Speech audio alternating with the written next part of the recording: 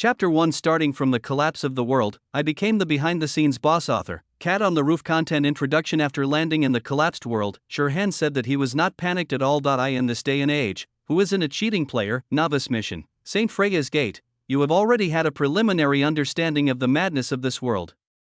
It is time to join a secret organization that fights against the collapse and find a group of like-minded companions to save the world.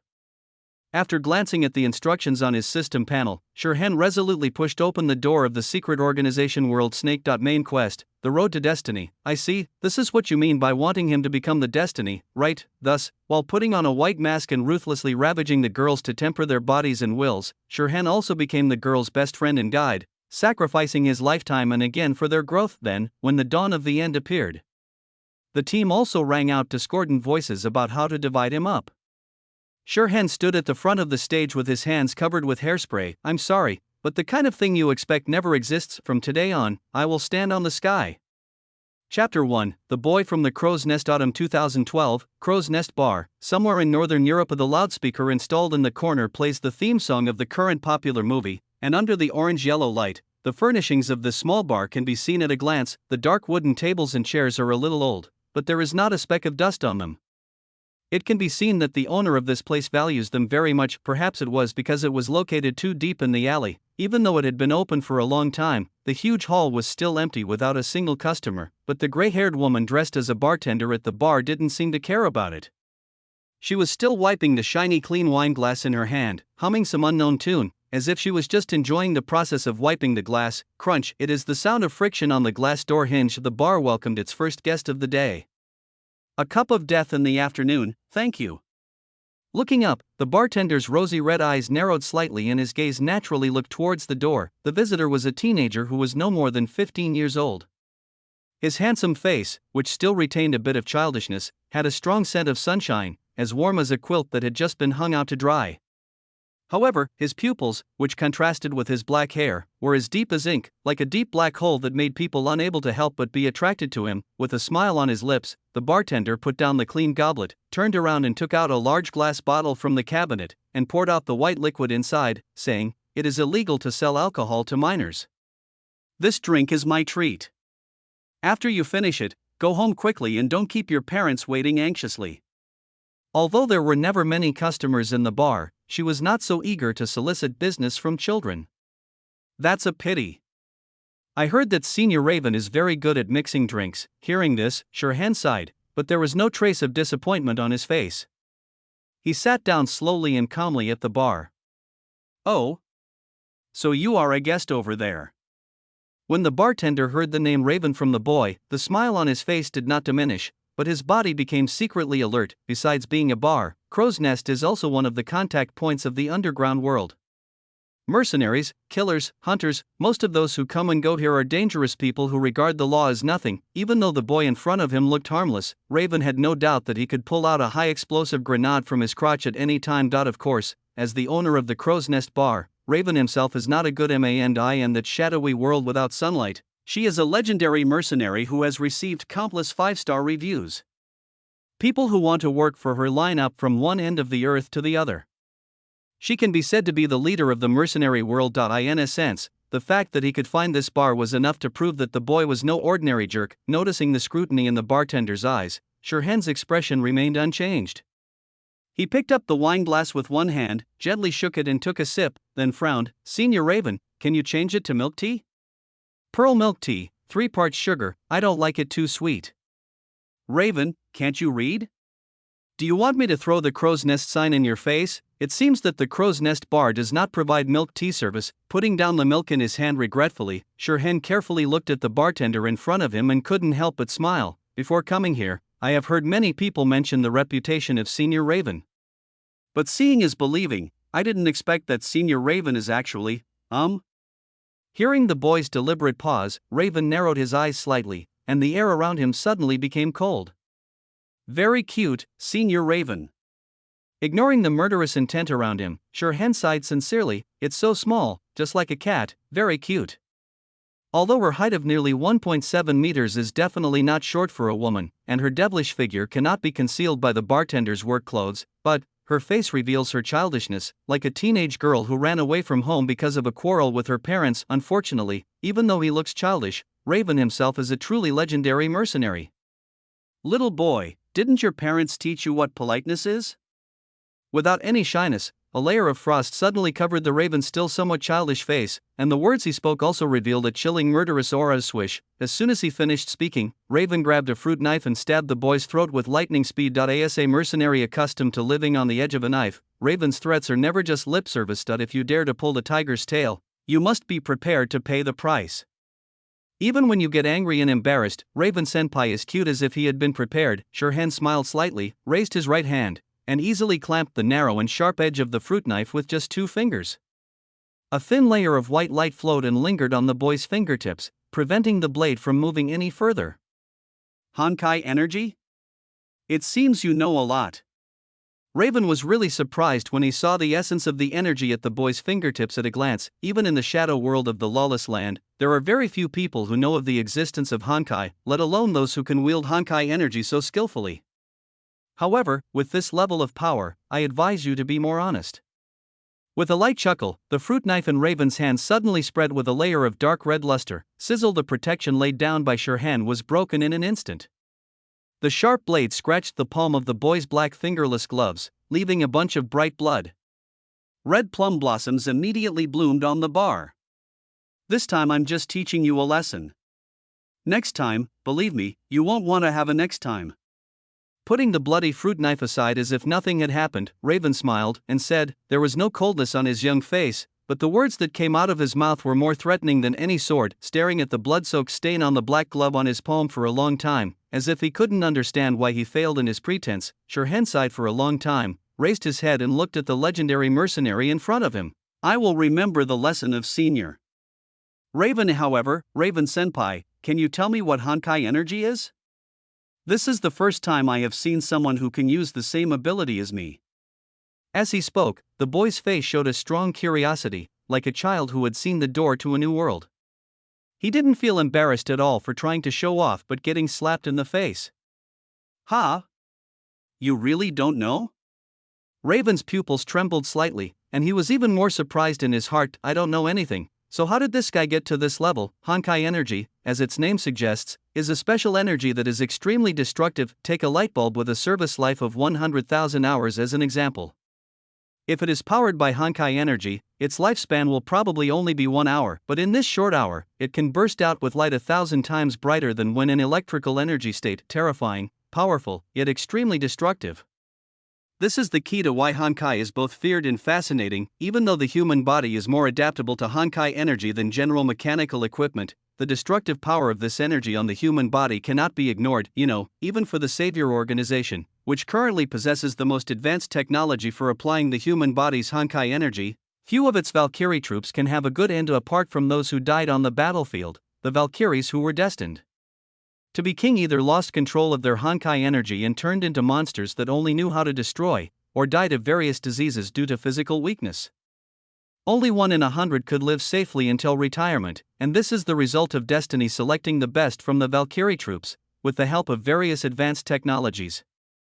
If it were any other unconventional person, they would be extremely lucky not to lose their life when they first came into contact with Honkai energy. In the brief confrontation just now, although Raven had easily broken through the boy's defense, she was a legendary mercenary and one of the most powerful people in the secret organization that was lurking in the dark of the world like a snake. It can be said that even on a global scale, Raven is one of the best masters, and is not inferior to the top Valkyries of the Destiny organization. Moreover, although he had the upper hand in the previous contest, Raven could clearly feel that the boy had not yet used his full strength. If it really comes to a fight to the death, she wouldn't dare to predict the outcome lightly. So, when it comes to competition, just stop at the right time without sufficient benefit. She was unwilling to come into conflict with such an enemy. It's not worth it, you will lose a lot of money. In response to the woman's shock, Shirhan just nodded slowly and said, I have only just obtained this power not long ago, and I have always thought that this is the awakening of supernatural powers or the revival of spiritual energy, but now it seems that Senior Raven seems to have a deeper understanding of these things.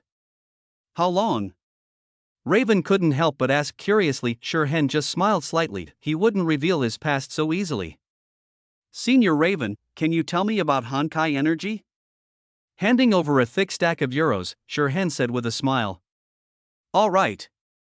Feeling the thickness of the banknote, the raven was immediately delighted. The crow's nest bar is also an information exchange, so she naturally would not refuse business, and moreover, this young man gave a lot indeed. Listen carefully, kid. The strange energy we are using is called Honkai energy, and it is related to a disaster on Earth called Honkai. The gathering of Honkai energy will lead to the occurrence of Honkai, which will give rise to a kind of monster without reason and only knows how to destroy. You should have seen them, right? Since he could master this power, the boy must have encountered an event related to Honkai. Raven was absolutely certain of this. Those monsters with white shells and red stripes, right? Shirhan thought for a moment and then answered. Their official name is Honkai beasts, Raven corrected. Even to this day, no one can understand the principle of Honkai beasts' birth. We only know that places with rich Honkai energy have a greater chance of producing these monsters. Shirhan nodded slightly and asked, then, what about those zombies? That's called death soldiers. Raven explained, in this world, most people will become mad monsters after coming into contact with Honkai energy. Only a very small number of people will be transformed from it, just like us. As he spoke, Raven opened his palms and a ball of dark red light gathered on them, adding a bit of mystery to the bar. Seeing this, Shirhan also spread out his palms and mobilized the energy in his body to make them emit the same white light as Raven. For a moment, the two balls of light shone against each other, like two stars echoing each other in the night sky, or like two hedgehogs huddling together for warmth in the cold wind.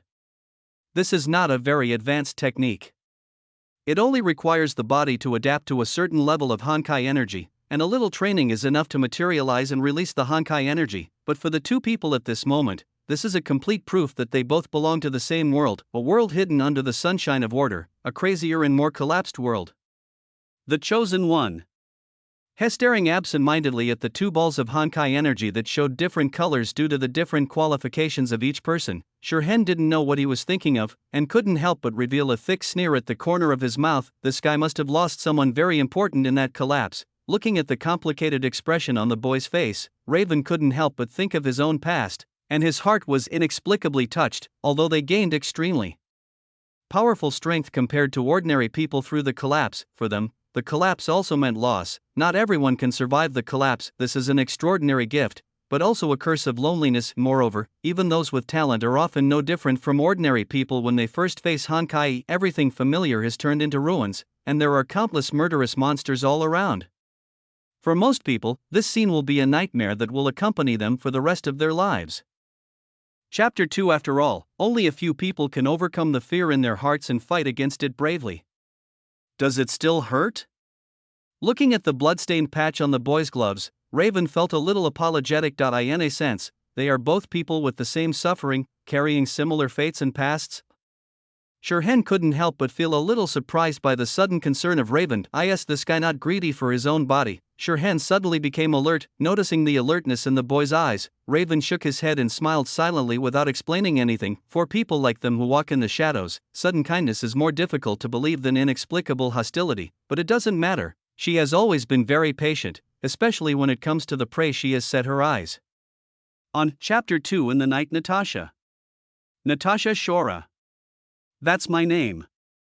Zhang Yan showed a gentle smile, and Raven gave his real name without hesitation. Looking at the bartender in front of him, the boy frowned and was obviously hesitant, but after a few seconds he chose to speak, Shirhan.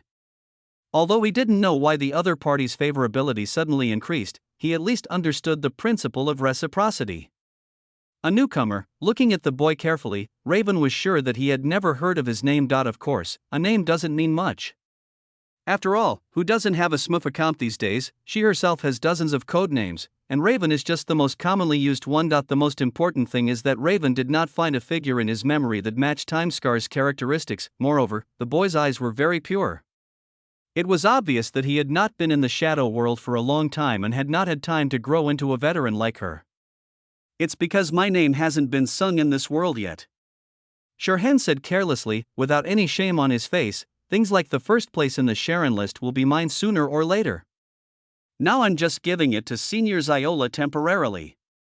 Raven couldn't help but raise his eyebrows. Really, the Sharon list, a list of famous killers in the dark world. Although the ranking of the list will be affected by the number of tasks completed and the success rate, those on the list are basically not weak, and the name Raven has been at the top of the list for 5 years. Of course, this list doesn't actually mean anything, because the strong people who are truly good at controlling Honkai energy are basically not on it. The guys with real abilities have already gone ashore, so who would want to become a killer? Even though he topped the Sharon list under the name Raven, the strength shown by this name is far from the true limit of Raven himself. The so-called Sharon list is essentially just the self-entertainment of a group of ignorant people, but in another sense, Karen's list is useful thanks to the popularity of the Sharon list. The commissions Raven received were generally very good, so she occupied 5 names in the top 10 list, and her money-making speed was 5 times faster than that of others. Of course.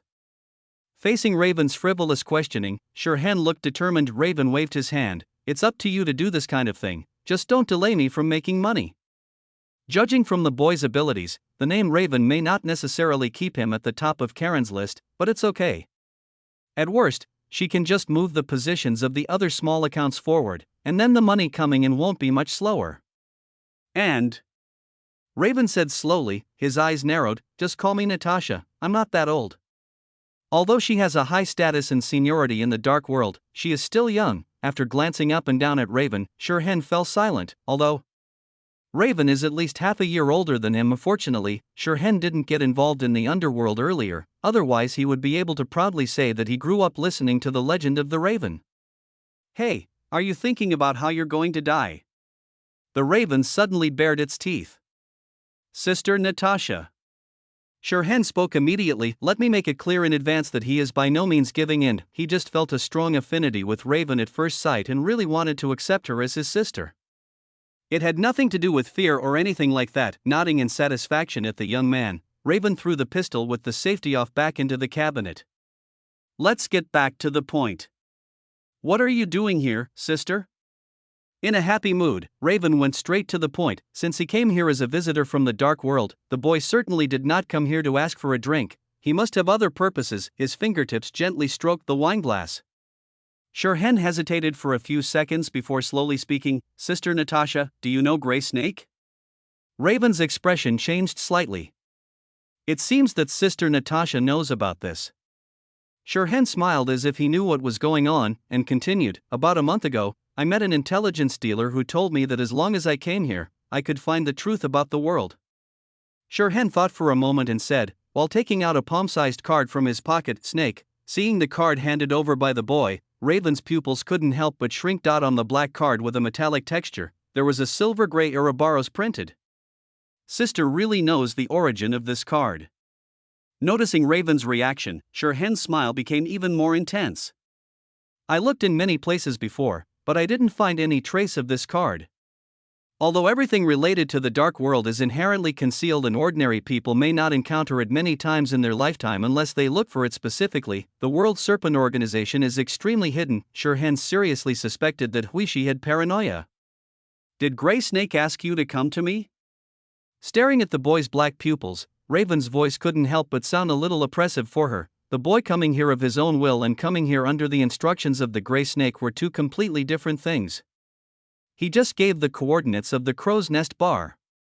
Shirhan shook his head slightly. Raven bit his lower lip with his pearly teeth, and suddenly remembered something in his mind. Gray Snake had mentioned to her a month ago that a new member would be joining the organization in the near future and asked her to help keep an eye on him. In Raven's opinion, this was undoubtedly an extremely abnormal thing. It is not her turn to worry about the joining of ordinary members, and the entry assessment of important members has always been the responsibility of Gray Snake. No matter how you think about it, this kind of thing should not be her responsibility, but as a diligent worker, Raven accepted the task without much thought, although in reality she didn't have much power to refuse. But after receiving the task, Raven waited and waited, but still did not find anyone qualified to join the organization, and gradually forgot about it. Now, looking at the young man in front of him who was as warm as the sun, Raven knew in his heart that the other party was undoubtedly the newcomer that Gray Snake mentioned, and judging from the strength, Shirhan also meets the requirements of the World Snake. And now, an obvious question is placed before Raven, that is, should Shirhan be brought into the World Snake family? Being noticed by Gray Snake, this young man has great potential and he will definitely become a cadre-level figure in the organization in the future, but World Snake has never been a good place. Rooted in the shadows of the world serpent is a truly evil organization, the kind that would be nailed to the pillar of history and infamous for eternity if exposed. Even though he had been in the organization for 12 years, Raven still didn't have much sense of belonging to the world serpent, and he stayed in the organization only because he was used to this place. Others hadn't even had time to avoid it, but Shirhan actually wanted to jump in? If other people wanted to join the world snake, Raven would not hesitate at all. After all, there was a large bonus for recruiting people, especially high-end talents like Shirhan who could become cadres of the organization. But, facing the boy's clear eyes like autumn water, Raven couldn't bring himself to invite him to join the World Serpent organization. Why do you want to know the truth about the world? Taking a deep breath, Raven asked in a calm voice. Why? Shirhan tilted his head, his expression somewhat puzzled. If I must explain, it's probably because the truth of the world is out there. Although the world under the sun is indeed beautiful, now that we have already glimpsed a corner of the reality of this world, who can withdraw and convince themselves to live in that false peace, whether it is fear or curiosity, anyone who has seen the magnificent scenery of the abyss will inevitably be attracted by the darkness, and what happens is that Shirhan also has the ability to find the truth. But sometimes, ignorance is not a bad thing. Raven shook his head. When people know nothing about the world, they can still live in their own hope, but once the truth called collapse is realized, the world will be left with only despair. Maybe. Shirhan did not comment, but I still want to know the truth. Burying your head in the sand may give you peace of mind, but those monsters won't let you go just because you're weak, right? Even though the world seems to be thriving at the moment, Shirhan knows it very well in his heart. In just a few years, the disaster called collapse will affect every corner of the world, turning this world into a complete purgatory. But, looking at the boy's stubborn eyes, Raven wanted to say something more, but a hoarse and low voice suddenly interrupted. It seems that I arrived at a bad time. No, you came at the right time. Turning his gaze to the masked man who appeared on the projection screen to one side, Shirhan couldn't help but admire him in his heart, and a sunny and friendly smile appeared on his face. It's been a long time since we last met, Mr. Grey Snake. Long time no see, Mr. Shirhan. I'm glad to see you here. The gray snake on the screen also replied politely. It seems that compared with other places, our snake is more attractive to you. As he spoke, the gray snake looked at the young man with more and more satisfaction. Ever since he noticed Shirhan, he had been paying attention to the boy's every move. He watched the young man fighting and struggling alone in that dark world without order, and step by step approaching the truth about the collapse that was hidden by many forces. Finally, when the other party was about to touch the truth, Grey Snake contacted Shirhan before the rest of the organizations and extended the snake invitation to him. But even after getting the clue about the snake, the boy did not become impulsive. Instead, he remained as cautious and careful as usual. He spent a month carefully verifying the information before finally choosing to step into the Crow's Nest bar. With strong strength and prudent mentality, such talents are obviously destined to be with Snake. The Grey Snakes decided that their world snakes needed talents like Shirhan. As long as Snake can give me the truth I want. Facing the Grey Snake's eagerness, Shirhan seemed very calm. Believe me, Mr. Shirhan, the truth given by Snake will definitely satisfy you. Looking at the young man on the other side of the screen, the Grey Snake smiled deeply. Moreover, as long as Mr. Shirhan is willing to join us, Snake can even fulfill any of your wishes. Is it possible to resurrect the dead? Shirhan raised his eyebrows. Grey Snake, what's wrong with young people nowadays? Can't they put forward more realistic conditions? Chapter 3. If the organization really had a way to resurrect the dead, they would have ruled the world long ago. After 3 seconds of silence, Grey Snake continued, everything has its price. Can't you just say you can't do it? He rolled his eyes silently in his heart and said faintly, Mr. Grey Snake, have you heard of the Moon Eye Project? Moon Eye, what is that? Grey Snake asked in confusion. Although their world snake's plan is also related to the moon, it has nothing to do with the eyes. Nothing, I'm just asking.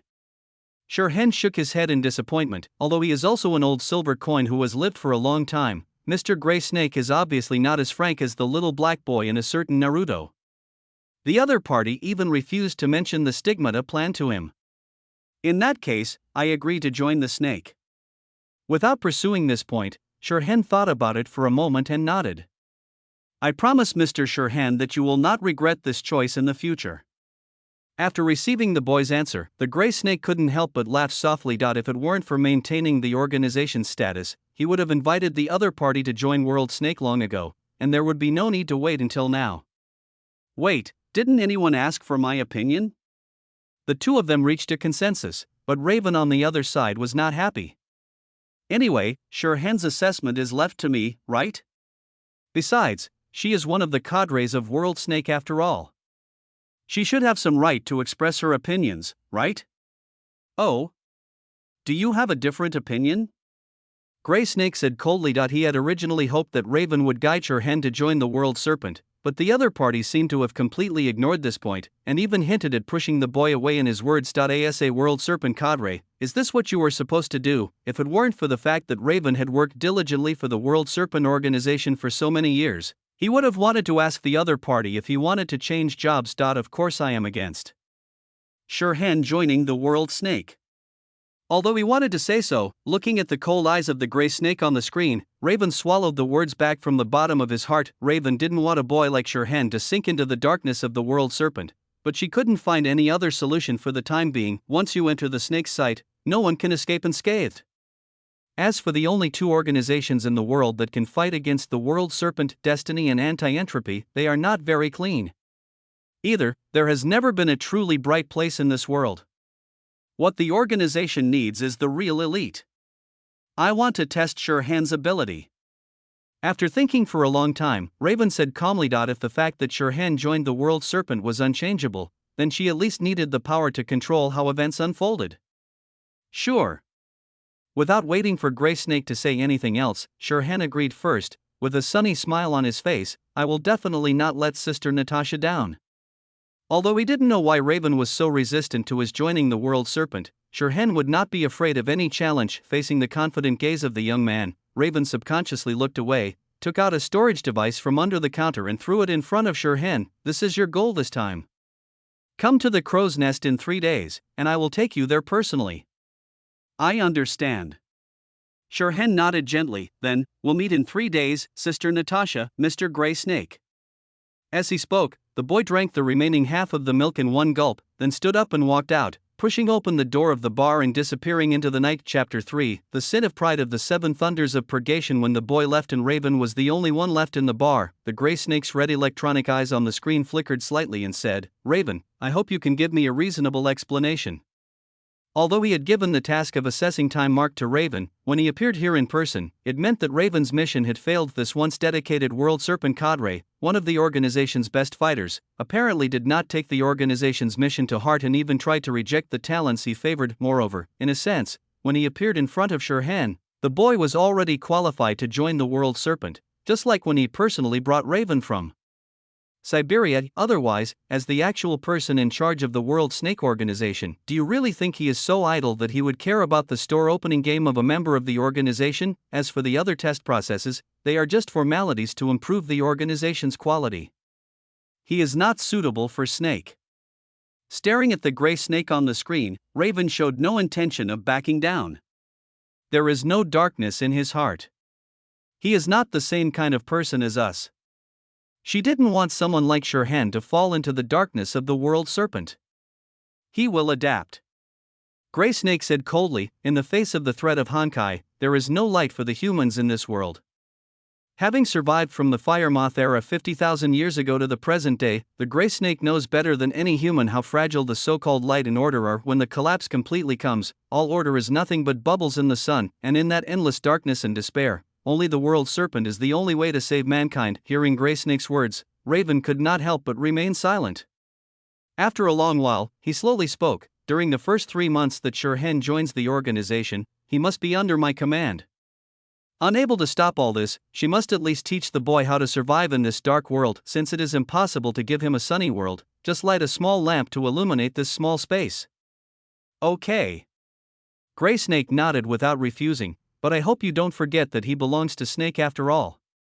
As long as he can eventually gain a powerful combat force, Grey Snake doesn't mind giving the other party more tolerance. In other words, he had this plan in mind when he asked Raven to be in charge of Shirhan's assessment. From the first time he saw the boy, he was sure that he would get along well with Raven, and the facts did not surprise him. In fact, the two sides got along so well that Raven even had some inappropriate thoughts in his mind, but it doesn't matter, people with weaknesses are Easier to control. After ending the communication with Grey Snake, Raven stared at the blood-stained fruit knife on the bar in a daze. A newcomer, a male, and good control over Honkai energy. This is really a little monster. In this world where Honkai exists, women's adaptability to Honkai is generally higher than men's.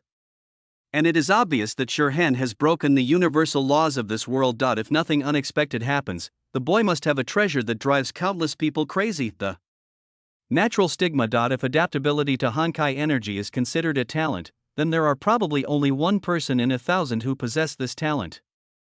Most people will turn into mad monsters, death warriors, after being exposed to a small amount of Honkai energy. Among this small group of people, most have only average adaptability to Honkai energy, and are the type that has some ability but not much. After layers of screening, we will eventually get a special case that may not appear in 1 out of a million people, a natural stigma awakener. Terribly high Honkai adaptability, all kinds of terrifying abilities beyond common sense. Natural stigma awakeners are almost born to be strong. For example, there is the vampire Dracula who left countless legends in medieval Europe, there is King Arthur who was almost comparable to mythological figures in England, and there is Ji Lin who single-handedly drove away all the destruction in China 5,000 years ago. Even after countless years, the glory of those who have awakened the natural stigma has never faded. Judging from Shirhan's various behaviors that defied common sense, he undoubtedly also possessed natural stigmata, and the degree of development was not low. Although there was no obvious pattern of natural stigmata on the boy's body, the essence of the stigmata was actually a string of special genes. As long as the blood on the fruit knife was sent for testing, there would be no room for the other party's secrets to be hidden. This little guy is still too young after all. Sighing inwardly, Raven turned on the faucet to rinse the fruit knife, letting the precious blood that could serve as evidence be flushed into the sewer. She is not interested in exploring other people's secrets. Moreover, compared with secretly peeping, she prefers to let the other party confess everything. Voluntarily 3 days later, on the edge of an industrial park in a Nordic city. On the rooftop of the 33rd floor building, the cold night wind was howling, causing the hems of the clothes of 2 figures to rustle. See? That's your goal for today. Pointing to the brightly lit industrial park ahead, Raven looked at the boy and said, "The Mafia organization, Bloody Axe." Looking towards the industrial park, Shirhan narrowed his eyes slightly. Although it looks like an ordinary industrial park on the surface, if you look closely, you will find that the patrol routes of the guards are quite strict, and there are lights appearing from time to time in the dark. Those are the hidden sentries. After all, they are a mafia organization that is regarded as prey by the world serpent, so they must have some skills, although not many. "Are you confident?" Raven asked. "You should ask them if they can handle a fight." Shirhan grinned. Seeing the boy's confidence, Raven raised an eyebrow but did not question it. Honestly speaking, comparing a conventional mafia organization with a natural stigma awakener is a bit bullying. A fully grown stigma awakener is able to single-handedly fight against an army of tens of thousands, and the elite of a first-rate country. Even if the boy has not fully developed his own stigmata, he is not something that a mafia organization can cheat him of. The situation right now is probably what the max level bosses are referring to when they massacre the novice village. Remember the goal of this mission. Don't let the prey escape. After thinking for a moment, Raven warned she was not worried about the boy's safety, but the target of the mission was not stupid after all, and she would not be stupid enough to confront an undefeatable enemy head-on. Yes.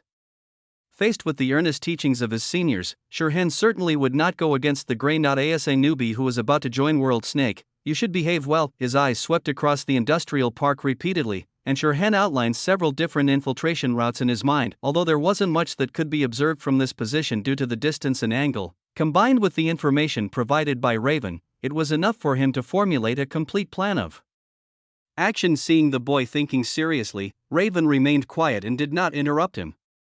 He waited patiently until the boy looked away before finally speaking. "Here, try this." As he spoke, Raven lifted up a long silver box and opened it, revealing a strangely shaped black sniper rifle inside. Unlike the famous Barrett rifle, which is full of industrial beauty, this sniper rifle has a more biological structure. The long and narrow barrel looks like the mouthparts of some alien monster, giving people a weird and dangerous feeling. "What is this? I can't use a sniper rifle." Although he was very familiar with the capabilities of this weapon, a hint of doubt still appeared on Shirhan's face. As a newbie who has just entered the Honkai realm, he shouldn't know these things. "The 7 Purifying Thunders are the organization's secret weapons," Raven explained simply. It is said that it has 7 forms, and the sniper rifle is just one of them. You can get familiar with it first. Shirhan actually felt a little surprised at this moment, although Raven looked relaxed, as if the sniper rifle was just an ordinary high-end equipment, but in fact, the 7 Thunders of Purification are already the world's most advanced weapon for snakes, just like the Black Abyss and White Flower to Destiny, the Star of Eden to Anti-Entropy. The 7 Thunders of Purification are also one of the most precious heritages of the world serpent. The god-killing weapon made from the Hershur's core is a rare and precious treasure no matter which organization it belongs to. After all, apart from the Hershurs of the End, which symbolizes destruction and the end, there are only 12 Hershurs born in a civilization era. A 10th Hershurs that can split into 1,000 individuals should be counted as one in a certain sense. According to the normal process, Shirhan should first pass the test and join the world snake. After 3 years and 3 years, he should have made countless contributions to the organization and been promoted to a cadre before he could have the right to use this weapon, but now, Raven is going to directly give him the 7 Thunders of Purification to use. Could it be that his hidden potential has been discovered? He was secretly surprised, but seeing that Raven had no intention of saying more, Shirhan did not hesitate and reached out to pick up the 7 Thunders of Purification. The new member benefits are right in front of him, so why wouldn't he accept them? Concentrate your mind and pass your thoughts to it. Seeing this, Raven smiled faintly. The body of the 7 Thunders of Purification is made of soul steel, which is a special alloy that can sense the user's thoughts and change. Chapter 4. If you have a good fit with it, the 7 Thunders of Purification will automatically change to match you.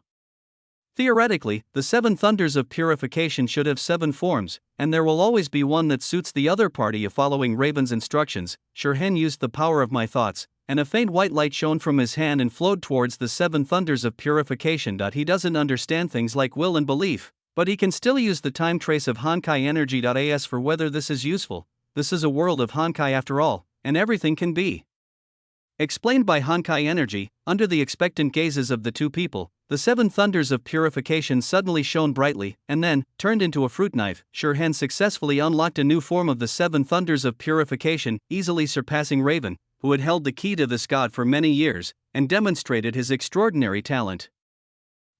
Maybe apples peeled with it will taste better?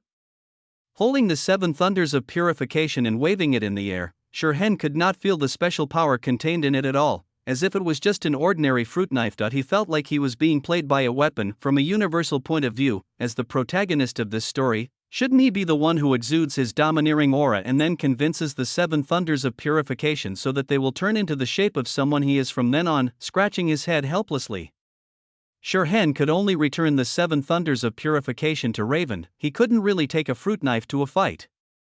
What if the 7 Thunders of Purification struck him? This is just an accident. There must be other weapons suitable for you in the organization.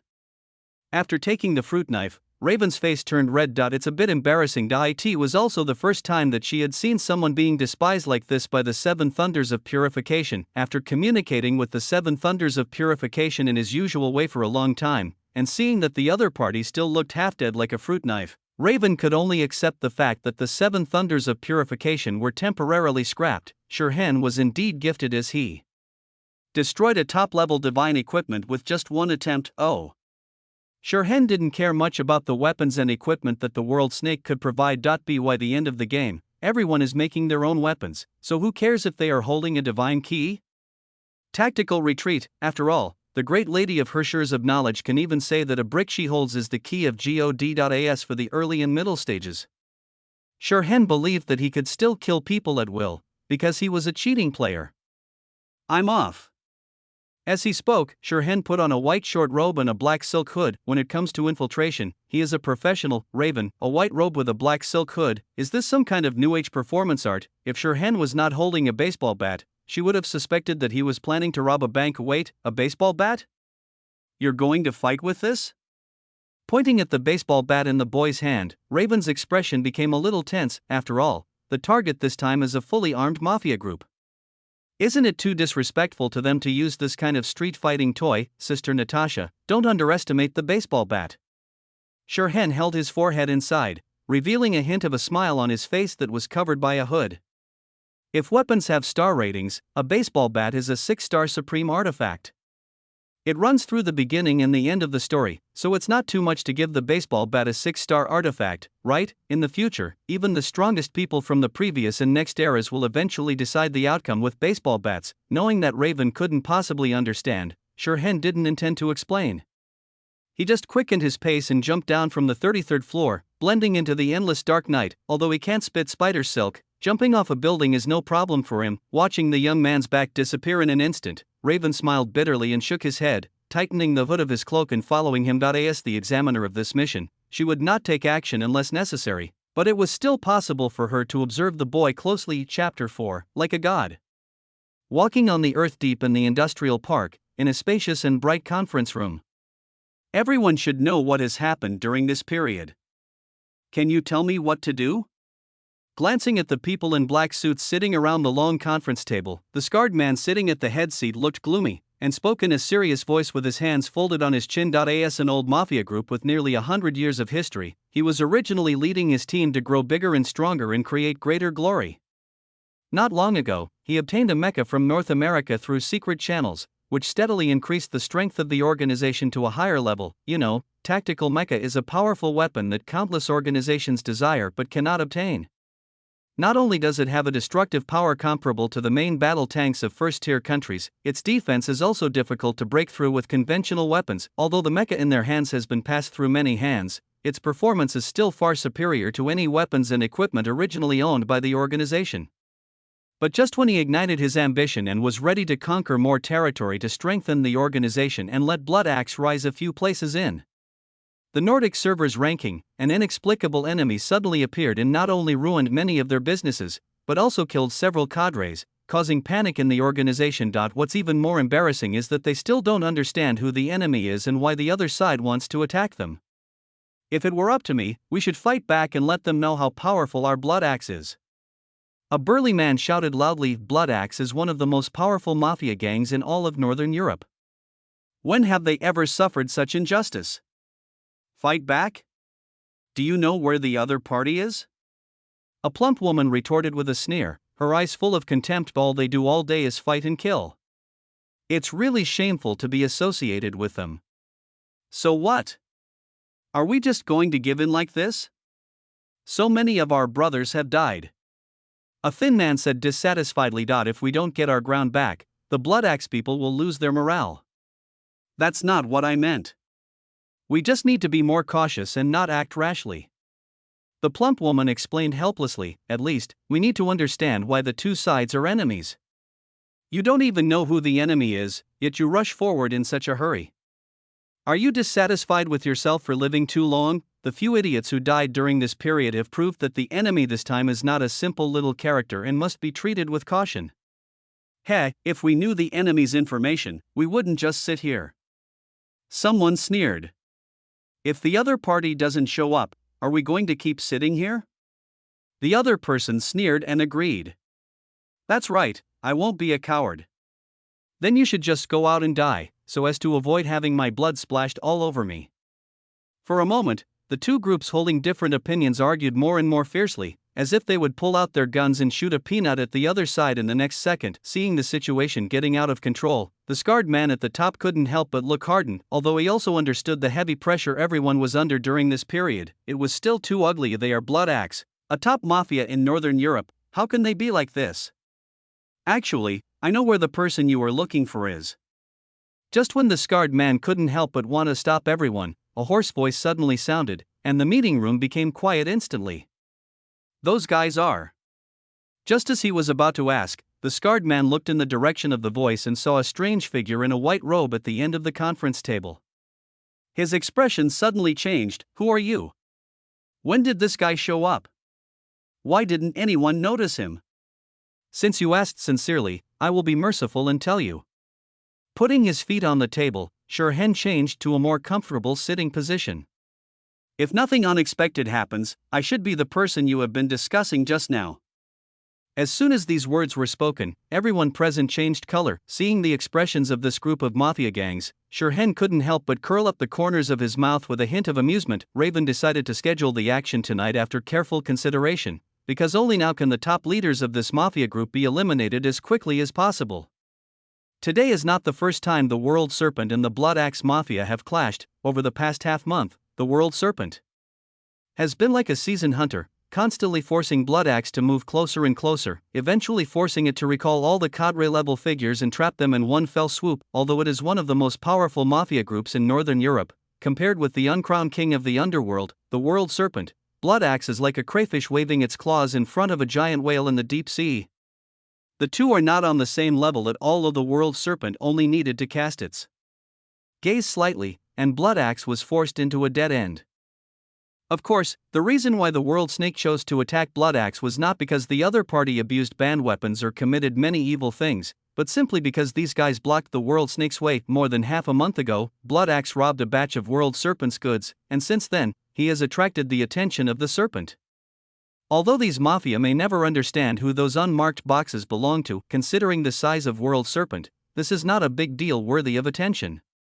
With just a flick of the finger, this group of lawless mafia can be taught a lesson they will never forget, but who can blame a newcomer who needs a stage to show his strength? With a simple decision from Grey Snake, Blood Axe Mafia became Sherhan's debut as a member of World Snake. Then, due to Raven's interference, it became an entry assessment for a certain young man.as for whether these mafia members would have any objections to this. Raven and Grey Snake agreed that they probably wouldn't. Go to hell. After a few seconds of horror, the mafia finally came to their senses, shouted loudly, and took out their pistols from their pockets at the same time. Bang bang bang bang bang. They opened fire without any hesitation, and everyone pointed their guns at the man in the white robe and hood who suddenly appeared. The sparks from the gun muzzles were like a series of firecrackers. After hundreds of street fights and tavern shootouts, the mafia knew that anyone who could sneak into a meeting room quietly was not an ordinary person, and a single negligence could result in their heads and bodies being separated. But unfortunately, the enemy's strength has exceeded the scope that can be compensated by experience. Is it over?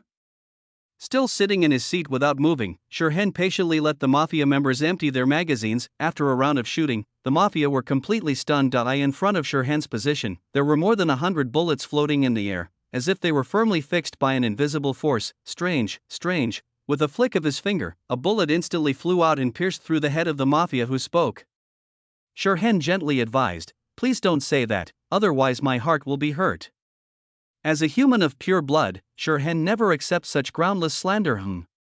Facing Sherhan's extremely calm gaze, the mafia members nodded in agreement. Although Sherhan, who was wearing a white robe and a black hood, looked like a bad person, he had said that he was fragile and politely used the word please.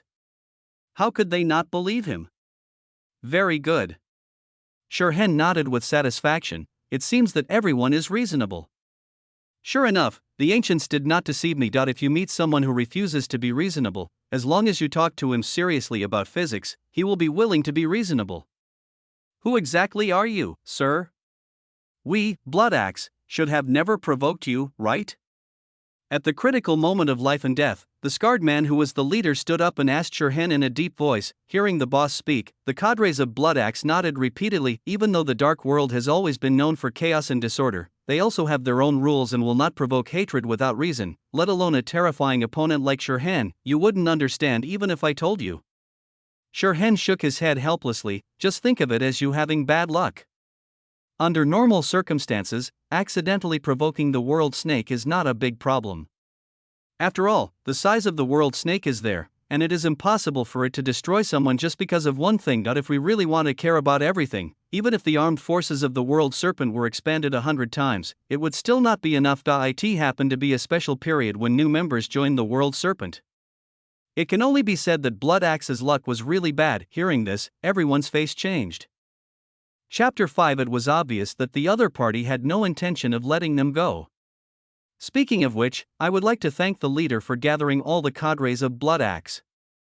Seeing his mission targets gathered together, Sherhan was very satisfied. At least, he doesn't have to touch the opponent's door one by one. Sherhan waved his hand, and countless bullets hanging in the air instantly flew back, shooting all the mafia cadres except the scarred man through the middle, and red liquid spilled all over the conference room. Staring blankly at the scene happening before his eyes, the scarred man, who was originally planning to say a few harsh words, suddenly had a blank mind. What could he do when faced with a monster that could kill them as easily as crushing ants? As a reward to you, I will allow you to escape for 3 minutes. Perhaps you can summon the full strength of the Blood Axe Mafia to deal with me. Shirhen's smiling voice sounded, and the scarred man finally came back to his senses. After giving Shirhen a fierce look, the scarred man chose to flee without hesitation. This was his only chance of escape. Through the hastily opened door of the conference room, the scarred man's shouting came from the corridor. Someone, come quickly! The scum from the Red Dragon Gang are breaking in. Listening to the scarred man's deliberately confusing words, Shirhen shook his head and smiled, then walked out of the meeting room. The smell of blood here is too choking. Thump, thump, thump. In the corridor, there was a chaotic sound of footsteps. The mafia members who heard the noise were rushing over from all directions. Who is it? Stop now! Seeing a white-robed figure leisurely walking in the corridor, who was obviously not on their side, the first mafia member to arrive could not help but shout loudly, turning a deaf ear to the shouts of the mafia members. Shirhen continued to walk slowly. As seeing this extremely strange scene, the mafia members looked at each other and pulled the triggers of their submachine guns at the same time. Although the other party did not seem to be carrying any weapons, their years of experience in the underworld told them that this guy was much more dangerous than he appeared. Countless bullets were fired out, but when they reached Shirhen, they seemed to hit an invisible barrier and deflected away, leaving craters on the surrounding walls. From time to time, a few bullets would fly back and ruthlessly kill the mafia members who were shooting with guns. As Shirhen walked along, he left countless bullet holes and corpses of mafia members along the way. The blood spread out and dyed the entire corridor dark red. Without even looking at these mafia gunmen, Shirhen just walked slowly, his expression not changing at all. Since you have picked up a weapon, you must be prepared to use your life as a bargaining chip. You can't blame anyone if you die. Seeing the young man's godlike methods, the crow hiding in the dark couldn't help but be slightly amazed. Sure enough, those who have awakened natural stigmata are all a group of monsters. When we were at the Crow's Nest bar, did this guy leave a Pacific Ocean hand behind? Although she could do things like rebounding bullets, but there was no need for that. The amount of Honkai energy consumed to deflect a bullet is at least 10 times more than normal dodging. She does not have such a huge reserve of Honkai energy, and her body cannot bear such a horrible load. According to a rough estimate, the amount of Honkai energy consumed by the boy since the beginning of the battle has reached an extremely terrifying number, which is enough to support the actions of a tactical mecha team. After all, no matter whether he was facing a machine gun or a howitzer, Shirhen never avoided it from beginning to end, and crushed them all with absolute strength. Such a bold way of using Honkai energy was something Raven would never dare to dream of. Although Honkai is highly adaptable, she is still just immortal. Boom! After walking through 3 corridors in a row, an unusual voice was heard, which made Shirhen's mouth curl up. He knew that what he had been waiting for had finally arrived. A deafening roar of gunfire rang out, and a series of metal bullets as thick as a baby's fist shot towards Shirhen, but like their predecessors, they deflected in front of the boy and failed to achieve any results. Instead, they cleared a large area of the surrounding walls and pillars.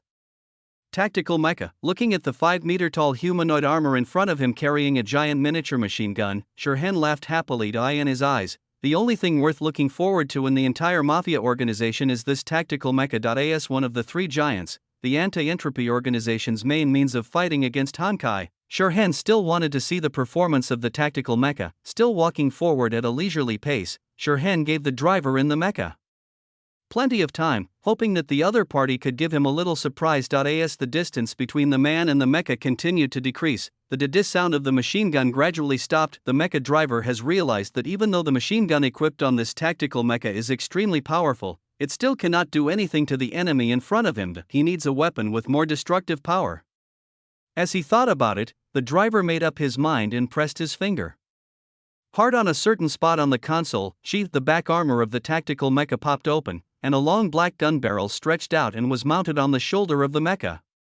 An orange-yellow light that gradually grew stronger lit up at the muzzle. It is obvious that this tactical mecha is about to use its ultimate move. The light became brighter and brighter, reaching its peak within a few seconds, making people subconsciously want to look away to avoid being hurt by the light. But Shirhen still stared at the muzzle of the mecha, with an increasingly expectant look on his face. He even kindly stopped to save the driver the trouble of aiming. Phew! With a muffled sound, the light at its peak suddenly went out, and even the mecha collapsed instantly, like a puppet that had been completely broken. The main means for the anti-entropy organization to fight against Honkai, tactical mechas, are designed to be driven by Honkai energy. However, the Honkai energy equipment has an extremely serious flaw, which is its extremely terrifying service life for a qualified tactical mecha. It is considered to have a long lifespan if it can be used for 1 month after leaving the factory. The mecha in the hands of the Blood Axe organization was damaged and drifted here from anti-entropy. It was already on the verge of being scrapped, and was powered by electricity that did not meet the standards. It would be a miracle if this mecha could work normally. A waste of my feelings.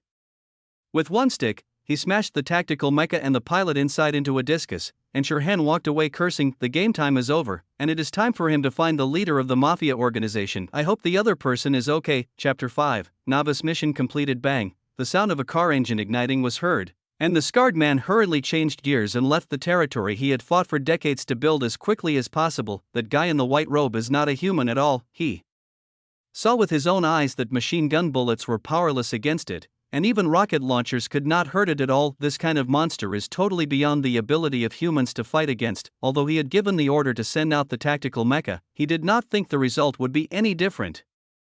Only when the opponent is held back by members of the Blood Axe organization will he have a slim chance of survival. As the surrounding scene gradually changed, the exit of the underground garage was right in front of him, and the scarred man couldn't help but get excited. Almost there, he would be able to leave this damn place soon. Master Chief, it's not a good idea for you to run away alone while your brothers are still fighting bloody battles, right? The sudden hoarse voice made the scarred man feel depressed. What on earth do you want to do, you monster? His emotions finally broke down, and the scarred man roared at the white-robed figure that appeared from the back seat of the car. Knowing that he was going to die anyway, he didn't bother to think about whether this would anger the other party. Looking at the scarred man who had lost the ability to think, Shirhan just shook his head slowly. Snake sends his regards to you, and I hope you can be a good person in your next life. As he spoke, Shirhan picked up a bullet with his fingertips, and the light of pale Honkai energy quickly lit up. Ha ha ha. The scarred man laughed in anger and ripped open his suit jacket, revealing layers of explosives wrapped inside. Let's die together, monster. Boom, there was a loud explosion, and the 4 doors of the car flew out instantly, and the entire vehicle turned into a fireball at the same time. Mark. A black figure suddenly appeared beside the burning car, and with a wave of his hand he split the raging flames. I'm fine, Sister Natasha.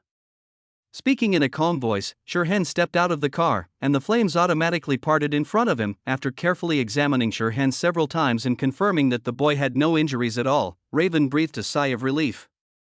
Then he frowned again. You are too careless. What if the other party has other tricks up their sleeve? Facing the mercenary woman's reproachful gaze, Shirhan sneered and did not refute. After all, the other party is concerned about him. Can he still explode and show off his muscles? Giving the boy a blank look, Raven took out a white mask from his body and threw it to him. Here, this is for you. It's a little gadget made by the organization. It's not very useful, but it's much better than the thing you're wearing. What level of people are they? They actually wear black silk hoods. It's quite embarrassing. Okay. He rubbed the mask with his fingertips, feeling the texture that was more like gold than jade. Shirhan's heart suddenly moved, and a flash of Honkai energy turned the white mask into a bracelet, able to change its shape so easily. This seemingly ordinary white mask is actually made of soul steel. World Snake is really rich. Sighing in his heart, Shirhan put the bracelet on his left hand and smiled at Raven Sunshine. Thank you, Sister Natasha. He decided that when he was in the World Snake, he must hold on to Sister Raven's big white legs. Giving the boy a roll of his eyes, Raven looked at the burning car and said, in this way, all your mission objectives have been achieved. Well done. It's just that the noise is a bit too loud. Thinking of the scene where the young man was venting his power of Honkai and crushing everything else, Raven felt even more regretful. The Stigma Awakener is really not a human being at all. It's because Sister Natasha's intelligence is detailed enough. Shirhan waved his hands, without any pride. With the information provided by Raven, the Blood Axe Mafia was completely exposed in front of him, without any secrets at all. The outcome of this battle was already determined before it began. Beep, beep. Just as he was about to say something, the sound of a police siren suddenly resounded through the sky, causing Raven's face to change slightly. With surprise in his eyes, police? How come it's so fast? Based on her understanding of the country, it would take at least half an hour for the police to arrive. Oh, I called the police. Shirhan explained. After all, an armed fight is about to happen here, so it's reasonable for someone like me to call the police, right? Moreover, he has already defeated the Bloody Axe Mafia's frontal forces. Could it be that the country's police force is unable to put an end to them? Raven. Chapter 6. He looked calm. Oh, no, Shirhan was still wearing a black silk hood, so his expression couldn't be seen. Let's go back. After looking at the boy for a moment longer, the raven immediately turned and left. As long as the mission objectives can be completed, the world snake never cares about these trivial matters. Oh. Shirhan nodded, pulled off his hood and threw it into the fire along with the baseball bat. Similar to the tactical mecha he encountered before, this baseball bat was already overwhelmed after being used by him several times. Only weapons made of soul steel can withstand the load of conducting Hokai energy. However, if he leaves a baseball bat behind after every battle, perhaps he can create a legend of Galaxy Baseball Man. While thinking randomly, Shirhan disappeared into the exit of the underground garage. Later, the Crow's Nest Pub. Crunch, welcome, both of you. Would you like something to drink? When they entered the bar, Shirhan and Raven were greeted by an unexpected guest. No, perhaps it should not be called a guest, because Grey Snake was standing behind the bar wiping the wine glasses, although the black robe and metal mask did not look like a bartender at all. Absinthe on ice, and don't mess with my stuff. Sitting down at the bar, Raven instructed skillfully, with a helpless expression. Can't this Grey Snake guy change to a different model? This is her bar, bought entirely with her own money. Don't treat it as the asset of World Snake. It's really surprising, Mr. Grey Snake. After expressing his surprise appropriately, Shirhan paused and asked, do you have milk tea? Of course. 3/10 sugar for bubble tea. Do you want no ice? Want? Shirhan made the decision immediately. This Grey Snake is much more professional than a certain mercenary. Shirhan glanced at a certain mercenary out of the corner of his eye. Hey, hey, hey! This is a bar, a bar. Do you know what the word bar means? Raven drummed his fingers on the bar. Sister Natasha, have you ever thought about expanding your business? There's no money to be made just by selling alcohol, Shirhan advised kindly. He had been here several times, but he had never seen many customers in the Crow's Nest bar. Raven, you too, please. At this time, the amateur bartender Grey Snake handed out 2 glasses and carefully added a decorative lemon slice to Shirhan's glass. After taking a sip through the straw, Shirhan's pupils widened and he gave Grey Snake a thumbs up. Mr. Grey Snake's cooking skills are not bad.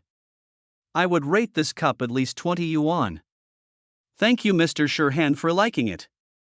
Grey Snake responded in a hoarse voice, although he didn't understand what the 20 yuan evaluation meant. On the other side, the raven's cheeks were puffed up with anger as he drank absinthe. If the kid next to her wasn't an underage kid, she would have to show off her bartending skills. Let's get back to the topic. I have read the mission report this time. Mr. Shirhan's strength is really surprising. As he spoke, the Grey Snake's electronic eye flashed red. Such a huge amount of Honkai energy is a very rare type among the awakened stigmata. It seems that the boy's stigmata should be related to physical strengthening, otherwise he would not be able to withstand such a terrible load. Looking at Shirhan carefully, Grey Snake began to think secretly. For someone of his level, it is very easy to infer that the other party has natural stigmata based on the performance of the time mark facing. Grey Snake's praise, Shirhan just smiled without any explanation. As long as he doesn't admit that he is cheating, he is the most powerful genius in the world. Raven, do you have any other opinions? The red electronic eye stared at the mercenary, and Grey Snake said coldly. Hearing the warning in Grey Snake's tone, Raven sipped his wine and whispered, no. Shirhan had already demonstrated his talent and ability, leaving her no room to suppress him at all. In that case, welcome Mr. Shirhan to join the World Snake. The Grey Snake said in a hoarse voice that showed a smile, and pushed a palm-sized silver card towards the boy. World Serpent? As he picked up the card and observed it, Shirhan's tone was filled with a hint of doubt. World Snake, this is the real name of our organization. Grey Snake explained, this card is Mr. Shirhan's identity card. You can use it to access the organization's internal website. I believe the content inside will satisfy Mr. Shien. At the same time, it is also an anonymous bank card. 10 million euros is a gift from Snake to Mr. Shirhan.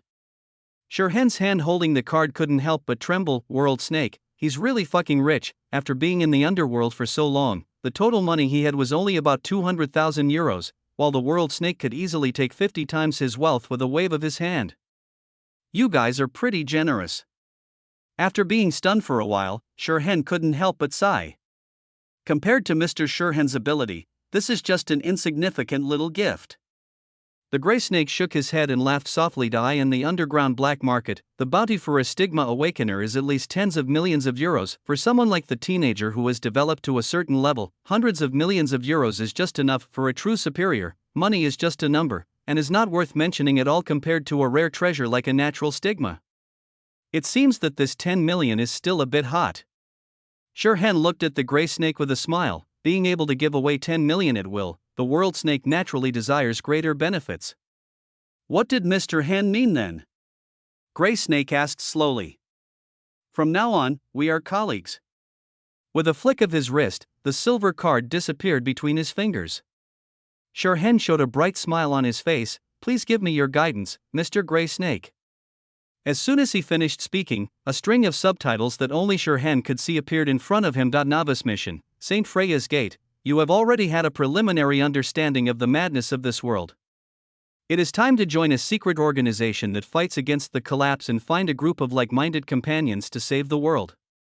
Completed, you have received the reward, Looping Snake. The snake connected head to tail is the closed loop of fate. When you receive fatal damage, you will ignore the attack and recover to full state. Cooling time 24 hours. The main quest has been started. Main quest, Path of Destiny. You have become a member of a secret organization that resists the collapse, so hide behind the world and work hard to become the final boss. Current progress, 0.1%. You have obtained the phased reward, Blank Hersher's Core. Blank Hersher's Core, a high-energy crystal that contains powerful Honkai energy. It has the mysterious power to communicate with imaginary space. It may change after encountering the authority of other Hershers. After reading all the subtitles, Sher-Han's smile suddenly became even wider. The world serpent was more generous than he had expected. Chapter 6, A Fateful Encounter. What a nice day. Raising his palm to cover the fireball that was emitting endless light and heat in the sky, Sher-Han glanced at the crowded beach in front of him and couldn't help but sigh. This is a coastal city in Sicily, southern Europe. A week ago, Raven said he had received an important mission, so he took Sher-Han all the way from northern Europe to the Mediterranean, leaving the Crow's Nest bar facing the dilemma of closing down again. Why open a bar when you can easily get missions to travel around the world? Sher-Han really couldn't understand the thoughts of this legendary mercenary, but after arriving in Sicily, Raven had no intention of taking him to carry out the mission.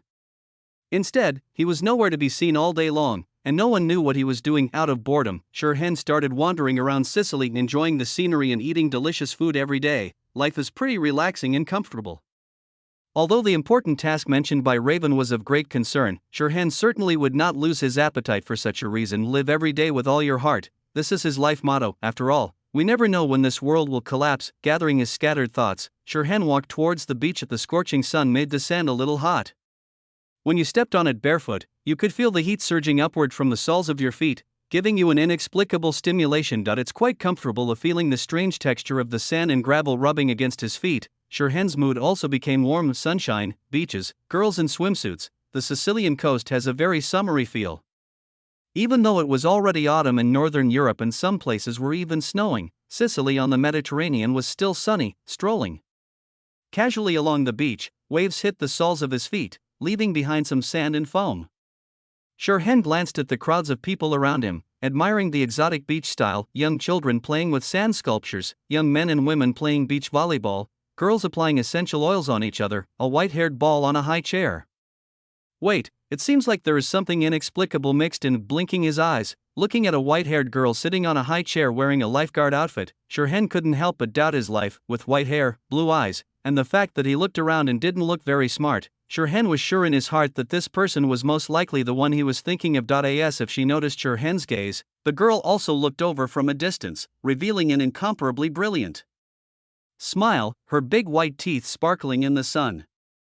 What a fool with a glowing body. They were clearly just strangers who met by chance. They didn't even say a word to each other, and they were even more than 30 meters apart from each other. But this white-haired idiot still showed his kindness. Thinking of this, Sher-Han blinked and smiled. It was barely a greeting, and Sher-Han turned around and plunged into the sea. This encounter was just accidental, and he had no intention of going up to the other party and getting to know him. His limbs slapping the sea water pushed his body farther and farther away from the shore.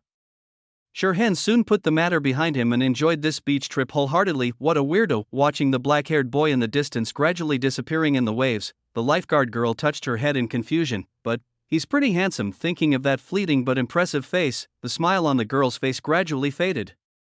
The job of a beach lifeguard is so boring that she can only rely on these things to entertain herself. Chapter 7. On the other side, Shirhan, far away from the coast and the crowd, was floating on the sea in a big letter shape, pretending to be a floating corpse. After accepting the blank Hershur's core as a reward for the mission and becoming a Hershur's, Shirhan has already transcended the human category in terms of life level, so he does not need to worry about drowning or physical problems. There is a warm sun above and a swaying sea below, and there is a special meaning in between. The clamor of human voices gradually faded away, leaving only the singing of the waves in my ears, as if I was the only one in the world. Shirhan likes this unrestrained feeling. He still clearly remembered how scared and panicked he was when he first came into this world more than half a year ago. When he landed at the place where he crossed over, he encountered a medium-sized collapse that affected several blocks. The ground was full of destructive beasts and cruel and bloodthirsty assassins. Now that I think about it, I was able to survive thanks to luck. Faced with Honkai beasts and assassins, even a fully armed soldier might not survive, let alone an unarmed civilian. Although the white-haired people of the Kaslana family are very good at using baseball bats to defeat Honkai beasts, in fact, even the small-scale tank-level Honkai beasts can only be effectively killed by heavy machine guns. After luckily surviving the disaster, Shirhan received his first mission reward, a natural stigma. From then on, Shirhan truly had the ability to survive in this collapsing world, and now, Shirhan, who has obtained the blank Hershur's core and possessed Hershur-level power, has already begun to step into the ranks of the world's top powerhouses. Next, it depends on how many surprises this system that doesn't even have a name can bring. Basking in the sun with his eyes closed, Shirhan was full of expectations.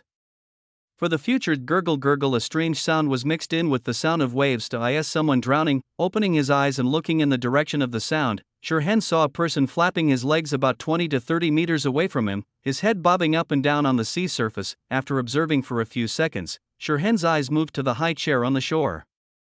Although the straight-line distance between the two was almost 50 meters, the lifeguard girl with extraordinary eyesight quickly discovered the drowning person. The white-haired girl bit off the remaining half of the ice cream, jumped off the high chair, and quickly jumped across the sand into the sea with her hands paddling rhythmically. The girl swam through the waves like a fish, leaving a beautiful white line on the water. The posture is quite nice. After admiring the girl's swimming style for a while, Shirhan swam towards the drowning person at a relatively normal speed. It would have seemed too awkward to approach her before, but now is a good opportunity, because the distance was closer. Shirhan reached the drowning person's location earlier than the lifeguard girl. As soon as they made contact, Shirhan was dragged towards the sea by the other party. Several hands and feet were scratching and clawing at his body, and two soft lumps instantly pressed against his chest. The drowned person was a plump older sister, and, looking underwater, through the surging sea surface, Shirhan could clearly see a red and white monster that was almost the same size and shape as an octopus, using its tentacles to wrap around the drowning person's ankle. A lone Honkai beast? After being surprised for a full half second, Shirhan snapped his fingers, and the underdeveloped Honkai beast that had been separated from its companions was instantly crushed into powder and dissipated. And then, Shirhan condensed his palm into a knife and lightly hit the neck of the drowning woman, who was still pulling him tightly, and the other party instantly quieted down. Grabbing the drowning woman's arm with one hand, Shirhan paddled towards the shore with one hand. He is not one of the Valkyries of Destiny whose mission is to save the world, and he does not care about the reason why the Honkai beast appears here. Not long after swimming away, the lifeguard girl who finally arrived looked at Shirhan in surprise, then reached out to grab the drowning person. "Thank you for your hard work. Leave the rest to me."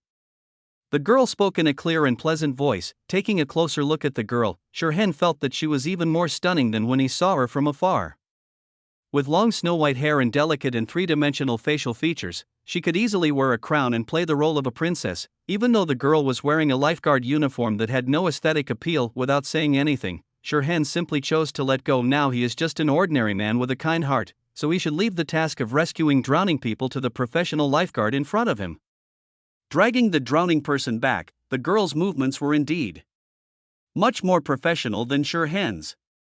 She kept the drowning woman's head above the water, and her own swimming speed did not slow down much. Of the distance of dozens of meters was quickly reduced, and soon the girl brought the drowning woman back to the shore. The white-haired girl let the drowning woman lie down on the beach, and put her hands on her chest and applied a little force, but unexpectedly found that she did not drink much sea water. Didn't he fall into coma because of water in his lungs? The white-haired ball suddenly crashed, feeling that he had not yet fully learned the first aid knowledge. It's over.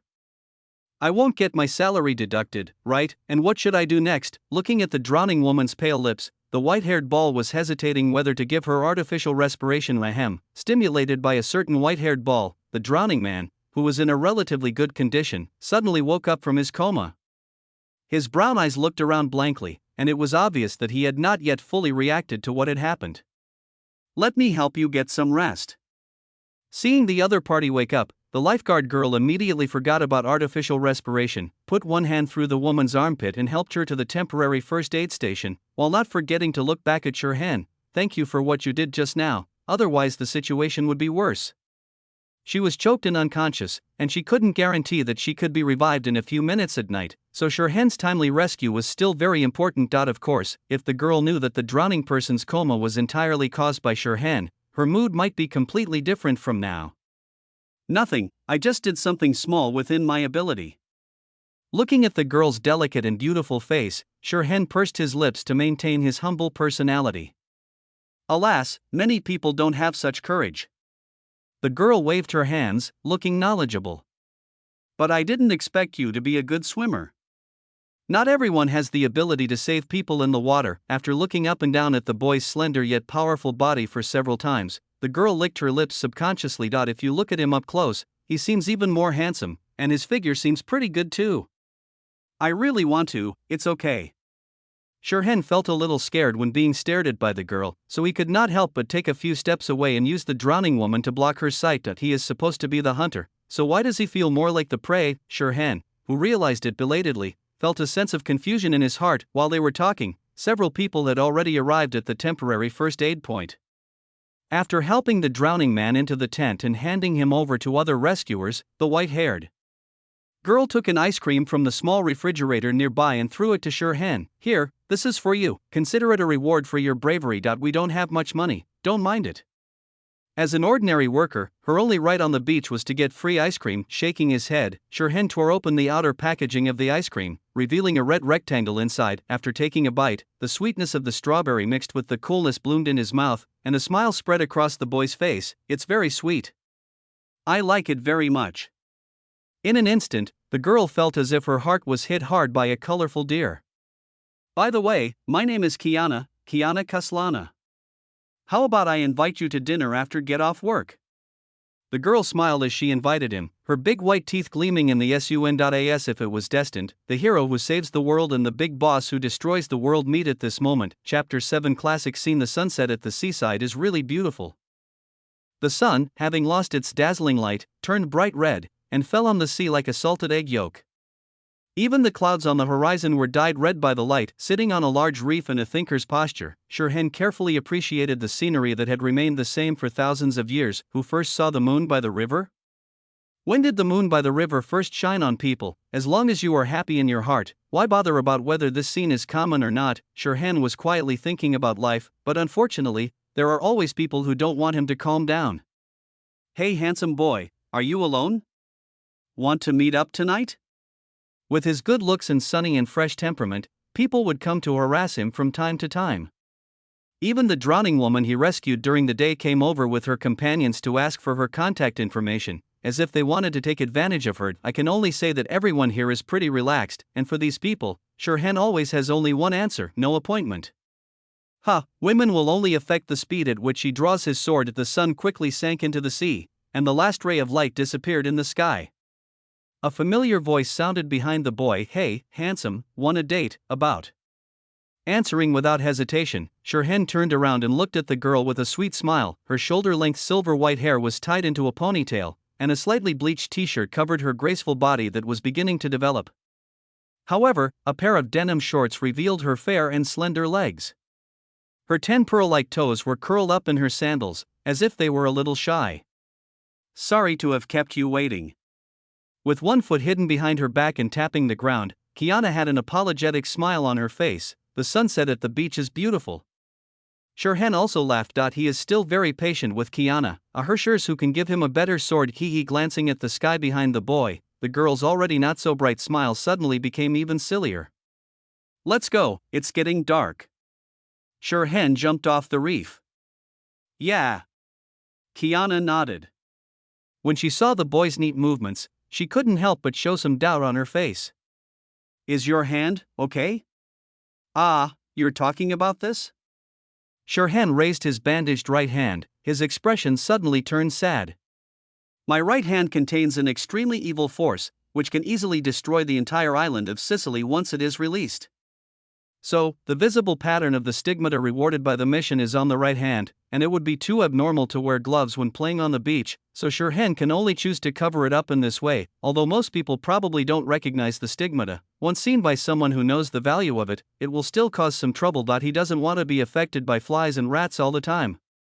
Hearing Shirhan's words, Kiana was greatly shocked. How amazing! Looking at the girl's extremely surprised expression, Shirhan suddenly felt ashamed.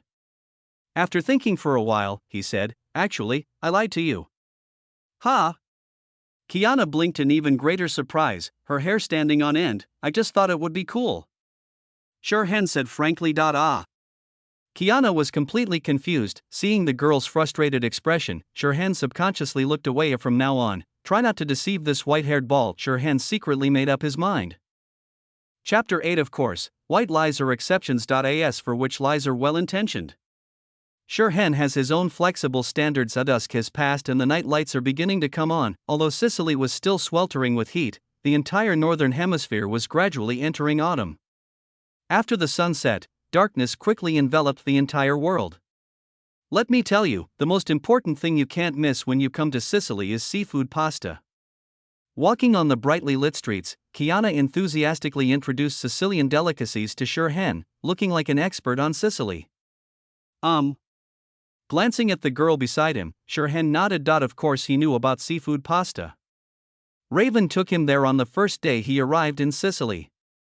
It was a restaurant that looked very luxurious. He didn't ask how much it cost, but Shirhan remembered that Raven's fingers were shaking when he paid the bill that night. However, the seafood noodles in that restaurant are indeed delicious. Compared with top mercenaries and super rich women like Raven, the places recommended by Kiana, a wandering girl, are definitely not that high-end. But the girl's enthusiasm is just as good. The light from the street lamp shone on the girl's face, which was flushed with excitement.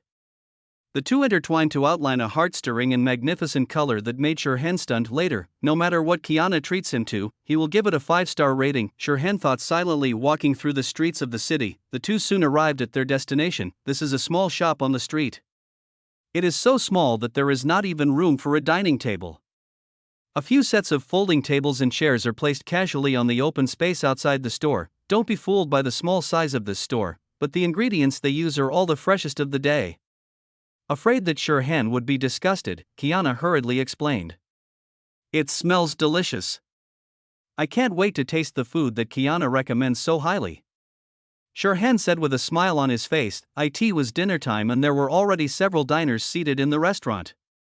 Just by looking at the way they were eating with relish, one could tell that this restaurant must be quite good. Kiana-chan finally agreed to bring her boyfriend over. Hurry up and find a place to sit down. The shop owner, who was busy in front of the boiler, spoke with a smile, and it seemed that he had known Kiana for a long time. We're just ordinary friends. Kiana quickly corrected, turning her head to look at Shirhan and explaining, Luke just likes to joke, don't mind it. It can be seen that you have a very good relationship. Shirhan couldn't help but feel a little amused after taking a look at the fat bearded shop owner, and then at the white-haired girl in front of him who was blushing but pretending to be calm. I just helped Luke with some small favors.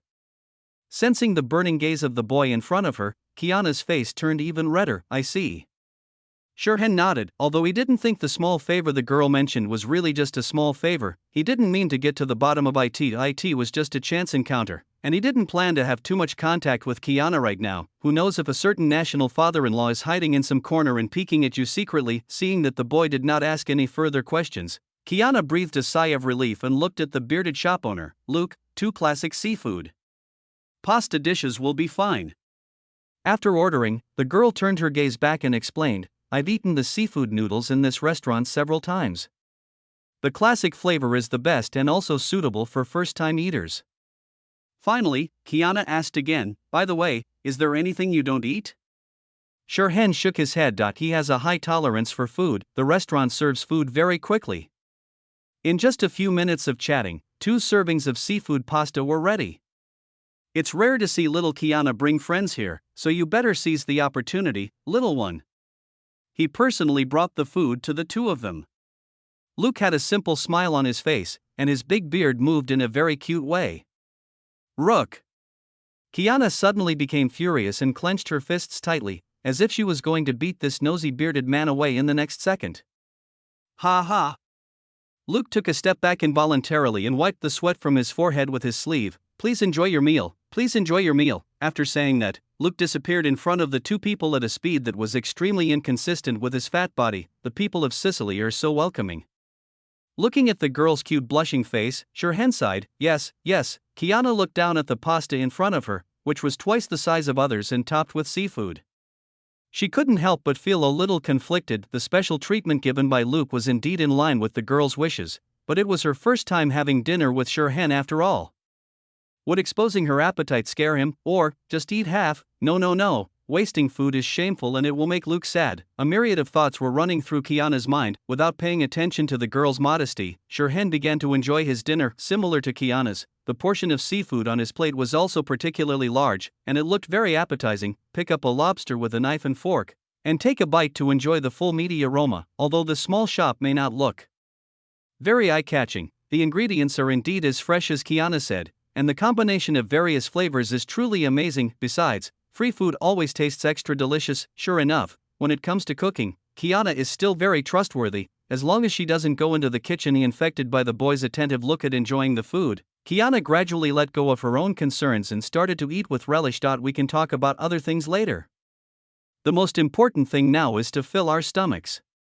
Hiccup. When the girl reacted, the plate in front of her, which was one size larger than the others, had been completely emptied, and next to it was a pile of shells of shellfish. It's so delicious that I want to swallow the plate.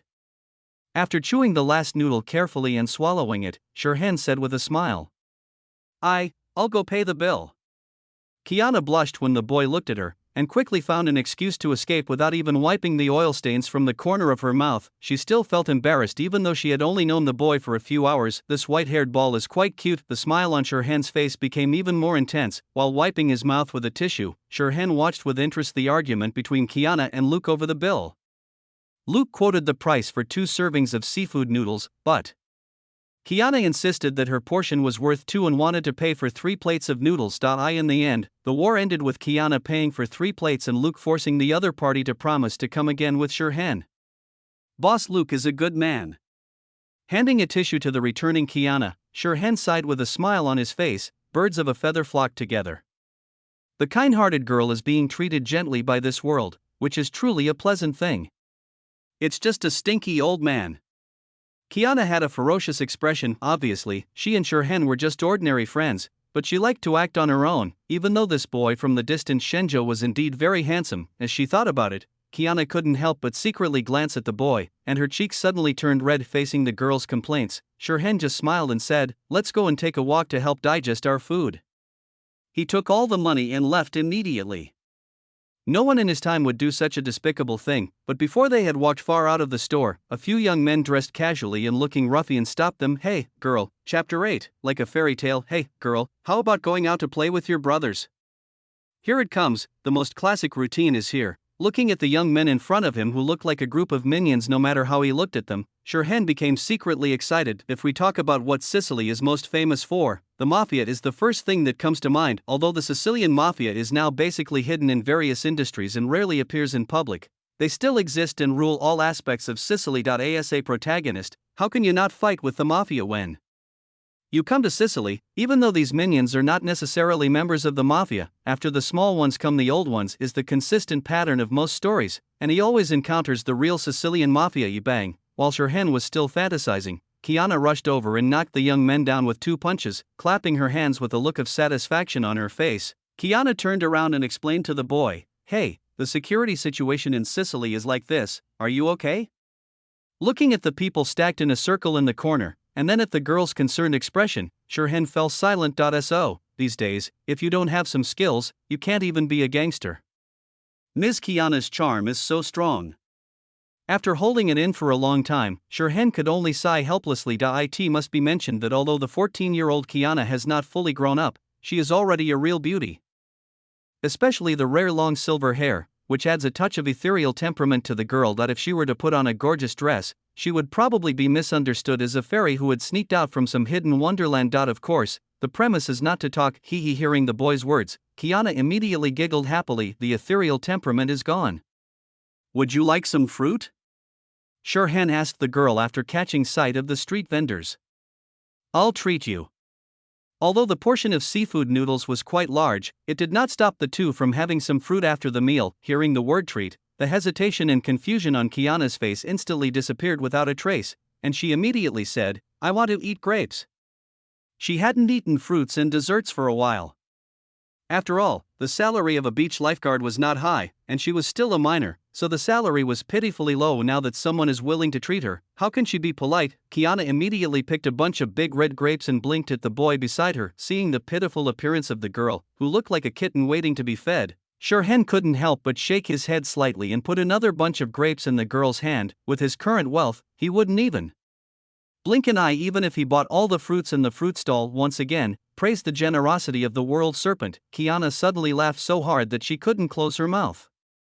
By the way, Hen is from Shenzhou, right?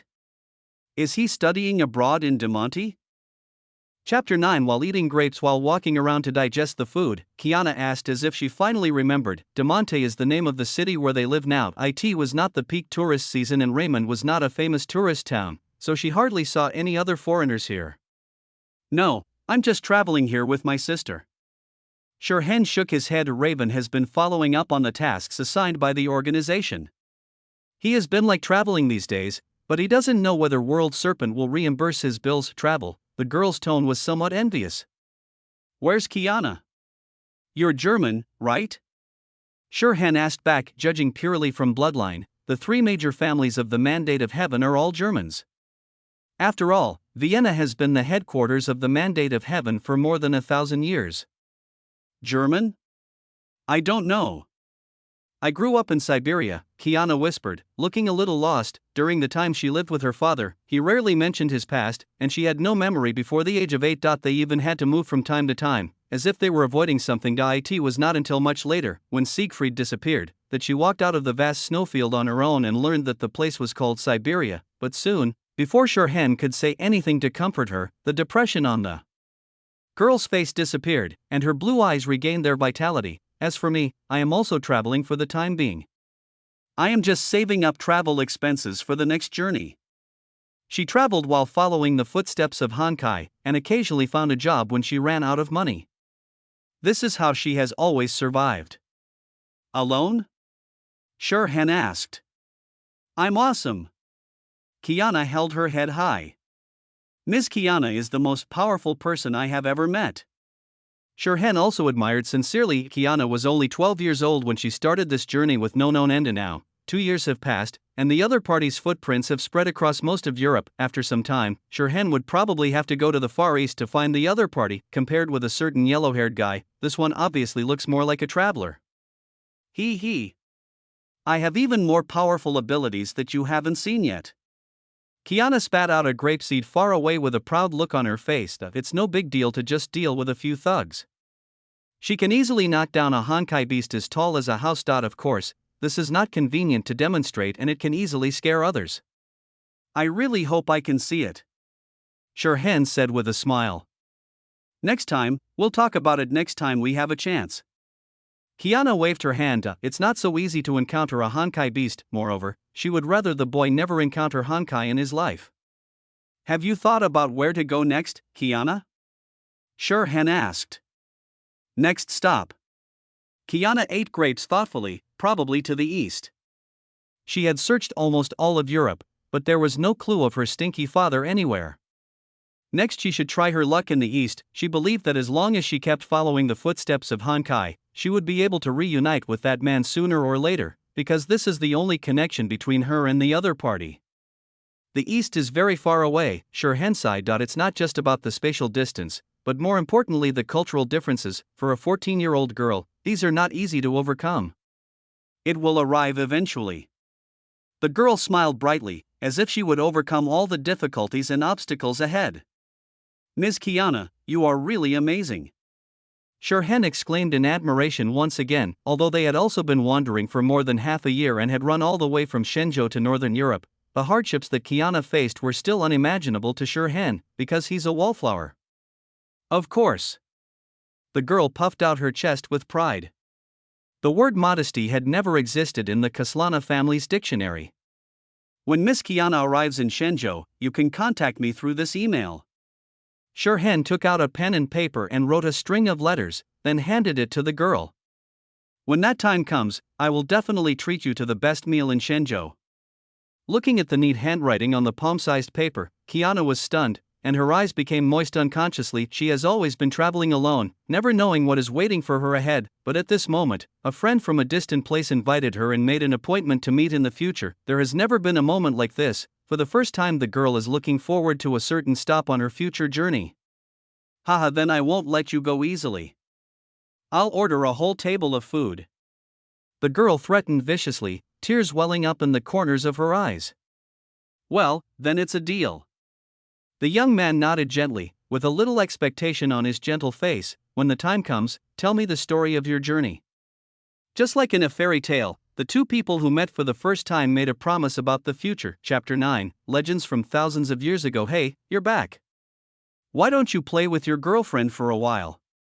As soon as he returned to the hotel, a familiar voice came into Shirhan's ears. Turning around, I saw Raven sitting cross-legged on the sofa in the suite's living room. Her white bathrobe could not hide her mature and graceful figure. Her short gray hair, which just reached past her ears, was still wet, with a few drops of water dripping down her swan-like neck. Without answering, Shirhan just looked silently into the mercenary's wine-red eyes. Seeing the boy staring at him, Raven coughed softly, embarrassedly avoided his gaze, and said, I'm not following you, it's just that the floor here is too high. The two stayed in a luxurious hotel with high floors and large floor-to-ceiling windows. For ordinary people, it is impossible to see the street view below through the window, but Raven is a sniper. We are just ordinary friends. Shirhan tried to explain, although he had many thoughts about Kiana, that kind of thought was not among them. I understand. I understand. Raven nodded, as if he understood everything. World Serpent will not interfere with the private interactions of its members. As long as the organization's secrets are not disclosed. Pursing his lips, Shirhan said faintly, Kiana is only 14 years old. He really couldn't understand what was going on in these people's minds. In China, if a child is caught in a premature relationship, the school will call his parents to the school. Aren't you only 15? Raven asked back, obviously not getting the point of Shirhan's words. Shirhan rolled his eyes silently, not wanting to bother with these guys whose brains were full of dirty trash. Any new progress in the mission? After taking a glass of water and sitting down opposite Raven, Shirhan asked curiously, in the past few days, Raven always went out before dawn and often came back in the middle of the night. This was the first time he met him in the hotel so early. Ah, finally there is some progress. Raven patted his shoulders, looking tired. I have been dealing with the mafia these days. It is really troublesome. Oh? Do you want my help? Shirhan suddenly became interested. He still wanted to see the style of the Sicilian mafia. It's none of your business. The Raven refused decisively. She didn't want the boy to get involved with that group of guys. I'm a good fighter.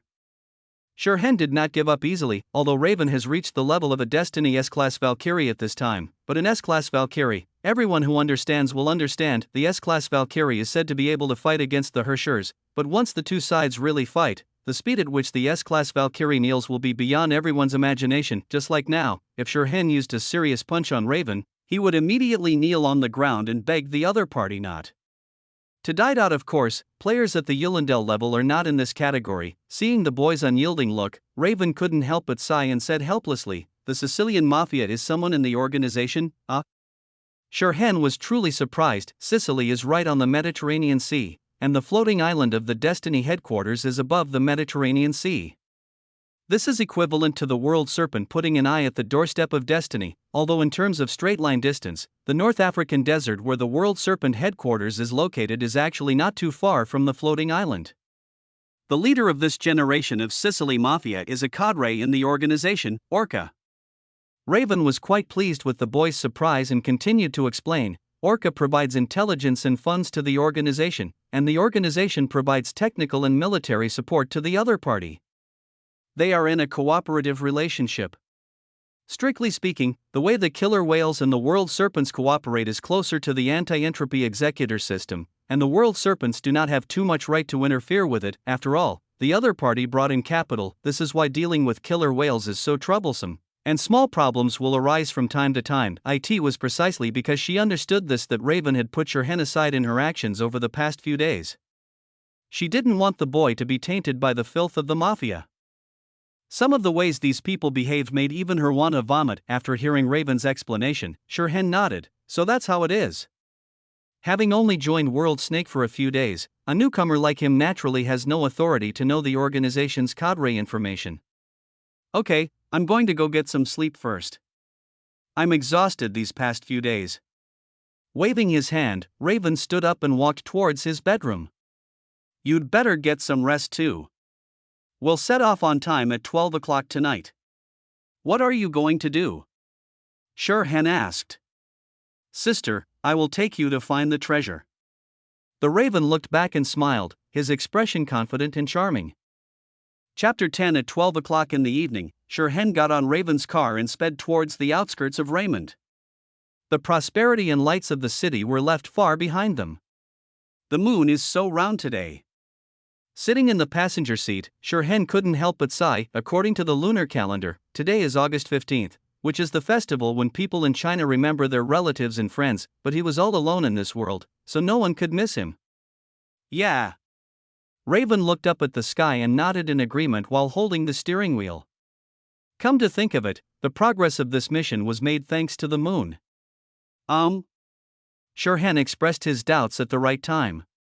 You've been here for so long, you must have heard of the legend of Raymond, right? Raven prompted. The knight from 1,000 years ago? Sherhen asked. The name of this city is Remont, which is said to come from a knight who lived 1,000 years ago. Although the knight's family no longer exists, many stories about him are still circulating, and the most famous one is, 1,000 years ago, an extremely terrifying tsunami hit Sicily. The black waves even reached the sky, causing the entire island to be in turmoil. Raven slowly told the story. The great Raymond walked on the sea, and with one sword he calmed all the waves, making the sky clear again. Sherhen added, and the expression on his face turned into surprise. So, this is true? Although this story is recorded in Raymond's history book, as for history, everyone who understands it understands it. In many cases, the subjective conjectures of recorders will also become part of history. Perhaps, at that time, Raymond was just saving a few people during an ordinary storm. The dust of time blows by, and only God knows what happened in the past, but since Raven is investigating this matter, it means that Raymond's story is not entirely false, and there must be hidden information in it. According to my research, this Raymond is very likely a natural stigma awakener. As he spoke, Raven glanced at the boy beside him. Are the stigmata left behind by Raymond what we are looking for?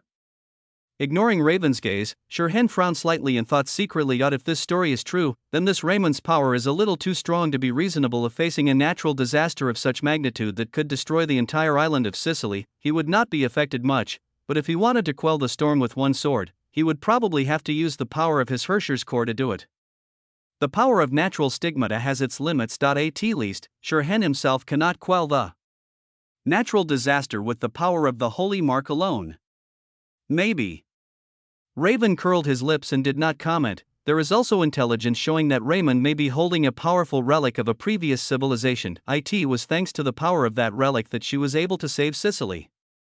Raymond, whose full name is Olivia Raymond, was a female knight who was active 1,000 years ago. Holy relics? Then this treasure hunt is going to be really interesting.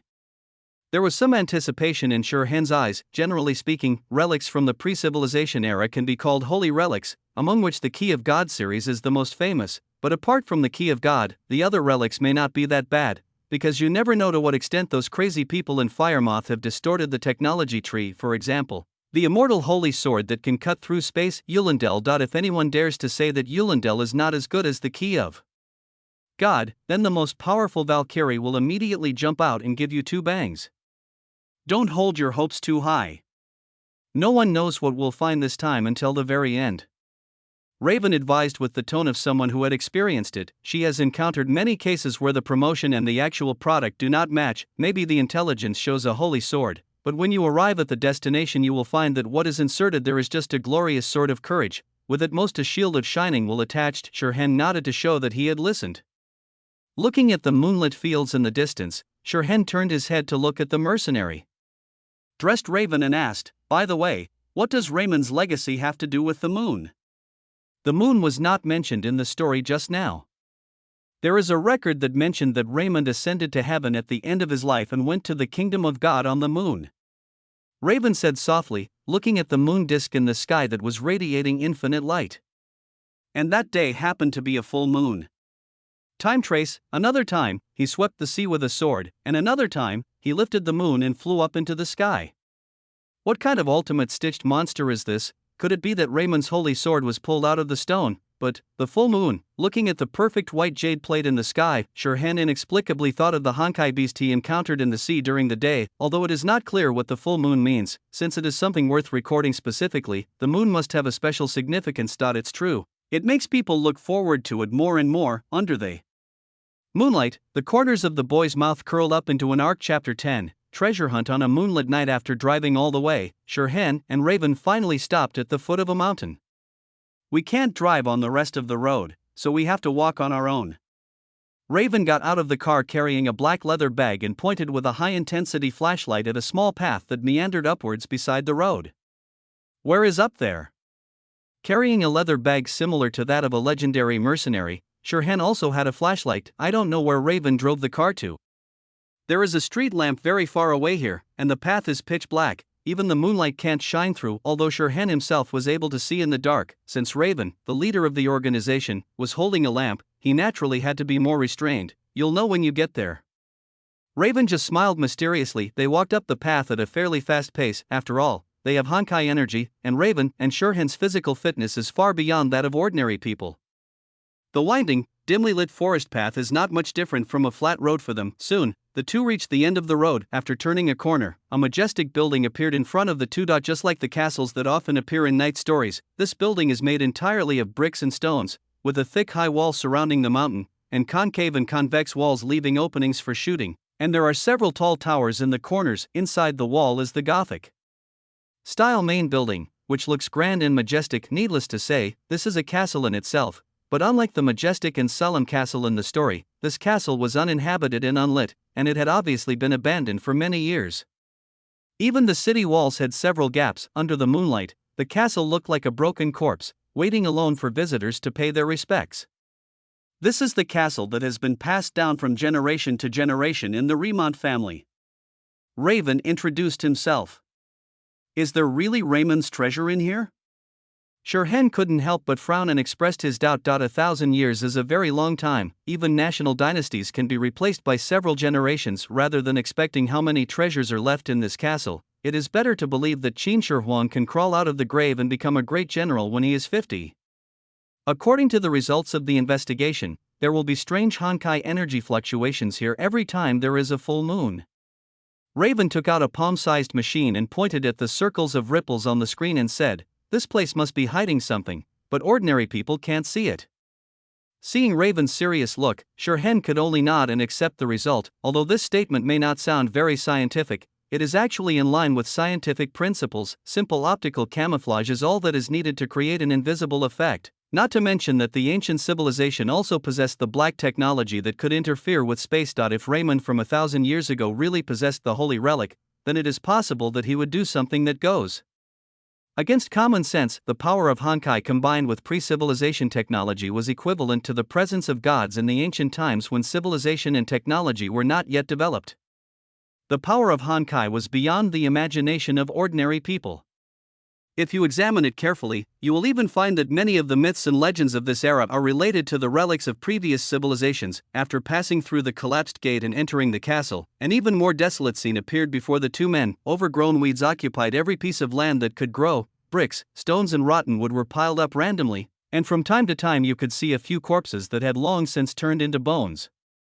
It is said that this place was still in use until before World War II. As he surveyed the desolate landscape before him, Raven's tone was filled with a hint of surprise. It's a pity that there is no way to find those people for destroying ancient buildings.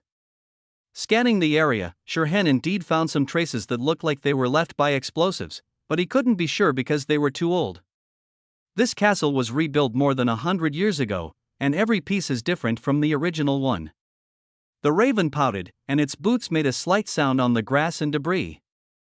Even so, Raymond's treasure has not been discovered yet?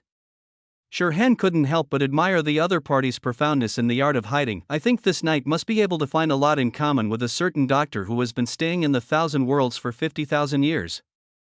Yes. Raven couldn't help but sigh. There is information showing that the holy relic in Raymond's possession is very likely related to space.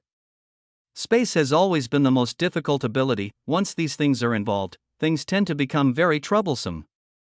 Didn't Tian Ming find out? Shirhan couldn't help but ask. The bishop has always been interested in spatial abilities. Moreover, Sicily is really not far from the headquarters of Destiny. The technologies of World Serpent and Destiny are not exactly the same. Raven raised the palm-sized device in his hand with a bit of pride on his face. This is the organization's latest Hokai energy detector. If there had not been a breakthrough in technology in this area, the World Snake might not have noticed what Raymond was hiding. I see. The traces of time are clear. While the big three are often mentioned in the same breath, each organization has a distinct technology focus. For example, although both are biotechnology, the artificial stigmata of sentence is used to universally improve the adaptability of the Valkyries to Honkai energy, while the World Serpent directly abandons its human identity and is committed to turning humans into Honkai beasts. Therefore, it is normal for the World Serpent to surpass Destiny in certain aspects of its technical level. But, restraining his overly scattered thoughts, Shirhan stepped through the fallen door and entered the castle hall, with a bit more hesitation in his expression. Where should we start looking? Even though it had long been in ruins, the castle was still too large for them. Standing at the entrance of the castle hall, the two were like children who had accidentally entered a giant's house. Faced with such a huge castle, even a large archaeological team would take a long time to explore it completely, not to mention that they only had 2 people. There's no need to search every corner. We can use some modern methods. As he spoke, Raven took out a disc-shaped thing from his backpack and said, "Install these things in various places in the castle. The locations and usage methods have been sent to your terminal." In 1,000 years, even if this was once a noble castle, explorers with various purposes have been able to search every corner of the castle. Trying to find Raymond's treasure by normal means is undoubtedly a pipe dream. Chapter 11. Fortunately, they were not fighting alone. The scientific research department of World Serpent was with them. When he opened his personal terminal, the three-dimensional composition of the entire castle was clearly visible, and even the damage was clearly marked. Shirhan couldn't help but exclaimed, "Sister Natasha is worthy of being a senior cadre of the organization." This kind of mobility can only mean that Raven's identity as a legendary mercenary is not just for show. Shirhan still has a long way to go if he wants to catch up with him. Humph. Do you understand my sister's good points now? Raven said proudly, and walked towards the castle. Hurry up. Even if these devices are installed, I don't know how long it will take to get the results. Collecting various information and comparing them is not a task that can be completed in a short time, even if they use the equipment specially provided by World Serpent. If they didn't get the matter sorted by the end of the night, they would have to wait another month. Oh. Nodding secretly, Shirhan walked in a different direction from Raven. The castle is large, so it would be more efficient to act separately. Walking in the long-abandoned castle, the nose is filled with the smell of decay and oldness, and a slight chill penetrates through the skin and keeps penetrating deep into the body, making people shiver. Even an experienced Tomb Raider would be unable to stop feeling fear in the face of such a situation and would want to turn around and flee, but for Shirhan, who had become a Hershers, he was just enjoying this rare adventure, and even had the mind to help the bones lying on the side of the road to pose in a more attractive posture. Swish, there was a sound of breaking wind, and 3 sharp claws suddenly appeared from the darkness, emitting a faint light that scratched the unsuspecting boy. He slightly deviated his foot to avoid the claw, then Shirhan raised his foot and kicked the attacking figure hard. Bang! He flew back at a faster speed than when He came, and his figure was deeply embedded in the wall and could not move anymore. Death Warrior? Are they wanderers who seek refuge here during the full moon? Shirhan approached and looked at the other person. He deduced his identity from the clothes of the Death Warrior, but he is really ugly. Without the 12+ filter, the dead soldiers in the world of Honkai actually look quite creepy. They have pale gray skin, eyes full of cruelty and terror, and some of them even let out terrifying roars when attacking. Moreover, they will not turn into big sisters by wearing Honkai-style uniforms. Generally speaking, the appearance of a dead person will not change much, and he will look more like a zombie that will not rot to it. Is precisely because of this that becoming a dead soldier is an extremely ugly ending for a Valkyrie. Many people will entrust their friends before the battle begins, asking them to kill them when they show signs of becoming a dead soldier, in order to preserve their final dignity. After all, in a sense, the dead soldiers are actually living things, but the dead will not become dead soldiers. In the Honkai energy environment, the existence of external wounds will accelerate the process of becoming a dead soldier. This wanderer should have become a dead soldier for this reason. Otherwise, with the concentration of Honkai energy in the castle, humans would be able to survive for a long time without being affected, even during the full moon period. By sealing the holy relic here, Raymond would not betray his own descendants. He shook his head slightly, punched the wall, knocked down countless bricks and stones and buried the dead man. Then Shirhan turned and walked towards the next point. It took nearly an hour before Shirhan finally returned to the hall to meet Raven at around 2 o'clock. Chapter 11. A walk under the moon. Next, we just need to wait here. Raven found a place where the moonlight could shine in and sat down, with a relaxed expression on his face. She was still quite confident in the technical strength of the world snake. How long will it take? He brought a piece of stone and cut a flat and smooth cross-section of it with a stroke of his finger. Shirhan then sat down next to Raven with satisfaction, watching the boy's series of operations, and then glancing down at the stone below that he had simply wiped. Raven suddenly felt that he had fallen behind the times. It will probably take several hours. Taking out a tablet-sized terminal and glancing at the constantly changing data on it, Raven speculated, oh. Shirhan nodded. He had never come into contact with this type of equipment and was not sure whether this time was fast or slow, but since it is the world snake's high-tech equipment, I think it should be at the world's leading level. How was it? These few days in Sicily?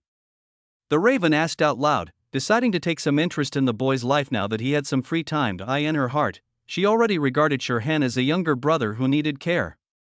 Not bad.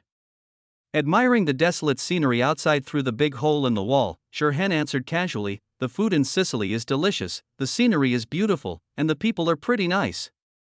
It turns out that in this modern society, as long as you have money, you usually won't have a bad life. With the 10 million given by the world serpent in his pocket, Shirhan was living a very happy life. After all, he had no intention of saving the money and had no intention of buying a villa on an island. Is it because of the girl with white hair? The Raven laughed mischievously, apparently only hearing the last sentence. Shirhan, there's no way to get over this hurdle, right? Actually. Staring straight into the mercenary's wine-red eyes, Shirhan's gaze gradually softened. Compared to that kind of little girl, I prefer more mature ones. The Raven's pupils suddenly dilated. The two of them were sitting next to each other at this moment, so close that she could even hear the boy's strong heartbeat and feel the hot breath on her face. What are you talking about? Raven couldn't help but look away, his cheeks getting hot. Even though the boy was really good-looking, like a cute little puppy, she only treated him as a younger brother. How could this guy have such thoughts?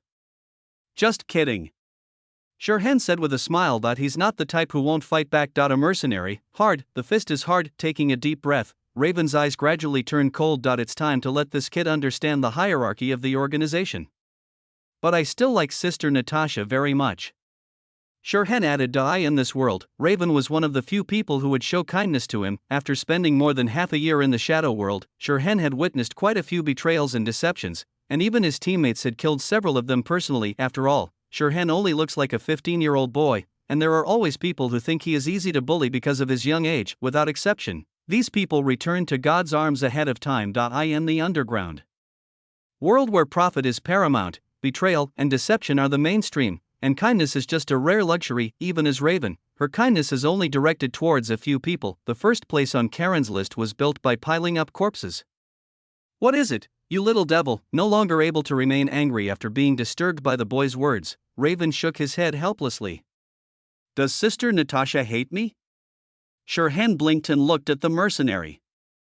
Of course not. Raven retorted, subconsciously looking away, somewhat afraid to look into the other person's eyes.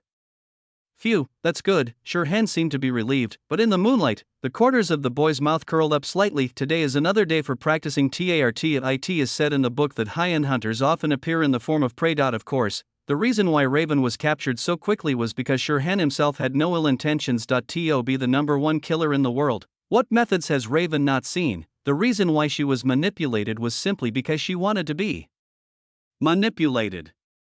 Never daring to mention the little white-haired girl again, Raven took out snacks from his backpack to share with the boy, while talking about some interesting things that happened during past missions to kill time, listening to Raven's story, chewing the beef jerky in his mouth, and taking a sip of milk tea in the thermos from time to time. Shirhan inexplicably felt as if he was having a picnic in the park.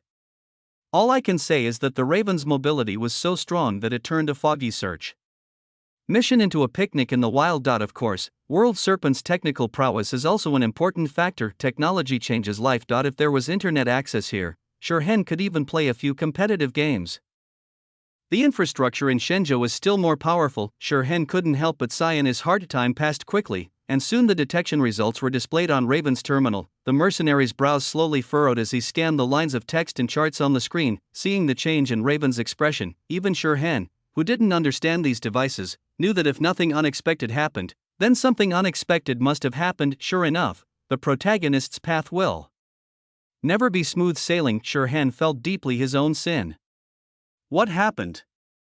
Shirhan asked questions consciously, which promoted the development of the plot. Can't find the target location. Raven said while operating quickly on the terminal, his voice a little heavy. There is unknown interference.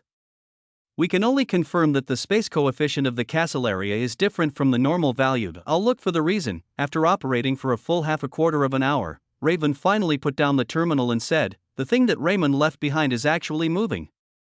In another space that they cannot see, the holy relics left by Raymond are moving in a law that they cannot understand, causing ripples in the real space. However, due to the sophistication of the equipment, they were unable to directly lock onto the relics and could only see the shadows left by the other party in the real space. Is it alive? Shirhan also truly felt the difficulty of the problem. If they can't decipher the activity patterns of the holy relics, they probably won't be able to catch the enemy. I don't know. Raven spread his hands, looking helpless. Being able to sense the movement of the holy relic already shows that the World Serpent's technology is powerful enough. Who knows if that thing is alive? Can you eliminate the interference? Shirhan continued to ask. There's not enough time. Chapter 12. Looking up at the sky, which was already beginning to glow slightly, Raven slowly shook his head. If they miss today, they can only wait until next month. After hearing what Raven said and looking at the silver-white jade plate that was already setting in the west, Shirhan couldn't help but have a flash of inspiration in his mind. I think I know where that thing is. Shirhan couldn't help but curl up the corners of his mouth. The Raven looked at the boy in surprise. Sister Natasha, do you remember the ending of Raymond in the story? Walking out of the hole in the wall, Shirhan was bathed in moonlight. Of course. At the end of her life, Raymond. Raven said softly, and a hint of understanding flashed across his face. You mean, she hid that thing in the Raven looked up at the silent moon in the sky. So that's why the holy relic emits fluctuations of Honkai energy during the full moon. However, even though they knew the location of the relic, they still did not have the means to obtain it. She didn't bring any aircraft this time. To find Raymond's relic, all we have to do is fly to the moon like she did. Ignoring the mercenary's struggles over gaining and losing, Shirhan spoke calmly while slowly raising his right foot. Clatter. The sound of crisp footsteps rang out, awakening Raven from his loss of the treasure. Where do the footsteps come from? Raven was puzzled, and the next second he saw the boy's figure rising higher and higher, and the crisp and loud footsteps spread out. With every step the boy took, a faint white light would appear under his feet, as if he was stepping on some invisible stairs. It's Honkai energy. This guy actually condensed the Honkai energy to the point where it could materialize. Looking at this incredible scene in front of him, Raven's heart was completely filled with horror. If it was just a matter of condensing the Honkai energy to a level that could be touched, then she could do it herself.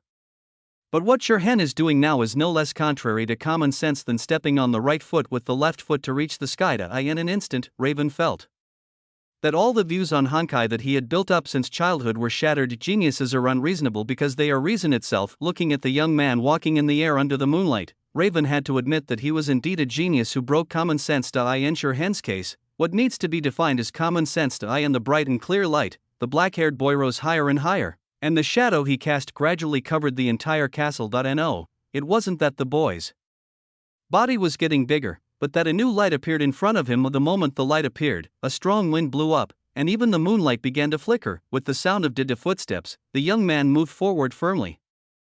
Thousands of winds cheered for him and the moonlight gave him a crown. A pitch-black portal gradually took shape in the light in front of the young man. Chapter 12. Olivia passing through the portal, Shirhan found himself in a brand new space. This is a study room. Hello? A large desk was placed in front of the window to allow for light in. Beside it were rows of wooden bookshelves piled with books. There were also several portraits hanging on the wall, all of which were of heroic knights in military uniforms. Hey! Walking to the window and opening the painted window, what came into Shirhan's sight was indeed the scene of Remont Castle. It should be said that it was the Remont Castle 1,000 years ago. Hey! Do you have any manners at all? The girl who had been screaming nonstop stood in front of Shirhan to block his view outside, puffed her cheeks and spoke in a displeased tone. First of all, my name is Shirhan, and the former is my surname. I'm not called Hey. Looking at the girl in knight's outfit in front of him, Shirhan said calmly, secondly, I am indeed impolite. As long as he is impolite, the other party cannot use this to restrain him. As he spoke, Shirhan flicked his finger on the girl's forehead. Clang, the sound is clear and pleasant. It's a good start. Woo! She covered her forehead and cried out in pain.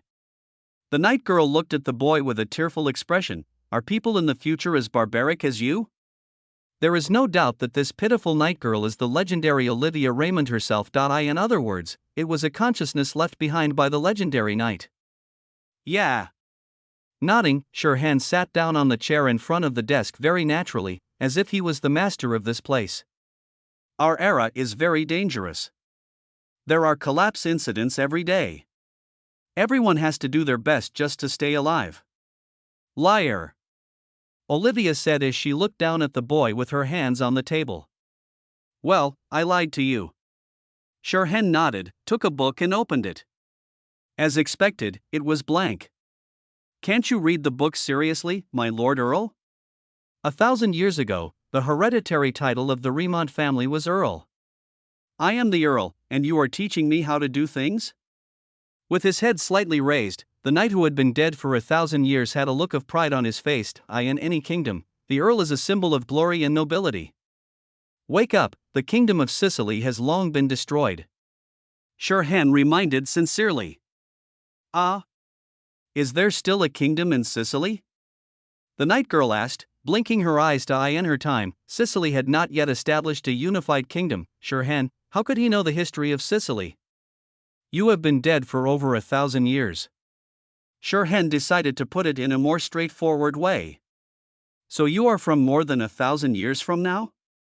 Olivia's eyes were full of surprise, as if she wanted to cut the boy open and study him carefully. If Edward knew that I could talk to people from 1,000 years from now, he would definitely be envious to death. Who is Edward? Shirhan asked with some concern. My husband. Olivia was very candid. Excuse me, how old were you when you left this consciousness? 53. Looking at the knight in front of him who looked no more than 23 years old, Shirhan could not help but remain silent. He absolutely did not believe that this was because the other party had some secret to maintain his youth. As far as he knew, there was only one person who could awaken the stigmata and achieve near eternal life. Kid, are you thinking of something really rude? Slamming her hands on the table, Olivia leaned forward, staring directly at the boy with her blue eyes. I was thinking that you two must have a very good relationship. Forced to look away, Shirhan said sincerely, Olivia must be loved well to be able to maintain such a mentality at the age of 53. He. Of course. The knight looked proud. So, what is the reason why you left this consciousness? Shirhan turned his gaze to the bookshelf filled with books. Although he hadn't flipped through the pages yet, he was sure that the books were also completely blank. The construction of this space depends on Olivia's memory, and she doesn't look like the type who would study hard, just like some white-haired idiot. Although Olivia has typical blonde hair and blue eyes, her hair color is as dazzling as the sun. It's fun. The knight said carelessly. Shirhan, what an unexpected answer. That is not surprising at all. Did Mr. Edward ever tell you that you were a fool? Shirhan asked politely, but he likes it. The knight was justified. Shirhan was speechless again. Is it a big deal if someone likes it? Olivia told him that it was really great to be liked by someone. I'm here to get the relic. Shirhan got straight to the point. He has discovered that if he chats with the other party, this old monster who pretends to be young will definitely be able to talk to him for 10 days and nights. You want my Xiaoya? The knight had an expression on his face as if he wanted to protect his favorite toy from being taken away. The name of this holy relic is Moonlight Throne Imaginary Number Embedded Pulse Annihilation Generator. Shirhan corrected. The moment he entered this space, he understood the name and function of the holy relic that Olivia held. You want my Xiaoya? The knight repeated, like a program stuck in a repetition bug. After staring at the girl's face for a long time, Shirhan chose to compromise. Yes, I want your Xiaoya. So be it a social death. Anyway, no one will hear it except a ghost who has been dead for 1,000 years. Sure, I'll give it to you later. Chapter 13. The knight laughed happily, as brightly as the sunshine in midsummer. Can't you give it to me now? Shirhan was a little anxious. Moonlight Throne Imaginary Number Embedded Pulse Annihilation Generator. As the name suggests, this holy relic can be placed in the imaginary space. Moreover, it was indeed hidden by Olivia in the imaginary space, and its trace would only be revealed due to the moon tides during the full moon. Although theoretically, collapse only exists on the Earth, there is no collapse on the moon. But in fact, the relationship between Honkai and the moon goes far beyond human cognition. Every Herschers of the end first landed on the moon. The tides during the full moon will even affect the imaginary space, which is the real reason why the holy relics emit Honkai energy fluctuations. In the process of taking the holy relics out of the imaginary space, it will also cause space vibrations, leading to a large amount of Honkai energy leakage. In other words, it will give rise to a large number of Honkai beasts, causing a large-scale Honkai disaster. If nothing unexpected happens, Raven should be busy fighting the Honkai beast now. Well, it's not impossible. The knight rubbed his fingers on his chin, pretending to think seriously, but Edward said that he must tell you about Xiaoya's danger. I think I should know this better than you. Shirhan said in a serious tone. Although he had only come into contact with this holy relic not long ago, his understanding of Honkai was far greater than that of Olivia 1,000 years ago, so he naturally understood its value better. But Edward said that he must tell you how dangerous Xiaoya is. The knight repeated, winking at the boy. It was obvious that the other party didn't want to give him the thing directly. Okay. Shirhan surrendered. After all, this is Olivia's stigmata space, and the other party has been dead for 1,000 years, so we should give this knight some face. The Raven can only suffer a little longer. I'm sure this legendary mercenary won't mind. Yowu. The knight apparently forgot about pretending to be a robot and couldn't help but cheer. Chapter 13. The Inheritance of Moonlight. The headquarters of Destiny is located in a training room on the floating island. 2990, 2991, 3000. Counting silently in her heart, the blonde girl lifted the barbell on her body and put it back in place. After an extremely dull and loud sound, she slowly let out a long breath. With that, today's warm-up is over and it's time to get into the real training, the girl thought to herself as she moved her body to awaken the muscles everywhere. Beep, the cell phone beside me started to ring. Any new tasks? Secretly wondering, the girl wiped the sweat from her forehead and hands with a towel, picked up the phone and agreed to the call. Swish. The screen lit up, and a white-haired woman wearing an amber eye mask appeared. She bowed her head slightly and said respectfully, "Good morning, Master Yulindel. I hope I don't disturb you. I just finished warming up." Yulindel shook her head and explained, then asked, "Amber, what happened?" She is an A-rank Valkyrie in the combat unit, and the other is the exclusive secretary of the Bishop of Destiny. The two do not have much personal connection, and the only intersection is the work of the Valkyrie. The headquarters has just received intelligence that a large-scale Honkai disaster has occurred in Sicily. The Bishop has ordered you to lead the Immortal Blade Squadron to attack. Amber said straight to the point, the floating battleship is ready at the third skyport and will depart on time in 10 minutes. I see. Yulindel nodded. Sicily is not far from the floating island and can be regarded as the doorstep of the headquarters of Savior. It is somewhat embarrassing for Tianming to encounter a disaster of collapse right at his doorstep. Of course, Yulindel doesn't care about these, she just wants to resolve this collapse as soon as possible. After the matter was explained, the call was hung up and the blonde girl put on her coat and walked quickly outside the training room. There is still some distance from here to the third airport, and 10 minutes is very tight. Beep. He grabbed the ringing phone and turned it off. Then a head with messy white hair like a chicken coop popped out from under the quilt. After being in a daze for a full 10 seconds, she finally managed to turn on her brain.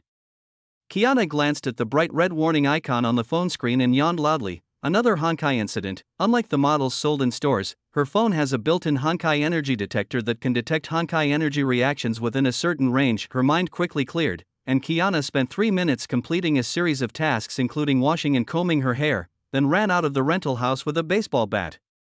Today, the city of Raymond is guarded by her, Kiana Kaslana, in the dim light of morning light. The figure of the white-haired girl disappeared in the tall and short buildings in an instant. In the long-abandoned Remont Castle, hiding in the corner of a high-rise terrace, looking at the large number of Honkai beasts running and frolicking below, and then looking at the white light that had shrunk into a ball in the sky, Raven couldn't help but secretly complain about a very unreliable young man in his heart. It's just to take a holy relic. Is it necessary to make such a big fuss? How dare you cause trouble at Tianming's doorstep? Do you think the other party is blind and deaf? If we delay any longer, the Valkyrie troops of destiny will arrive soon. Once surrounded by the troops of destiny, even they might not be able to escape. After all, those Valkyries are still very powerful fighters. Even if she had the confidence to fight against any A-rank Valkyrie of destiny, the opponent would most likely not play martial arts to her, and might even use shipborne cannons to bombard her. When that time comes, they won't be able to leave even if they want to. Does this guy know how urgent the situation is? Looking at the white color of a fish belly gradually appearing on the horizon, the Raven couldn't help but feel anxious. In the holy scar space, Shirhen followed Olivia and took a step out from the castle study to the nearest beach. Remont Castle is built on a cliff near the SEA.as. The scene changed. The weather also changed from clear sky to cloudy. The wind was blowing violently, the waves were raging, and the entire blue sea surface turned black in an instant, as if a large amount of ink had been poured into it. Looking at this scene, Shirhen understood in his heart that this was probably the place in the story where Knight Raymond combed the sea with one sword. Shirhen was quite interested in seeing the legendary story unfold before his eyes, and regarded it as a free blockbuster. Moreover, he was indeed curious about Olivia's strength. I don't know to what extent the other party has developed the stigmata. Glancing at the blonde girl who was eager to try, Shirhen waited silently. Soon, the black cloud sank, as if they were going to crush the entire world. Torrential rain poured down, and the waves on the sea reached a height of over 100 meters, crashing down with a momentum that seemed to be able to destroy everything. Putting up a thin barrier to isolate the heavy rain and waves, Shirhen couldn't help but marvel at the power of nature. In his original world, under normal circumstances, waves of 20 or 30 meters high are already the highest in the world. If it is higher than that, it can only be things like plate movement and undersea earthquakes, but at this moment, a storm easily created waves hundreds of meters high. I can only say that the collapse has indeed made many things different. Yes, this storm was not a purely natural disaster, but a large-scale Honkai disaster, although there was not even a single Honkai beast in front of them. Honkai beasts and death soldiers are just the most common forms of Honkai, but they are not the only standards. In fact, any disaster involving supernatural forces can actually be classified as collapse. For example, the 2 world wars that have occurred in this world were driven by the collapse of the system. The concentration of Honkai energy in the bodies of those high-ranking war criminals has far exceeded the theoretical lethal dose, and they can be regarded as another form of death squad. After all, in terms of destructiveness alone, those in high positions who have been infected and eroded by Honkai are much more terrifying than any dead soldiers. So what will Olivia do when faced with such a collapse of a special nature? With curiosity, Shirhen looked at the knight beside him. Are you cheating? Shirhen kindly reminded. Under the storm, the girl let the rain pour down on her body without even her hair getting messy, as if the two were not on the same level at all. Obviously, this is not scientific. Oh, what does it matter? I'm already dead, and this place is still made up of my memories. The knight waved his hand magnanimously. Shirhen, he was too lazy to care. If you take this old monster who was pretending to be young at his age seriously, you will lose. Sure enough, there is no real history in this world. Shirhen had already foreseen the extent to which this exhibition would be beautified and modified by the other party. Taking a step forward, Olivia walked naturally on the sea, as if the girl's feet were on extremely solid ground. Even the wildest waves became obedient and docile in front of her. Shirhan watched all this in silence. Olivia stretched out her hand, and a silver-white metal ring appeared from the void and landed behind the girl, as if giving her a divine crown. This is Xiaoye. Oh, no, it's the Moonlight Throne imaginary number embedded pulse annihilation generator. It's quite small, Shirhan sighed secretly. The size of the Moonlight Throne varies depending on efficiency and scale. The Moonlight Throne developed by Future Anti-Entropy is a shipborne weapon, while the Moonlight Throne manufactured by the former civilization Firemoth is a satellite-level equipment, and the latter is obviously more powerful. Moreover, the Moonlight Throne in front of me seems to work in a quite different way. A bright silver-white light burst out from the ring, and a piercing, buzzing sound followed. Moonlight Throne is now operational. In the gradually brighter light, the silhouette of the metal ring couldn't help but take on a sense of illusion, as if it no longer belonged to this world. This Moonlight Throne is already trying to enter the imaginary space and fight against this collapse from the other side. The next second, an air current completely different from the raging storm blew up. Wind? He removed the barrier and let the rain hit his body. Shirhan stretched out his hand to feel the strangeness in the air. There's another storm building fast. Chapter 14. The new storm quickly grew stronger and mixed with the initial storm, like two fighting dragons. Just like putting out fire with fire in a forest fire, the two intertwined storms offset each other, and the horrific disaster that seemed capable of destroying everything quickly weakened. Thousands of winds were rushing against each other, tens of thousands of clouds were colliding with each other, and the pouring rain was falling from the left to the right. Olivia's figure on the sea also became a little illusory, but make no mistake, this isn't a story of the girl gradually becoming exhausted in her fight against the disaster. Everything here is memory, and presenting memory requires strength. In other words, Olivia was too focused on making the scene realistic and consumed a lot of her energy, which resulted in a lack of energy when it came to her part. In layman's terms, the Olivia CPU is overheating. An old monster who loves to show off. Shirhan curled his lips and continued to appreciate the special effects movie carefully produced by Olivia. Facts aside, this scene is still very spectacular and deserves a 5-star rating. Soon, the strong wind gradually subsided, the sky was clear, the breeze was gentle, and the sea surface returned to its original blue. How is it? I'm awesome, right? Suddenly appearing next to Shirhan, the girl asked with a proud smile on her face. Please don't let me say such a thing. Shirhan replied with a calm smile. As expected, history is a lie. Is there anyone in this world who can calm the sea with one sword? What Shirhan saw was just someone using the holy relics to cheat. From beginning to end, the girl didn't even take out her sword. He seriously doubted that this guy could use a sword at all. How rude. Edward and the others all said I was amazing. As she spoke, the girl snapped her fingers. Countless figures suddenly appeared on the castle wall, all cheering for Olivia's great feat of saving Sicily. Among them, the figure of a young man in aristocratic robe and with a gentle smile on his face was particularly clear. Shirhan was silent for a moment, then said, "In the future, everyone will say that you calmed the storm with one sword." Yeah. Edward also said it would be cooler to write like this. The girl nodded, and then added, "By the way, Edward seems to be a historian. The culprit behind the rumor has appeared. You two are really in love." At this point, what can Shirhan say? Thank you for the compliment. The girl smiled brightly, her figure becoming more transparent. The power she had retained through the holy relics was almost exhausted. Olivia Raymond, you are actually really amazing. The surrounding space quickly turned into light spots and dissipated. Shirhan looked at the girl and finally spoke in a serious tone. As we all know, energy can only be transferred and cannot dissipate out of thin air. This Moonlight Throne is just an energy converter that converts the Honkai energy in the imaginary space into light and heat in the real world. It all depends on Olivia's own power to control the light and heat and turn it into storms to fight against natural disasters. This knight who was active 1,000 years ago was truly a genius. Of course I know. Edward has said it countless times. In response to the boy's praise, Olivia just smiled at Shirhan. It's almost over and you still want to feed me some dog food, right? Goodbye, future man. The girl took a step forward and touched Shirhan's head. Edward said that we must leave enough power to prevent Xiaoye from being taken away by bad guys, but I think Xiaoye should be able to play a greater role in your hands, right? She could sense that this young man did not harbor much malice, otherwise, the other party would not have succumbed to her nonsense, and she would not have just invited the other party to watch a show. The power she left in this space is not just to present memories. Yes.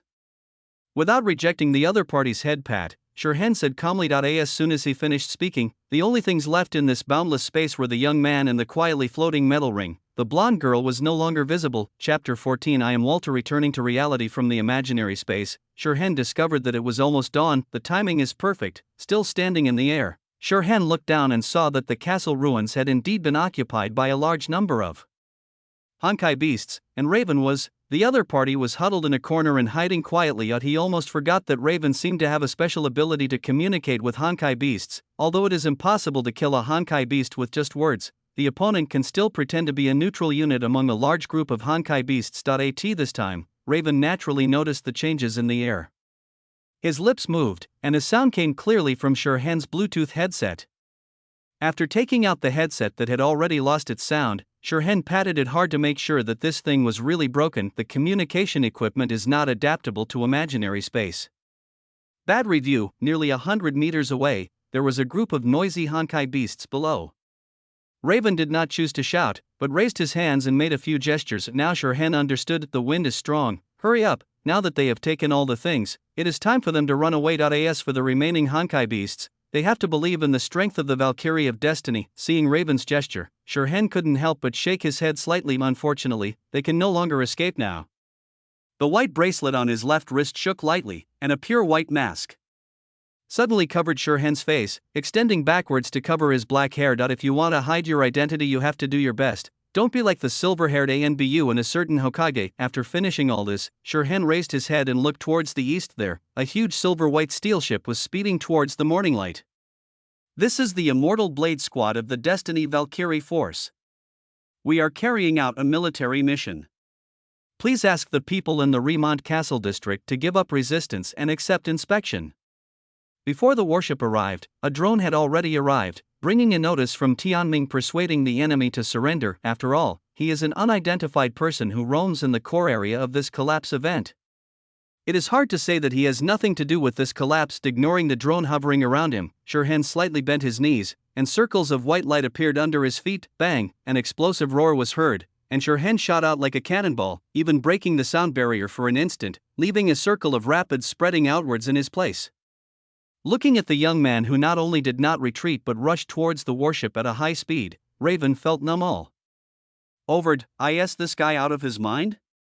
How dare he charge into an entire army of fully armed Valkyries alone?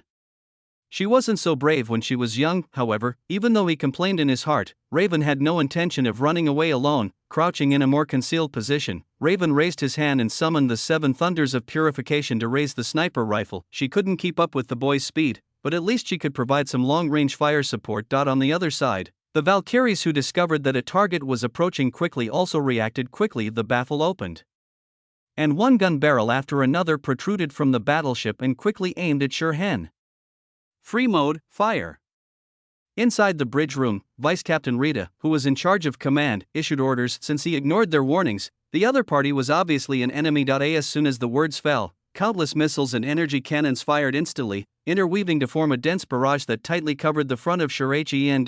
As long as Shirhan continues to move forward, he will inevitably run into this fire network. But to the Valkyrie's surprise, the white-robed figure flying towards them at a high speed suddenly stopped, then suddenly turned his body and went around the side of the barrage.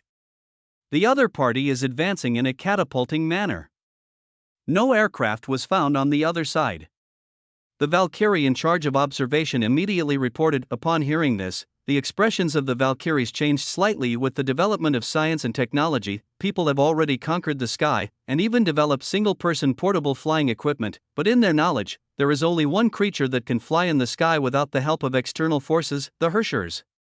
No, the opponent is not a Herschers. As if she had guessed what everyone was thinking, Rita said, look carefully. Every time the opponent changes his trajectory, there is a pause. This guy has condensed Honkai energy to the extreme, to the point where it can be used as a stepping stone. After listening to Rita's explanation, everyone suddenly felt that the other party might as well be a Herrscher. Is this kind of existence that can shatter one's worldview really still human? They all use Honkai energy, but they are only slightly stronger and faster. whereas the other party can already fly into the air. The gap was so huge that they couldn't even see each other's taillights. Watching the other party evade the warship's artillery attack again and again, like an erratic white ghost. Performing a thrilling and exciting dance in the air, Rita could only sigh helplessly. Next, it will all depend on Lady Eulendel. Faced with this monster that could not be explained by common sense, they could do nothing. On the battleship deck, Eulendel pursed her lips as she looked at the rapidly growing figure in her field of vision. Tightly gripping her relic pistol with both hands, she could feel that this enemy was very strong, so strong that she felt like she was almost suffocating. This will be a battle in which you must risk your life. Boom, avoiding artillery fire and energy bomb interceptions along the way, Shirhan finally landed on the battleship deck in a domineering superhero style.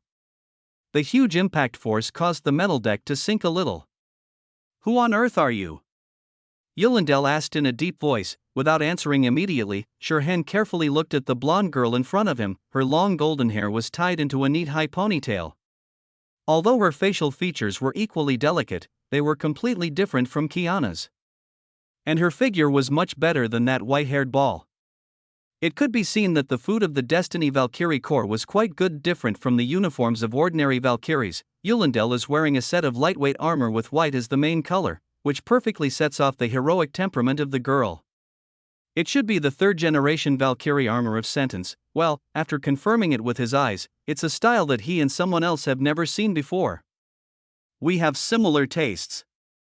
We both chose white clothes. Shirhan pointed at the white robe on his body and said, "As the saying goes, thousands of troops avoid white robes." He and Eulendel do have this level of deterrent power. Of course, Eulendel hasn't fully developed yet, so she is a little worse than him. Chapter 15. Looking at the white-robed figure in front of her, Eulendel was a little confused. What on earth is this guy talking about? Now she is asking about the other person's identity. Does it have anything to do with the color of the clothes they are wearing? Walter. My name is Walter. Knowing that the Kaslana family had always had poor brains, Shirhan answered the girl's question directly, skipping over her clothes. We are all in the underworld, who would use real names? Please stop joking, sir. Eulendel said seriously, with a hint of anger in her eyes. The first thing he said was the name of the anti-entropy leader. It was obvious that this guy was trying to fool her. I'm serious. Shirhan said in a serious tone, why do you think I'm not Walter? Even Walter himself has not expressed any objection yet. Walter is the name of the leader of anti-entropy, but you will never be the leader of anti-entropy. Eulendel explained.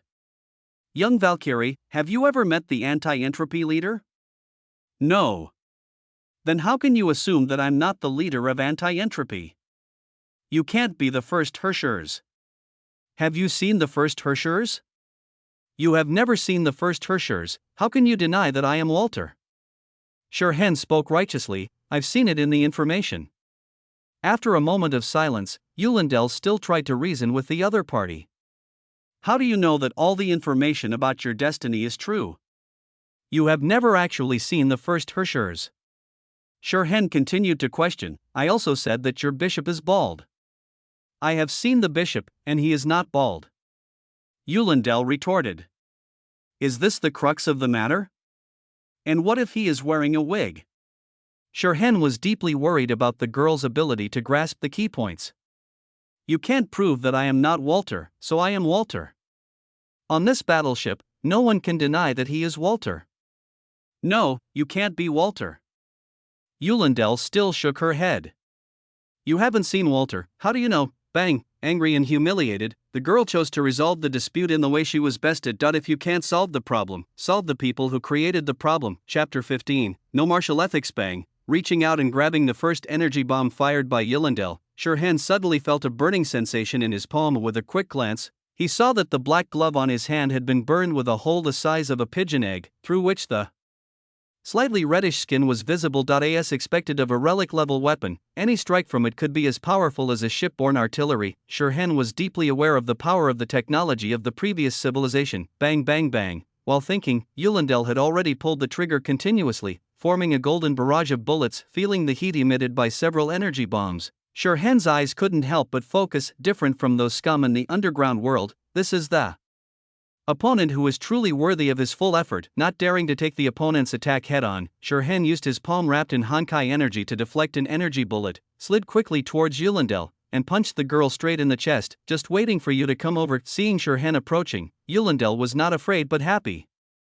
The moment she put away her guns, she punched the boy. Compared with firearms, she is better at this kind of flesh-and-flesh combat. Bang! Both fists landed on each other at the same time, the two sounds condensed into a heavier muffled sound, and cracks suddenly appeared on the surrounding deck. Even though the steel used in the battleship is extraordinarily strong, compared to the terrifying destructive power of the two men, it is still as fragile as a child's toy. Feeling the huge force transmitted through the girl's fist, Shirhan couldn't help but take a half step back, and one of his shoulders felt slightly numb. The Kaslana family's ancestral supernatural power is indeed terrifying, but what if that were the case? The corners of his mouth beneath the mask curled up slightly, and a faint white light shone on the back of Shirhan's right hand, through which a complex red pattern could be vaguely seen. In an instant, Shirhan's control over Honkai energy rose to another level. Using the Honkai energy more delicately to stimulate the cells, Shirhan threw out another punch. On the other side, after a slight shake of her body, Yulindel attacked again, her sky blue eyes full of confidence. In that punch just now, she already realized that she had the advantage in strength. The next step is to find ways to expand this advantage. Bang! The two fists collided,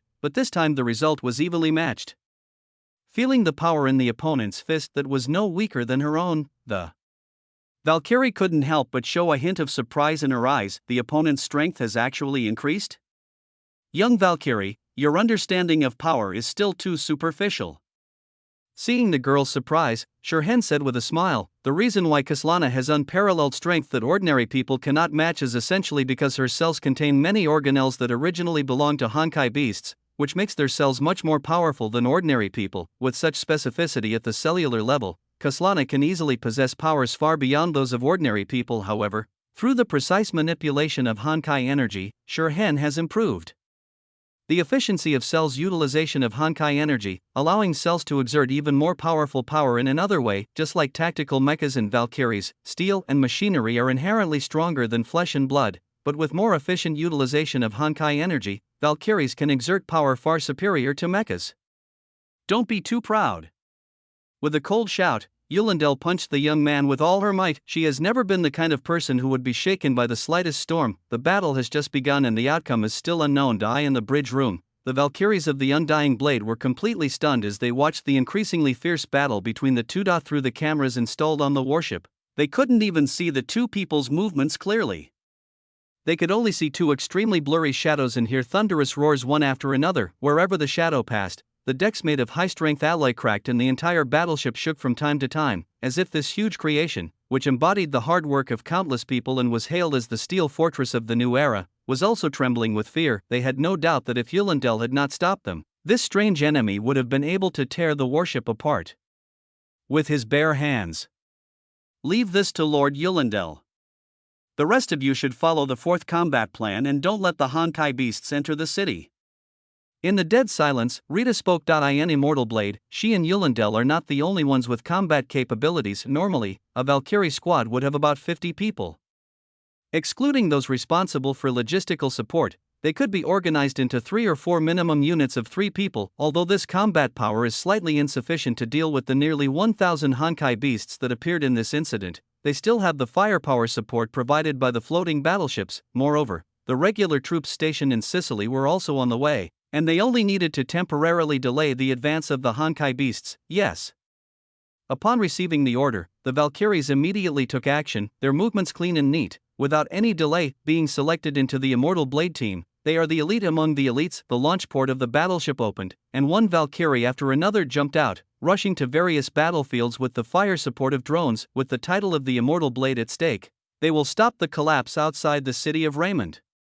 Lord Yulindel, high up in the bridge room, Rita watched the battle on the deck through the porthole, a hint of worry showing on her charming face. Since the last operation in the Quantum Sea, she hadn't seen an enemy that could put Yulindel in such a tough fight for a long time. Moreover, as the vice captain of the Undying Blade and the Valkyrie whose strength is closest to Yulindel on the battleship, she can see much more from this battle than anyone else. This strange man in a white robe indeed possesses the power to almost shatter other people's common sense. There's something weird about this man. After exchanging blows with Shirhan once again, Yulindel's expression became more solemn.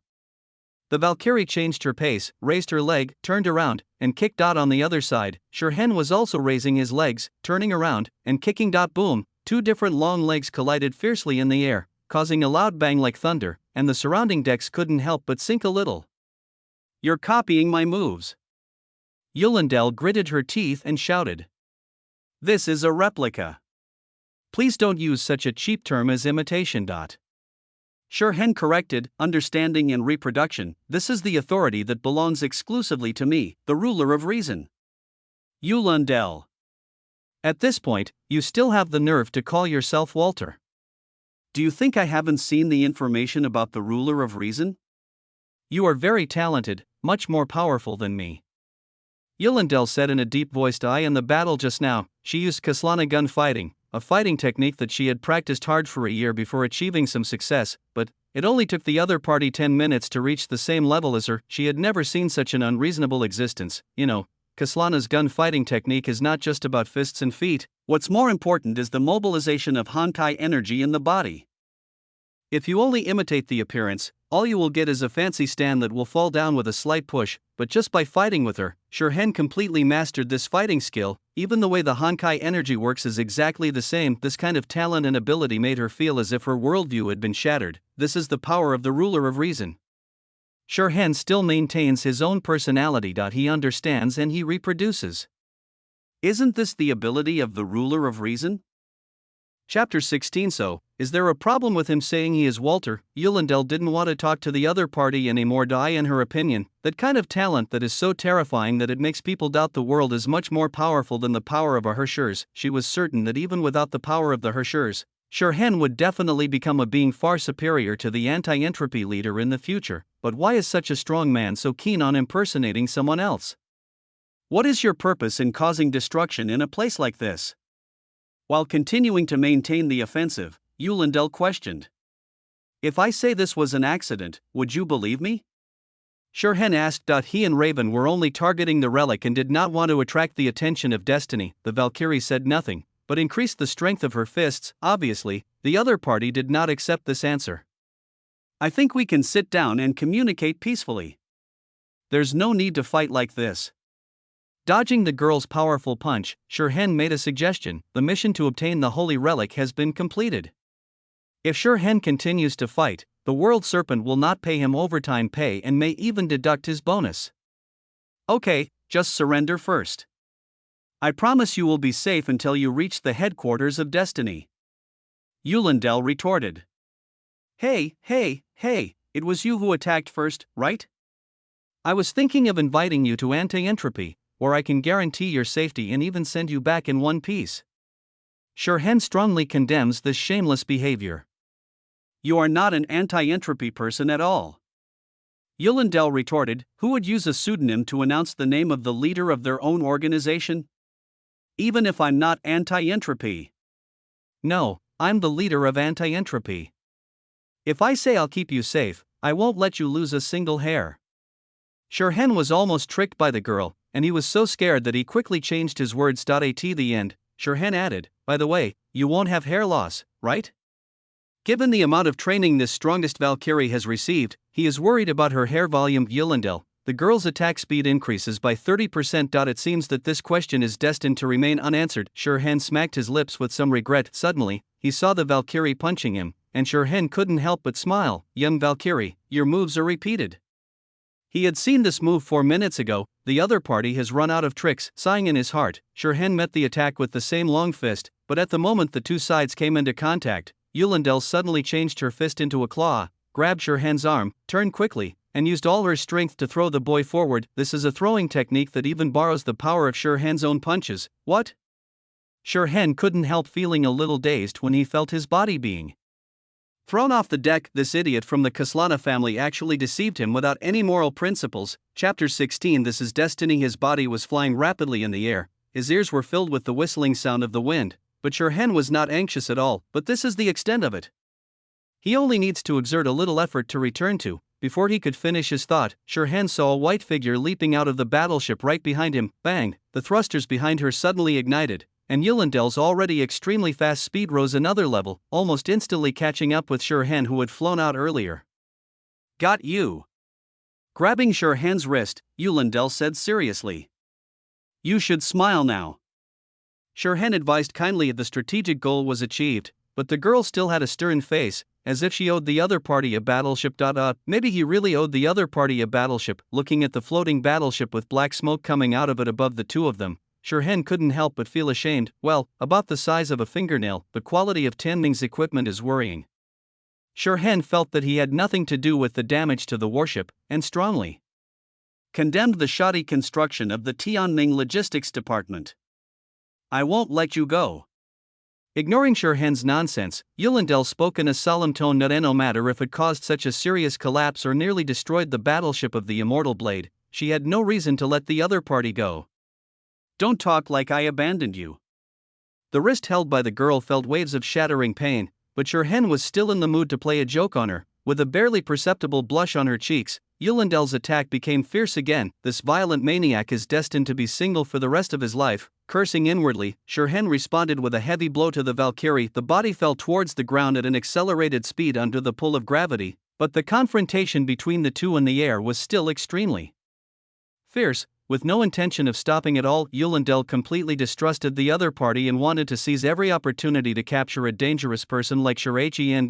For Shirhan, the other party has come to his door, and he can't escape even if he wants to. Even though the environment was not suitable, the intensity of the fight between the two was no less than when they were on the battleship, and every punch and kick was aimed at destroying the opponent's mobility. For the threat posed by falling from a high altitude, everyone has already started to behave like a dehumanized person, so who still cares about this? The height of several hundred meters passed in a flash, and before falling to the ground, the two men exchanged blows again, and their bodies separated and hit the ground, creating two large holes. Just surrender. You have no way to escape. Waving her hand to disperse the dust, Yulindel issued an announcement. Without the burden of the battleship, she can now use her power without restraint. I should return this sentence to you exactly as it is. After rubbing his wrist that was pinched so hard by the girl, Shirhan kicked a Honkai beast that was rushing towards him and sent it flying more than 10 meters away. They landed right in the middle of a group of Honkai beasts. However, to both him and Yulindel, these Honkai beasts are not much different from ants. This is my last warning. I don't want to kill you. She said this solemnly, a hint of gold emerging from Yulindel's blue eyes. You mean to say that you can kill me anytime you want? Stepping on the head of a Honkai beast, Shirhan shouted loudly and arrogantly, his white robe rustling in the wind. This moment, in this situation, he felt that he should have a round fan in his hand. Facing Shirhan's shouting, Yulindel did not say a word, but the gold in her eyes suddenly became blazing, like two burning suns. Feeling the sudden surge in the girl's aura, Shirhan couldn't help but remain silent. Coach, I want to report someone for cheating. We all agreed to fight with our own strength, but you, a guy with thick eyebrows and big eyes, actually exploded with your little universe? Surrender. Yulindel issued a final warning. I can't control this power freely yet, and I don't want to accidentally kill you. Although the fight between the two was fierce, she did not sense any murderous intent from the other party, as if the other party had come all the way here just to fight with her. Shirhan covered his mask and laughed wildly. Young Valkyrie, what makes you think that I was at my full strength just now? I am the man who inherited the name of Walter. As soon as he finished speaking, two balls of bright but not blazing white light appeared in Shirhan's eye sockets, like a quiet silver moon in the night sky. This moment, the power of the holy mark in Shirhan's body has been completely released. More than half a year was enough time for the young man to train his stigma to the maximum level. Hearing that Shirhan still did not forget his name Walter, Yulan Dyer pursed her lips and did not refute. With her legs slightly bent, the next second the girl's body shot out like a cannonball, leaving a golden streak on the ground. Without hesitation, Shirhan also rushed towards the Valkyrie at a speed that broke the sound barrier. Boom! The two bodies collided violently in the middle of the fight, causing a loud noise that was 10 times more terrifying than the previous one. The power spread outward and turned into circles of shock waves, destroying everything it encountered along the way in an equal manner.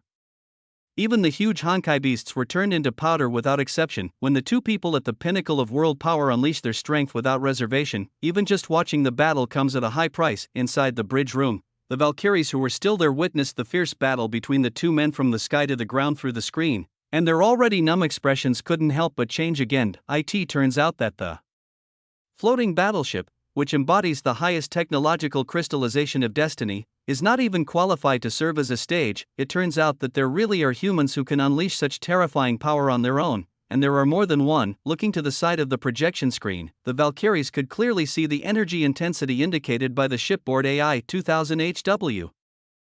You know, the output power of their floating battleship is less than 1000 HW. For a moment, everyone felt that their already shattered worldviews were shattered even more thoroughly. Originally, they had a high awareness of Eulendel's strength, but now it seems that it was simply because the opponents they had encountered before were too weak, leaving Lady Eulendel no room to exert her strength.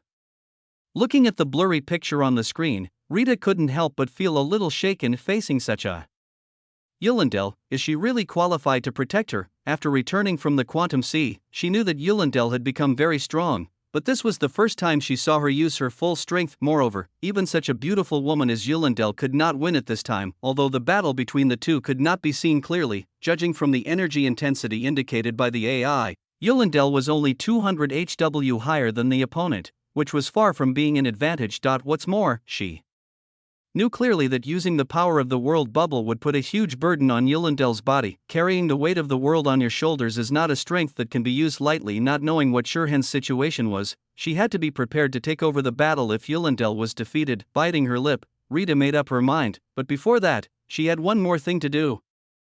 Chapter 17. As she thought about it, the Valkyrie turned on the communication frequency of the Destiny headquarters. Hello? Is this Miss Amber? This is Rita from the Undying Blade team. We have encountered an unexpectedly powerful enemy, one that possesses power that is no weaker than that of the Hershurst. I hope the headquarters can send a new Valkyrie team for support. Neither party was the type to hesitate, so the communication ended quickly. Looking back at the screen, Rita's lips couldn't help but curl up slowly. This is the home ground of Destiny. Chapter 17. Carrying Walter's name, I must not lose the ruins of Remont Castle. The cat was in the shadow of the building and the raven was feeling uneasy. Are these two guys monsters? Watching the increasingly fierce battle between the two through the scope of the Seven Thunders of Purification, Raven felt that his three perspectives were challenged again and again. From now on, she felt that she would not be surprised no matter what happened. After all, no matter how bizarre things are, can they be more terrifying than these two monsters? Holding her sniper rifle tightly, Raven felt for the first time how weak and pitiful she was.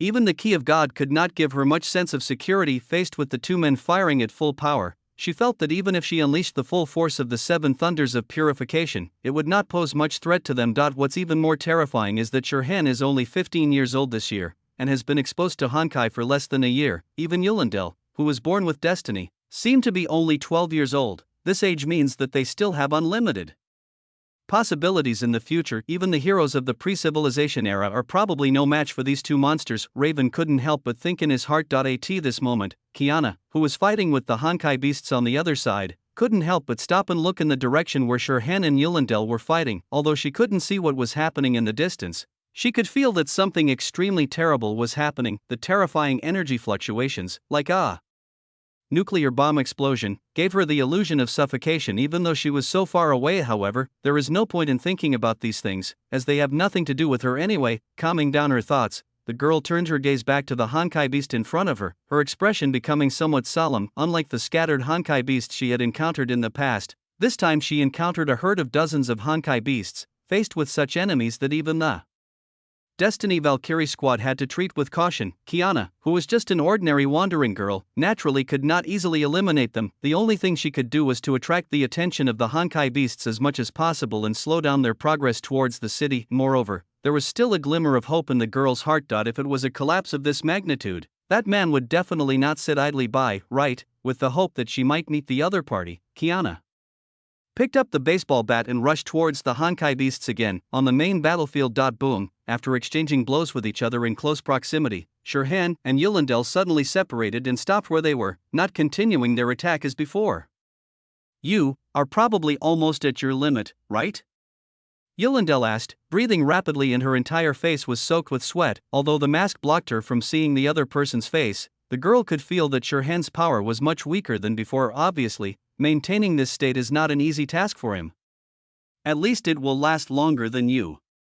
Shirhan grinned. Compared with a world bubble, the burden on the body caused by fully stimulating the power of the stigmata is indeed much smaller. After all, the stigmata is an ability that is completely his own, while the world bubble is a foreign object to the girl. Of course, the sizes of the two are completely different. As for the increase in strength, the holy mark is also much weaker than the world bubble, which makes Shirhan's injuries much more serious than Yulandel's. This girl who looks as delicate and cute as a doll is really ruthless. After one has gained while the other has lost, their conditions are now roughly the same.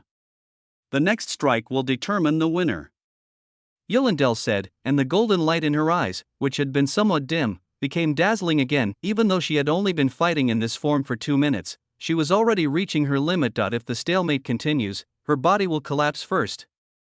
I think we can be considered a tie. Shirhan applied for a draw. In response to this suggestion, Yulandel just looked at him silently, and the aura in her body suddenly surged. In her dictionary, there is no such word as giving up halfway. Faced with a dangerous person like Shirhan who wantonly caused the collapse disaster, she must do her best to take him into custody. It seems that there is nothing to talk about. With a low laugh, Shirhan immediately raised his head. The white light in his eye sockets was calm and bright. Young Valkyrie, are you ready to face your own death? Even though his body was covered in wounds and even though he could only use the power of natural stigmata, Shirhan was still invincible in the world. Facing Shirhan's declaration, Yulandel's face remained calm and she slowly raised her right hand. Bianca Yulandel Adagina, I would like to ask for your advice. As soon as she finished speaking, the Valkyrie's white armor was coated with a layer of golden light, and a pure golden holy sword also spread out from the girl's palm. Swish, the moment the holy sword took shape, a deep and hellish energy suddenly erupted, and the terrifying pressure spread in all directions like a tide, causing the high ponytail behind the girl's head to unfurl, and her golden hair fluttered upwards like a flag. In the name of the second leader of the Anti-Entropy Alliance and the third acting Herrschers, I, Walter Bai, accept your challenge. Shouting in the same solemn voice, a pure white baseball bat in Shirhan's hand grew rapidly. Since the other party used Honkai energy to condense a weapon, he naturally had to deal with it in the same way. As for the problem that the ruler of reason has only been passed down to the second generation, when he has time, he will go to talk to Lao Yang about physics. I believe that the other party will be willing to let him be the third generation of the ruler of reason. At the moment the baseball bat took shape, the two men moved at the same time. No, to be more precise, both of them disappeared at the same time. It was not until the next moment that two balls of light appeared and collided violently. Boom, the holy sword and the baseball bat crossed each other, and two streams of energy, one gold and one white, suddenly erupted, like two dragons entwining and biting each other, trying their best to crush each other completely, carrying the expectations of the immortal Blade team and the hopes of tens of millions of people in that world bubble. I must not fall here. Feeling the terrifying power transmitted through the holy sword and listening to the cries of every cell in her body, the Valkyrie's heart became more resolute. Presumably, the other party is also carrying something equally heavy. Their eyes met, and through Shirhan's eyes that radiated bright white light, Yulandel seemed to be able to hear the other person's fiery voice. Carrying the name of Walter, I must not lose. The other party said it directly. Yulandel, is this guy a dramatic actor? It's already this time, and I still have to pretend to be Walter. The girl suddenly felt like there was a mouthful of old phlegm stuck in her chest, and she couldn't feel better unless she spit it out. But in the next second, the two energies that had been in a stalemate for a long time reached a critical point, and the power that had accumulated to the limit suddenly poured out and exploded, engulfing and destroying everything around it. Chapter 18. The moonlight is so beautiful tonight. After an explosion like the birth of the universe, everything returned to calm. A breeze with a fishy smell of the sea blew by, stirring up the endless dust on the ground, giving it a desolate feel. Just a few minutes ago, the area within several miles was still green and vibrant, but unfortunately, they met an unreasonable duo of house-wrecking workers. Ahem. After wiping the blood from the corner of her mouth, Yulan Dyer finally showed a forced smile on her face. It seems that I won. Although her whole body was in so much pain that she almost lost consciousness, as if every cell in her body was overwhelmed and wanted to go on strike, but at least, she was still standing. Ah, yes. Lying not far from the Valkyrie, Shirhan's voice was weak and no longer deliberately hoarse. You actually possess such Honkai energy. Yulandel, I recognize you. Among all the Valkyries I have fought, you are undoubtedly the strongest.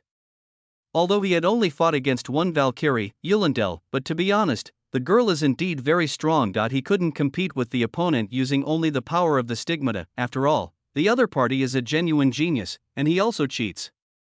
Thanks for the compliment. Yulandel said sincerely. To be recognized by a powerful opponent is the greatest compliment for her. Sure enough, I can't do anything. Shirhan spoke softly, with a despair in his tone as if he was about to give up everything. Yulindel, it's just a battle lost. Is it that serious? Under the mask, Shirhan blinked, but he didn't feel any inexplicable powers surging out of his body. Is the password wrong? Or does Honkai World not have his account at all? The boy fell into deep thought. Come back with me, and I will plead for you before the bishop. Yulindel said, her voice a little weak, but her tone was serious. It is said that masters only need a simple fistfight to know what each other is thinking. In the battle just now, she also vaguely felt the other party's thoughts and understood that Shirhan was not a bad person. Sorry, this won't work. Shirhan refused decisively. I was thinking of taking you back to anti-entropy. You are not an anti-entropy person at all, right? Yulindel was really a little angry. Can't this guy be honest? I am the man who inherited the name of Walter.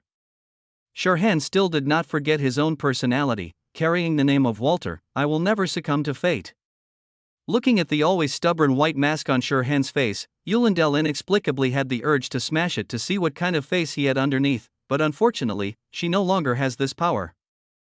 Chapter 18. The opponent's mask was nothing ordinary. Even though his clothes were torn, the mask was intact. You can't escape. Rita and the others will be here soon.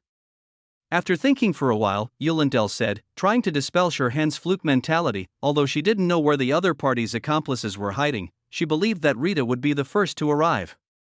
Then let's take a gamble. I believe our anti-entropy people will arrive first.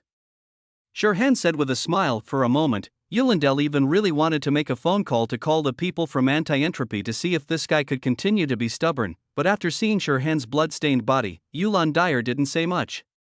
She just found a seat and sat down and said simply good. The other side, having left the castle ruins where it had been hiding, the Raven was on its way quickly after she felt that the energy fluctuations on the battlefield between Shirhan and Yulindel had subsided. She knew that the battle between them was over later. Through the scope of the seven thunders of purification, Raven also saw the outcome in which both sides suffered losses. The focus of the sight stayed on the blonde Valkyrie for a full 3 seconds.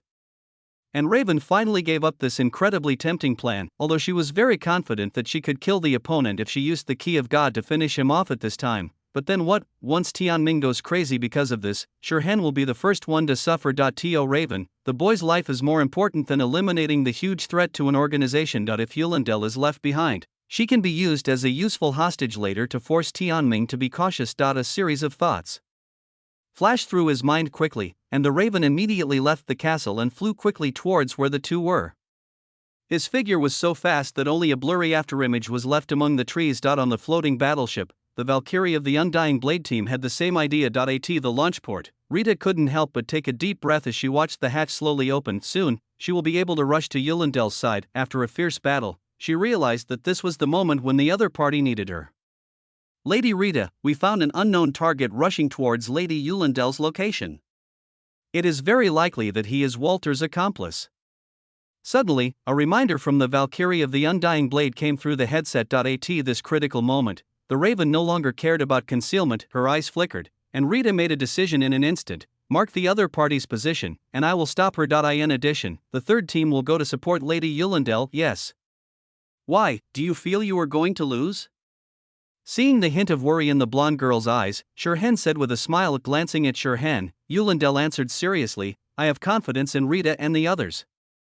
But it's been 15 minutes now.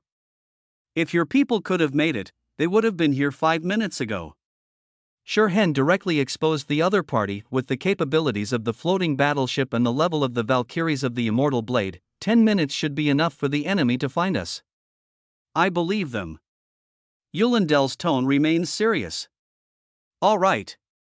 Shirhan was too lazy to argue with the other party about this matter. By the way, are you really not going to consider returning to anti-entropy with me? This topic is meaningless. Yulindel said coldly, if you are really sincere, why don't you take off your mask and tell me your real name? She doesn't like people who hide their heads and show their tails, and she dislikes people who can fight with her with all their strength to hide their heads and show their tails. Shirhan, I am Walter. Once you decide on something, you must follow through with it. Even if the ruler of reason stood in front of him today, he was still Walter Yulindel. Then there is nothing to talk about between us. From the first words we spoke when we met, not a single word this guy said was true. That's a shame. I actually quite like you. Shirhan sighed that he could learn a lot from fighting with someone like Yulindel. The underground world is basically full of rookies, just like the Bloody Axe Mafia before. Although the name sounds impressive, he is not even qualified to move a finger. If a rookie is bullied too much, he will become a rookie himself. After hearing Shirhan's words, Yulindel just looked at him coldly. She had long stopped believing what the other party said. Thump, thump, thump. Suddenly, a burst of hurried footsteps sounded. Looking up, Yulindel showed a smile on her face. My teammates have arrived this time, you lose again. As if to confirm the girl's words, a series of shouts rang out at the same time. Team leader. Captain Yulindel. Lord Yulindel. Not long after, 3 young Valkyries arrived quickly, surrounded Yulindel and protected her firmly in the middle. At the same time, they looked at Shirhan with vigilant eyes, and did not relax their guns and swords in their hands at all. Although Shirhan was in a miserable state and looked like he was about to run out of energy, the power he had displayed before was so terrifying that the Valkyries could not feel at ease. Okay, he has no strength left, no need to be so nervous. After struggling to stand up, Yulindel comforted the others, but her eyes were fixed on Shirhan's every move. Apparently, the girl was not as relaxed as she said she was. Although Jedi counterattacks are rare, Yulindel does not want to become one of the negative examples. Now, are you willing to surrender? Yulindel asked again. Even after the new forces arrived, she was able to forcibly arrest Shirhan, but the girl was still willing to give him a chance to choose. This is her respect for a strong man. Ha! It was Shirhan who answered the Valkyrie with a loud laugh. Young Valkyrie, be proud of yourself. You actually forced me, Walter, into such an embarrassing situation. Are you still going to struggle to the death? Yulindel couldn't help but frown. She really didn't understand why Shirhan was still so stubborn even after all this. Yulindel didn't think that the other party had any trump cards, otherwise she would be the one lying on the ground now. Be prepared to face your despair. He whispered, Shirhan's breath becoming weaker and weaker. Then, it stopped abruptly. Yulindel? So, the despair that Shirhan mentioned means that he will choose to commit suicide. Feeling the other party's aura as calm as dead water, Yulindel was completely stunned. Why would Shirhan choose to commit suicide rather than give up resistance? Is there really any point in doing this? Not only did Yulindel fall into self-doubt, but the 3 newly arrived Valkyries also looked at each other in confusion. But the next second, boom! An extremely powerful aura burst out from Shirhan's body, lifting the boy's body up and gradually making it stand upright. It was as if the opponent returned to the peak in an instant. Get behind me! She immediately stood at the front and mobilized the little strength left in her body to resist the powerful force emanating from Shirhan. Ha! The moonlight tonight is so beautiful. Shirhan raised his hand and summoned a silver metal ring. He smiled and whispered, Aren't you right, Miss Yulindel? Glancing at the sun that had already risen halfway in the east, Yulindel chose to remain silent. There must be something wrong with this guy's brain. I have a ray of moonlight, and I would like to invite you all to enjoy it together. As soon as he finished speaking, Shirhan stepped into the air several times, and his figure soared straight into the sky like a flying swallow. Behind the young man, a metal ring was emitting an extremely bright silver light, like a moon that was countless times brighter, making people close their eyes and unable to look directly at it. In the extremely brilliant silver light, only the young man's low voice could be heard faintly. Goddess of Destiny, please tell that old villain Otto that I, Walter, will personally come to his house to claim the blood debt from 57 years ago. Chapter 19, The Birth of the S-Class Valkyrie. The Immortal Blade Team's exclusive floating battleship, Medical Area Ward. The pale golden sunlight shines through the porthole onto the bed in the ward, and it is so warm and pleasant that one can still feel it even through the quilt. It's a nice day today. Looking at the clear blue sky outside the porthole, the girl couldn't help but think so in her heart. After all, the warship is flying in the stratosphere, so even if there is a pouring rain, it will still be sunny here. But no matter what, good weather is always a pleasant thing. Reading some books in the sunshine, the girl felt calm and happy. Crunch, the door of the ward was opened, and a Valkyrie with short gray blonde hair and wearing a black uniform walked in with graceful steps. It seems that Lady Yulindel is in a very good mood. The Valkyrie smiled as she saw the condition of the girl on the bed at a glance. You're here, Rita. Yulindel also looked up and smiled. How's the situation? The battle report is out. The Honkai beasts that appeared in Raymond have been completely destroyed, and the Undying Blade Squad. Rita paused slightly and looked at Yulindel with some hesitation. After a while, she continued, except for Lord Yulindel, no one was injured or killed. Almost all those who are selected for the Undying Blade team are elites, and naturally they all know how to protect themselves in the battle with Honkai beasts. Is that so?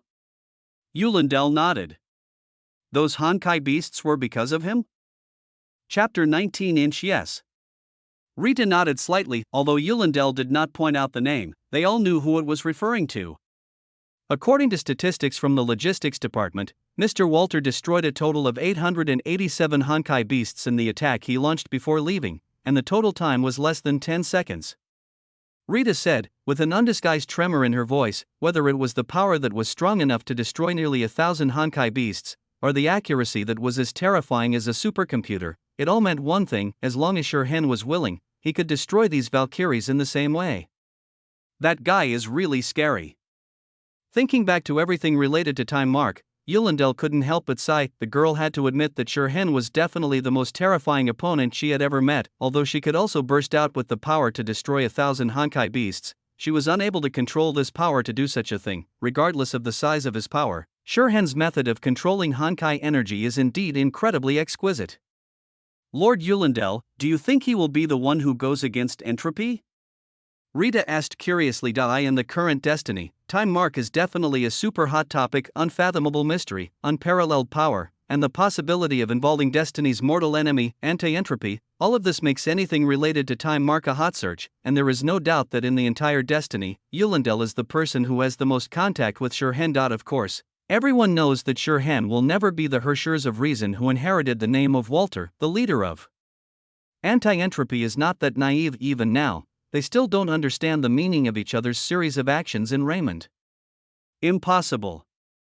Facing Rita's question, Yulindel shook her head calmly. Although he has always claimed to be Walter, he has no feelings for this name, as if it is just a mask for him. Even in Destiny, people have different feelings towards the name of Archbishop Otto, some fear, some respect, some admiration. But no matter what, a Destiny person will never be indifferent to the name of Otto. But in Shurhen's mouth, the name Walter was just a mask. Without any extra emotions, the girl had no doubt that if Shurhen was facing an enemy called anti-entropy, he would definitely be able to name Otto without hesitation. It's really a bit surprising. Rita covered her mouth and smiled when everyone heard that Shurhen insisted on using the name of Walter. Even though they would not be stupid enough to think that the other party was really Walter, they would at least believe that the other party had a relationship with anti-entropy. Otherwise, could the other party specifically advertise for anti-entropy? By the way, does the person who acted with him know who the other party is? Yulindel asked out loud. Rita nodded. He's a mercenary, the first Raven on Karen's list. Yulindel thought for a moment and asked, was he hired? After hearing this question, Rita thought carefully for a while before answering. The relationship between the two does not seem like that of a mercenary and his employer. That Raven was too concerned about Shurhen, even more than a mercenary would be concerned about his employer. Moreover, the opponent's strength is far stronger than what is written in the intelligence. If it wasn't her who took action, but other Valkyries who came forward, I'm afraid there would have been considerable casualties. Normally speaking, the strength of the killers on Karen's list is just average, at best just at the level of an ordinary B-rank Valkyrie. What we really need to pay attention to is the cautious attitude and cunning methods of those killers, and someone whose strength reaches the level of an A-class Valkyrie and can even suppress her. Where can't such a person make a living? If you really need money, robbing a bank vault is a matter of minutes. Why would you degenerate into becoming a killer? It seems that there are other hidden secrets behind this matter.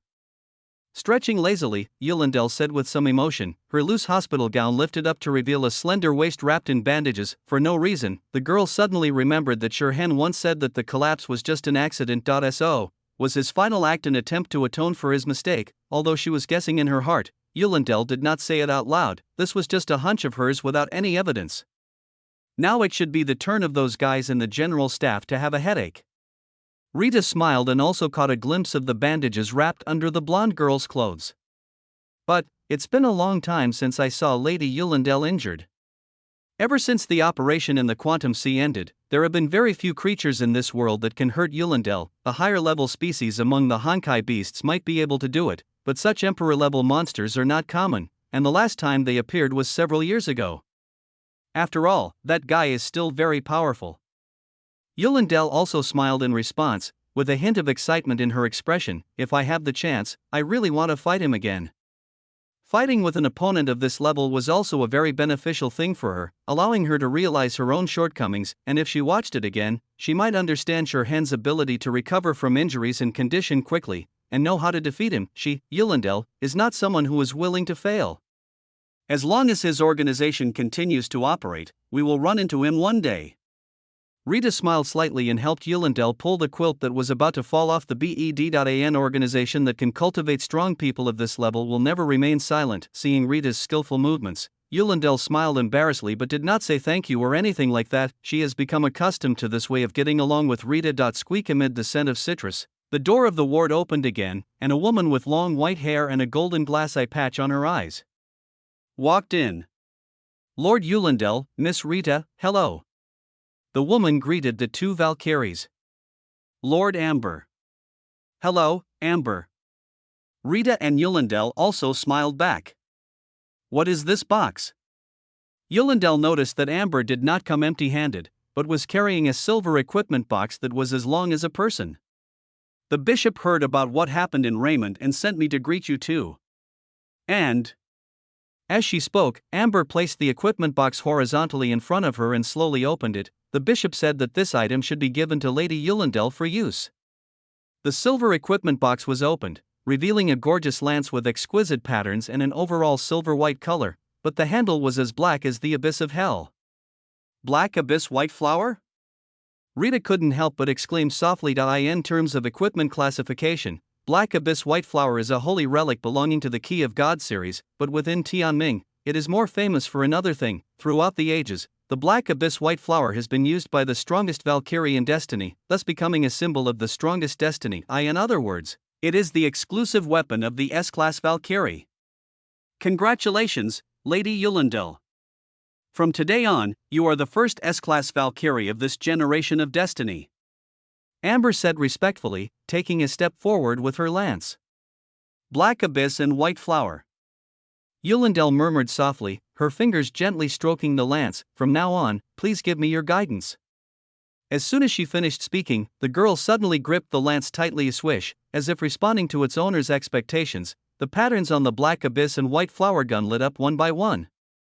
The incomparably holy silver-white light illuminated the entire ward and instantly healed the remaining scars on the girl's body. From this moment on, the most powerful S-Class Valkyrie with Destiny was born. Chapter 20. Need to pay extra. Raymond City Luxury Hotel. Is it fun? It's fun. Hearing this answer, Raven's eyebrows immediately raised. Huh? No, it's not fun. Shirhan hurriedly put away his smile, frowned and shook his head. Raven, when she first received this task, she thought it was quite simple. Although finding clues and deciphering the code were very complicated, she was a veteran in the organization after all, and her professional skills were still top-notch, so she could get it done with a little more effort. The final castle adventure is even easier. Just pack up the things given by the Grey Snake and sit aside and wait for the results. Although as expected, some accidents happened, but it will be fine after waiting for another month at most. Grey Snake can't say anything, after all, it is in force majeure factor, but she never expected that when Shirhan started to intervene in this incident, everything would gradually get out of control. The boy first showed her his airwalk, demonstrating his world-leading level of control over Honkai energy, and then, a bunch of Honkai beasts that appeared from nowhere began to run wild, forcing her to shrink into the corner and not dare to move. After finally waiting for the boy to come out of the unknown space and being able to call it a day and run away, this guy was still stubborn and insisted on fighting a team of fully armed Valkyries. "Alright, let's just fight." After all, the enemy's warships are about to run over their faces, and they probably can't escape without a fight. Then, even more terrifying things happened. Thinking back to that battle that shattered his worldview, Raven still couldn't help but feel a lingering fear. She never imagined that an ordinary treasure hunt mission would actually hook out the ace of the Destiny organization. What was even more unexpected was that the boy who had always been well-behaved beside him actually fought a monster of that level on equal terms. Even after finishing the fight with the opponent, Shirhan still had the energy to use a big move and wipe out all the remaining Honkai beasts in one go. That extremely bright silver moon and that rain of arrows filled with a destructive aura will surely leave a deep impression on everyone who witnesses it. This time, Shirhan became completely famous.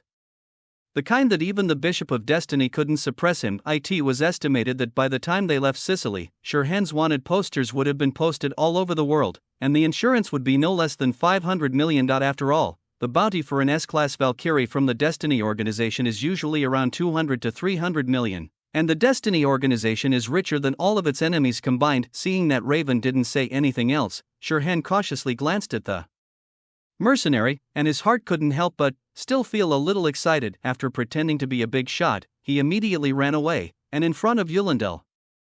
This feeling was so exciting that if there was another chance, he would like to do it again. After all, it was my first time doing something and I was not very experienced, so I missed a lot of things. For example, when he left, he could have drawn a little turtle on Yulendel's face. Anyway, the other party would be powerless to resist at that time, so it would be better to use the kind of super ink that cannot be washed off in a week. Although he was somewhat unwilling to use the resurrection armor, compared to exposing himself as a Hershers, things like resurrection and rapid recovery from injuries seemed somewhat insignificant. After all, the latter can be explained more or less by scientific principles, and there are quite a few people who have learned the skill of sit. UPS. After seeing life and death many times, everyone will get used to it, but the former, once people knew that he had a Hershers core out of sequence, Sirhan would really have to prepare to become an enemy of the world. The issue of Hershers has always been sensitive, and his extraordinary existence will touch the nerves of many people. Therefore, under normal circumstances, Sirhan would choose to break the Hershers core into countless fragments and integrate them into every cell of the body, so that he could hide his Hershers identity just like the first acting Hershers. Of course, he was unable to use the Hershers core power in this state, which was basically equivalent to sealing it up on his own initiative. It is precisely because of this that he, who possesses natural stigmata and the Hershers core, cannot defeat Yulendel, who has exploded her microcosm. The state of having world-class power applied to one's body is truly too terrifying, and is in no way inferior to the core of a Hershers. Chapter 20. If the girl was not so unfamiliar with the power and the opponent did not have much killing intent, Sirhan would have been knocked out of his resurrection armor on the spot. What a formidable opponent! Thinking of Yulendel's extremely heavy fist, Sirhan still feels a little scared. The other party hit him too hard. After the battle, at least 20 or 30 bones in his body were broken, but if he didn't use the resurrection armor to refresh his condition, he would have to stay in bed for at least 10 days or half a month. Of course, in the end, Yulendel's situation was not much better. Even with the monstrous physique of the Kaslana family, she had to recuperate for at least a week. At this moment, Sirhan still doesn't know that someone has obtained the divine equipment and is preparing to tie him back to Tianming to be the team leader. Oh, no, that girl with a head full of muscles only wants to fight with others, so the future that awaits him is most likely just 007's never-resting human punching bag. Next time. Looking at the boy in front of him who still looked like a big kid, Raven's thin lips moved a few times, and the rebuke that was on the tip of his tongue was swallowed back again. In the end, he still couldn't say anything harsh, and could only sigh helplessly. In the future, don't be so reckless again. When she was stopped by Rita and couldn't move forward, she really thought she was going to lose time. Mark. Oh, I know, Sister Natasha. Feeling the deep concern in Raven's tone, Sirhan nodded quickly. The mercenary queen who roams the underground world has never been a person who shows her emotions. Being ruthless and iron-blooded is her normal state, but now the other party cared about him like a sister next door, and was just short of saying with tears in her eyes that she was very worried about him. How could Sirhan remain indifferent? Of course, if the time really comes, it's hard to say whether he can bear to stay in the corner. By the way, how should we write the mission report this time? Sirhan asked as if he suddenly remembered something. Even though the World Serpent is a veritable villain organization, they still have to write mission reports. How can I write this? Raven raised his eyebrows, his young face full of anger. The intelligence department didn't even realize that taking out the holy relic would cause such a big commotion, and they also caused us to be surrounded by the Valkyrie troops of destiny. We can't just let this go. Sirhan was stunned. He admitted that he was a bit reckless at the time. Although the battleship of the Immortal Blade was right in front of him, if he wanted to escape, the other party would not be able to stop him, but he has resurrection armor on him. Even if the opponent is Kevin in his prime, he would dare to rush forward, let alone just an undeveloped Yulendel. Sirhan went straight for A. Then. His resurrection armor was gone. Sirhan originally thought that he would be punished, but after listening to Raven's explanation, he understood. So Sirhan looked expectant. We have to tell Grey Snake about this. Raven slammed his hands on the table, his eyes full of arrogance. We have to pay more. Chapter 21. Walter and Anti-Entropy. The next day, when Tianming announced that Yulindel had been promoted to S-Class Valkyrie, the mission reward settled by Grey Snake was also deposited into Shurhen's card. A whole small target, and it's euros. Is the world snake so generous? Shurhen took a breath of cold air in a very useless way, making an indelible contribution to global warming. This is the price for inviting a strong person equivalent to an S-Class Valkyrie to join us. The Raven spoke the truth. It is worth mentioning that the mission rewards for her and Shurhen were settled separately, so she only got 2 million, I see. Shurhen nodded. This is actually not difficult to understand. After all, it was not easy to find a monster-level genius who could rival the Ace of Destiny. If he was not won over well, then Grey Snake would have failed as HR. Moreover, when transferring the money, Grey Snake didn't even mention Raymond's relic, as if he was letting Shurhen do whatever he wanted. Shurhen even felt that, with his current record of being able to tie with Yulindel, even if he asked Grey Snake to let Raven be his personal maid, it was not impossible. The other party would most likely confront Raven directly, and then he would be beaten up. Women only slow down the speed at which he can swing the baseball bat. Shurhen suddenly felt as peaceful as a holy Buddha. However, even if Grey Snake didn't mention the holy relic, Shurhen had no intention of intercepting it. The way you eat is so ugly. This was originally something the organization required, and the mission remuneration had already been paid. What was the meaning of him still holding onto it and not paying it? What's more, this Moonlight Throne is actually just a toy in his hands. Although Shurhen destroyed nearly 1,000 Honkai beasts in one go in the attack he launched before leaving, that was because he was strong enough. The purpose of the Moonlight Throne was only to shine and give off heat. Well, it emits light and heat in the physical sense. If someone else came, they would probably only be able to use the flash bomb effect, because the Moonlight Throne was not originally designed as a weapon, and not everyone can use a high-intensity flashlight as a Jedi Knight's lightsaber.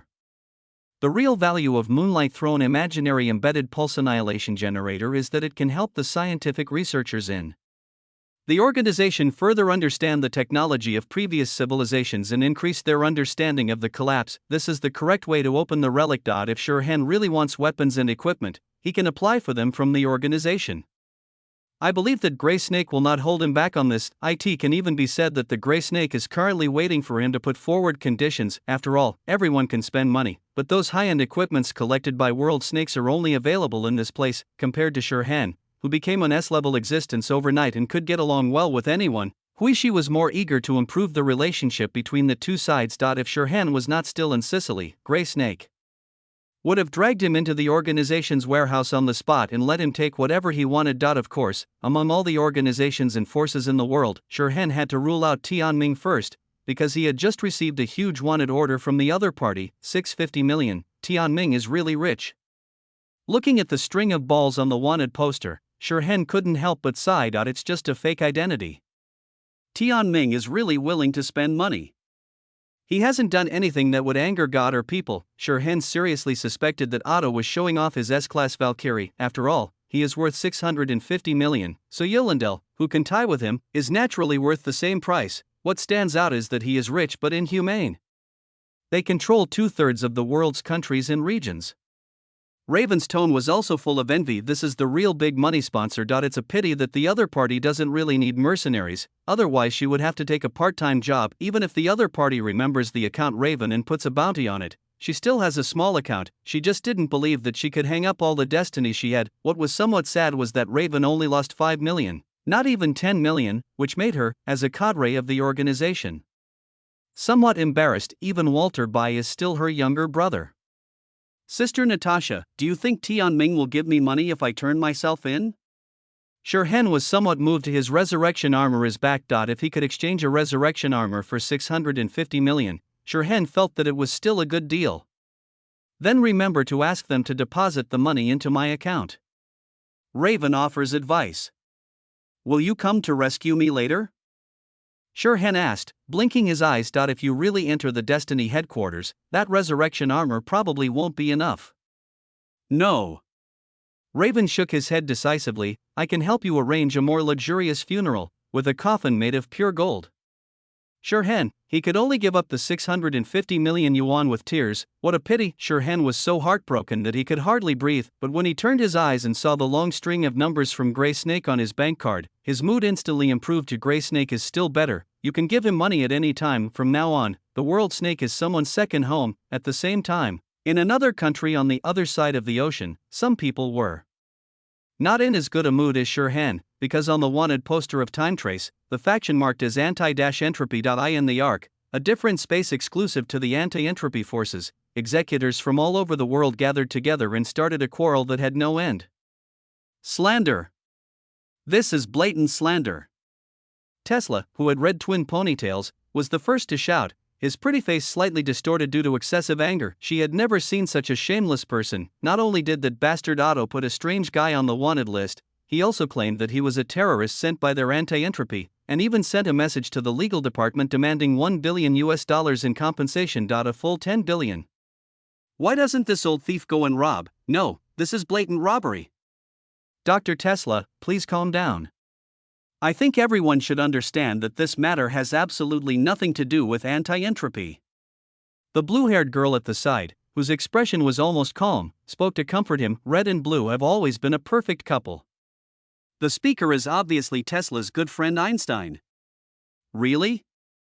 Someone asked a question, which seemed very tactless. Glancing at the guy who slapped him in the face, Einstein suddenly understood this is a radical executor. As the anti-entropy forces continued to grow, the number of executors increased, and the two different camps of radicals and conservatives were gradually divided. Unlike conservatives who tend to use moderate means, the radicals' demands have always been radical, advocating the use of all means to eliminate enemies that stand in the way of anti-entropy. In a nutshell, these people are a bunch of lunatics.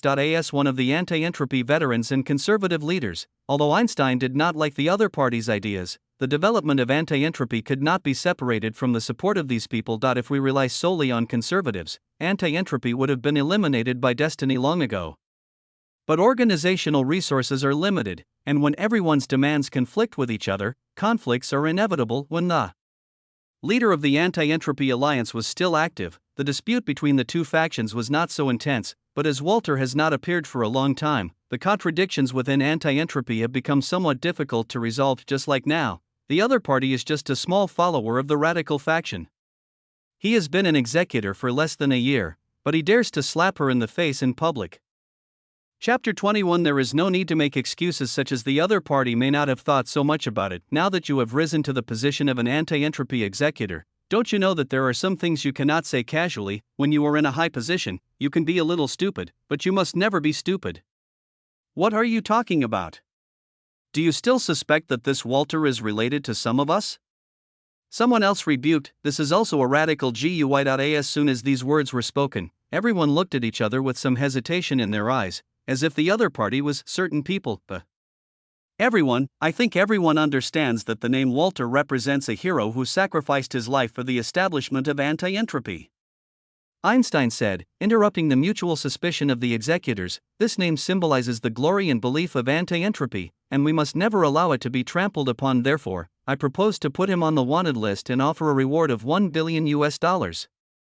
Although anti-entropy's finances are not rich, they cannot show any weakness in this matter as it concerns the name of Walter. What's more, she didn't think that the guy who called himself Walter would be caught easily. Of course, if someone could really get the $1 billion, she wouldn't mind teaching that plagiarist how the mass energy equation was derived. There's no need for that. We just need to deny Tianming's accusation. A woman with waist-length blonde curly hair and a proud figure spoke. Einstein couldn't help but look at the other person again. Kokolia, a key figure of the radical faction, thrived in Siberia with the support of anti-entropy and even had the potential to become a leader of the faction. This is not something that can be let go easily. That despicable name-stealer must pay the price.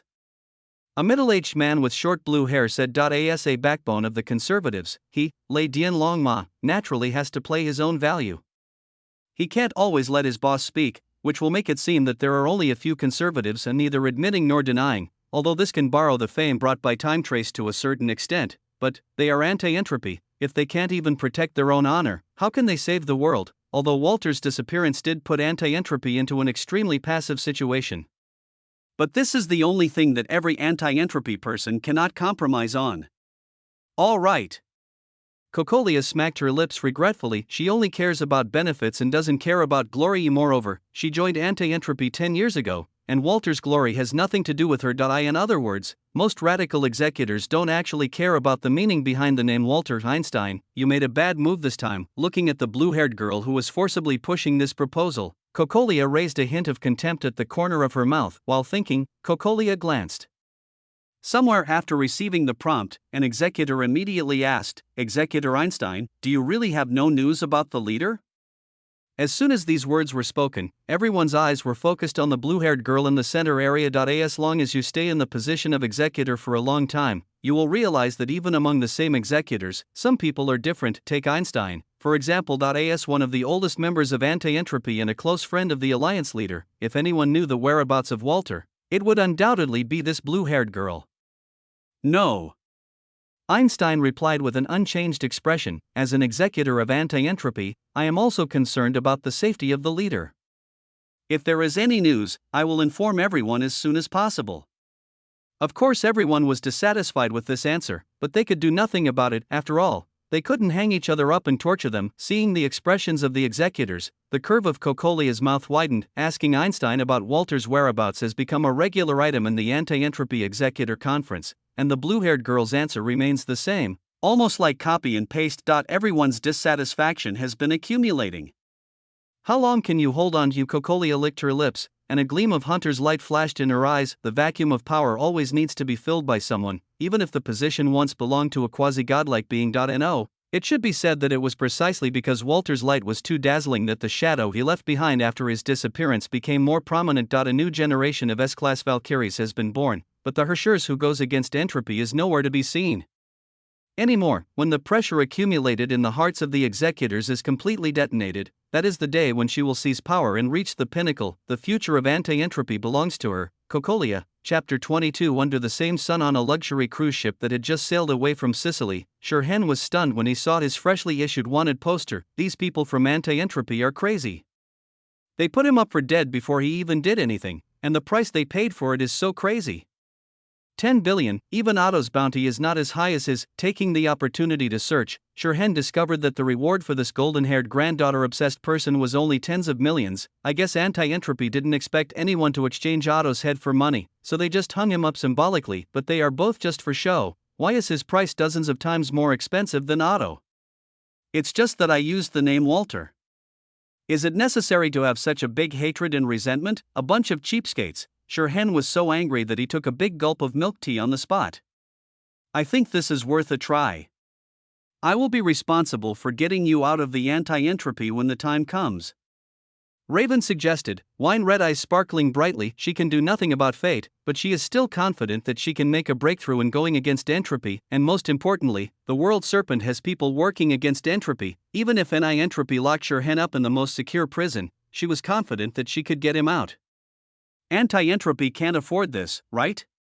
Shirhen touched his chin, expressing his doubts about the financial situation of anti-entropy. In the orphanage run by Cocolia, the children are all eating leftovers. I don't know whether it's because Cocolia is too honest or because anti-entropy as a whole is too poor. After all, they play with mechas and spend money. Moreover, the rules of the world of Honkai are very unfriendly to the mechanical department, which makes the anti-entropy, which is obsessed with mecha, always in a state of insufficient funds.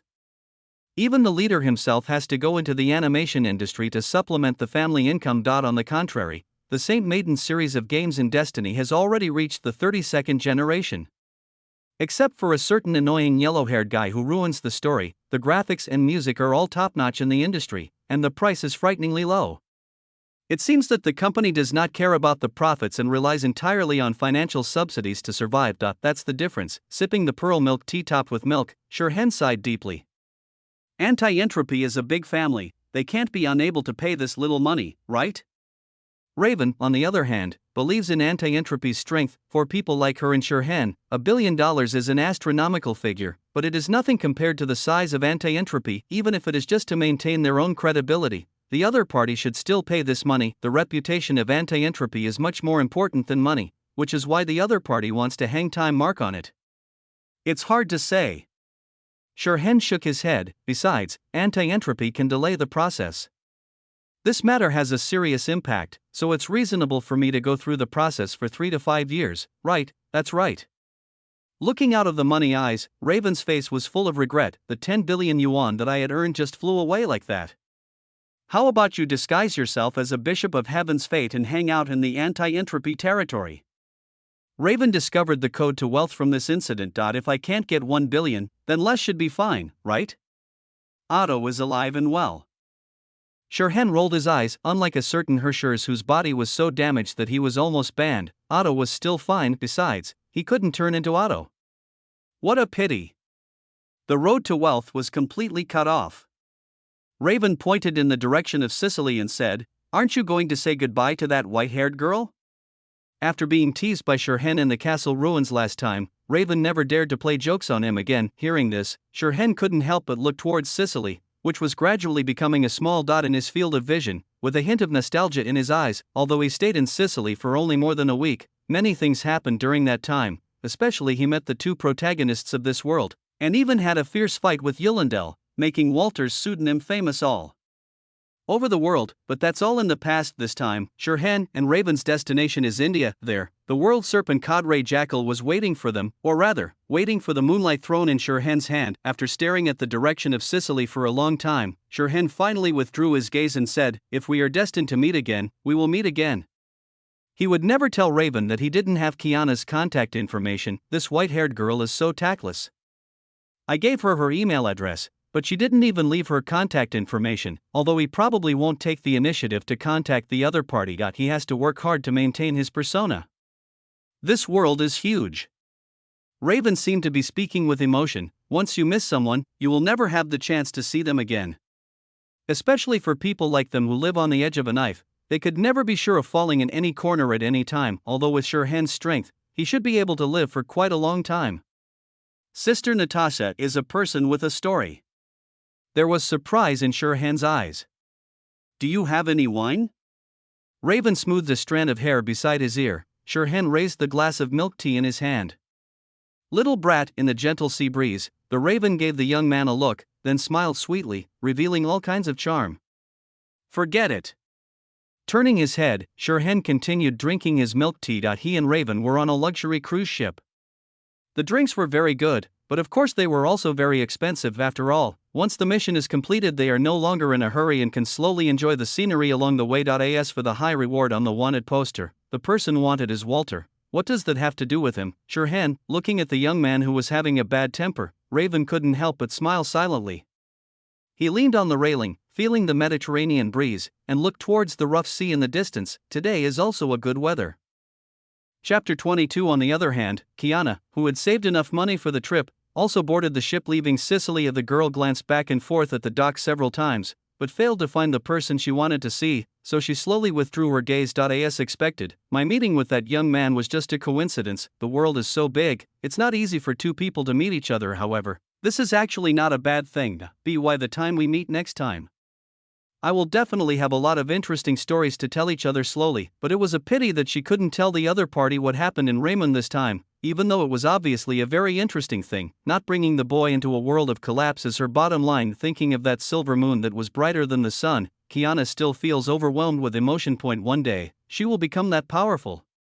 Standing on the deck of the ship, Kiana made a secret decision. Chapter 23. The Jackal. It took Shirhen and Raven nearly a month to reach India from Sicily, as they slowly drifted on the sea and got off the ship to stroll around the land from time to time. Well, in the end, it was because of Jackal's urging call that the two of them took a plane and covered half the distance in a few hours. In the southwestern territorial waters of India, there is an uninhabited island that is not marked on the map, and the base of the world serpent is hidden deep inside it. Following a guide, Shirhen and Raven sat in a small boat and followed a hidden waterway hidden in a cave, going deeper and deeper. After a long journey, they finally entered the base. I have to say, the way this base was built alone gives it the feel of a villain organization. What decent organization would hide its base so deeply? Walking in this dark cyber-style base, Shirhen suddenly felt that he had become an unforgivable villain.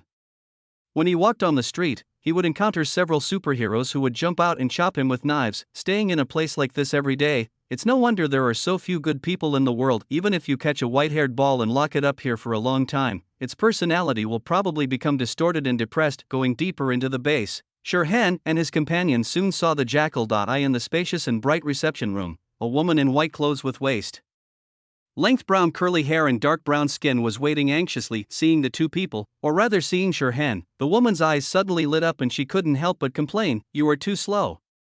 She had already set up the experimental environment, but these two guys didn't even walk half the way. If she hadn't urged me, the daylily would have been cold. "Don't you have a lot of tasks? Can't you just do something else to kill time?" Raven took a half step forward to protect the boy behind him and said in a nonchalant tone, she didn't like lunatics like Jackal whose heads were full of science. "I'm too lazy to explain it to you. You won't understand even if I tell you." The Jackal, who also disliked the Raven, looked straight at Shirhan. "Is that thing with you?" Nodding, Shirhan stretched out his hand and a silver metal ring appeared from the void, emitting a faint white halo. "Good, very good." Looking at the moonlight throne carefully and touching it to feel the texture of the special soul steel, Jackal immediately showed joy. "As long as we unlock the secret of this holy relic, we will know how the previous civilization understood the collapse in imaginary space. If we take it one step further, even controlling the collapse will be easy." As he spoke, the Jackal's expression gradually became crazy. Looking at the Jackal in this state, Shirhan's expression became strange. Having personally experienced the power of this holy relic, he really wanted to say that you are just dreaming and this thing is actually just a toy, but looking at the Jackal who seemed to be lost in fantasy, Shirhan hesitated for a few seconds but still couldn't say it out loud. "Forget it, let the child be happy for a while. Okay, it's none of your business now. Just find a place to stay and don't disturb me." After putting the moonlight throne away in a box, the Jackal waved at the two of them and left. First, from beginning to end, she neither introduced herself nor asked Shirhan's name. "Has she always been like this?" Shirhan turned around and asked Raven. "Ah? What do you mean?" After a pause, Raven asked. "It's just that way of speaking. It's very exaggerated." Shirhan carefully considered his words. Controlling the collapse, even the fire moth doesn't dare to think about such a thing. "You'll get used to it." Raven waved his hands, with an expression that showed he had seen a lot of ups and downs. "Don't underestimate Jackal. She's actually one of the world's top geniuses. The patent fees alone would put you on the shelf several times a year. Given the high bounty on Shirhan, he has become a unit of measurement for large sums of money. Can she still receive royalties?" Shirhan looked a little uncomfortable. "They are a villain organization. How can they sell patents openly? She has more than a dozen listed companies of her own." Raven looked at him disdainfully, as if to say, "Little brother, you are still too young. We are all in the world, so who doesn't have a few accounts?" "All right." Shirhan nodded reluctantly. Sure enough, everyone is playing behind the scenes. No wonder in his system that doesn't even deserve a name. The main quest is to become the behind the scenes boss of this world. However, although Jackal is a genius, you'd better stay away from her. Raven pouted and warned, "If she wants to give you something to eat, just refuse it if you don't want to lie on the experimental table." The Jackal now only has the holy relic to distract her for a while. When the other party comes to his senses, he will definitely turn his attention to the Stigma Awakener. Like Shirhan, having worked with the Jackal many times, she knew this guy's character very well. The other party never cares about any ethics or morals. "Oh."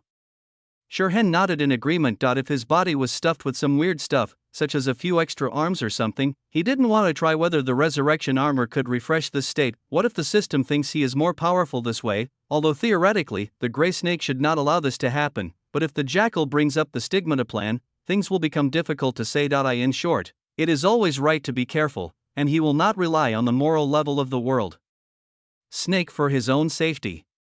"What do we do now?" Shirhan asked. "I have to say that the Jackal was indeed efficient and swift. After taking the relic, he completely ignored them without even saying hello." The guide stopped at the door of the reception room, and the other party was not qualified to enter the room. "Of course, it's to do something fun." Raven licked his lips, his wine-red eyes filled with excitement. Boom! Amid the violent explosion, Shirhan felt his eyes go dark and his body fell forward involuntarily. I died again. This was the last thought that flashed through Shirhan's mind. Sniff. The glass door opened, his consciousness returned to his body, and what came into Shirhan's sight was an unfamiliar ceiling. Who am I? Where am I? What am I going to do? A series of doubts were still going through the process. and a pleasant female voice with a proud tone sounded beside the boy's ear. Now you know how powerful my sister is, right? Coming back to his senses, looking at the smiling Raven, Shirhan curled his lips. He is just relying on his experience to bully. Raven raised his brows slightly. Sister Natasha is awesome. Shirhan immediately changed his words. The Raven then nodded in satisfaction and extended a hand to the boy. After a slight pause, Shirhan did not refuse. He grabbed the other person's hand and stood up from the consciousness immersion cabin. As one of World Snake's high-tech technologies, the consciousness immersion cabin has achieved nearly 100% realism. It is an advanced training facility in this base that requires queuing up for an appointment to use.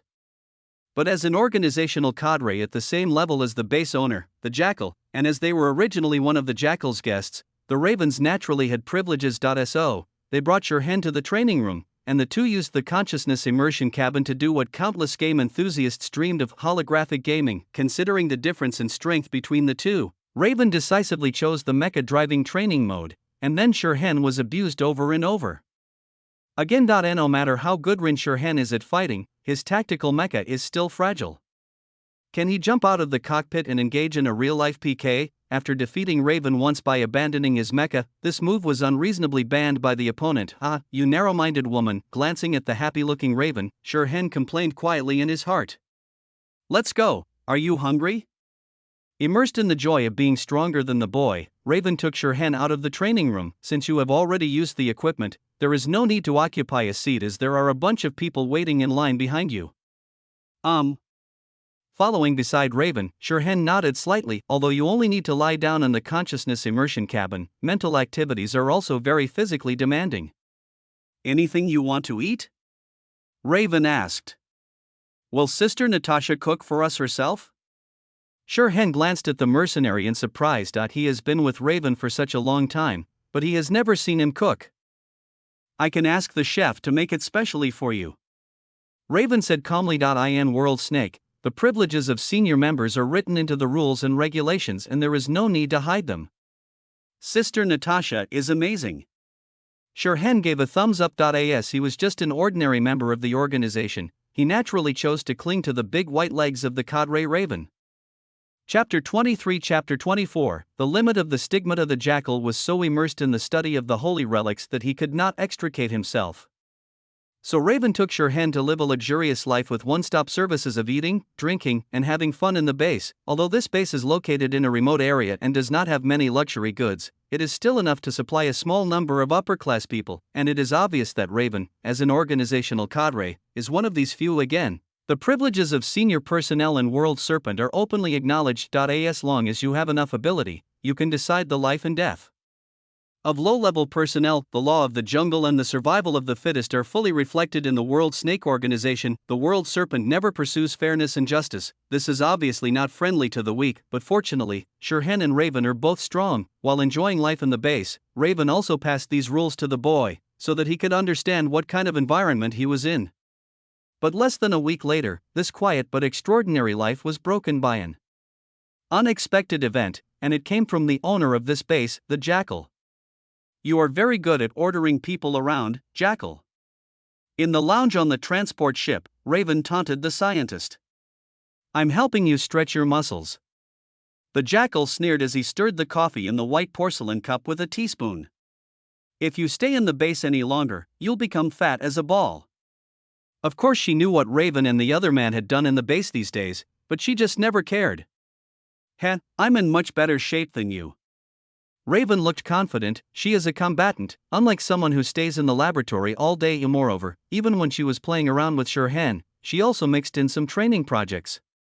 For example, she broke more than a dozen tactical mechas in the base. Anyway, the organization's funds will be reimbursed, so she doesn't need to pay. Oh? Really?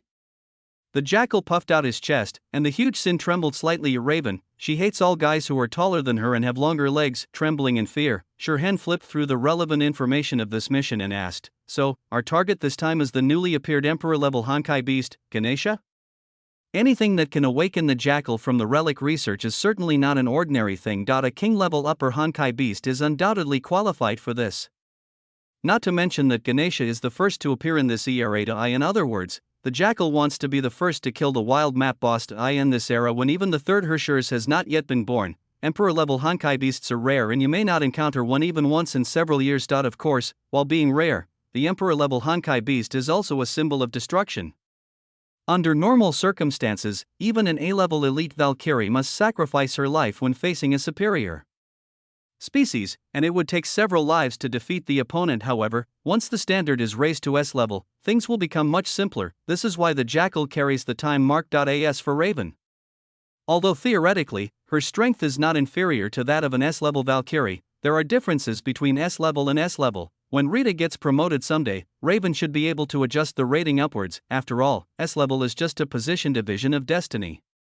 It does not mean that once your strength reaches a certain level, the voice of the world will call out to you. Before a real fight, no one can say that they can match the S-class Valkyrie of Destiny. When Eulendel was the only S-class Valkyrie, a strong man of this level was enough to shout Lubu among men, red hair among horses, and when Rita is added to the S-class, many people's bravery will be no less than that of an S-class Valkyrie. Hearing Shurhan's question, the Jackal temporarily broke away from the confrontation with the Raven, glanced at the boy and said, "That's right, once we capture Ganesha and thoroughly study the secrets of the Emperor-level Honkai beast, I can even make you a fusion warrior of the new era."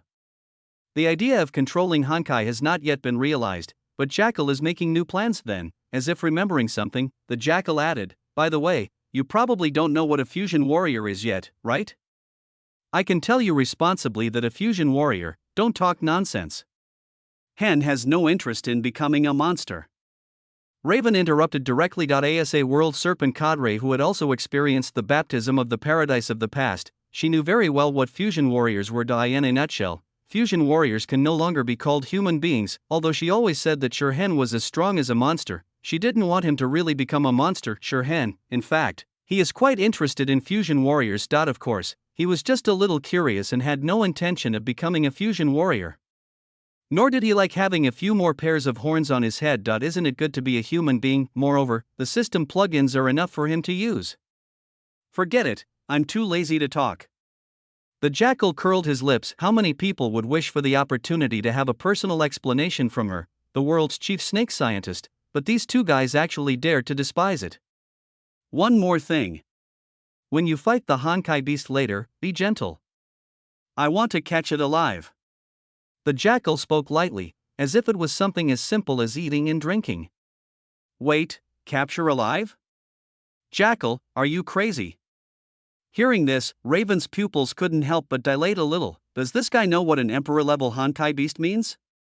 What? Is there a problem? Shurhan should be able to do it easily, right?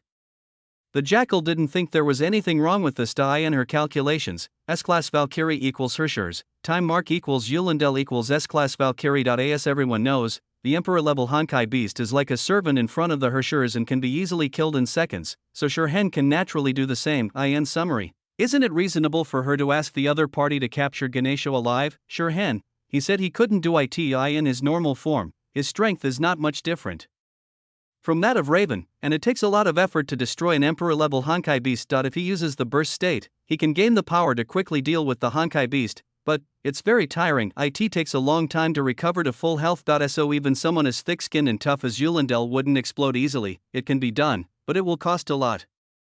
Shurhan was hinting at the other party to pay more. He felt that he had grasped the essence of Senior Raven, but unexpectedly, the Jackal just frowned in confusion. Why are you so weak?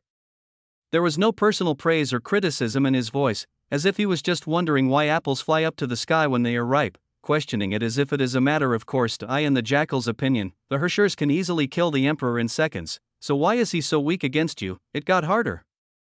Shurhan's fist got harder. If you can't speak, you can choose to shut up. I heard that there was once a Stigma Awakener in Shenzhou who was able to kill a Hershers with one sword. You should be able to do it, too. The Jackal said this in a very certain tone, as if he was simply stating the axiom that 1 + 1 = 2. From the record she had seen, the Stigma Awakener could burst out with power that rivaled that of a fusion warrior in a short period of time, and as we all know, fusion warriors are far stronger than Hershers. Therefore, it is obviously true that the Stigma Awakeners are greater than the Hershers. Of course, ordinary Stigma Awakeners are not good enough, but Shurhan, who was already able to rival an S-class Valkyrie, is not ordinary at all, whether in terms of adaptability to Honkai energy or control over Honkai energy. Shirhan has demonstrated abilities far beyond those of ordinary Stigma Awakeners. I think you should see a brain doctor, Shirhan suggested sincerely. He really thought that the jackal had something seriously wrong with his brain. How big of a misunderstanding did this person have about the strength of the Herschers? Did he think that the other party was just a random person on the street who could be easily knocked out and taken home? As a being who has developed his own stigmata to the maximum level, Shirhan can clearly tell the other party that the limit of this product is to compete with the Herschers for a short time. After all, the Herschers is the true son of the version, and the stigma is just a derivative of the fusion of warrior technology. Even he couldn't reverse the version by relying on something that was inherently flawed. Are you doubting my theory? The jackal frowned. You can doubt my fighting ability, but you can't doubt my brain. Miss Jackal, do you have any stigmata? Shirhan asked. Of course not. Jackal answered confidently, I know what you want to say, but I have also done a deep study on the Death Warriors and Honkai Beasts. Do I have to become a Death Warrior or Honkai Beast first? Do you know about stigmata, or do I know about stigmata? Although strictly speaking, the fact that Shirhan possesses natural stigmata has not yet been scientifically confirmed, but as the chief scientist of the World Serpent, the jackal was not so ignorant as to fail to notice such a small matter. No one knows natural stigmata better than her, Shirhan. He felt that he was the one who understood the stigmata better, because no one knew him better than him. Miss Jackal, do you know the limits of the stigmata? Shirhan said tactfully. Of course. Jackal nodded confidently. Isn't the limit of the stigmata a fusion warrior? Indeed. The Raven also agreed, reaching a rare agreement with the jackal. Having experienced the paradise of the past and met Mobius, she knew very well that although the technical principles of natural stigmata and fusion warriors were different, those with awakened stigmata could also be considered fusion warriors in a sense. This is because those holy scar genes that can be specifically expressed in the human body actually come from Honkai beasts. You don't need to worry about what a fusion warrior is. You just need to know that a stigma that has reached its limit can easily surpass a Herschers. The jackal was extremely confident. There are quite a few stigma awakeners recorded in the World Serpent's records, but none of them can reach Shirhan's level, not even one close to him. If even Shirhan cannot surpass the Herschers, then it undoubtedly means that the direction of her research on the stigmata is fundamentally wrong. Chapter 24. And obviously, she couldn't be wrong. Therefore, the ones who are wrong can only be those who have awakened the stigmata. Shirhan felt that there was something wrong with his understanding of the world. Although the stigma technique is related to fusion warriors, the two are completely different things. The limit of a fusion warrior is Kevin, and the limit of a natural stigma, theoretically it should be him. In his perception, the holy marks in his body have been fully developed and there is no hidden power anymore. But even if he exerted the power of the stigma to the extreme, he could only compete with the Herschers for a short time, and was far behind the fusion warrior. But why do the jackal and the raven agree that the stigmata can rival the fusion warrior? Is it that there is a difference in his cognition with that of the cadres, or has he overlooked something? Gazing at the scenery of the underwater airport through the porthole of the lounge, Shirhan couldn't help but fall into deep thought. Chapter 25. Team 3. Somewhere in northern India. 2 days ago, this was a thriving urban area where hundreds of thousands of people lived, working together to create a home that might not be magnificent but was good enough for them to live in. But at this moment, no matter whether the buildings that once existed here were exquisite or dilapidated, only the ruins remained. The white beasts walked among the trees, occasionally making loud neighs, as if announcing that they had become the new masters of this place. But if you look down from a high altitude, you can find that the city has not yet completely turned into a dilapidated gray, and a small area at the southern end still retains colorful colors. Green painted armored vehicles formed a circle on the outside, and inside were some green dots of movement, which were soldiers from the army moving back and forth. Further back was a conspicuous white area, which were gauze hanging out to dry in the hospital, and at the end is a colorful area, which is the temporary shelter for refugees. The colors are chaotic but full of vitality. In the same city, the two colors confront each other and neither of them gives in, just like two fighting bulls, tensing up all their strength to tear each other apart. Throughout history, the confrontation between destruction and civilization in all corners of the world has mostly been like this: when you retreat, I advance, there is no room for buffer, and the outcome can only end with the defeat of one side. Standing on the deck of the Airborne, Battleship, Lena couldn't help but be dazed as she witnessed this scene. No matter when, the tenacity of human beings and civilization is so amazing. The wind blew from high in the sky, blowing up the Valkyrie's long brown hair and hitting her cheeks, making her feel slightly itchy. Lena! Hearing a shout from behind, Lena turned around and saw a woman with waist-length black hair walking towards her against the strong wind. Shima! When she saw the woman, Lena couldn't help but smile. I knew you would be here. Smiling, Shima sat down next to Lena. The deck of the floating warship was not equipped with guardrails or anything like that. If an ordinary person stood on the deck of a moving warship, he would have been flying into the air and free falling, but for the two well-trained Valkyries, walking on the deck as if it were flat ground was not difficult. In some cases, they even have to ride drones at high speed to the battlefield. Compared to a projection screen, I still prefer to observe the battlefield with my own eyes. Lena explained with a smile, smoothing the knotty hair beside her ears to prevent them from hitting her friends next to her. Although the picture she sees is clearer through the screen and there is even shipborne AI to help mark the details, she just prefers to see it with her own eyes. Only in this way could she deeply realize how close she was to the battlefield, so close that it seemed as if she could land in front of those monsters with just a leap. Although this is indeed the reality most of the time, the floating battleship is a steel fortress designed for combat and will never retreat behind. Yeah, it does look different than in the bridge room. Also stretching his head slightly to look down at the scene below, Shima's tone also contained a hint of sighing. At this 1,000-meter altitude, everything on the ground is as small as an ant, and houses are as small as building blocks. With a glance, the entire battlefield can be taken in, giving people the illusion of being in control of everything. Looking at the spots of light that lit up everywhere, and the black smoke that rose up and turned into a thin line, Shima was silent for a while, and then said, "The first team attacked 3 minutes ago." When faced with a large-scale Honkai disaster, the Valkyrie army usually does not send out just one squad. Multiple teams working together, supplemented by artillery fire, is the normal way for people in this era to deal with collapse. What era is this? Who still wants to have a fair 1-versus-1 duel with Honkai Beast? Just like now, the regular troops had been deployed to the battlefield 3 hours ago in order to disperse those Honkai Beasts, reduce the number of enemies as much as possible, and create offensive opportunities for these Valkyries. After all, the Valkyries are also human beings, not monsters who can fight for 7 days and 7 nights without rest just by drinking a few bottles of potions. Normally speaking, if a 3-person team could kill 20 Honkai Beasts in a day, it would be considered a remarkable achievement. How long do we have? Lena asked, her tone as calm as the surface of a lake in the morning. The estimated time given by the higher-ups is 10 minutes, Shima replied in the same calm voice, but if Team 1 is lucky, it will be shorter. As the saying goes, a single move can affect the entire body. Multiple Valkyrie teams gathered together to form a huge war machine. When one gear completes its goal, it will trigger the next gear to move. I see. Lena sighed, her tone fluctuating. This time the target is Ganesha, the new Emperor-level Honkai Beast.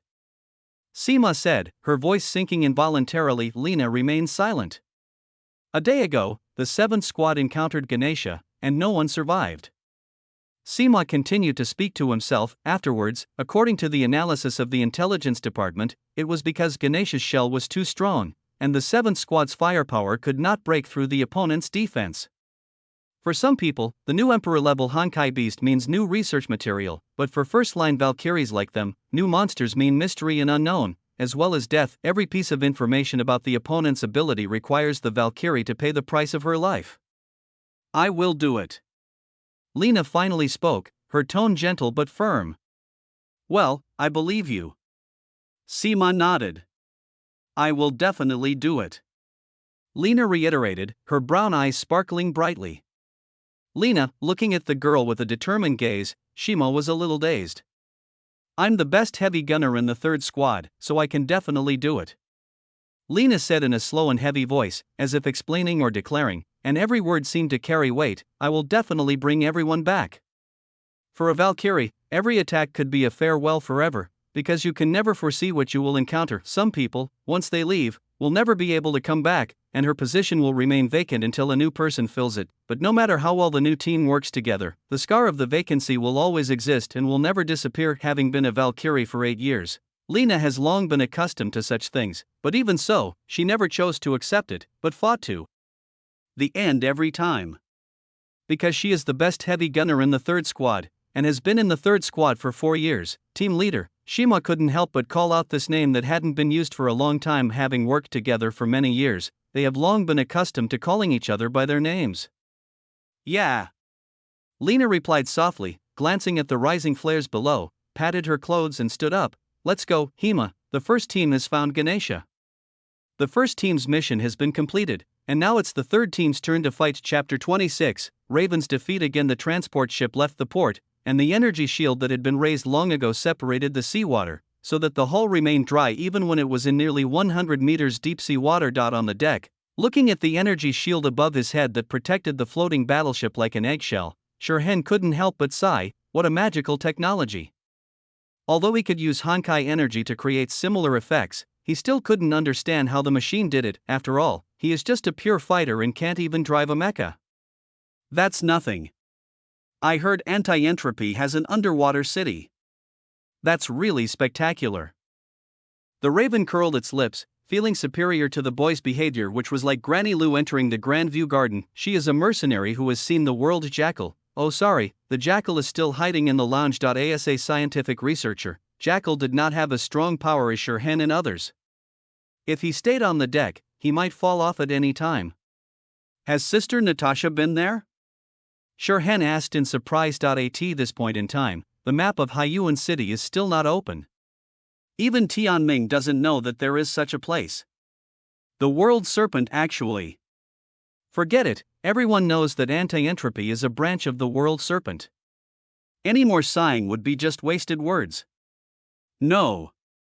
He said it frankly, the pride on Raven's face not diminished at all. Shirhen, what are you proud of if you haven't been there? Bang, the transport ship broke through the surface of the sea, and bright sunlight suddenly poured down, giving people a refreshing feeling of seeing the sun after the clouds had cleared. At the same time, the energy shield was retracted for energy-saving purposes, and a strong wind suddenly blew up, making the hems of the two people's clothes rustle. Ah, I haven't been in the sun for a long time. Stretching lazily, the sin on Raven's chest trembled to show its presence, causing the young man next to him to subconsciously look away. The mercenary queen only looks young, but she actually has a pretty good figure. Oh, are you embarrassed about this? There are many assassins who like to use the honey trap. Noticing the change in the boy's gaze, Raven couldn't help but tease him and even shook the two lumps on his chest deliberately. She felt like she was okay again. Feeling even more embarrassed, Shirhen couldn't help but take a half step back and said, "Those people are not qualified to use tricks in front of me." Even with his eyes closed, he could still kill people in the underground world. For those who have not mastered Honkai energy, the horror of a figure of Shirhen's level is simply unimaginable. In the ignorant age when science had not yet developed, those who had awakened the stigmata were equivalent to gods walking on earth. Of course, this is only limited to those who have developed the stigmata to a certain degree. As a fellow stigma awakener, Shirhen can already compete with Tianming's S rank Valkyrie, but this certain coward can only hide in the toy box. What about me, sister? The Raven said with a sweet smile, moving closer to the boy. Chapter 25. She likes to see the other person looking helpless and powerless. Listening to Raven's charming voice and feeling the heat of her breath falling on his face, Shirhen could no longer bear it. He stared straight into the woman's wine-red eyes and said word by word, "Does Sister Natasha still need a plan?" Bang bang. Being stared at by the young man's deep eyes, Raven felt like a prey being targeted by a hunter, and his heart couldn't help but beat faster. The two looked at each other, but in the end the mercenary looked away first. Ahem. Clearing his throat, Raven subconsciously moved a few steps away, but then felt that he couldn't show his weakness, so he quietly retreated halfway. Even so, you can't be careless, those people have many tricks that you can't even imagine. Aha.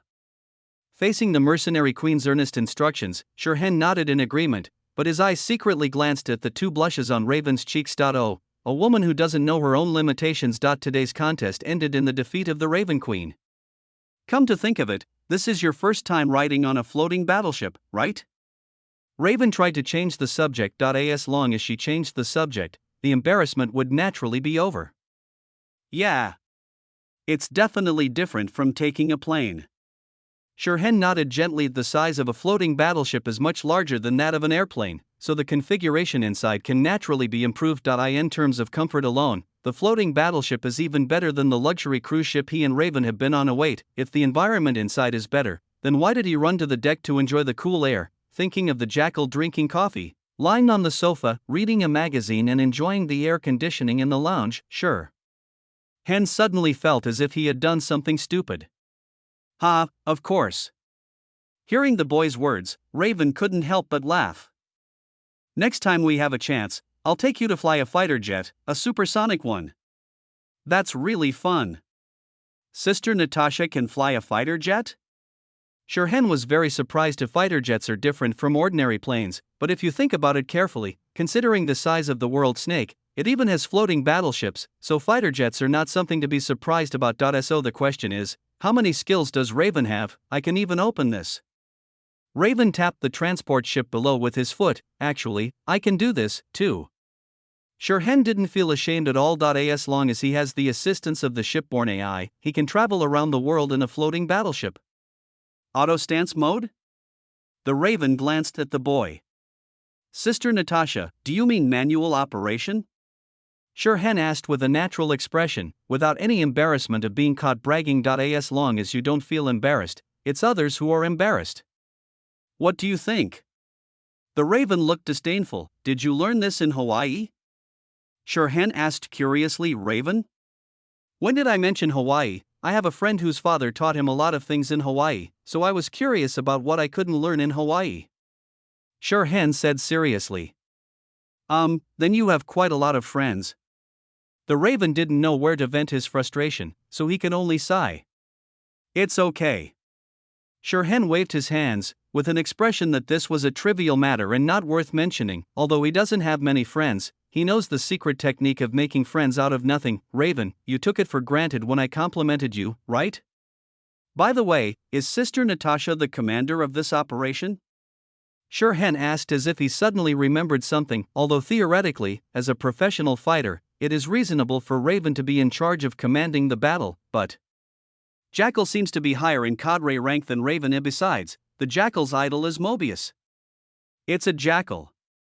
The Raven said lightly, completely shattering the boy's luck. Shirhan, he felt that his resurrection armor was about to be lost again. Chapter 27, The Battlefield of the Valkyrie. Boom bang bang bang. Accompanied by a series of artillery fire, Lena and the core members of the 3rd team of the Far East Branch jumped down from a height of 1,000 meters, hitting the ruins with several heavy muffled sounds. The earth was still burning hot after the baptism of artillery fire, and the choking smell of gunpowder was floating in the air. What a nasty feeling. Thinking in her mind, Lena hid behind a nearby low wall and glanced around. No, there was no need to look anymore. Ganesha, an elephant-like Honkai beast that was over 4 meters tall and nearly 10 meters long, was standing in the middle of a dilapidated street. Its eyes, which emitted a terrifying red light, were fixed on the direction where the Valkyries were landing, and its huge mouth, like an abyss, slowly opened. For a moment, Lena's heart seemed to be tightly gripped by something. The intuition honed by countless life and death tests warned her that something terrible was about to happen. Ganesha is at the 7 o'clock position, dodge to the sides immediately. After issuing an order on the communication channel, Lena jumped away from her spot without hesitation. The next second, a beam of light rushed past from behind the Valkyrie. Buzz, it sounded like something was shaking slightly. Looking back, Lena's breathing paused, her heart filled with relief at having survived the disaster. Behind her, a brand new passage 6 or 7 meters wide and nearly 100 meters long appeared. As for the things that were originally in the passage, Lena didn't even see a single crumb. This the destructive power of an Emperor-level Honkai beast, Lena swallowed subconsciously, and couldn't help but feel a deep fear rising in her heart. In the past, she had only seen the other party in the database, but now that she finally saw a living Emperor-level Honkai beast, Lena felt that what was written in the database was too conservative. Even the main gun of a floating battleship can only do this much, and this is just a greeting from the Emperor. Level Honkai beast, she glanced at the giant white elephant that stood like a hill not far away. Although there was no expression on its face, Lena seemed to see sarcasm and disdain in its eyes. How dare a mere human being, as tiny as an ant, challenge the majesty of the Emperor? Taking a deep breath and looking at her companions who were also in a daze, Lena suddenly shouted loudly, Team 3, Operation Plan A, act immediately. It is precisely because the Emperor-level Honkai beast is extremely powerful that they must stop it here. Once Ganesha completely destroys this city and obtains a large amount of Honkai energy, the opponent will only grow even more terrifying. Awakened by Lena's shout, the Valkyries of the 3rd team also reacted one after another, and their confused faces instantly became firm. They are Valkyries. People who fight to protect the world. How can they retreat just because the enemy is too strong? With a move of his feet, Shima quickly flew forward, and almost instantly crossed a distance of dozens of meters to arrive in front of Ganesha, with a red spear in his hand piercing straight into the eyes of the Honkai beast. Clang, the white elephant raised its head and its tusks blocked the spear, causing a loud noise of metal clashing. The terrifying power of the Emperor-level Honkai beast erupted, and the Valkyrie's spear was instantly blocked, while the knife-like fangs continued to thrust towards the Valkyrie's body. In a flash, Hima's spear lightly touched Ganesha's fangs, and his body, still in the air, quickly deviated, narrowly avoiding this powerful stab. Feeling the strong wind caused by the fangs passing by, Shima couldn't help but shudder. If it was hit hard, it would probably break into two pieces on the spot. Even though the Valkyrie armor has good defensive capabilities, it is still a bit of a stretch to face the Emperor-level Honkai beast. Although he was sighing in his heart, Hima's body did not slow down at all. He swung the spear in his hand and continued to stab towards Ganesha's eyes. The experience gained by the Valkyrie from hundreds of battles is far beyond the reach of a Honkai beast that was born less than a month ago. This time, the red spear finally hit the target its owner wanted. Squeak, but Ganesha only attached a layer of Honkai energy to his eyes, and the spear that was powerful enough to pierce through the steel plates of the mecha could no longer advance an inch, and could only pass through the surface of the Honkai energy, creating a string of purple energy particles. Within a short distance, 4 eyes. Oh, no, it should be 6 eyes. Ganesha alone has 4 eyes. When their eyes met, Shima clearly saw a hint of contempt in those red, cruel eyes. Our third team will definitely kill you, monster. Speaking in a deep voice, Shima turned the spear in his hand, and the tip of the spear drew an arc in the air, then stabbed the neck of the Honkai beast from behind the Valkyrie. Unlike the hard-looking white shell covering his back, Ganesha's bottom is covered with purple-black skin, which is an obvious weak point. Moreover, the Honkai beast was raising its head at this time, revealing a large gap. The Valkyrie would naturally not miss this flaw. A red light lit up on the tip of the gun, and the spear, which was already fast, accelerated even faster, leaving a red streak in the air. The spear swept past, bringing up a handful of purple liquid. The Valkyrie's attack finally left a mark on Ganesha. Shima! A shout came from behind, and Shima dodged to the side without hesitation. A beautiful figure flashed by, and it was a Valkyrie holding a sword rushing towards her quickly, using her companion's body as cover. The sword-wielding Valkyrie appeared in front of Ganesha like a ghost, and the sword in her hand stabbed straight at the mark left by Hima. Roar! The two attacks merged into one, causing more blood to flow out, and Ganesha then cried out in pain. The man stood up with his feet raised high, and a circle of obvious red light emerged from the body of the Honkai beast and gathered at the position of his feet. In the red light, Ganesha's giant feet stepped down heavily. Chapter 26. Boom! With a huge muffled sound, everything within a radius of dozens of meters was swept away and turned into countless dust particles that spread outward. But unfortunately, the two Valkyries had already left Ganesha's attack range. Having lived to their age of military service, they must have experienced so many battlefields that they couldn't even remember them all. How could they not run away when they saw Ganesha showing obvious signs of accumulating strength? The attack of the Emperor-level Honkai beast can even destroy a floating battleship, although in most cases, the Emperor-level Honkai beasts do not have the ability to fly and cannot cause damage to the towering steel fortress. Very good, that's it. Be patient and don't be anxious. Victory will definitely belong to our third team. Observing the changes on the battlefield, Lena gave a voice of encouragement. Even if you don't have the ability to kill a Honkai beast instantly, as long as you accumulate advantages bit by bit, the opportunity for victory will always appear. Yes. Yes, Captain. Responding at the same time, the two melee Valkyries rushed towards Ganesha one after another. Not far from the battlefield, 3 teams of Valkyries were fighting hard to prevent other Honkai beasts from coming to support their king. Chapter 28. That day, light fell from the sky. The transport ship was traveling rapidly through the stratosphere, breaking the sound barrier at a speed that made the clouds below seem to be moving very fast.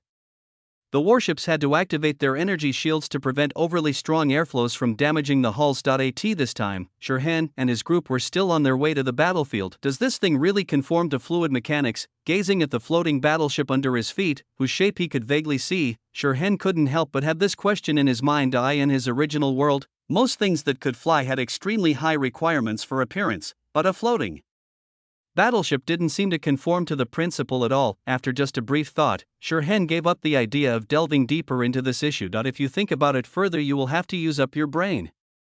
By the way, humans should have other weapons that can destroy the Emperor-level Honkai beasts, right? While enjoying the air conditioning in the lounge, Shirhen asked Jackal, "This man is a scientist after all." "Yes, if we drop a few nuclear bombs, the judgment-level Honkai beasts will still be finished." It was the Raven who answered, "Are there any successful cases?" Shirhen continued to ask. He still had some doubts about this statement. In the face of creatures of that size, nuclear weapons probably can't create peace. Even Cecilia, who is at the bottom of her health, can rely on the Black Abyss and White Flower to defend against more than a dozen Honkai energy fission bombs. A judgment-level Honkai beast should be able to continue to be alive and well after being hit by a nuclear bomb. At best, this weapon can only take away the remaining health. 3 years ago, an Emperor-level Honkai beast appeared in Africa. At that time, the African branch of the Sky Mandate mobilized more than a dozen floating warships and used electromagnetic railguns to bombard the opponent for 3 minutes before killing it. Raven changed the subject and talked about another thing. The price was that the entire piece of land there was cut off by more than 100 meters. The African branch is the most mechanized branch of the Destiny organization, and it has the largest number and strongest floating warships. Oh. Shirhen nodded. That means there are no examples. The appearance of judgment-level Honkai beasts is rare, and the conditions for using nuclear weapons are extremely harsh. If used improperly, the damage caused may be greater than Honkai. Taking all factors into consideration, using Valkyrie as a weapon of war is undoubtedly the most cost-effective option. Moreover, the Valkyrie equipped with high-precision Honkai energy weapons has a single-target killing power that even exceeds that of nuclear weapons. The only disadvantage is that it is quite labor-intensive. "Why do you suddenly think of asking this?" The Raven became curious. "Just asking." Shirhen waved his hand. "Since he lives in this world, he naturally has to understand things that can pose a threat to him. Let's not consider the human factor for now. In today's world, there is no one who can kill him openly. As for secretly, only God knows how deep the water in this world is. If the Hershers is the ceiling of strength in this world, then some things can exist in the atmosphere. The only thing Shirhen can do now is to see if human civilization has any technological means that can kill itself. At least, he didn't think he could take a nuclear bomb right now, and even using the power of a Hershers would be a bit risky. After all, he has no power. Whether or not a Hershers has power has a completely fatal impact on him, just like the special effects equipment and garbage blank equipment in the game. Therefore, in the battle between humans and Hershers, weapons like the Key of God are particularly important. Unfortunately, he didn't have any of these things. Sister Tatsi is actually me? Shirhen took a deep breath and thought of a certain S-class Valkyrie who had excellent adaptability to Honkai energy and extraordinary talent, but did not even have a divine key. Don't worry, Ganesha showed up in the city this time. Even if we snatch the prey away, the Destiny organization won't use weapons of mass destruction as long as they haven't gone crazy. The Jackal said with confidence. Shirhen, hey, now that you say that, I'm even more worried. After all, this guy's idol is Dr. Mobius, Raven added. By the way, Grey Snake also said that as long as you complete your mission successfully this time, you can. Wait. I need to go to the bathroom. Directly interrupting Raven's flag-planting behavior, Shirhen even used a secret technique, the urine escape technique. If he let the other party continue talking, he felt that he would be finished even with the resurrection armor and the power of the Hershers. What kind of teammates are these? Then hurry up, in a few minutes we will reach the warning range of Tianming. Shirhen left in a hurry, and the cry of Raven came from behind him. The battle with Ganesha had been going on for 15 minutes. Call out, the muzzle of the gun flashed. The heavy particle cannon in burst mode did not require any charge. A beam of light immediately fell on Ganesha's eyes, blocking his vision and also interfering with his attack on the sword-wielding Valkyrie. The sword-wielding Valkyrie rolled over and barely avoided being trampled by Ganesha. She couldn't even say a word to Lena, who rescued her. She just took the time to breathe quickly, trying to let her body take in as much oxygen as possible. In a fierce battle, the physical energy consumed in a few minutes is already extremely terrifying. Even if they covered each other and fought alternately, 15 minutes was enough to exhaust the physical strength of these Valkyries. On the other side, although Ganesha also had many wounds on his body, the scar on his neck was even as long as a person's arm, and purple-black liquid was oozing out of it. But compared to the huge size and tenacious vitality of the Emperor-level Honkai beast, these are obviously far from fatal injuries. Their chances of winning are slim. This battle may fail. Staying at the rear and observing the entire battlefield, Lena couldn't help but make such a pessimistic assessment in her heart. The battle has been going on till now, and there are already 3 teams of Valkyrie fighting directly with Ganesha. There are 5 A-level Valkyries alone, and all of them are injured at this time. If they hadn't cooperated well with each other, there would have been casualties long ago, but even so, the situation of the war gradually turned in a direction that was unfavorable to them. The power of the Emperor-level Honkai beasts is overwhelming for the A-level Valkyries, because they have very few means to threaten Ganesha. But on the other hand, if Ganesha just stamped his feet, they would have to be cautious. At this point, they only have one option left. Looking at the huge wound on Ganesha's neck and feeling the little energy left in the armor, Lena gradually made up her mind.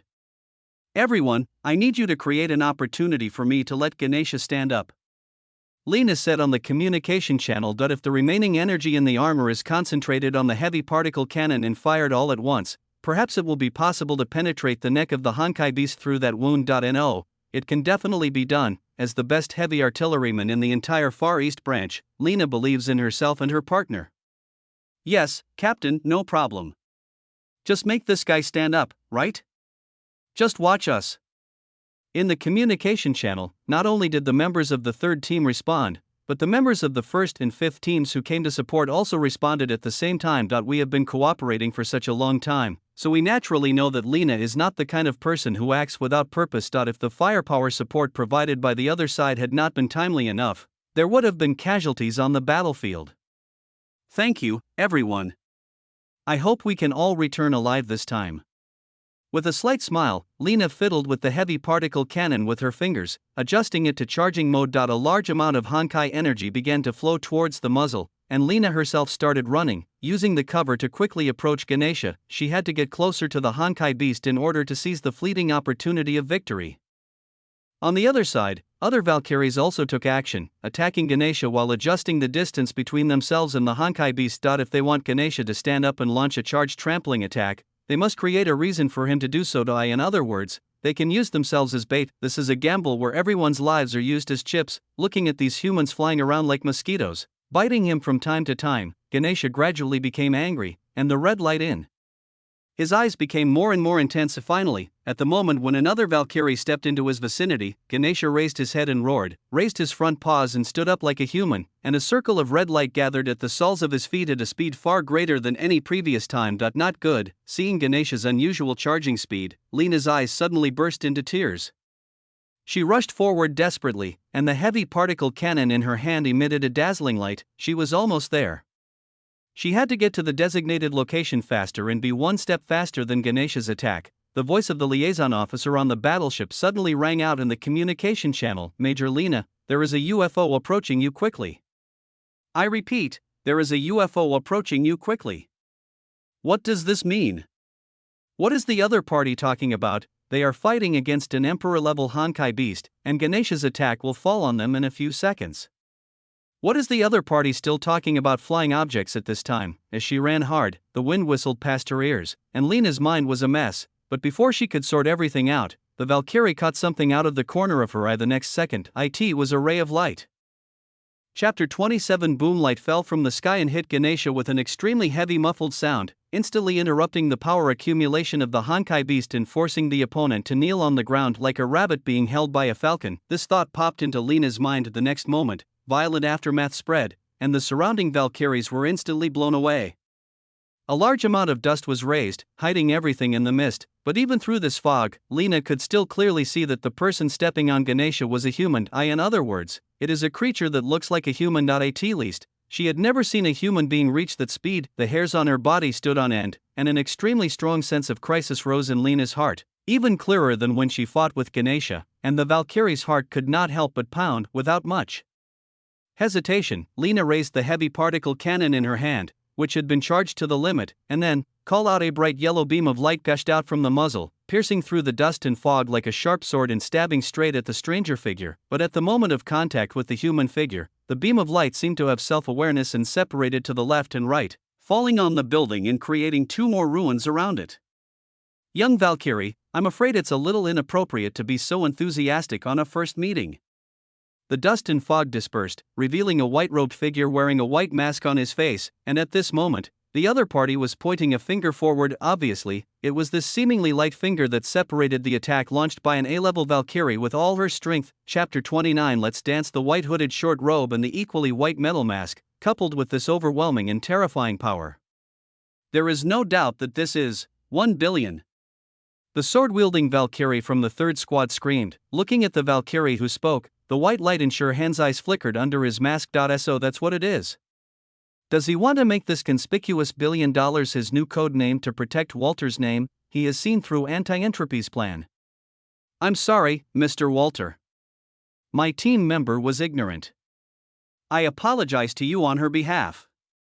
Lena lowered her head quickly. Although everyone knew that this guy was a fake, when the other party really stood in front of them, they had to call in Walter. If possible, she even wanted to call the other party alliance leader, as long as Sherhan could forgive her team member's offense. Seeing the Valkyrie's panic, Sherhan just shook his head slightly. If an apology is useful, boom. Ganesha struggled to stand up, shaking off the stones on his body, and his head shook back and forth.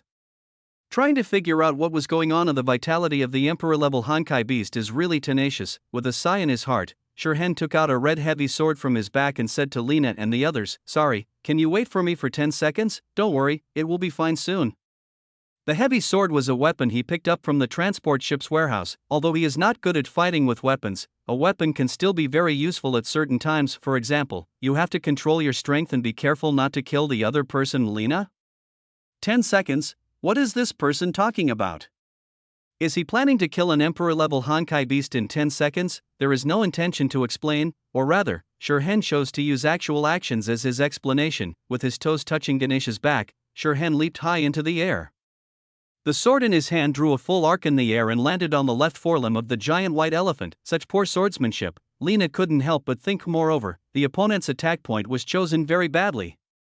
Who would directly attack the gray shell of the Honkai beast? Even the sword-wielding Valkyrie in their team knew that they should attack the joints of the Honkai beast, but as if to shatter Reina's cognition, the scarlet sword blade directly cut off one of the Honkai beast's legs like a hot knife cutting through butter, and the cut was as smooth as a mirror. A group of Valkyries. Is this really the Emperor-level Honkai beast that they had fought for such a long time to break through? Without paying attention to what these Valkyries were thinking, Sherhan just continued his attack. His body paused in the air, a white light flashed under his feet, and Sherhan suddenly flew out like an arrow. The sword in his hand passed through the air, leaving a red streak. At this time, he aimed at Ganesha's left hind limb. The sword blade also cut through without any hindrance.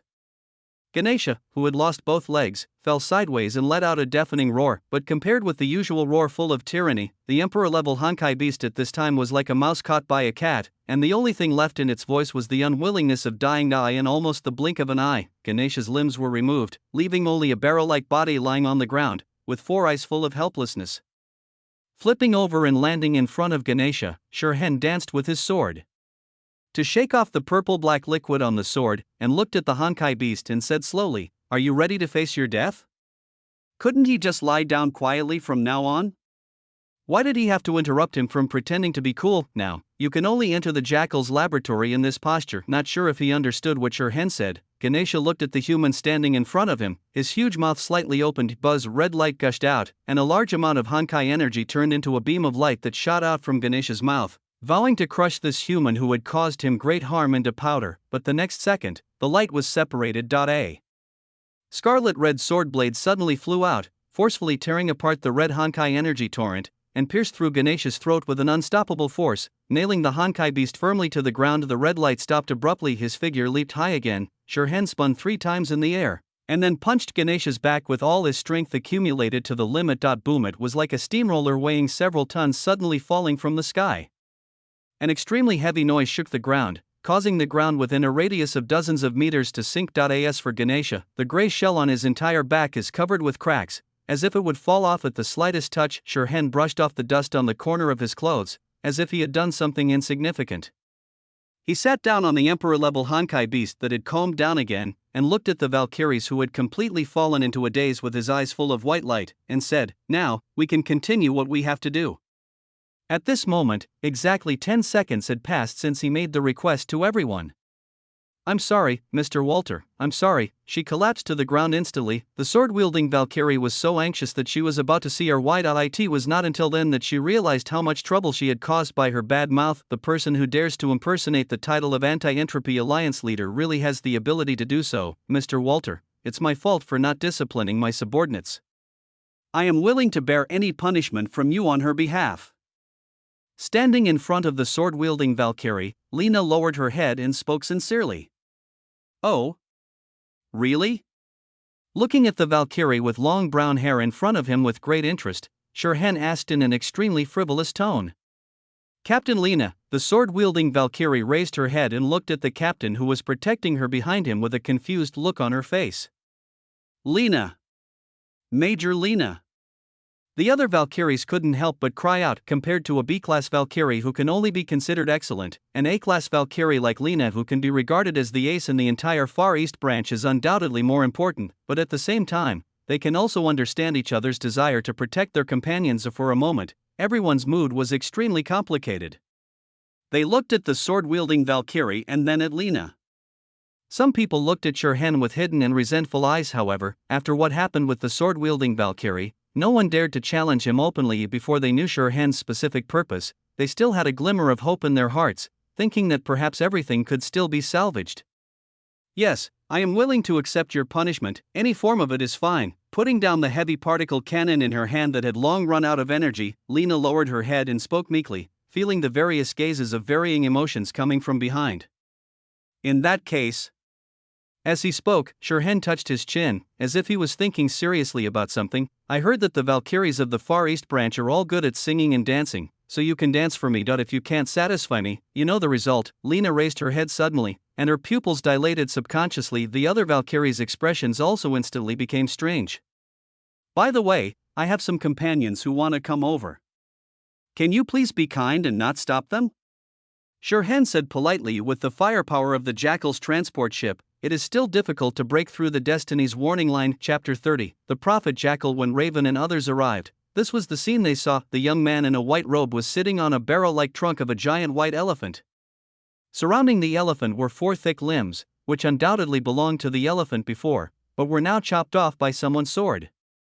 Chapter 28. He quickly pressed his palm on the mask, and Shirhan took a lot of effort to delete those unbearable memories from his mind. It was too dangerous.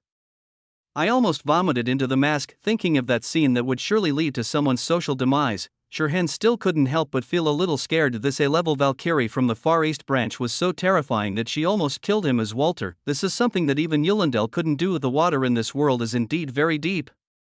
Hand of Annihilation? Seeing the Valkyrie who just jumped, the great god, the Jackal who had just come down from the transport ship showed a look of surprise. Is it amazing?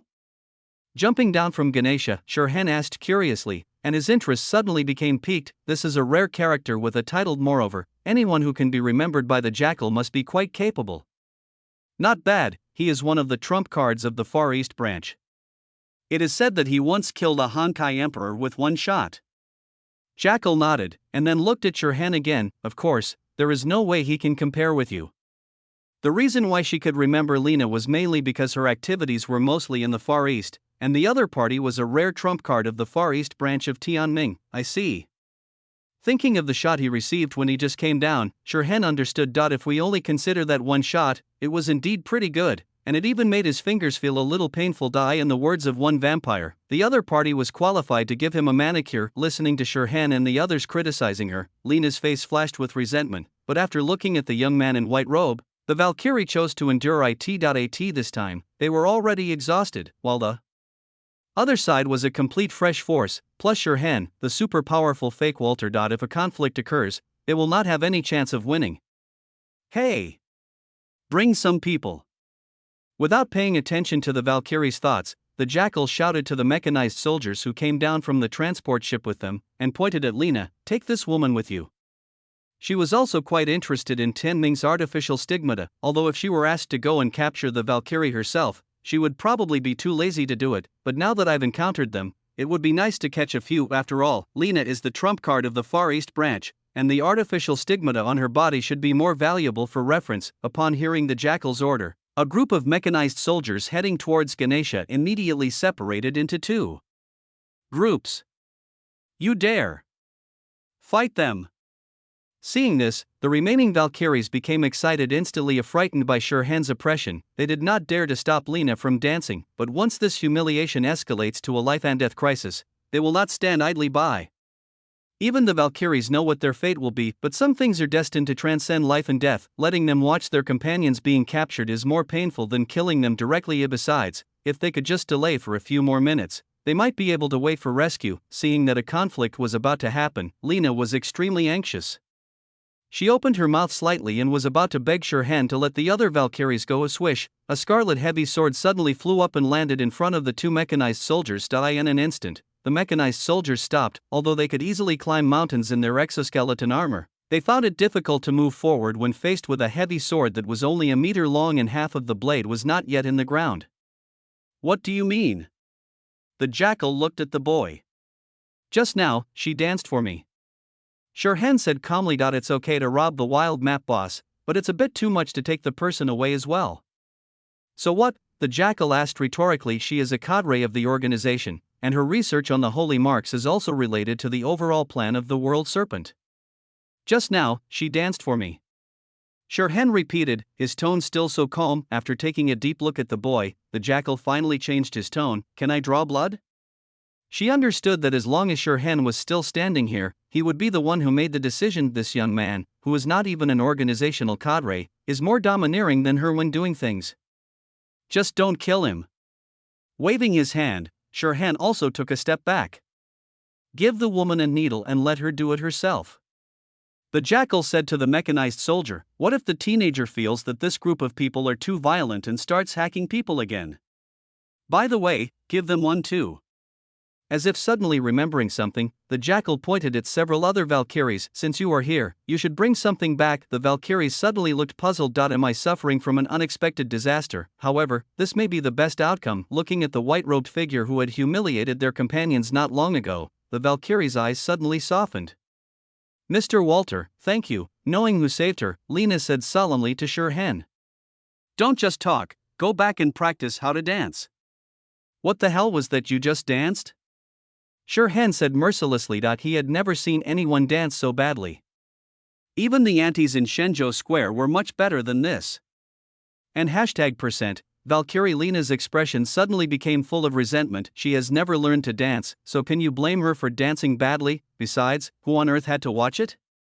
By the way, is this thing really still alive? Seeing the bad atmosphere on the field, Raven kicked Ganesha to change the subject. That's right. How can an Emperor-level Honkai beast be so fragile? Shirhan said casually. Normally, as long as the core inside the Emperor-level Honkai beast is not destroyed, they can recover no matter how serious the injuries are. The only difference is how much time it takes. You're being too harsh.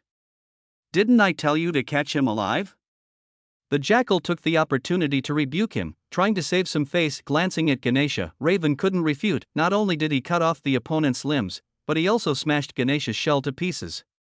She even suspected that Shirhan wanted to help peel the shell of this Honkai beast. Hey, you didn't know because you weren't there, but Ganesha's resistance was very fierce. Shirhan defended himself and glanced at the Valkyrie beside him. That's right. That's right. Even Lord Walter was almost hurt. The houses around here were destroyed because of the battle between Lord Walter and Ganesha. After receiving Shirhan's signal, the Valkyries began to say one thing and mean another. There was no way. Although in their opinion it was a textbook massacre, perhaps, the battle was really, as Shirhan said, a tough battle with equal strength. After all, Ganesha had suffered so much, and they didn't want to be the next one. Looking at the group of shouting Valkyries and then at the surrounding buildings that had turned into complete ruins, the jackal thought about it and nodded, accepting the explanation. She felt that if she still didn't accept it, Shirhan would probably ask her to go see Ganesha directly. Although this guy looks gentle and harmless at ordinary times, he never knows what restraint is when it comes to doing things. Okay, hurry up and take Ganesha away. I have a bad feeling about this. Shirhan said to the mechanized soldier who was packing Ganesha into boxes. Even though things have been going well so far, this kind of success itself is not normal. As a protagonist, how could the will existing outside the dimension allow him to have smooth sailing? Moreover, the commander of this operation was the jackal, although the opponent only issued a few orders in total. What are you afraid of? Jackal sneered at Shirhan's caution. Ganesha has been defeated, and we still have so many Valkyries in the Far East branch. Could it be that Destiny can still throw a few nuclear bombs here? You know what, at this moment she actually enjoyed the feeling of teaming up with Shirhan. As long as you point out the target, the other party will take care of everything, and you can also take the opportunity to be arrogant, which is simply too cool. Shirhan, I beg you to stop talking. As if to confirm Shirhan's expectations, the anxious voice of the contactor suddenly sounded in the communication channel. Lord Jackal, Lord Raven, according to satellite detection, the Indian branch of the Destiny Organization's military base has just launched a tactical nuclear bomb, which is expected to reach our position in 3 minutes. Jackal, you crow mouth.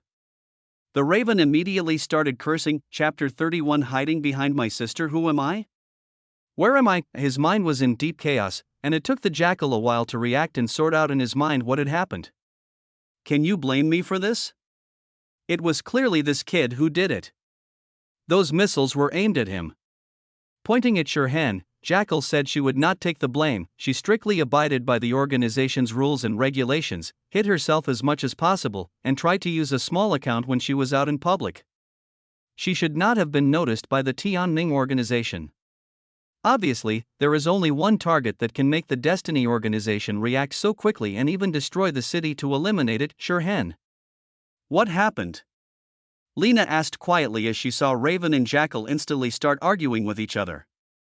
Chapter 29. The transport ship liaison used the World Serpent's internal channel, which she and the other Valkyries could not hear. To put it simply, your organization's boss dropped a nuclear bomb here, and in 3 minutes everyone will be able to go to space together. Shirhan explained kindly. Alina, in fact, you don't have to say anything about this kind of thing. On the other side, the other Valkyries also panicked. How is that possible? How could the higher-ups make such a decision? There are still many Valkyries in this area that have not been evacuated, and there are also regular troops and civilians behind them who have not been evacuated. Did those guys get their brains kicked by Honkai beasts? Hearing the discussion of these Valkyries, Shirhan sneered, don't you understand? In the eyes of some people, my life is more valuable than all of you combined. Even if you all go to heaven and this city is completely destroyed, that lunatic is still eager to kill me. All the Valkyries were stunned for a moment. They never thought that the destiny they had always believed in could lead to such a cruel and insane thing. Your name is Hand of Annihilation, right? Pointing at Lena, Shirhan said, now you can communicate with your superiors. Maybe you can find out which madman threw the fireworks.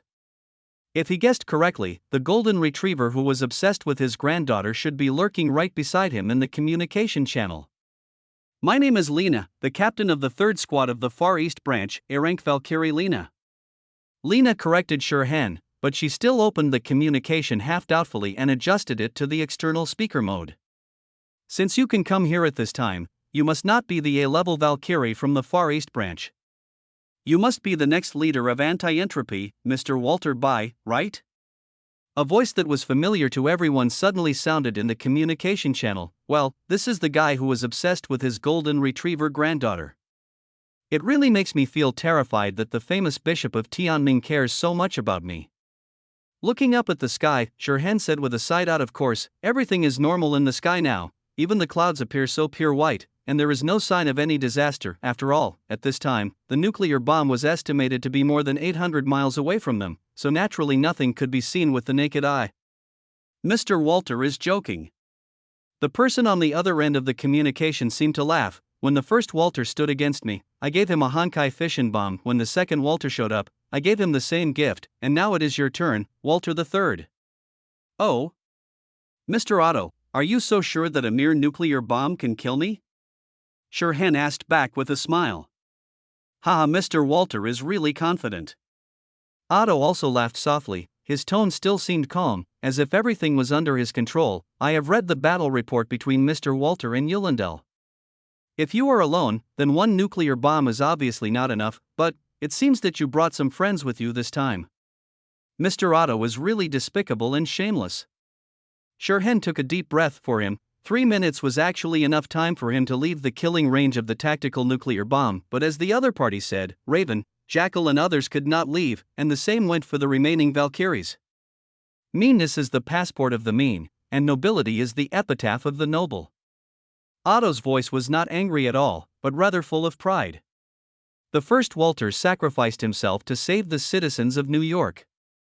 I am curious about what choice you will make. Mr. Otto will see it. Shirhan said lightly and then hung up the call. This golden retriever granddaughter obsessed guy is indeed as despicable as he said. It has not even been 15 minutes since he appeared on the battlefield. The other side probably pressed the nuclear bomb launch button as soon as they learned of his appearance. Moreover, although the other party called him Walter, in fact, Otto is a smart man. It doesn't matter whether Shirhan is Walter or not, and it doesn't matter whether he is a person against entropy. What really matters is that he has strength comparable to Yulindel and is an additional and uncontrollable chess piece in Shilin's plan. As long as Shirhan's influence on Otto's plan still exists, the other party will want to kill him at all costs. Just like when the bishop discovered Siegfried's hidden potential, he immediately fired more than a dozen Honkai energy fission bombs on the spot. Today's tactical nuclear bomb is at best just a greeting. Bang, he kicked the half-backed Ganesha, the Honkai beast, in the box to the side of the transport ship, ignoring the panicked Valkyries. Shirhan turned to the Jackal and asked, "Do we have a way to stop the nuclear bomb?" "No, the transport ship's configuration is not enough." Glancing at the young man, the Jackal shook his head. From the communication just now, she also understood that Shirhan was able to escape alone, but he chose to stay. She didn't know why the boy did that, but she remembered the favor, so naturally she couldn't say bad things to Shirhan like she did before. "I see." Shirhan sighed, and a bright but not blazing white light shone in his eyes. A tidal-like aura gushed out from the young man's body. Although he only had less than half of his strength left due to the battle with Ganesha, he was still confident that he could block a nuclear bomb if he was willing to use the resurrection armor. "Wait. You're not going to try to stop it yourself, are you?" The Raven hurriedly grabbed the boy's hand. "I will come back alive," Shirhan said firmly. "It's just a mere death, but he is a man with the resurrection armor." "Idiot." The mercenary looked slightly embarrassed when he tapped the boy's forehead with his fingers touching the soul steel mask. "At times like this, you just need to hide behind your sister." As he spoke, Raven jumped onto the top of the transport ship, found a relatively flat place to lie down, and manifested a purple-black sniper rifle in his hand. Even if it is a nuclear bomb, if it itself is broken down into atoms, it will not have any effect, right? Thinking of this, the mercenary's mouth curled up in a confident arc. This moment, there is still 1 minute before the nuclear bomb arrives at the battlefield. Chapter 32. Wait for me to level up first. Through the scope of the 7 thunders of purification, Raven could clearly see the nuclear bomb flying across the sky at the white metal shell, the streamlined warhead with an industrial aesthetic, and the bright flame ejected from the tail of the missile. At this moment, the nuclear bomb, which was powerful enough to blow up the entire city and the tens of thousands of people inside it, was only 10,000 meters away from them. For a missile of this level, a distance of 10,000 meters is just a matter of seconds and can be reached in the blink of an eye. Moreover, the enemy does not need to hit the target directly. The extremely large killing radius means that the nuclear bomb only needs to get close to bring destruction. If it were an ordinary sniper, it would be a complete pipe dream to want to stop a nuclear bomb that has already been launched, but Raven is not ordinary, and she holds the most powerful sniper rifle in the world with the high-dimensional observation provided by the Key of God. Every detail of the nuclear bomb unfolded before Raven's eyes, and she could even see every combustion of the other party's fuel. The scorching temperature causes the fuel to transform from its original liquid into a high-temperature gas flame, which is then ejected from the nozzle at the tail, giving the missile a speed that exceeds the sound barrier. Calculating the distance between them and observing the temperature changes at every point inside the nuclear bomb, Raven knew in his heart that he only had one chance. As a god-killing weapon left over from the previous civilized era, the 7 thunders of purification are actually in a very bad state. If the power is fully released, it will become useless after just one attack. She hits the nuke, and everyone survives. If she makes a mistake, then it's game over for everyone. Life or death depends solely on when she pulls the trigger, and there is no third option. Raven took a long breath, held it, and put his finger on the trigger, applying a little force. This moment, her whole body was still, as if she had turned into a sculpture. Only the strength of her fingers was constantly accumulating, like a strong bow pulled to the full moon. 9 kilometers, 8 kilometers, 7 kilometers. Finally, when the distance reached 3,000 meters, Raven saw a light shining at the location of the warhead. This nuclear bomb is about to be launched, but before any of that could happen, Raven had already pulled the trigger. Boom! Just as if the legendary God King threw out his eternal spear, a beam of lightning pierced through space and landed straight on the streamlined warhead with an industrial aesthetic, and then the sound of thunder exploded through the sky. Starting from the warhead at the top, the white metal missile was dyed with a brilliant purple. The entire missile was decomposed into purple lightning dye. In the dazzling purple, a cluster of bright flames burst out, as if trying to break through the blockade of thunder and lightning, but before the flames could expand, the dazzling lightning had already covered and swallowed everything. What finally appeared before everyone's eyes was purple fireworks blooming in the sky amid the roar of thunder and lightning. Since the beginning of the story, the mercenary queen who roams the underground world has finally had her own highlight moment. Okay, done. Making a victory gesture to the people anxiously waiting below, the Raven leaped lightly and landed on the deck of the transport ship like a nimble cat. Ha! As long as we have the 7 thunders of purification, what does a mere nuclear bomb matter? Seeing that the crisis was resolved, the Jackal was no longer panicked, and even seemed a little arrogant. Bishop of Heaven's destiny? How ridiculous!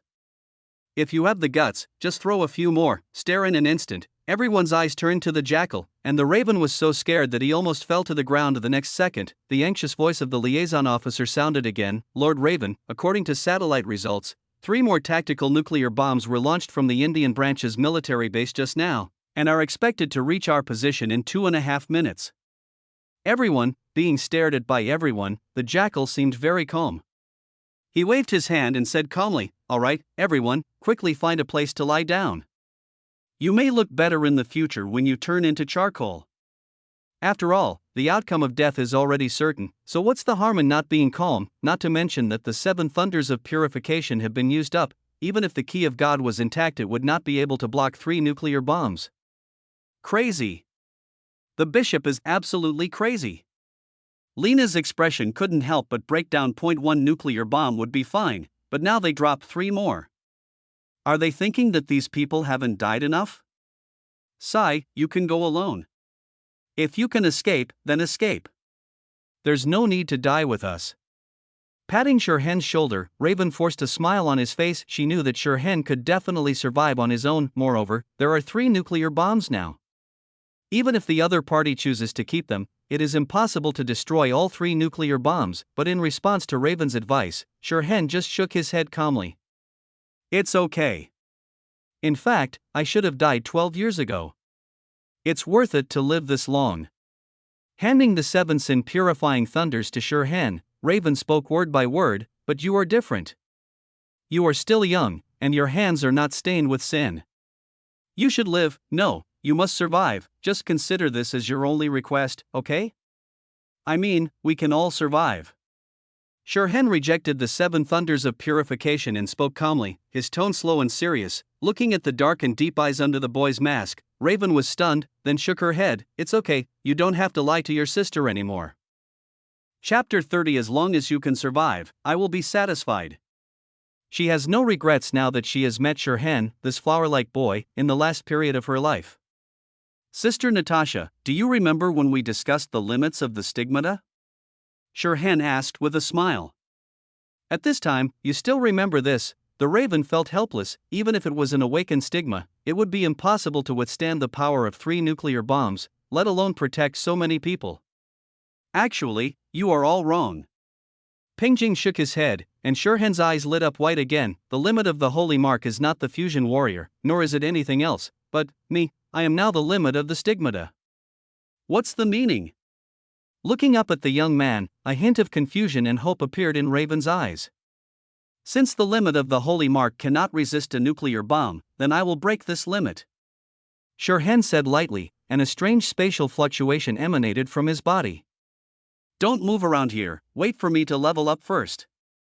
As soon as he finished speaking, the boy's figure disappeared instantly, leaving only a fleeting wormhole in its place, through which one could vaguely see the vast darkness like the starry sky. At this moment, there are only 30 seconds left until the 3 nuclear bombs arrive at Destiny headquarters, floating island, central intelligence room. Looking at the huge projection of the Earth in the center, Otto, who was sitting on a swivel chair, gently shook the red wineglass in his hand, his handsome face full of leisure and contentment. "Amber, do you think that Walter can survive the attack of 4 nuclear bombs?" "Based on the current intelligence, no." Like a robot, Amber lowered her head and answered respectfully. "Yes, theoretically speaking, he can only block 1 at most." Otto took a sip of red wine. "But theory is just theory after all. There are too many unreasonable people in this world. Who can guarantee that things in theory will definitely happen? Hearing Otto sigh, Amber lowered her head and did not answer, but the Bishop of Destiny did not need others to agree, so Otto just smiled and raised his glass to the east. Well, let's wait and see. Can you also create miracles like other Walters? Chapter 33 Tianyuan Road. What is the limit of the stigmata? Walking in this empty space, Shirhen pondered the answer to this question in his mind. If we want to answer this question, we must first clarify the nature of the stigmata. From a scientific point of view, the essence of stigmata is actually genes, due to the legacy of previous civilizations. Humans of this era will more or less contain a certain amount of stigmata genes in their bodies, but in most cases, these genes are recessive and not expressed. As far as Shirhen knows, there is only one method that can effectively promote the expression of the Holy Scar gene, the paradise of the past. When the number of dominant stigmata genes reaches a certain level and can form a system, the stigmata pattern will appear on the host's body. In layman's terms, perhaps it can be called a suit. Of course, the stigmata pattern is not the only means to evaluate the awakening degree of the stigmata. For example, people like Raven, although they don't have any stigmata patterns on their bodies, their stigmata awakening degree is definitely not low. It's just that those genes cannot form a system. Even if the future Raiden may already possesses a complete system of stigmata, she can still carry the power of engraving and activate other stigmata genes. For the people in this world, making the stigmata pattern manifest is only a stage in the development of the stigmata, and is far from the end of the stigmata power. It is even not important whether the stigmata pattern can be manifested, but for Shirhen, the manifestation of the holy mark pattern is the end. Theoretically, there should be no unactivated stigmata genes in his body, because his stigmata were directly granted by the system, not left over from previous civilizations. Before today, Shirhen believed that he had reached the limit of the stigmata, because he had used the adaptability and control of the Honkai energy granted by the stigmata to the extreme, and even had a way to enter an explosive state that overloaded his body. If even this cannot be called the limit, then what is the limit? If we only consider the stigmata and the body itself, then this path has indeed come to an end and there is no way to go any further. However, the world of collapse does have the attribute of will. Through the practice of divine sound, the Fuhua lineage can even manipulate the enormous energy of the Hershers level with an ordinary human body, reaching the level of being on par with gods with a mortal body. This is the effect that can only be achieved by tempering one's will to the extreme. It is a pity that Shirhen cannot inherit the divine sound in a short period of time, and he himself does not want this kind of shackles with the imprint of thoughts. Therefore, he must find a new path for himself, a path that is different from his physical body and the stigmata genes. But having said that, the time mark must ultimately return to the stigmata itself. In this world, even when it comes to judging stigmata, there are actually two different standards. Point 1 is based on destiny and anti-entropy, and emphasizes the adaptability and control of the Honkai energy granted by the stigmata. Simply put, only the stigmata that can be used in fighting are good stigmata. The other one is undoubtedly the world serpent. They do not pursue how strong the stigma itself is, but value another characteristic of the stigma, allowing humans to maintain their identity even in the torrent of imaginary numbers. Only when this level is reached can it be truly recognized as a holy mark by the world serpent. Just like the time mark at this moment, even though he was in an imaginary space, his mind was still clear and his body was not corroded. Theoretically, he could even use this to directly touch the tree of imaginary numbers and gain godlike authority. However, theory is just theory after all. If he really did that, there is a 100% chance that the ending would be horrific, and the story would end prematurely. So, can we show off now, stigmata will? Suddenly stopping, Shirhen spoke to the nothingness in front of him. Swish, in an instant, this world, which was originally as empty as the starry universe, changed, with time mark as the center. Endless pure white spread outwards crazily, covering the limits of the boy's vision in the blink of an eye, leaving him with nothing but white. If it happened in real life, this kind of white would be enough to make people panic. But this is an imaginary space, and everything is given meaning by time mark. So he just feels it is normal. I thought you would think about it a little longer. A pure white figure appeared in front of Shirhen and quickly turned into an appearance that was exactly the same as him. It felt like looking into a mirror. Without answering the question of the Holy Scar's will, Shirhen looked at himself in amazement. You can understand it this way, because I am you. The stigma will said with a smile. You are just a shadow of me. Shirhen shook his head. Light and shadow are one. The will of the stigma still smiles, looking at the face opposite him that looked exactly like his own. Shirhen raised a finger and shook it. You seem to have made a mistake. You are just a shadow of me, and I am your only source. A shadow is just a trace left at a certain moment. As long as Shirhan does not stop moving forward, he will always leave new footprints, but no matter how many footprints there is always only one source. Oh, what a big tone. There was more sarcasm in the smile of the Holy Scar Will. I'm just stating a fact. Shirhan shrugged. On the contrary, if you can't even accept the truth, then your stigmata will is a failure. Hee, are you trying to irritate me? The will of the Holy Mark laughed in anger. Angry? You think too highly of yourself. Shirhan couldn't help but smile. I'm just curious about your existence, so I chat with you for a few more words. Anyway, this is an imaginary space, and all physical laws do not exist here, even time. In other words, he has endless time here. Even if he stayed in there for 100 years, it would only take a moment to return to reality. Everything in the imaginary space only has meaning when it is connected with the real world. This is the only law of imaginary space. Ah, you really pissed me off. The anger on the Stigma Will's face could no longer be concealed. Seeing this, Shirhan couldn't help but shake his head slightly. Sure enough, a shadow is just a shadow, there is no comparison with me at all. Moreover, perhaps because it was born too recently, this Stigma Will is far inferior to that of the Kaslana family. That he had no manners at all and would make a scene over any trivial matter, which made Shirhan feel very embarrassed. This is his shadow after all. You, go to hell. As if he could no longer bear it, white light flashed in the eyes of the Holy Mark Will, and an incomparable surging momentum gushed out. A pure white baseball bat appeared in his hand, and the Holy Mark's Will struck directly at Shirhan like lightning. Bang! A baseball bat also materialized in his hand, and Shirhan easily blocked the attack. Are you angry out of shame? Looking at the oppressive white eyes of the Holy Scar Will, Shirhan's expression remained calm. But that's fine, after all, we have to use strength to speak between us. I am you and you are me. Our strengths are exactly the same. How can you defeat me? The Will of the Holy Mark laughed loudly, and with a baseball bat, he chopped left and right, and turned it into a violent offensive. Shirhan chose to fight back in the same way.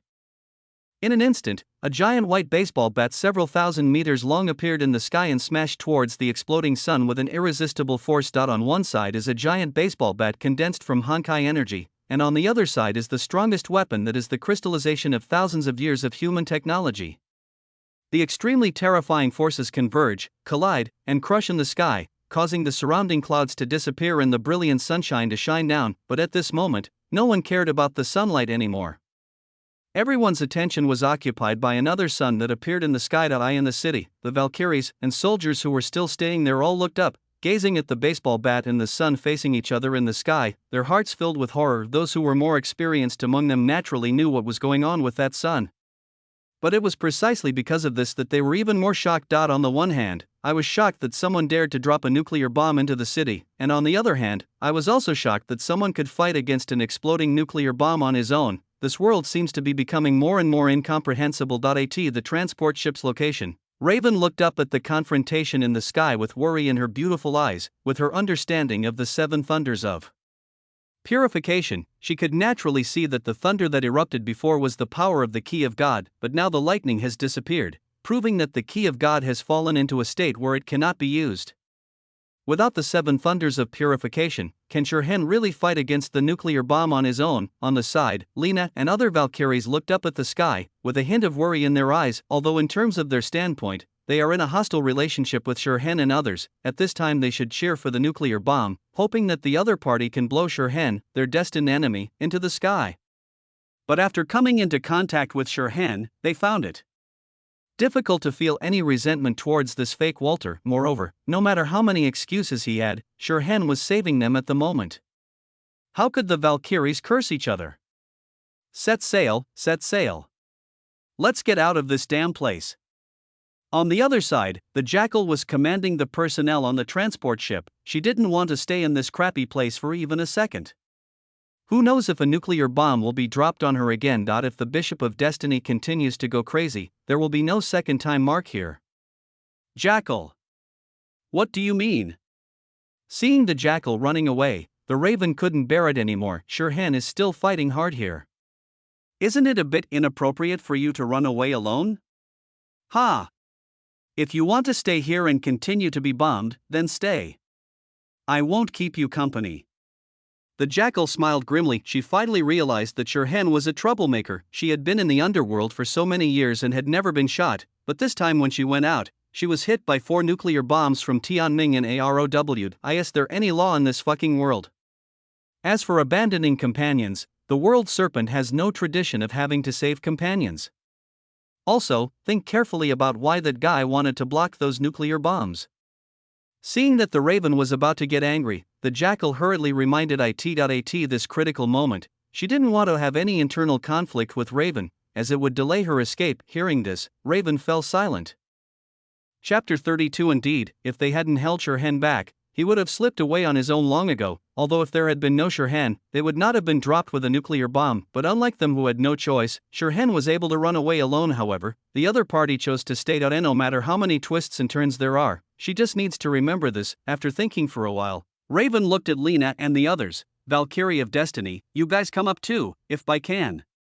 Come back safely, I will let you go, but if he doesn't come back. The red claw blade in his hand popped out, and Raven didn't continue speaking. Every blood debt must be repaid with blood. She had never been one to be so tolerant and generous as to repay evil with kindness. After looking at each other, Lena and the other Valkyries nodded slightly without any objection or resistance. The positions of both parties are already opposite, and this is the best possible outcome. After all, Destiny dropped.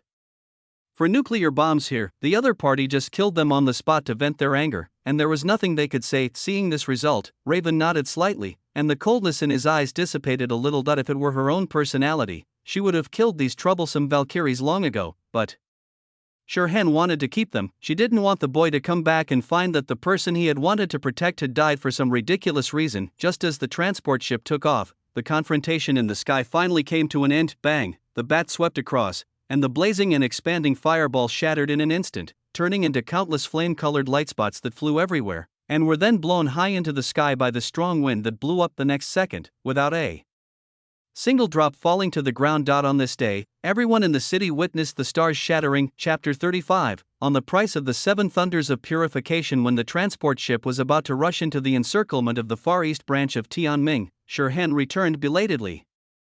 Han! On the deck, as soon as the Raven saw the boy landing, it immediately pounced on him and hugged him tightly. Great! I'm so glad you're okay.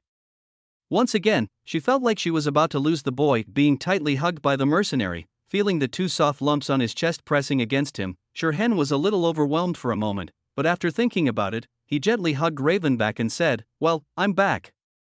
Even if I have thousands of words to say, this one sentence is enough. Although for Shirhan, facing a nuclear bomb head-on, which sounds like a life-and-death situation, is not actually that dangerous. After entering the Tianyuan realm, he has fully possessed the strength of a Hershers. The final stick he used to fight against the 3rd nuclear bomb was in no way inferior to the Taishu sword god of Fu Hua's lineage. In other words, Taishu sword god does not have the Tianyuan realm of those with holy marks. The ultimate goal of both is to embrace destruction with humans' own will. With Shirhan's current state, if he is given a plague gem, he can instantly transform into the complete Hershers of fire, and every basic attack will be an awesome one. After reaching the Tianyuan realm, Shirhan's admiration for Fu Hua suddenly deepened, because compared to the almost impossible to copy Tianyuan, the sword god has a complete method of cultivation, although it also requires extremely high talent. But no matter what, Fu Hua has taken a path different from the stigmata. Moreover, even if one does not reach the level of sword god in the end, the process of cultivation is still of great benefit to people. In comparison, the Tianyuan realm seems very extreme. Not only does one need to develop the stigmata to an extremely high level, powerful enough to leave one's own mark even on imaginary numbers, but one must also overcome one's inner weakness and confusion. During this period, if you are not careful, you may lose yourself and your consciousness will be trapped in the imaginary space forever. Generally speaking, the difficulty is no less than that of producing a feathered Hershers. I can only say that immortal Fu Hua is truly awesome. Are you okay? Are you hurt anywhere? After a long time, Raven finally realized that they had been hugging each other for too long, and he quickly stepped back and carefully observed the boy to see if he was missing any limbs. I'm fine, just a little injured and exhausted. Glancing at the 2 blushes on Raven's cheeks, Shirhan answered in a somewhat weak voice, while raising his arms to let the mercenary's fingers poke and tap on his body. That's all? Hearing this, Raven's brows immediately raised. Do you know what you are doing? although no obvious wounds were found on the boy's body. But, confronting a nuclear bomb head-on, is this what a human should do? Even though the boy has become less and less human in the first few years after joining World Snake, she was considered a recognized genius in the training camp, but compared with Shirhan, is this something that can be compared? The Raven couldn't help but glare at the boy. I won't do that next time.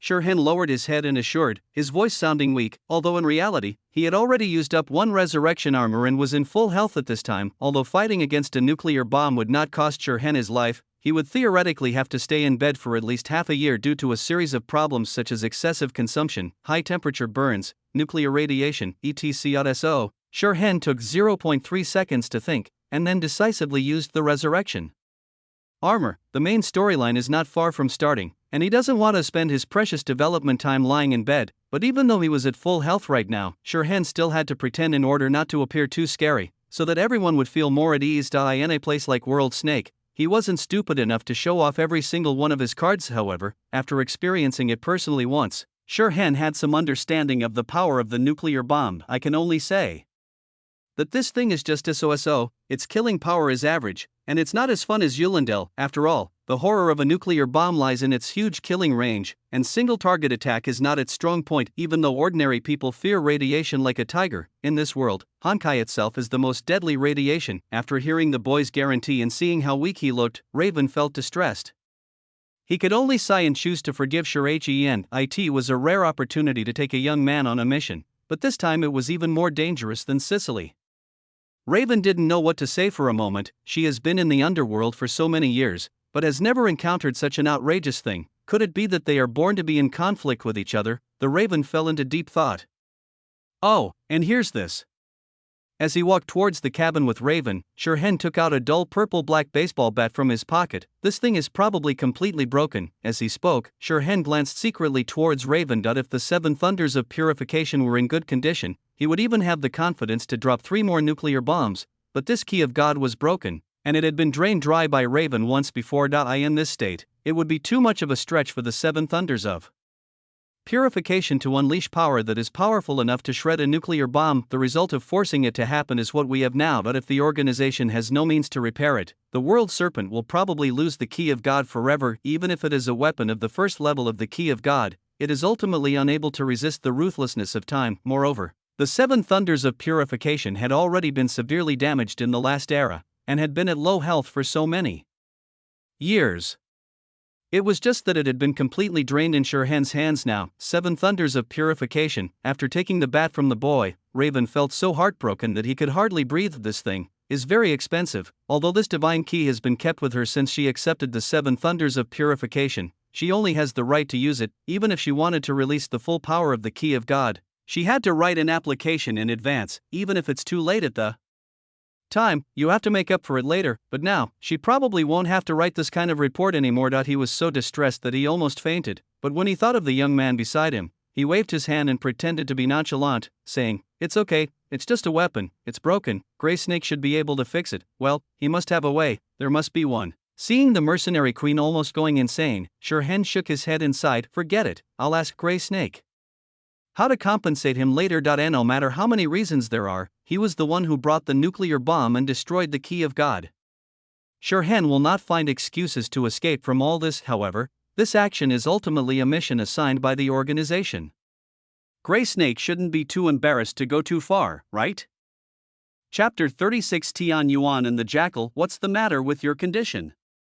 Not long after Shirhan entered the cabin, the jackal rushed over like a shark that smelled blood, with a bright light flashing in its amber eyes. Although she didn't know the specific situation, she was sure that the attitude shown by Shirhan when fighting against the nuclear bomb was the ultimate goal of the Stigmata project. That kind of power can definitely surpass that of the Herschers. As long as she can figure out the secret of Time Mark, she will undoubtedly be able to advance the current Stigmata plan a lot. Jackal. Hen just came back. What he needs now is rest. Standing in front of Shirhan, Raven looked unhappy, looking at the pale-faced Shirhan and then at the threatening Raven. The jackal hesitated for half a second before choosing to step aside. She couldn't beat the crow. "If it's just a simple talk, I'm fine." Shirhan showed a weak and powerless smile. "In short, I went to the imaginary space and defeated the negative consciousness evolved from the stigmata there, and thus gained the power to fully control the collapse. Raven and Jackal. It is indeed very simple to say. Raven felt like she was listening to a foreign language. She could recognize every word, but when they were put together she couldn't understand. Unlike the militant Raven who looked confused, the great scientist Jackal listened with eyes shining and nodded solemnly from time to time. Although in what Shirhan said, she only understood the part about negative consciousness. The stigma is a gift that the fire moth leaves to the human beings of this era, but it is by no means just a completely beneficial gift. As the power of the stigmata continues to awaken, the host's negative emotions will also increase accordingly. If one is unable to fight against his or her own negative emotions, even a stigma awakener would be in danger of being swallowed by Honkai. Once this happens, it will often give rise to monsters that are thousands of times more terrifying than the dead soldiers. Although this guy said it easily, that battle must have been extremely brutal, right? The Jackal looked at the young man deeply, with a hint of admiration in his eyes. No matter how Shirhan did it, this was enough to prove his potential. No, the boy can no longer be said to have potential, he has completely converted his potential into strength. At this moment, Shirhan was definitely a strong man that even the world serpent had to treat with caution. How did you enter the imaginary space? The Jackal could no longer help asking. Opening the portal to the imaginary space is an authority that belongs exclusively to the ruler of the void. Chapter 33. Is this something humans can do? I felt like I could get in, and then I did. Shirhan thought about it, then said, "Are you kidding me?" The Jackal blinked, a little confused. "Why would I lie to you?" Shirhan looked serious. On this point, he really did not fool the Jackal. After thinking for a while, the Jackal asked again, "Can you still go in now?"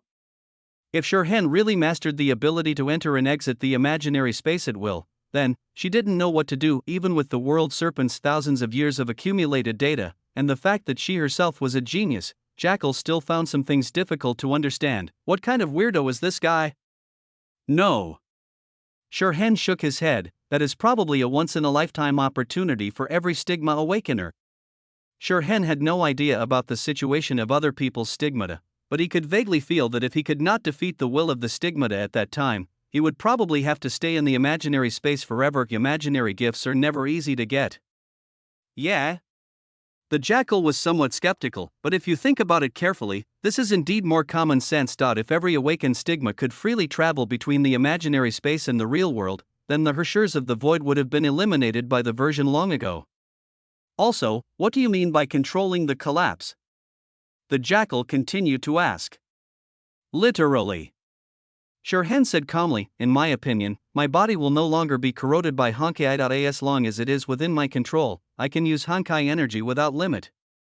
Normal stigma awakeners have only improved their adaptability to Honkai energy to an extremely high level, but they still have to endure the erosion of Honkai, and their bodies will be damaged by the use of Honkai energy. But compared with ordinary people, the damage is so minor that it can be ignored. But damage is damage, no matter how slight it is, it still exists. For example, a certain Walter, even though his adaptability is high enough to become a ruler of reason, his body is still corroded beyond recognition by the Honkai, and now he has to run away to avoid the spotlight. Theoretically speaking, Shirhan, who has stepped into the Tianyuan realm, is fully qualified to carry the Hersher's core and use authority at will. However, since he has the system plug-in, he doesn't need any other Hersher's cores. After leaving his mark in the imaginary number, he has been able to draw energy through the holy mark space that exists in the imaginary number. It can be said that, apart from not having powers and a long lifespan, there is actually not much difference between humans in the Tianyuan realm and Hershers. Of course, this is just an external appearance. The internal differences between the two are actually worlds apart, but for a pragmatist like Shirhan, as long as it is something that can make him stronger, the Tianyuan realm and the Hersher's core are no different. Those inherent essential differences are something that only people who want to save the world like a certain white-haired bull need to care about, but Shirhan does not want to be that savior. It's just looking at a blank Hersher's core that has not been exposed until now, and then looking at the Tianyuan realm that has been amplified in almost all aspects, Shirhan suddenly feels that this main storyline reward is not so attractive. The rewards for the main quests are not as good as the benefits for novices. This system is really useless. Shirhan silently despised him in his heart. Absolute Honkai adaptability. Hearing Shirhan's words, Jackal was also shocked. That's probably what it means. Shirhan nodded. Although the improvement in adaptability of Honkai can only be considered a bonus compared to creating and stabilizing a stigmata space, it is still amazing enough. because under normal circumstances, this ability only appears in the Herschers. Apart from that, there are probably only those fusion warriors who have transformed themselves into inhuman beings. It's incredible. Looking at the young man in front of him, the jackal's eyes couldn't help but become hot. She really wanted to trick Shirhan into doing experiments more and more. There is probably only one person in this era who can awaken the stigma to such a level, and there may not be more in the future. However, after taking a look at the raven that was staring at him like a hen protecting her chicks, the jackal had to give up the idea for the time being. She is just a scientific researcher and does not have the strong fighting ability of Raven, so she will be beaten badly by the opponent. Chapter 37 Help him become the leader of anti-entropy. Shirhan met Lena and others in the confinement room of the transport ship. 9 Valkyries were sitting in a row in a small room of less than 20 square meters, and each of them was handcuffed and shackled, with a towel stuffed in their mouths. This is a method of confinement that fits the world snake painting style very well. Shirhan felt that he was getting further and further on the road to becoming a villain. Alas, he clearly just wanted to be an ordinary final boss, which is really frustrating. After helping several Valkyries untie their restraints, Shirhan asked with concern, "Are you used to staying here?" Rubbing her sore face and looking at the masked figure in front of her, Lena thought for a moment and said, "I'm used to it. I'm quite used to it." "That's right. That's it. We are all used to it." Other Valkyries also said that they felt very safe here, just like they were back home. "In that case, please stay for a few more days." Nodding, Shirhan followed suit. Since the other party said so, could he still chase them away? All the Valkyries changed color. Just kidding." Shirhan smiled slightly and said, "If you don't like this, just say it. Am I the kind of unreasonable person?" Looking at the time mark in front of her, Lena couldn't help but ponder for a few seconds, then shook her head. "Yes, Mr. Walter is a very reasonable man." The other Valkyries also spoke up, with a little more sincerity in their voices. Although from a factual point of view, Shirhan is not very reasonable, but compared to other people who like to fight and kill at every turn, Shirhan is considered to be very reasonable. If it were any other secret organization, not even their ashes would be left. Oh, no, they are the Valkyries of Destiny after all. They will most likely be sent to the laboratory as guinea pigs to study Destiny's artificial stigma technology. Have you ever thought about what to do next? After all, you may have been on some lunatics list. Shirhan asked. After all, this matter was caused by him. These Valkyries were also implicated by him, and Shirhan could not stay out of it. Although from a standpoint, he had no right to interfere with the selection of these Valkyries. Hearing Shirhan's question, Lena hesitated, and finally shook her head slowly. "I don't know." Although they had overheard some of the inside story, she had no idea how the high and mighty bishop would view the matter. Perhaps the bishop never cared about little people like them from the beginning to the end. To put it another way, even if the bishop might blame them, if they were asked to betray their destiny because of this, their faith as Valkyries is not weak to that extent. After you leave here, you can apply to be transferred to the Far East branch. Just say that this is my suggestion, Walter. I'm sure the bishop will agree. Shirhan tried to give suggestions. When it comes to matters not related to Colin, Otto still behaves like an archbishop. In other words, the other party only cares about Colin and doesn't care about anything else. Looking at the eyes under Shirhan's mask, and then looking at her companions beside her, Lena nodded solemnly. "We will consider it." She believed in Shirhan and believed that he would not harm them, but at the same time, as a Valkyrie she also has her own judgment. "That's good." With a slight nod, Shirhan stood up immediately. "Get ready, you can leave now." Talking about deep things with people you just met has always been a taboo in interpersonal communication. Shirhan had no plans on how to take care of these Valkyries, so a few simple words of advice would be enough. As for whether the other party will do it, what does it have to do with him? He was just making a suggestion, not being a mother to these people. "Oh, right." At the end, Shirhan suddenly added as if he remembered something, "If you have the chance to meet Yulan Dyer, remember to remind her to train more and work hard to level up. I am already 3 versions ahead of her."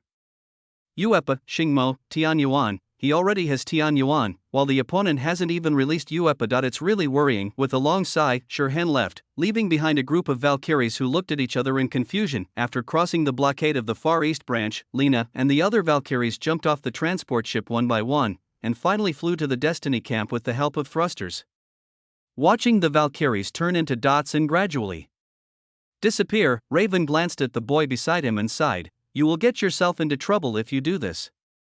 The world serpent is currently still in its dormant stage, and hiding itself is its top priority. From this point of view, Shirhan should not have let these Valkyries go, even though the other party did not know much information, but no matter what, this will be a hidden danger to a greater or lesser extent. It's okay. Mr. Grey Snake will definitely not mind this little trouble. Shirhan had a nonchalant expression on his face. Compared with a strong man in the Tianyuan realm, Lina and her group of Valkyries are just insignificant trifles. The only thing that made Shirhan feel a little regretful was that Walter's small account would most likely be banned. He didn't want to be chased and hacked by a group of Valkyries as soon as he showed his head. Alas, Anti-Entropy has lost its next leader. Although Shirhan had never spent a day in Anti-Entropy, he felt as if he had lost the entire Anti-Entropy. You are just too soft-hearted. Patting the boy's head and ruffling his black hair, Raven sighed helplessly. Even though when the young man faced the bloody ex-mafia in Northern Europe, he killed so many people that the place almost became a river of blood, but she, who was hiding in the dark, could see clearly that Shirhan had never killed an unarmed person. In the orderly world under the sun, kindness is a virtue. But in the underground world where only profit matters, being kind to others is being cruel to yourself especially. In a place like the world serpent that eats people without leaving any bones, kindness and weakness are unforgivable sins. It's just not necessary.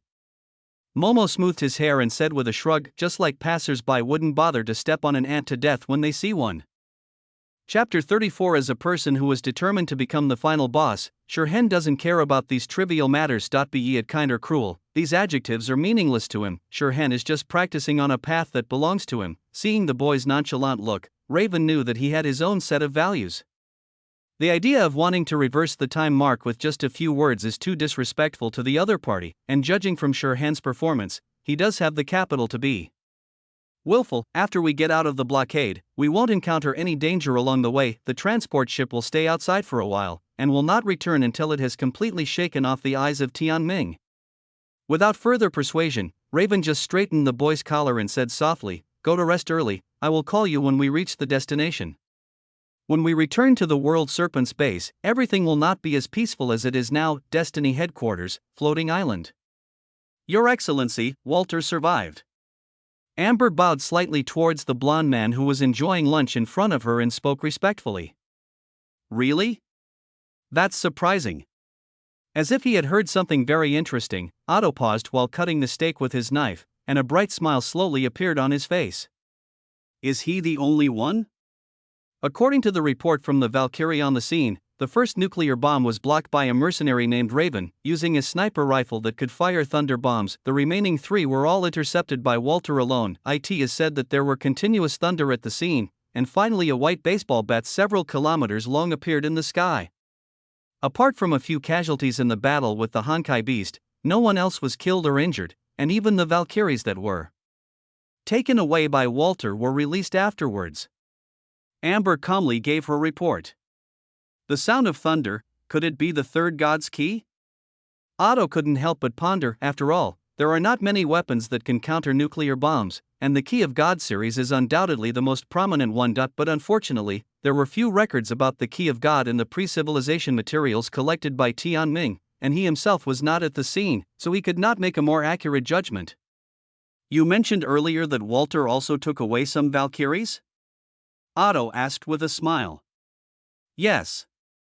Amber nodded slightly. When Walter was in charge of blocking the nuclear bomb, his companions seemed to have captured the 9 Valkyries from the Far East branch who were fighting the Honkai beast Ganesha out of concern and revenge. It was not until Walter returned safely in their floating battleship escaped the blockade of the Far East branch that the Valkyries were finally released.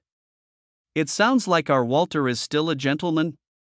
Otto's smile grew even wider. Even if the other party is really an anti-entropy person, I'm afraid only those who have similar ideas to the current Walter can have such demeanor. From this point of view, the imposter did not insult the name of Walter. Pursing her lips, Amber did not comment on the matter. Where are the Valkyries? Did they bring any messages? Otto asked, taking a sip of the red wine on the side. Hearing this question, Amber's face changed slightly, as if she didn't know how to start. After a while, she finally said that Walter asked Lord Yulindel to train hard, and also said that he was already 3 generations ahead of Yulindel. Ha ha ha. Otto couldn't help laughing. This Walter is really an interesting guy. After a long while, the bishop stopped laughing and asked, "Nothing else?" "No, that's all." Amber shook her head. "Well."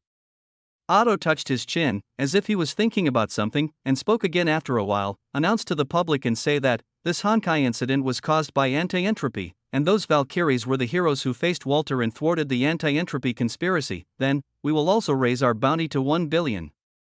Anti-entropy is so enthusiastic, their destiny cannot lag behind, and more importantly, Tianming is very rich, yes.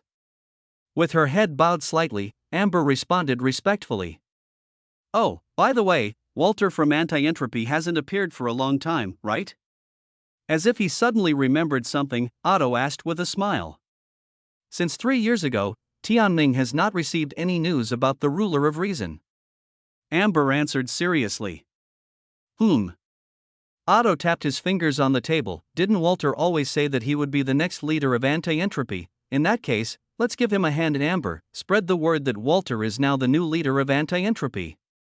He was very curious. If the whole world believed that the leader of the Anti-Entropy Alliance was dead, would the other party still be able to sit still? "I'm sure things will develop very interestingly." Thinking of this, the smile on Otto's face became brighter. Chapter 38. The World Serpent is a salvation organization that pursues justice in the World Snake Base. Shirhan felt no emotion at all when he looked at his newly issued billion wanted warrant. He even felt like laughing. Oh, the corrupt destiny. Countless resources became victims to satisfy the selfish desires of the bishop. However, what does it mean to change his identity to the leader of Anti-Entropy?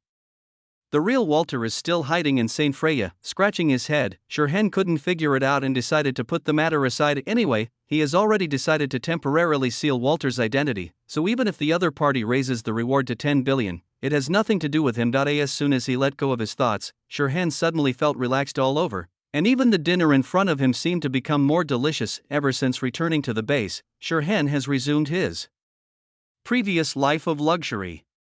Well, not really. Although the world snakes treat their senior staff well, they are not so extravagant as to equip them with personal maids. All in all, Shirhan's life in the base was still very good, while Raven became so busy that he could hardly be seen, but at least they could meet him from time to time in the base, so Shirhan didn't care what this world snake cadre was busy with. After all, he was just an idle staff member. He was not involved in the operation and management of this base, and no one came to tell the Time Trace World Snake's great plan. Come to think of it, did he really join a villain organization? Why didn't anyone come to preach the great will of the snake to him? In the base restaurant, while eating the curry rice carefully prepared by the chef, Shirhan couldn't help but fall into deep thought. This world snake seems to be a bit lazy when it comes to training new members. "Mr. Shirhan, can I sit here?" A hoarse voice sounded, waking Shirhan from his contemplation. "Of course," he answered without hesitation.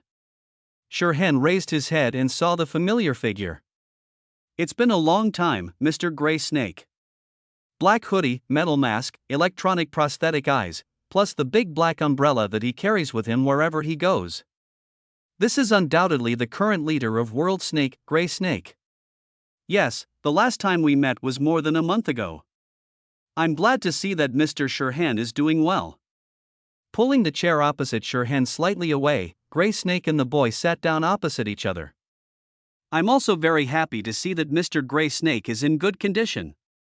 With a bright smile, Shirhan glanced at the empty table in front of Gray Snake. "Mr. Gray Snake, don't you want to eat something?" As he spoke, the young man looked at the mask that seemed to be growing on the Gray Snake's face. He was curious whether the other party would take off the mask when eating. "Thank you for your kindness, Mr. Shirhan, but I am not a human being and do not need to eat." Shaking his head, Gray Snake calmly revealed this secret, which was no longer a secret among the cadres of the organization. "I see." Shirhan sighed with some emotion. Enjoying delicious food can make people feel better. As a bionic man, the Gray Snake has a certain biological structure and can eat, but this is only possible, not necessary. And now it seems that the other party is obviously a life that has escaped from vulgar interests and does not care about the desire for food. "It's a pity that I can't taste the food," Gray Snake said in a calm tone. "What a pity." Sighing softly, Shirhan picked up a piece of chicken and put it into his mouth, chewing it carefully. It has a rich aroma and a taste that is neither dry nor woody. The level of the world snake chef is really good. I heard that Mr. Sherhan and Ms. Jackal had some minor disagreements on ideas a few days ago. Gray Snake asked casually. Which one is Mr. Gray Snake referring to? Sherhan asked back. In his opinion, the Jackal was quite easy to get along with and it was reasonable to reason with it, therefore, he did not think that he had any disagreements with the Jackal because he could always convince the other party. About those Valkyries of Destiny. Gray Snake pointed it out directly. Oh, those people. Sherhan suddenly realized, some insignificant little characters, I don't really care what happens to them, but the other person just danced in front of me, so I couldn't turn hostile right away. Don't you think so, Mr. Gray Snake? After taking a deep look at Sherhan, as if trying to understand something from his words, Gray Snake nodded after a long while. Yes, Ms. Jackal is indeed going too far. The world snake only cares about interests and does not care about right or wrong. Compared to the Jackal, the time mark at this moment is more in line with the interests of the world snake. I said Mr. Gray Snake would understand me. Sherhan smiled and nodded slightly, looking at the black-haired boy in front of him with a sincere smile. Gray Snake couldn't tell for a moment whether the other party was innocent or had already seen through everything. During this period of time, I believe Mr. Sherhan should have understood the truth of the world, right? Sitting up straight with his hands on his knees, Gray Snake asked in a somewhat serious tone. Yeah. Sherhan nodded while eating curry. To be honest, this world is far worse than I thought. Oh? What did Mr. Sherhan originally think the world was like? Gray Snake asked curiously. When I first encountered Honkai, I thought it was just a few rats in the house, but now I realize that human civilization itself is built on a nest of snakes and rats. Sherhan sighed deeply. Even in this day and age, every year cities are still destroyed and countless people die in the darkness, becoming casualties of infectious diseases, terrorist attacks, or various natural disasters. Ha, a snake's nest, what an interesting metaphor. Gray Snake also laughed out loud. So, Mr. Sherhan, have you ever thought about us saving the world? After blinking, Sherhan couldn't help but pause in chewing the food. Wait, what's your question? Aren't we a villain organization? Why are we suddenly talking about saving the world? Chapter 35. Besides, when you asked this question, didn't you ever reflect on your own dress? At first glance, this looks like a complete villain, and you want to talk to me about saving the world. Gudong. After finally swallowing the rice in his mouth, Sherhan drank a sip of lemonade and finally recovered.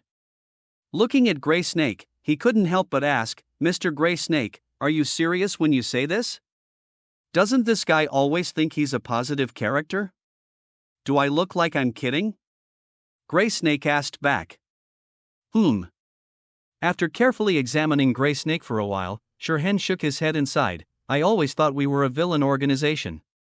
Gray Snake, no, little brother, what's wrong with you?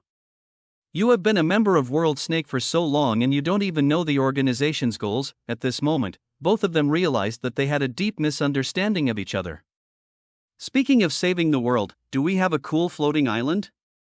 Sherhan asked. No. The Gray Snake shook his head. Do we have a mecha army? Sherhan asked again. No. The Gray Snake shook his head again. That he is trying to catch up on the mecha army project, so it cannot be completed for the time being. Do we get cheers from the crowd every time we take action? Sherhan asked again. No. The Gray Snake continued to shake its head. We have signed agreements with countries around the world. Do members of our organization have legal immunity? Sherhan still asked. No. The Gray Snake still shook his head. So, we have nothing, but the organization's base must be hidden so deep. Aren't we villains? Sherhan sighed helplessly. He really couldn't understand. Is it so difficult to admit that he is a villain? But just as every villain does not admit that he is a villain, Gray Snake also thinks he should be a hero. The higher a tree reaches, the deeper its roots go into the darkness. Gray Snake tried to reason with time traces and change the boy's misunderstanding of the world snake. For the great goal of saving the world, necessary sacrifices are inevitable. Sherhan, are you sure you're on the right set? So, we are all heroes who save the world? Sherhan asked with a raised eyebrow. Although he looks very sunny and can serve as the face of the organization, Gray Snake's look clearly makes him a villain, right? Without answering Sherhan's question immediately, Gray Snake asked back, after dealing with Tianming twice, Mr. Sherhan thinks they can save the world? After finishing the last bit of rice, Shirhan drank lemonade while thinking, and spoke after a while. No. Unless they kill the current bishop and replace him with a normal person.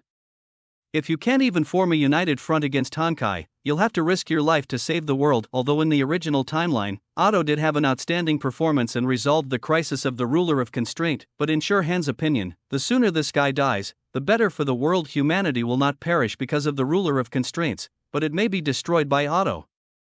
Even though in pre-civilization times, the rulers of constraint caused massive casualties that could be called tragedies, the seeds of humanity's failure were sown long before that. When the first fusion warrior was born and humanity began to transform into inhumanity, the failure of that era was already doomed. However, Shirhan did not belong to that era after all, and he did not understand the difficulties of that era, so he just sighed. People in every era only choose the path they think is right. What qualifications do they have to criticize their predecessors? All the surplus of this civilized era is built on the ruins of the previous civilized era. That's right, destiny can't save the world. After hearing Shirhan's evaluation, Grey Snake agreed with him. Although destiny has most of the world's resources, its upper echelons have long been corrupt. Although the anti-entropy concept of North America is commendable, their power is too weak and insignificant, and they are simply vulnerable to the collapse. So, Shirhan's expression became a little unnatural. Destiny is rotten, and anti-entropy is powerless. Only those of us who are rooted in the deepest darkness can know what true collapse is, and can know how to lead the world to a new future. Grey Snake's tone was calm, but inside he was filled with a passion so intense that it could burn even the soul. He believed all of this, just as he believed that the sun would rise from the east every day. Chapter 39. Will the faith snake send eggs? This guy must be a lunatic. Looking at the Grey Snake in front of him, Shirhan couldn't help but think that he's already come to World Snake, and you still tell me to save the world? Moreover, it was Grey Snake, who looked like a villain, who persuaded him. You could at least send a beautiful girl with white hair and blue eyes. Wait, if we just look at it from the perspective of fighting Honkai, the original intention of the World Snake seems to be to save the world. It's just that they are taking the path of redefining human beings. Compared to saving humanity, it is easier to redefine the concept of humanity. So, no matter where I go, I can't escape from saving the world. Touching his chin, Shirhan fell into deep thought. So, how do you think we can save the world, Mr. Grey Snake? Shirhan thought for a moment and asked. I heard that Mr. Shirhan has already arrived at the imaginary space? Instead of a direct answer, the Grey Snake asked back, with a gentle smile in his hoarse voice, and he looked at the boy as if he was looking at a masterpiece. That's right. Shirhan nodded gently. The commotion caused after stepping into the Tianyuan realm was quite big, and this cannot be concealed. Moreover, he also wanted to see how the World Serpent would react to the finished product of his Stigma project. Presumably, Mr. Shirhan should be able to absorb the Honkai energy from the imaginary space now, right? With a low laugh, Grey Snake sounded as if he had everything under control. How do you know? Shirhan's expression changed slightly, and he expressed his surprise appropriately. He did not tell the jackal and the raven about this, so it should be a secret that belonged to him alone. Snakes know everything. Grey Snake's voice was calm and composed, with the confidence of someone in a high position, as if he was overlooking everything in the world. It seems that the power of the organization is much deeper than I thought. Shirhan sighed and expressed his admiration. Theoretically speaking, the Grey Snake should have never come into contact with any Tianyuan human other than itself, but the other parties seemed to be very clear about this realm and had obviously obtained a lot of heritage from the pre-civilization era. But even among the world snakes, Mr. Shirhan's existence is still special. Saying this with a smile, the Grey Snake also expressed his respect for the young man. He didn't want Shirhan to be too arrogant, but he also didn't want him to become alienated from the World Snake, whether from the perspective of combat alone or for the Stigmata plan. Time Mark is an extremely important existence and he needs to be cautious. I see. Shirhan sighed, seeming to have a lot of emotions. He felt that he should not hang around in the world, but should challenge the best actor. Mr. Shirhan should have known about the existence of the Hershers, right? The Grey Snake asked again. Of course. Shirhan nodded, with a puzzled look on his face, but what does this have to do with the Hershers? Mr. Shirhan should know that the birth of the Hershers is related to the tide of Honkai energy in the imaginary space. Grey Snake said with great confidence, just imagine, if everyone can awaken the stigma like Mr. Shirhan and directly carry power from the imaginary space, then is there still room for the Hershers to be born? Shirhan lowered his head slightly, frowning from time to time, as if he was thinking about something seriously. After a long while, he raised his head, looked at the gray snake and said, "Is this really possible?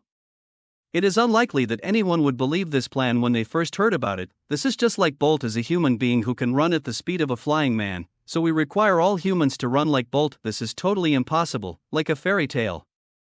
This is a feat that only snakes can accomplish." Gray Snake's tone was full of pride. "This is something only a madman can do."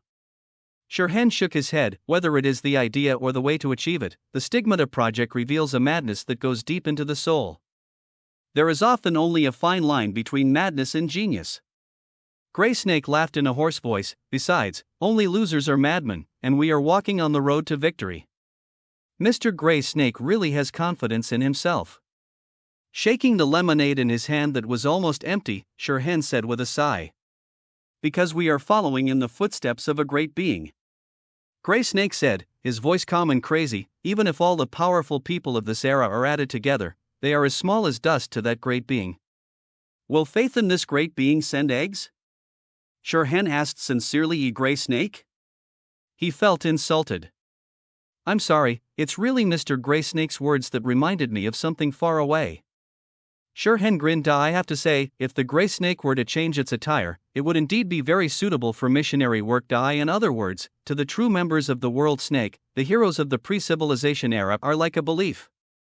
Chapter 36. Although Tianming has always claimed to be a theocratic organization, the World Serpent is actually a real group of fanatics. The entire World Snake Organization should perhaps be called the Fire-Chasing Yingjie Cult? We are used to being misunderstood. Waving his hands, Gray Snake looked tolerant and generous. "There is a secret place in the world snake that can allow Mr. Shirhan to see the tip of the iceberg of those great beings. When you witness all this yourself, you will understand how insignificant and ridiculous the human beings of this era are compared to them." "That sounds like fun." Shirhan stroked his chin and laughed. "Whatever you ask for, the snake will respond." Gray Snake's electronic eyes flashed red. "So, Mr. Shirhan, are you ready to pay the price? Will you live in chaos with all the people of this era, or will you follow the footsteps of the Great Lord and give this world a new life?" "I'm curious, if I say no now, will Mr. Gray Snake summon 800 axemen to chop me into pulp?" Shirhan said with a smile, looking around as if looking for a hidden swordsman. The Gray Snake paused slightly, as if he had not expected the boy to have such an idea. After a while, he continued, "No matter what the result is, Mr. Shirhan will always be Snake's friend." When Gray Snake first discovered the boy, he thought he had found a hidden gem, but as Shirhan gradually showed his edge, he was surprised to find that he seemed to have found a lion with sharp claws and fangs. And when the Gray Snake was surprised at the boy's strength, the other party gave him another big shock. Less than a year after coming into contact with Honkai, Shirhan has already reached the theoretical limit of the stigmata, even to the point where even his creator Mebius had long given up hope. Compared with the boy's current strength, this kind of incredible growth rate is even more surprising. So much so that Gray Snake had to doubt that even if he used the power to firmly defeat Shirhan, the opponent would most likely perform an upgraded counterattack on him on the spot. "I'm not interested in saving the world, but," Shirhan said softly, with a slight grin on his face, "your plan sounds interesting. Moreover, I also want to see the great being that Mr. Gray Snake mentioned. Then we are true companions." The Gray Snake stretched out its palm toward the young man. Although he was somewhat dissatisfied with Shirhan's attitude, he also knew that this was the best result. Just come up with a slogan about saving the world, and then make the other party bow down to you. Just think about this kind of thing. When Shirhan truly witnesses the splendor of the pre-civilization era, he will understand how ridiculous his behavior is at this moment. Gray Snake firmly believed this. "I'm looking forward to what wonderful sights the snake will bring me." Said lightly, Shirhan also smiled and held the Gray Snake's hand. "The scenery in the paradise of the past must be quite spectacular." Chapter 40. Simple emergency. "So, that's all Gray Snake talked to you about?" Driving on the endless snowfield, Raven asked the boy in the passenger seat. "Well, that's all." Nodding, Shirhan looked out the window, admiring the vast snowy scene where the sky and the earth were the same color, and a little confusion surged in his heart. After a long talk with the Gray Snake, he thought he would get a ticket to the paradise of the afterlife, and then kill people in it to achieve the feat of completing all the achievements, and finally get a promotion and salary increase to become a senior cadre of the World Snake.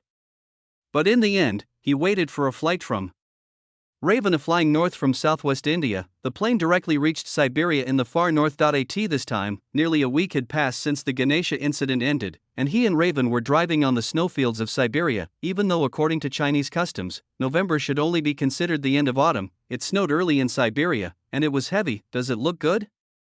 Raven asked with a smile, noticing that the boy was looking out the window. Although he was somewhat surprised at Grey Snake's excessive emphasis on Sherhan, he could even tolerate the boy's behavior that violated the organization's rules, but deep down, Raven was more surprised at Grey Snake's trustworthiness. That if she were in the other person's position, she would have granted him the title of Sherhan Kadre and allowed the boy to enter the paradise of the afterlife to be baptized. However, Grey Snake still maintained the original 3-month agreement. Was it because of some consideration she didn't know about, wanting to see more of Sherhan's performance? Although he felt deeply moved, Raven did not intend to pursue the matter any further. Whatever the reason, she just wanted to spend the last 3 months with the boy because, after seeing the real scenery of hell, you can never go back to the sunshine again. It's very pretty. Glancing at the mercenary who was driving with one hand, Sherhan rationally did not pursue the issue of traffic safety. He seriously suspected that the other party even flew the plane with one hand. It won't be surprising once you see it more often.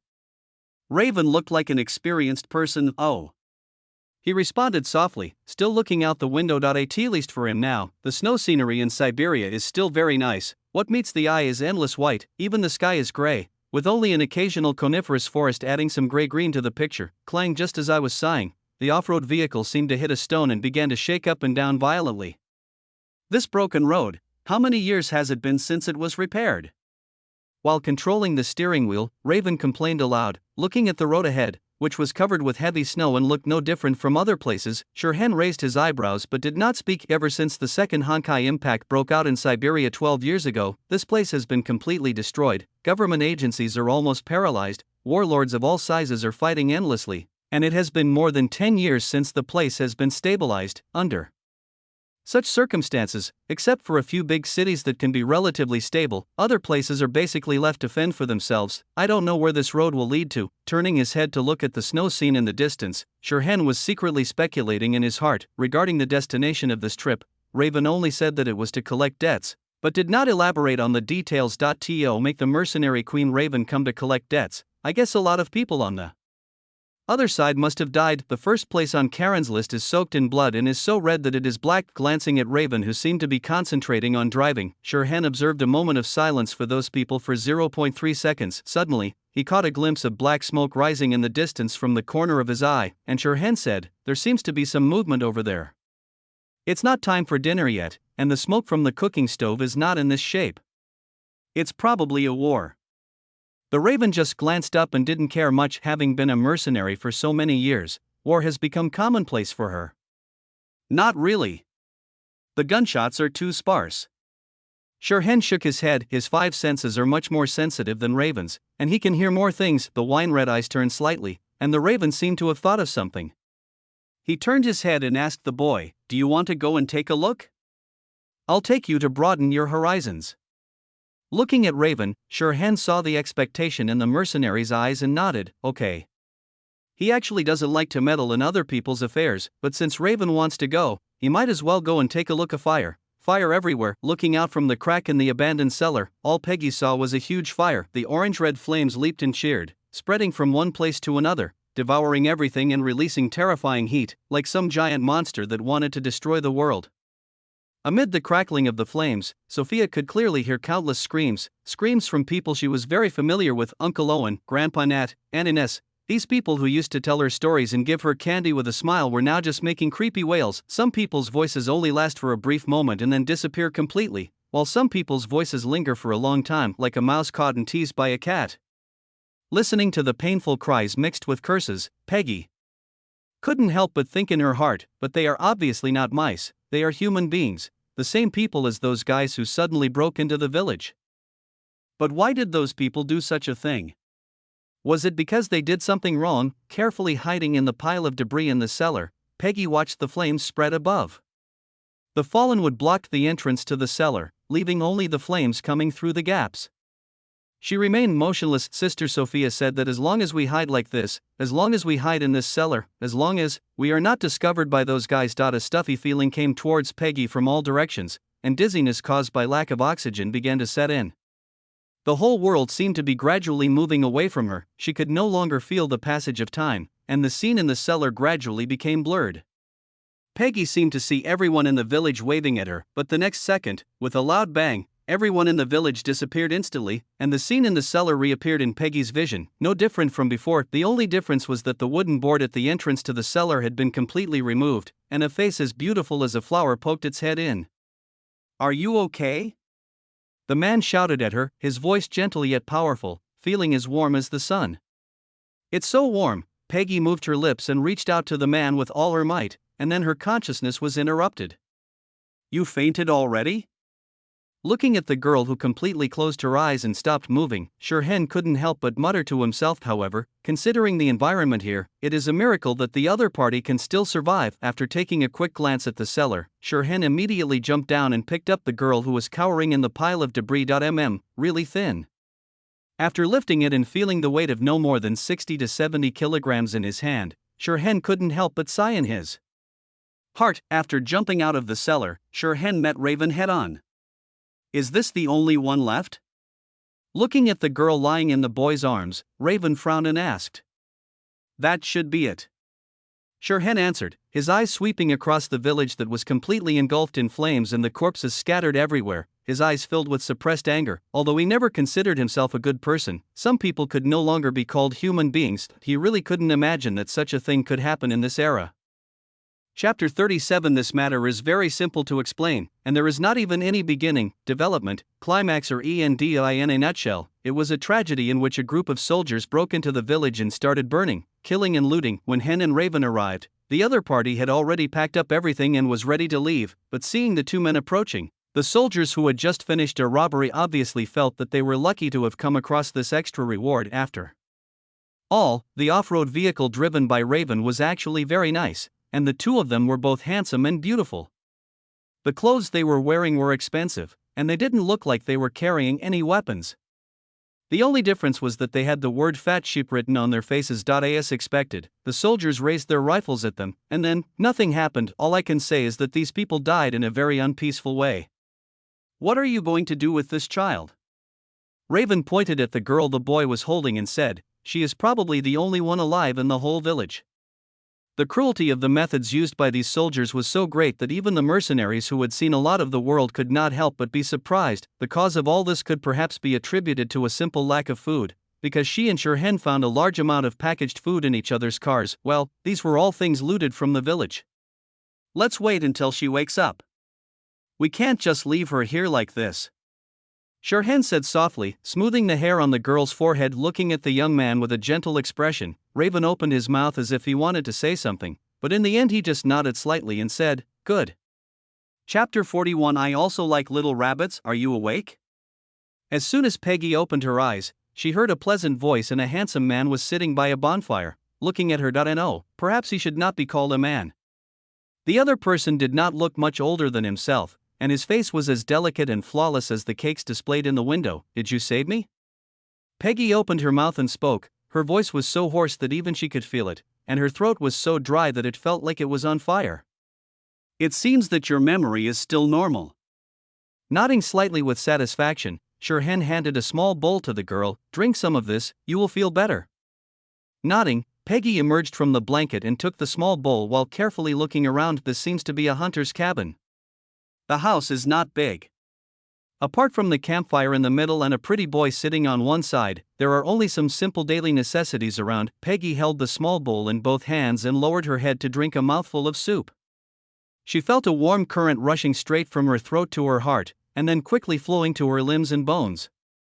Her whole body seemed to become warm, but soon, the memory before she lost consciousness began to revive, and the biting cold surrounded the girl again. "Is everyone dead?" Peggy asked the question in a trembling voice, moving her lips. Looking at the girl who was shaking all over like a frightened animal, Shirhen could not help but remain silent for a moment, then chose to confess, "Well, if you are asking the people in that village, they are all dead." Even if she was hiding in that abandoned cellar, the girl should have been aware of what was happening, and lies would not have fooled her. Moreover, Shirhen was too lazy to weave lies to make the girl live in a false world. Although it is pitiful, since we live in such a world, we have to face this reality, the world will not change according to one's will. At least. The girl who was trembling in front of Shirhan couldn't do it in an instant. The girl's eyes were filled with tears, and teardrops as big as beans rolled down her cheeks and fell into the soup. However, the other person did not cry. He just raised his hand to wipe his tears and continued to drink the soup. Glancing at the girl who was crying silently, Shirhan poked the fire with a branch.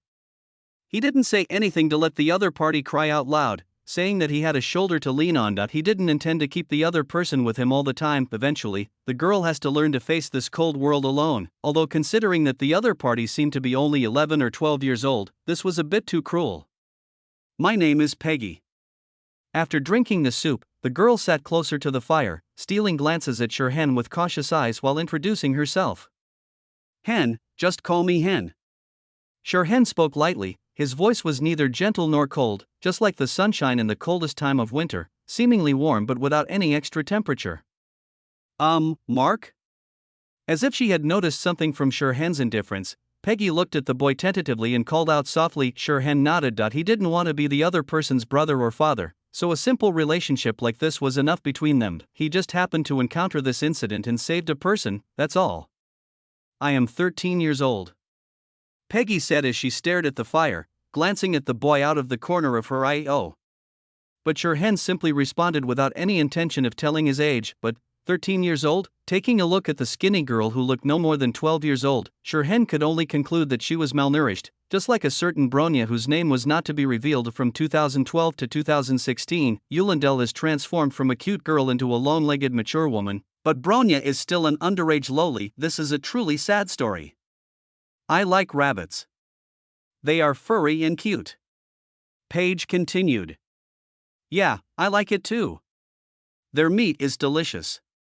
Shirhan acted as a good topic terminator. Peggy, there's absolutely no way to chat today. The girl has deeply felt that there is a pitiful and thick barrier between herself and the boys around her, but despite this, Peggy was still unwilling to give up easily. The ones who rushed into the village with guns, did you see them?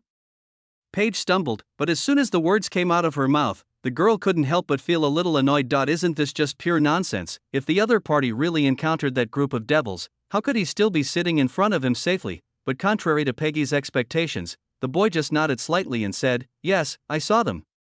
They are dead too. They are all dead? The girl opened her mouth wide, seemingly unable to believe it. They are all dead. I killed them. Glancing at the girl, Shirhan said indifferently, as if it was something as small as the wind blowing in front of him and not worth mentioning. For Shirhan, killing a group of ordinary soldiers was indeed a simple and easy thing. Crackling, the flame jumped for a moment, and Peggy seemed to have received some signal.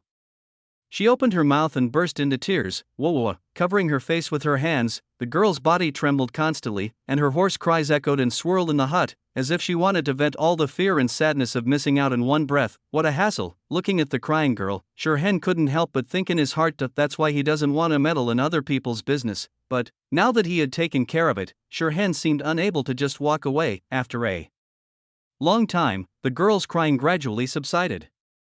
Give. Shirhan patiently waited until the other person's emotions stabilized a little before handing him a wet towel. Thank you. Peggy whispered as she took the towel and wiped the wet marks off her face. Do you have relatives elsewhere? Shirhan finally asked the first question in their conversation so far. Hearing the boy's words, Peggy was slightly stunned. After a long silence, she slowly shook her head and said, I escaped from the orphanage, so, Shirhan sighed. No more words are needed. This one sentence is enough to explain the girl's rough first half of her life. Not every orphanage is called Kokolia in Siberia. Many orphanages are actually set up by the military, which is responsible for uniformly training children who have lost their families due to war and chaos, and then using them to create more war and chaos. What kind of servant behavior is this? Shirhan couldn't help but complain in his heart, thinking that these guys should go to another set, but then again, these people's behavior is actually quite reasonable. After all, is there any cheaper labor in the world than orphans? Even with just a piece of bread and a few rags, you can get a loyal subordinate. As for the unfaithful, you can choose to feed them a peanut. Moreover, due to the existence of Honkai energy in this world, even the crude training methods of the Siberian military can occasionally produce some amazingly powerful beings. For example, the Ural Silver Wolf. In this land, the Ural Silver Wolf is even more famous than the Raven. As a result, these people became more enthusiastic about training orphans. After all, everyone wanted to raise another Ural silver wolf. A bunch of short-sighted guys, this is the only evaluation Shirhan could make about these people. They were just hoping for another Ural silver wolf, but Cocolia had already chosen to cling to anti-entropy and even hooked up with the world serpent, and was no longer on the same track as this group of people. Not only was he able to become an anti-entropy executor, he almost became the leader of the Anti-Entropy Alliance. That's the difference. So when Bronya assassinated Cocolia, the other party immediately killed the little wolf. In front of someone who truly masters the power of Honkai, no matter how famous your name, the Ural Silver Wolf, is, you will be killed in seconds. Even such a Bronya almost topped the list of Sharon, which shows how watery this killer list is. As I said, who would want to be a killer if they have real abilities? While thinking about something else in his heart, Shirhan continued to ask, have you thought about what to do in the future? It might seem ridiculous to ask a 13-year-old girl to think about the future, but for Peggy, this is a reality that she has to face. It is impossible for Shirhan to take care of the other person for his entire life. I can survive on my own. Chapter 38. Looking directly into the boy's deep eyes, Peggy spoke in an extremely serious tone. As early as when she escaped from the orphanage, she had already made plans to survive on her own in the world, but later she wandered to that village and met everyone who treated her with kindness, so she stayed there for a long time. But from Shirhan's words, she could understand what he meant and knew that she was just a trouble and a burden to the boy. After seeing all this clearly, how could she stay with the other party? Shirhan just saved her life and didn't owe her anything. Yes, you are strong. Shirhan nodded with satisfaction. For a girl from a normal family, 13 is just the age to act like a spoiled brat in her parents' arms, but for a child who grew up in hardship, 13 years old is already mature. As for the immature ones, they don't live to be 13. This is the fault of the times, and no matter how powerful Rin Shirhan is, he cannot change it. It's not him who is wrong, but the whole world. Was I thinking about something terrible just now? No, now I am a righteous partner who wants to save the world. How can I always think about destroying the world? At that time, the World Snake Reserve cadre Hen quickly suppressed the crazy thoughts in his heart. Hearing Shirhan's words, Peggy also raised her head, and a bright smile appeared on her skinny little face. Crunch, the door of the hunter's cabin opened, and the raven came in covered in snow and wind. It seems like you guys are getting along pretty well. Glancing at the two of them, Raven said with a smile, while taking off his cloak that was covered with snow particles. Siberian winters are never mild. Not bad. Without commenting on Raven's evaluation, Shirhan took the 4 rabbits from the mercenary's hand, lifted them to feel the weight of their lives, and couldn't help but smile. Sister Natasha has gained a lot.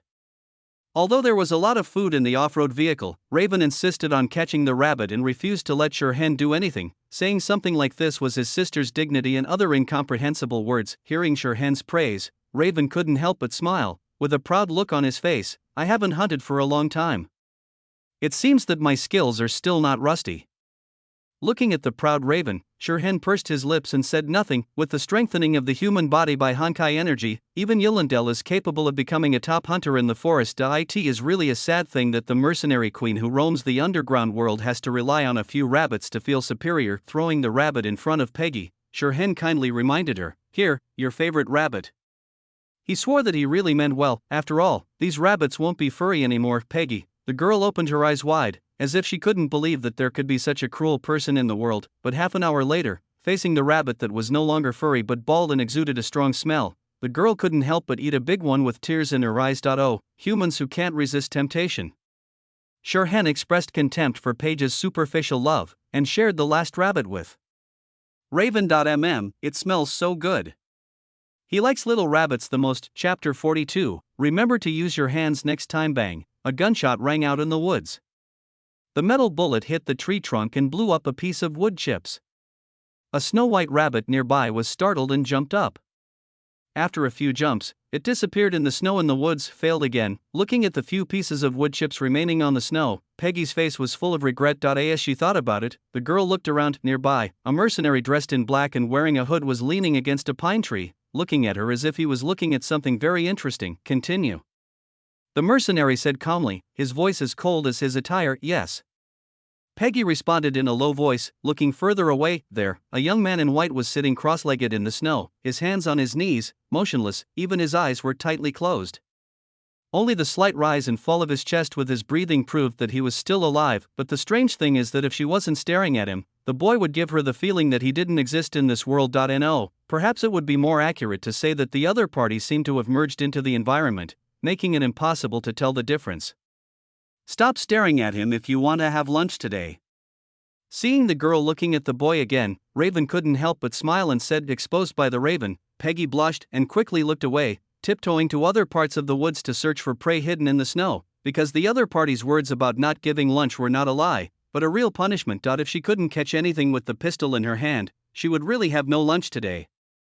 During the nearly 1 week of living together, she didn't have any proper food for nearly 2 days at most, and she barely survived by digging up some grass roots and wild vegetables, but perhaps it was precisely because of her desperate mentality of starving if she didn't gain anything. Her marksmanship had improved rapidly during this period, and on average 1 out of 5 bullets could hit the target. Gathering her scattered thoughts, Peggy walked deeper into the woods, the soles of her shoes making a rustling sound as they rubbed against the snow. On the other side, Raven patiently waited until the boy finished a stage of meditation before walking closer and asking curiously, "Is this the Tian Yuan you mentioned?" "Yeah."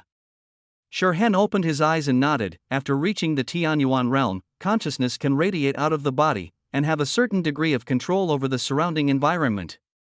In the terminology of cultivating immortals, perhaps this should be called divine consciousness. However, no matter what this thing is called, after possessing this ability, Shirhan's perception of combat can almost be said to have doubled compared to before. If he meets Yulindel again at this time, he will be able to hang her up and beat her. Of course, Tian Yuan is just a state and does not represent absolute combat power. When Yulindel, who carries the blood of Kaslana and possesses 2 kinds of holy marks, reaches Tian Yuan, the opponent will be able to beat him up in the current situation. This is determined by the difference in basic attributes between the 2 people, but when the time really came, Shirhan was sure that he had walked even further and would still be able to hang the girl up.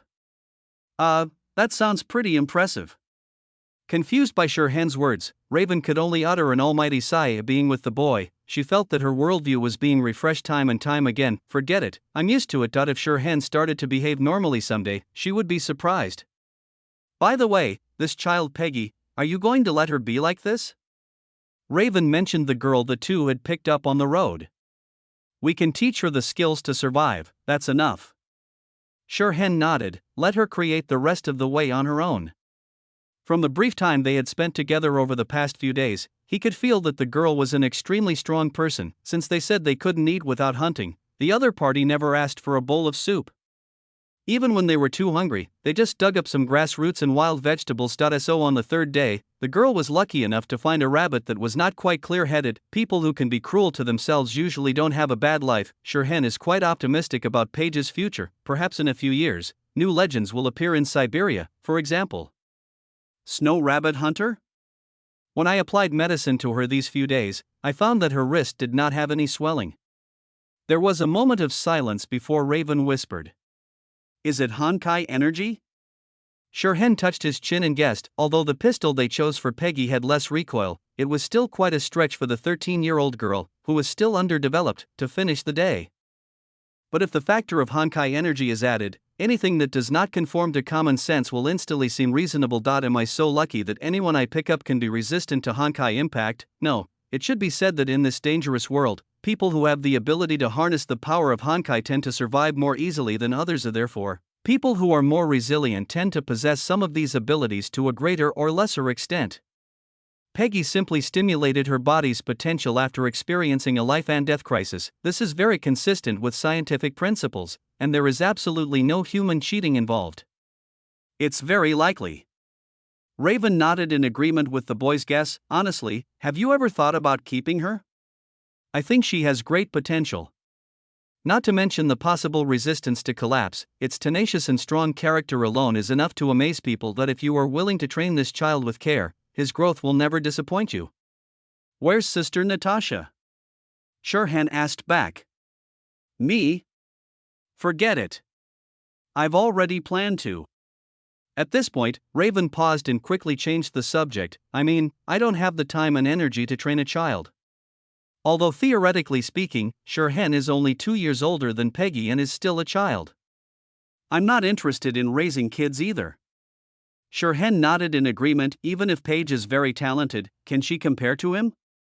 Can she grow to the level of a Hershers in the future? The road leading to the final boss is rugged and difficult, and it is even impossible to tolerate someone walking side by side with you.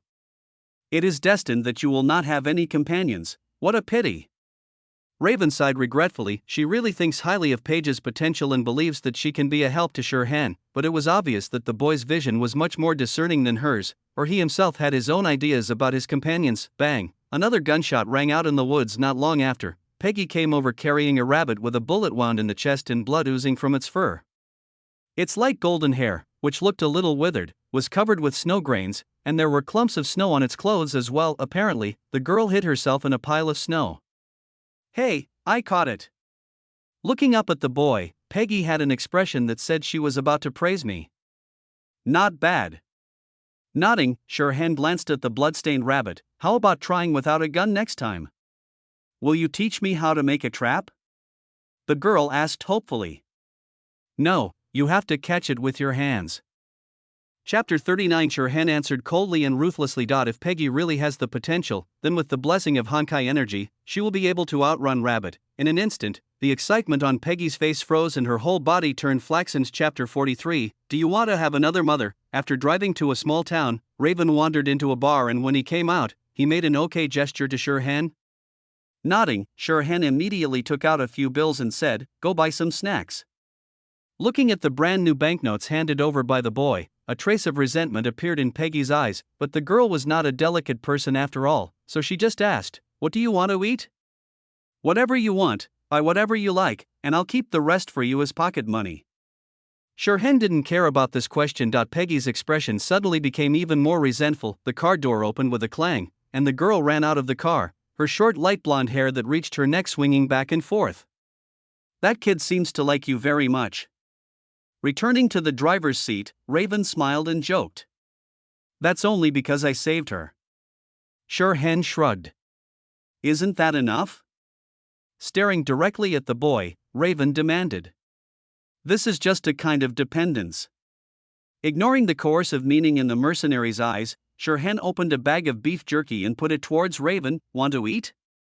Mysterious, powerful, handsome, a 13-year-old girl is at the age when her emotions are budding.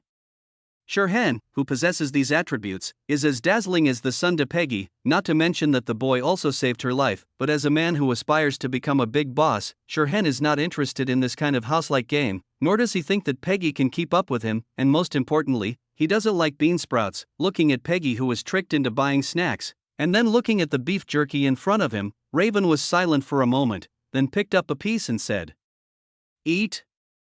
Have you figured out everything?" Shirhan asked, stuffing a piece of beef jerky into his mouth. He was referring to this mission. Although training Peggy took some time, he and Raven still had the World Snake mission to accomplish on this trip. "Yeah.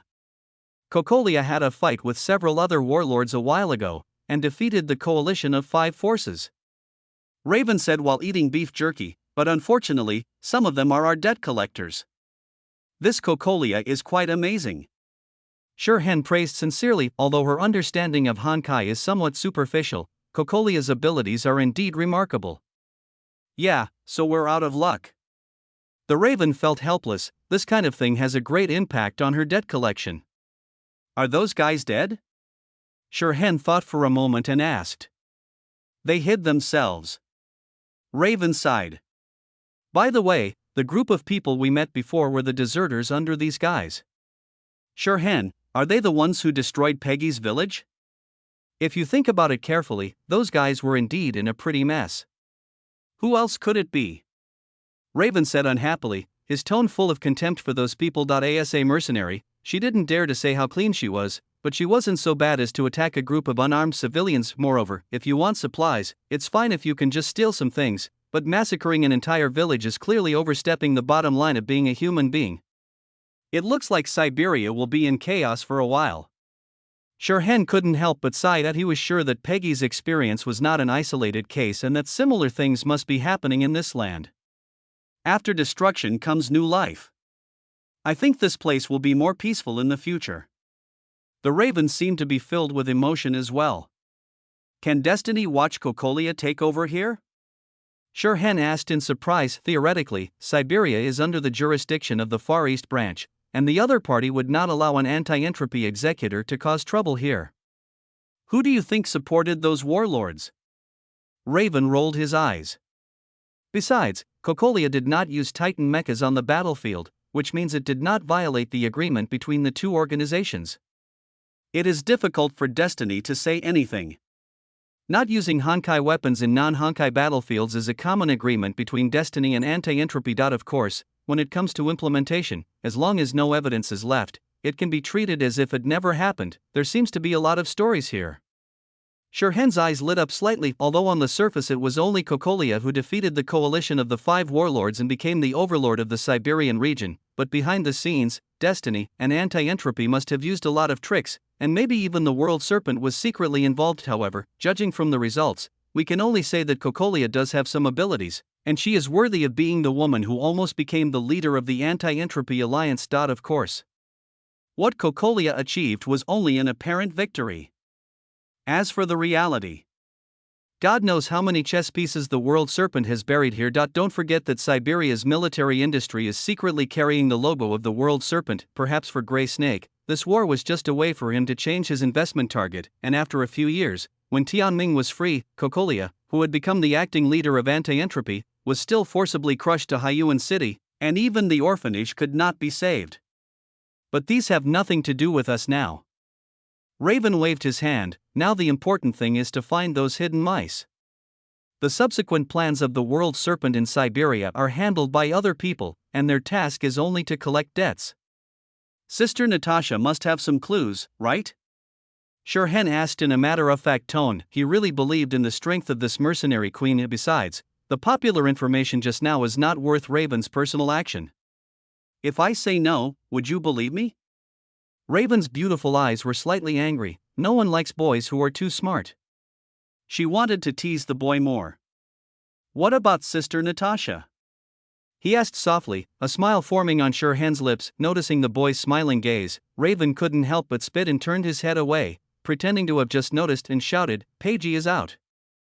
In fact, after leaving the store, the girl had already spent a full 3 minutes on this journey that took less than 30 seconds, but without the permission of Shirhen and Raven, the girl did not dare to approach rashly. Peigi was sensible enough to know that there were certain topics she couldn't listen to. So even though they had been together for almost 10 days, the girl had never asked about their origins and purposes. She just tried her best to fulfill Shirhen's requests one by one, no matter how harsh those conditions were. Glancing at the helpless boy, Raven waved to Peigi, and the girl immediately trotted over after getting permission. After getting in the car, Peigi opened the plastic bag and showed the various snacks inside like a treasure. "Hen, which one do you want to eat?" "This is it."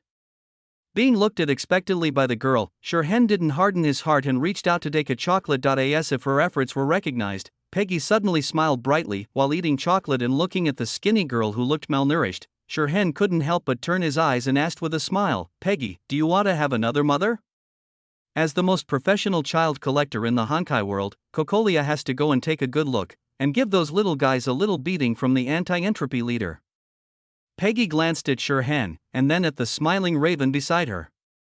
She was stunned for a moment, and then revealed an expression as if she was about to cry. The girl knew that some correctional institutions like to let adopted children call their own father or mother, so was she really a step too late? Chapter 44, Debt Collection. After driving out of the town, Raven drove all the way and finally arrived at a manor before sunset. In response to this speed, Shirhen just silently gave him the middle finger. If he were left to fly on his own, he was even confident that he could catch up with the accelerated rocket. However, if you really want to pursue speed, Raven can actually outrun a car with the power of Honkai, but this is very uncool. So, when faced with the soldiers patrolling and blocking the road outside the manor, Raven simply stepped on the accelerator and casually threw out a few black and red feathers. Boom. The feathers suddenly exploded when they hit the ground, and the scalding heat and spreading shock waves knocked dozens of soldiers to the ground. "Tell Andre that I, the Raven, have arrived." He parked the SUV directly in front of the manor gate. Raven rolled down the window and put one hand on the steering wheel and shouted inside.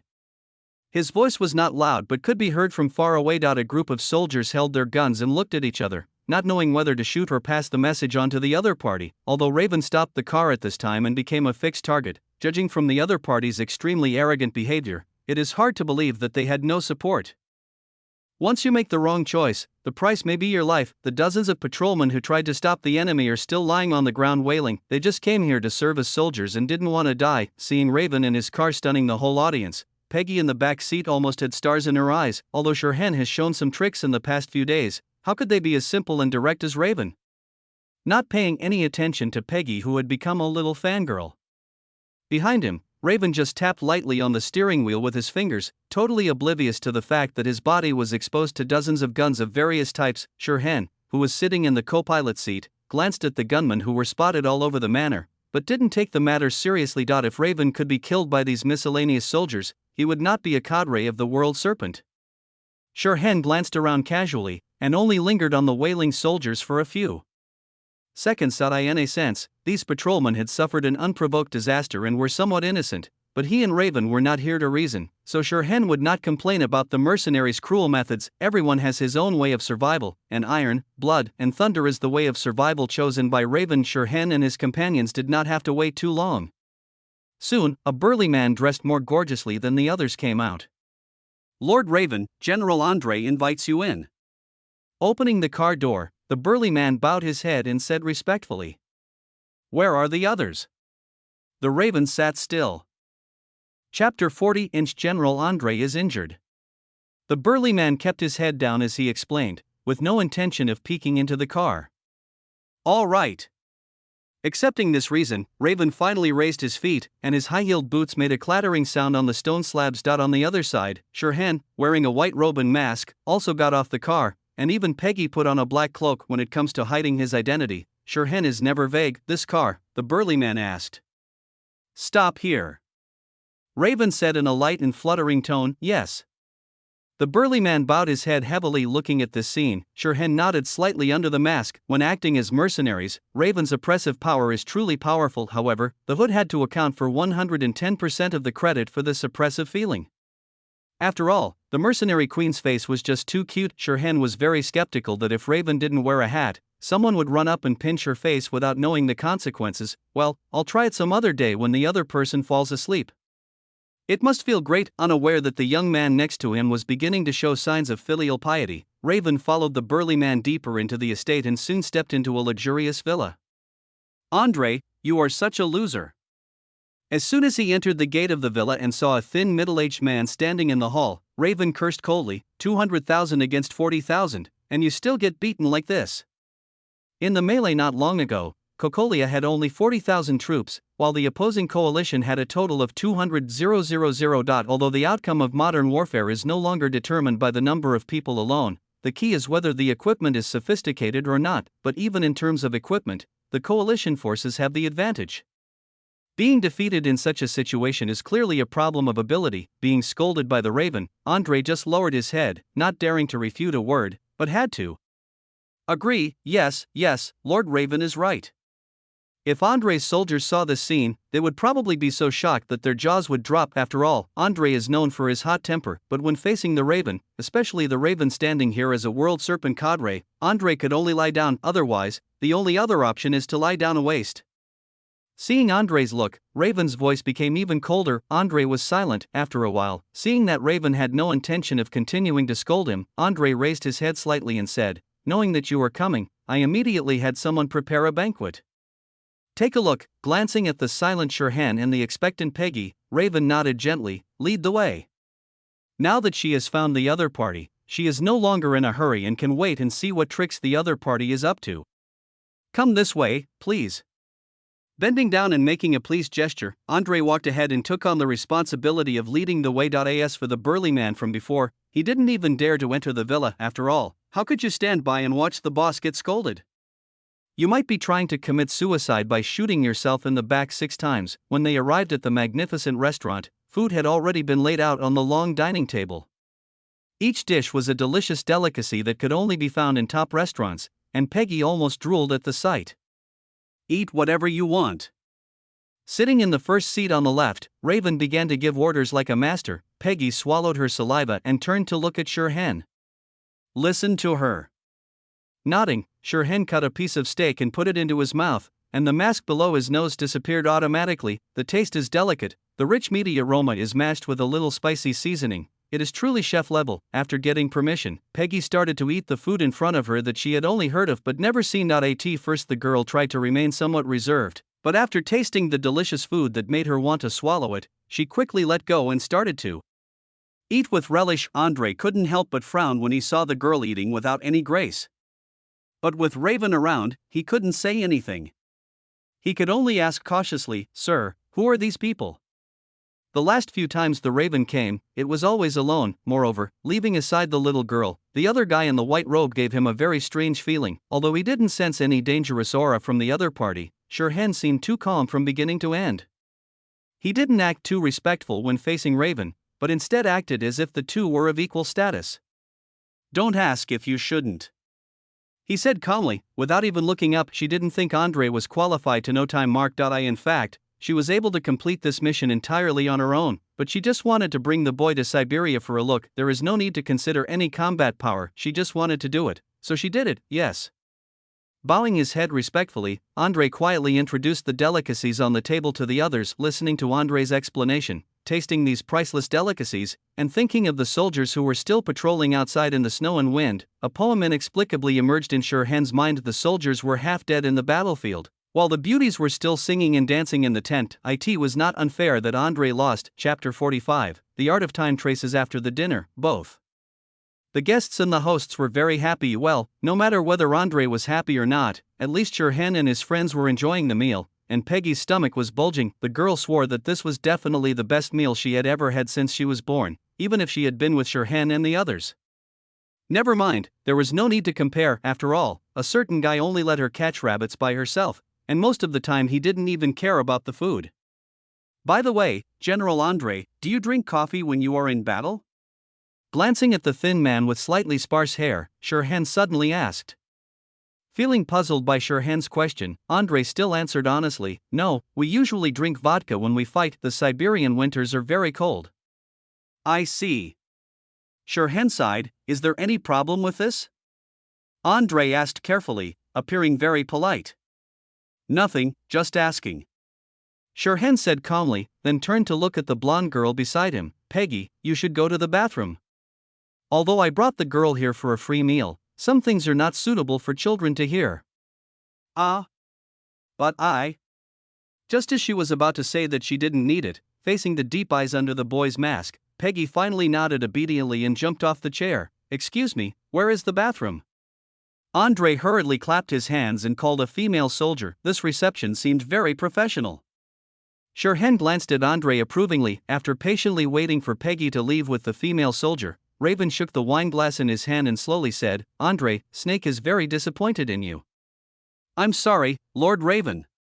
Andre, who was sitting in the main seat, bowed his head deeply, as if the Raven was the master of this place.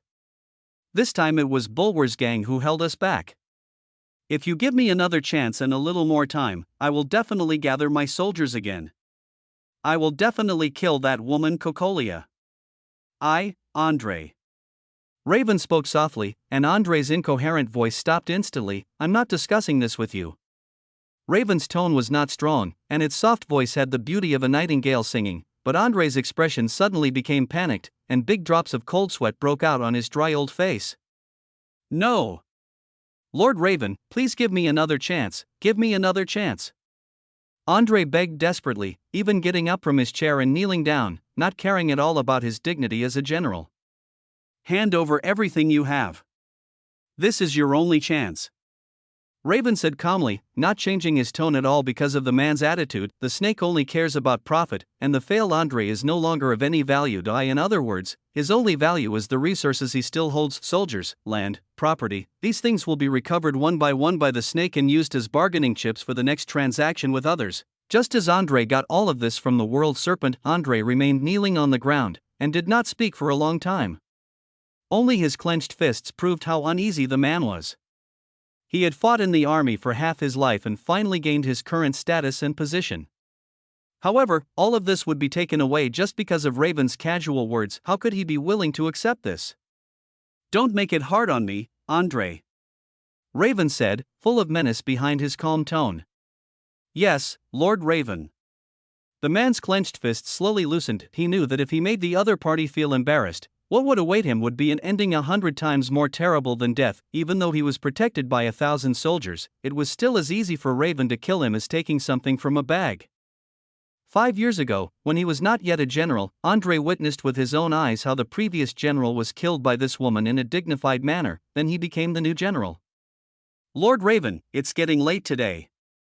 May I ask if you would like to? Andrei knelt in greeting. He understood that at this moment he had to show obedience in order to have a chance to survive and start over in another place. Just stay here for one night? The Raven looked at the boy. She didn't want to stay in the car all night if she could have a comfortable bed to sleep in. Anyway, there was no rush for this mission. Listen to my sister. As a little follower, Shirhan certainly wouldn't have any objections. Please fill up my car with gas. I need it tomorrow. Raven instructed Andrei. As you command, Lord Raven. Andrei was respectful. Let's go. It's a good time to take a shower. I feel like I stink. Walking out of the restaurant, Raven stretched and yawned. During this period, they mostly took Peggy for various trainings and had few opportunities to enter the town. Chapter 41. Glancing at the thin man who just slowly stood up but whose attitude was still extremely submissive, Shirhan nodded with a hint of understanding in his eyes. In this world where Honkai exists, the level of Honkai energy application technology directly widens the gap in strength between different organizations. As one of the three pillars of the world serpent only needs to reveal a little bit of its scales to make the general of a big country crawl on its face. This is the deterrent effect of snakes. With a sigh in his heart, Shirhan turned around and followed Raven's footsteps. He was looking forward to what kind of hospitality Andrei would give. It shouldn't be worse than the luxury hotel in Sicily, right? Late at night, the sky is dotted with stars. Boom! A loud bang was heard, and a villa in Siberia was suddenly engulfed in flames. Countless glass fragments flew out, and the bright yellow color illuminated the snow in the night as if it were daytime. On the other side of the manor, Andrei got into a jeep that had been prepared long ago, and the roar of the car engine suddenly sounded. Hearing this extremely familiar roar, Andrei's beating heart finally calmed down a little. Oh, the wealth and status he had earned after half a lifetime of military service, are they all taken away by a woman with just a few words? Do you really think that Andrei earned his title of general by kneeling down? Although I don't know if this can kill the Raven, as long as I can injure a few people around her and slightly slow down the opponent's progress, that would be enough. Once he leaves this manor, he can take his accumulated wealth and run away to start a new life on the other side of the ocean. Even though I couldn't take many things away due to time constraints, as long as I could survive, there was still hope. Andrei, will never give in. While thinking about the wonderful life in the future, Andrei couldn't help but feel excited. Why hasn't the car started in such a long time? After waiting for a long time, seeing that the surrounding scene still did not change at all, Andrei could not help but urge, "Hey, Ralph, what are you doing? Don't you know how urgent the situation is now?" Snap! It's the sound of a flashlight being turned on. In the white beam of light, the person in the driver's seat stuck his head out, revealing a white mask. Bang bang! Andrei's heartbeat almost stopped. With his mouth wide open, Andrei was like a fish dying of thirst, unable to utter a complete sentence. General Andrei, your art is really terrible. Looking at the skinny man who looked like he was about to be scared to death, Shirhan shook his head and spoke in an extremely disappointed tone. How could you be here?"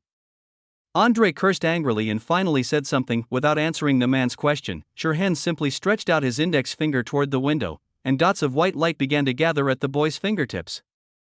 "General Andrei, I want you to see what true art is." As soon as the words fell, white light shot out from Shirhan's fingertips, and in the blink of an eye it crossed a distance of hundreds of meters and landed on the villa engulfed in flames. Boom! A short loud noise was heard, and then, the location of the villa was empty, leaving only a barren piece of land, which was soon covered by falling snow. "How about this art?" Shirhan asked with a smile, as if he was a musician who had just finished a performance in a concert hall and bowed to the audience to ask for their thoughts. You monster!" Andrei screamed, the expression on his face completely broken. What kind of monster did he provoke? "Sorry, wrong answer." Shirhan shook his head in disappointment, and then a ball of white light flashed from his fingertips again, and he pressed it against Andrei's chest in a slow and unstoppable manner. "Now, can we have a good talk, General Andrei?" the young man said with a smile, his voice gentle and calm, like a breeze blowing across the lake on a sunny spring day. A quarter of an hour later, in the bedroom of another villa in the manor, Did you really put that move into Andre? Raven asked with a frown, somewhat incredulous. Although she could destroy a villa with one strike, she couldn't do it as cleanly as Shirhan. There wasn't even any ashes left. What's even more terrifying is that Shirhan was able to stuff such a huge amount of Honkai energy into another person's body, and it took him so long to not lose control. If I say I didn't do anything, will Sister Natasha believe me? Shirhan shrugged, looking somewhat helpless. He is just a slightly stronger human being, not a monster. How could he do such a thing? What do you think? Raven rolled his eyes. Of course she didn't believe that the boy could behave himself. It's easy for people to scare themselves, especially when they see such soul-stirring art.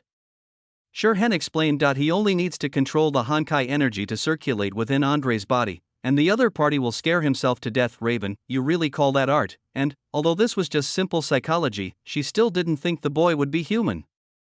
Okay, go back. I'm going to sleep too. Raven waved his hand without further investigating the matter. At the same time, he stretched his waist lazily. His pajamas rose up to reveal a white spot on his waist. I'm so sleepy. I have to toss and turn like this in the middle of the night. Andre was underestimating a world serpent cadre by thinking of using this method to deal with her. As for Peggy, after being given a sleeping pill, the girl will probably sleep till dawn, and she may not even notice that she changed rooms until she leaves here. Shirhan, isn't this a bit too much of a no outsider? And, this is my room. Shirhan tapped the table heavily with his fingers. Yeah? He asked in disbelief, and Raven walked away holding the pillow as if nothing had happened. Well, the pillow I took was from Shirhan's room. Watching the woman's back quickly disappear behind the door, Shirhan fell silent. Was he spoiling the Raven a little too much? Sighing helplessly, Shirhan turned around and took out a new pillow from the cabinet. Tired. Go to sleep. Chapter 46, The Young Killer. Half a month later, it was a moonless night with few stars. A dark and windy night is a time for murder and arson.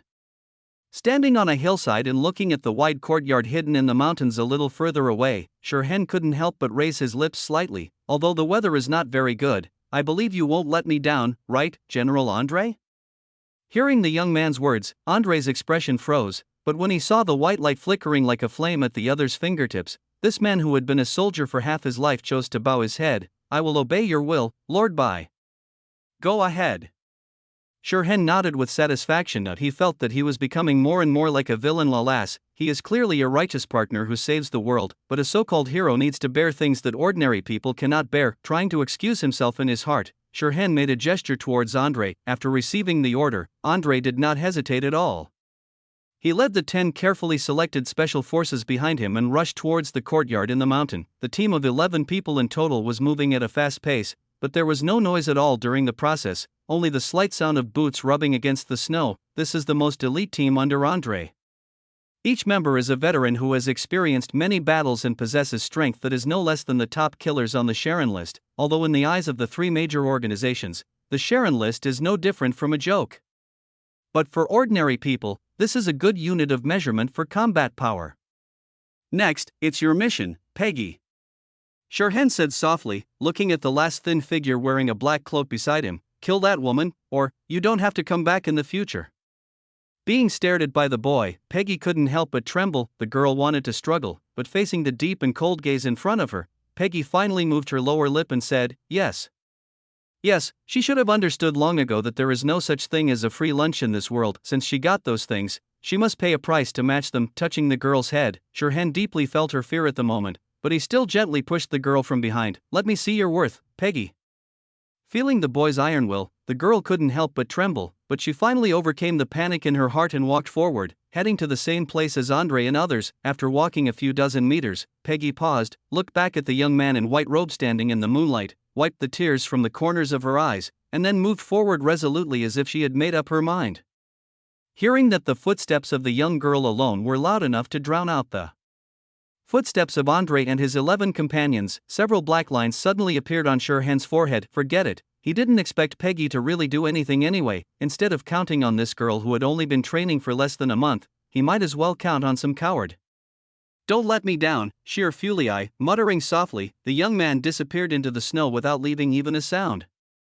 At the same time, the worker Raven was driving an off-road vehicle on a snowy field somewhere. Some debtors were hiding deeper, and she was wasting time accompanying Shirhan and Peggy, so naturally she had to catch up now. It always feels like something is about to happen. In the brightly lit office, Cocolia looked up at the bright moon outside the window and couldn't help feeling a little uneasy. Is it because we have taken over too much land at once and the workload is too heavy and the pressure is too great? Rubbing his sore shoulders, Cocolia decided to take a rest after reviewing the last few documents. She had finally managed to find some time to return to the orphanage, but she didn't want to spend all her time on official duties. Go to bed early and get up early, because I have to tell stories to the children tomorrow.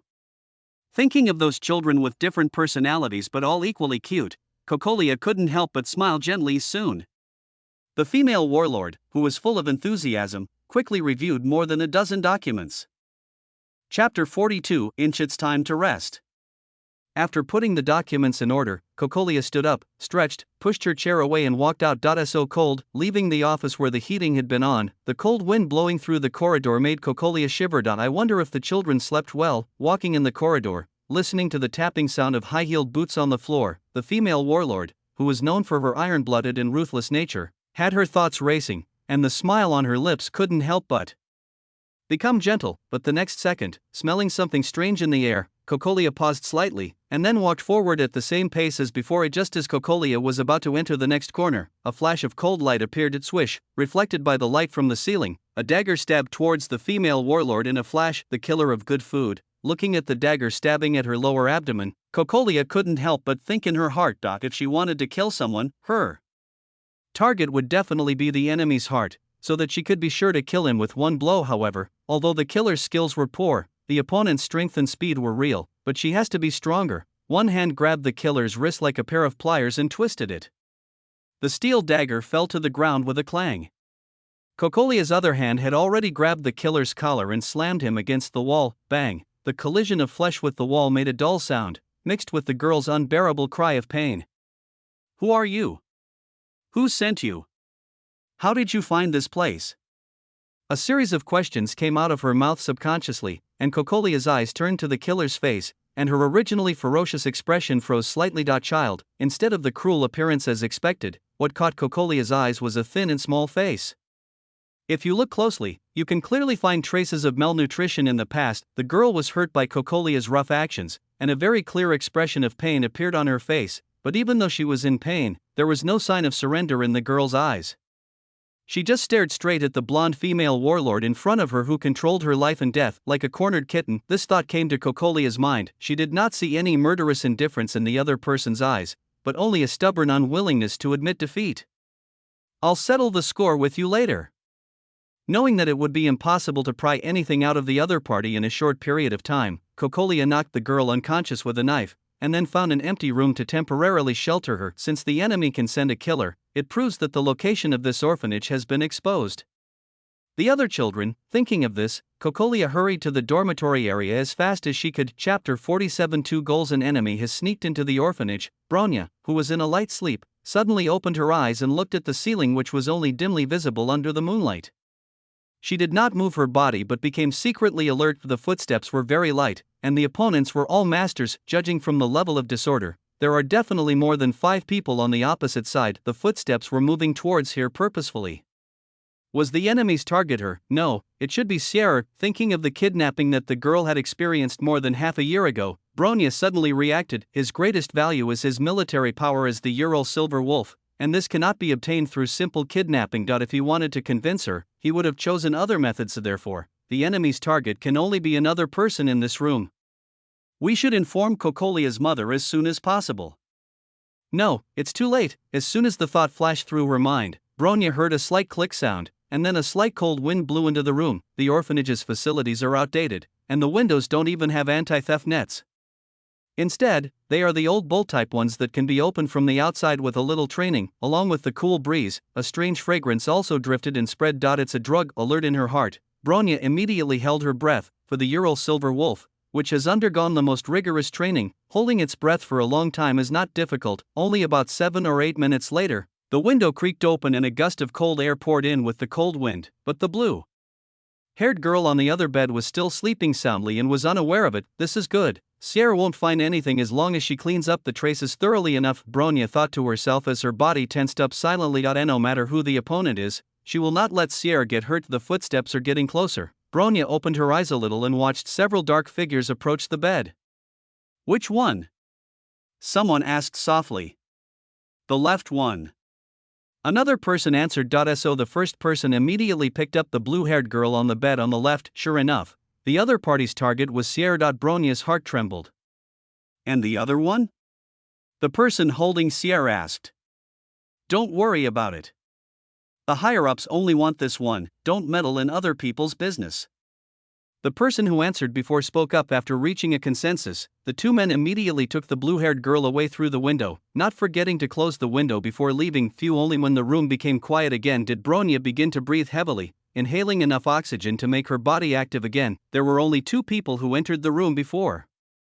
Although she was confident that she could defeat them, the noise of the battle was enough to attract other enemies. Once she was in that situation, even she wouldn't be able to win. Moreover, there are other children in the dormitory building, and choosing the battlefield here will definitely affect them. Therefore, she had to be patient and wait until the enemy began to relax their vigilance, until a situation arose where they could be divided and defeated, and until the enemy left the orphanage. Thinking of this, Bronya put on her warm coat and slipped out of the window quietly. Ural Silver Wolf, on the move again. Under the moonlight, there was a group of 11. No, it should be said that there were 12 people in the group. Although one of them was a burden, the huge team moving through the orphanage should be quite conspicuous, but the opposite is true. 11 fully armed men walked majestically through the orphanage without making any unnecessary noise. Moreover, these people were all well trained. The 11 people were divided into several small teams of 3 or 2. They observed every change in their surroundings with extreme vigilance and did not relax their vigilance at all because of the simplicity of this mission. There wasn't even a word of small talk. Who the hell are these people? Relying on her familiarity with the orphanage, Bronya couldn't help but break out in a cold sweat. Such skills and qualities are absolutely top-notch in Siberia, and are not inferior to hers, but such a terrifying group of people rushed into an orphanage with old facilities like theirs, just to kidnap a little girl. What kind of secret does Sierra have that is worth the other party going to such great lengths for it? Bronya couldn't help but clench her hands into fists, her nails digging into the flesh.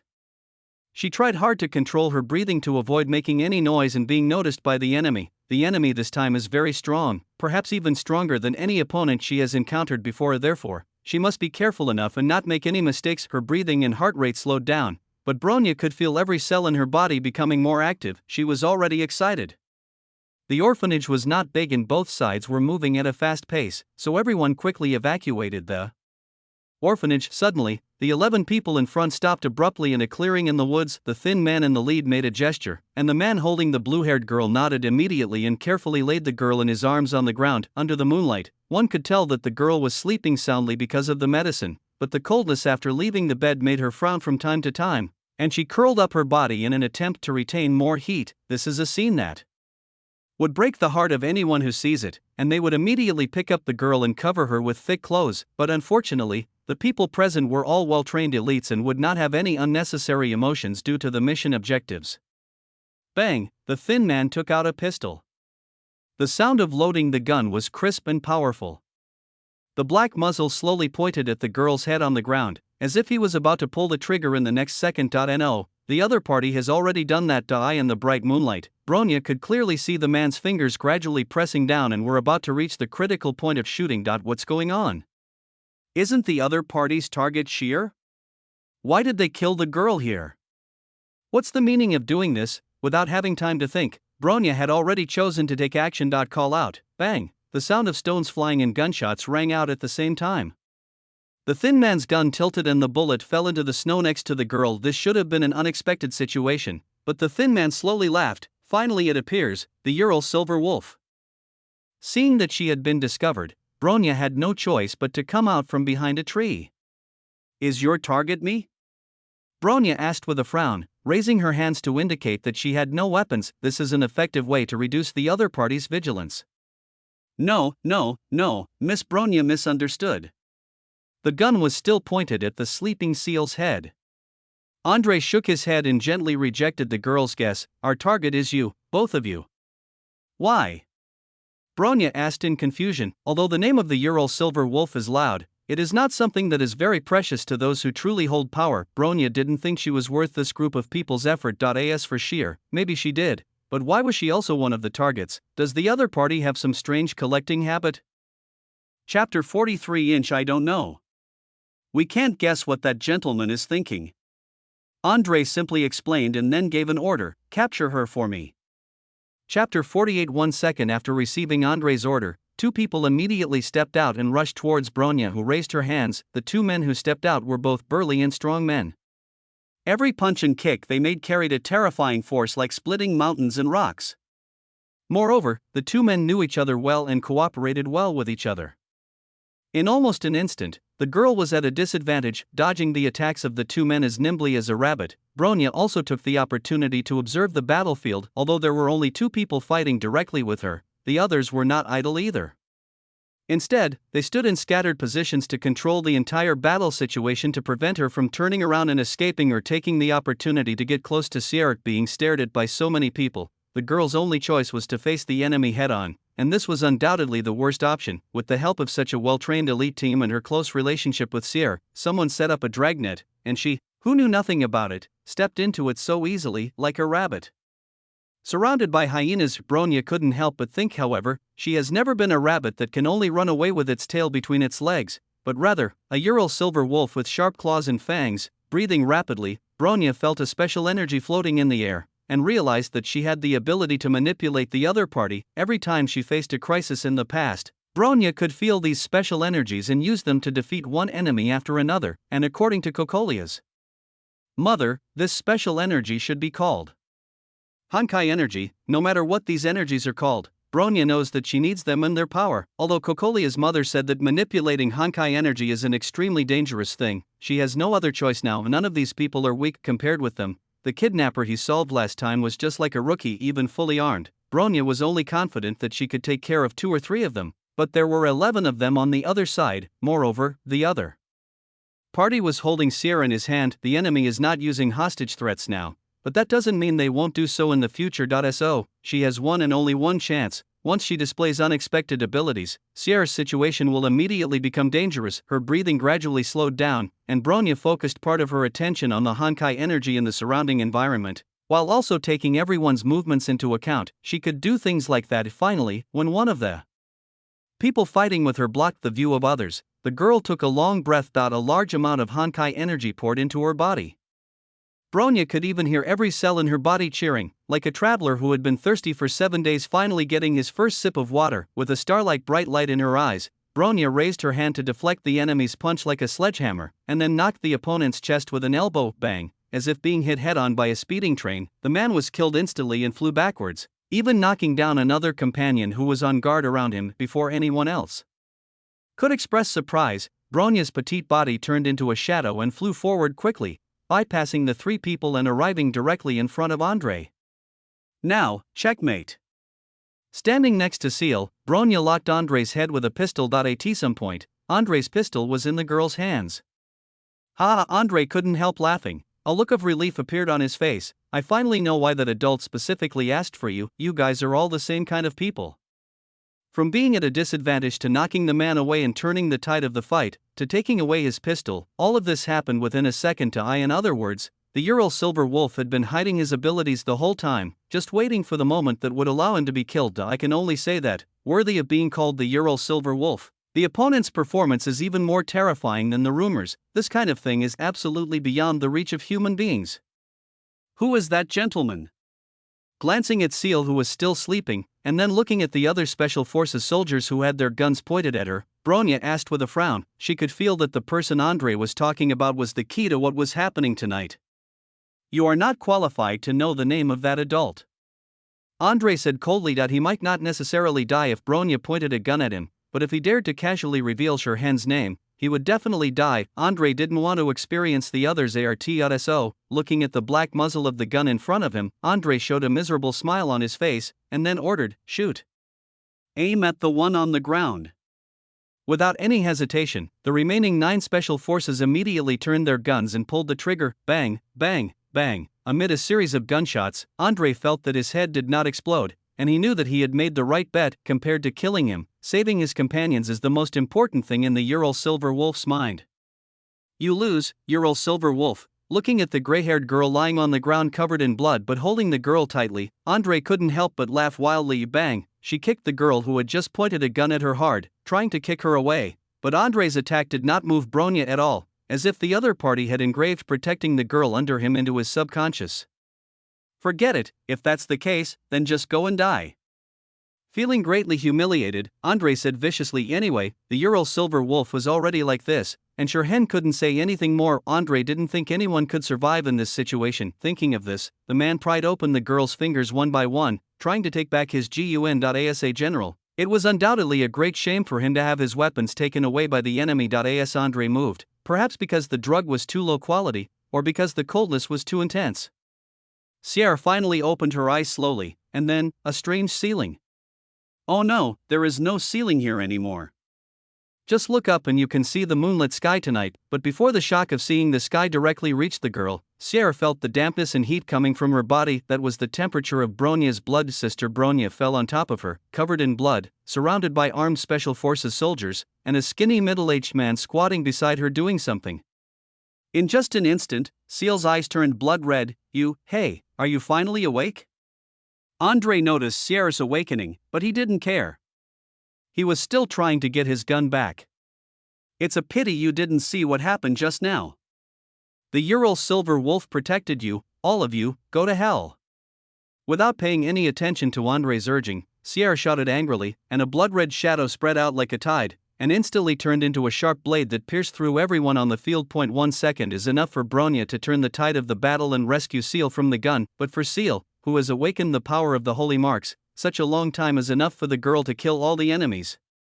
Chapter 49. Sorry, you are too powerful. So, that's how it is. His body was pierced by the shadow blade, his consciousness gradually blurred, and Andrei finally understood Shirhan's thoughts. He and his soldiers were like pawns from the beginning to the end, just to create the result the other side wanted. As expected, he still couldn't escape from the snake's mouth. With a final sigh, Andrei's consciousness sank into endless darkness.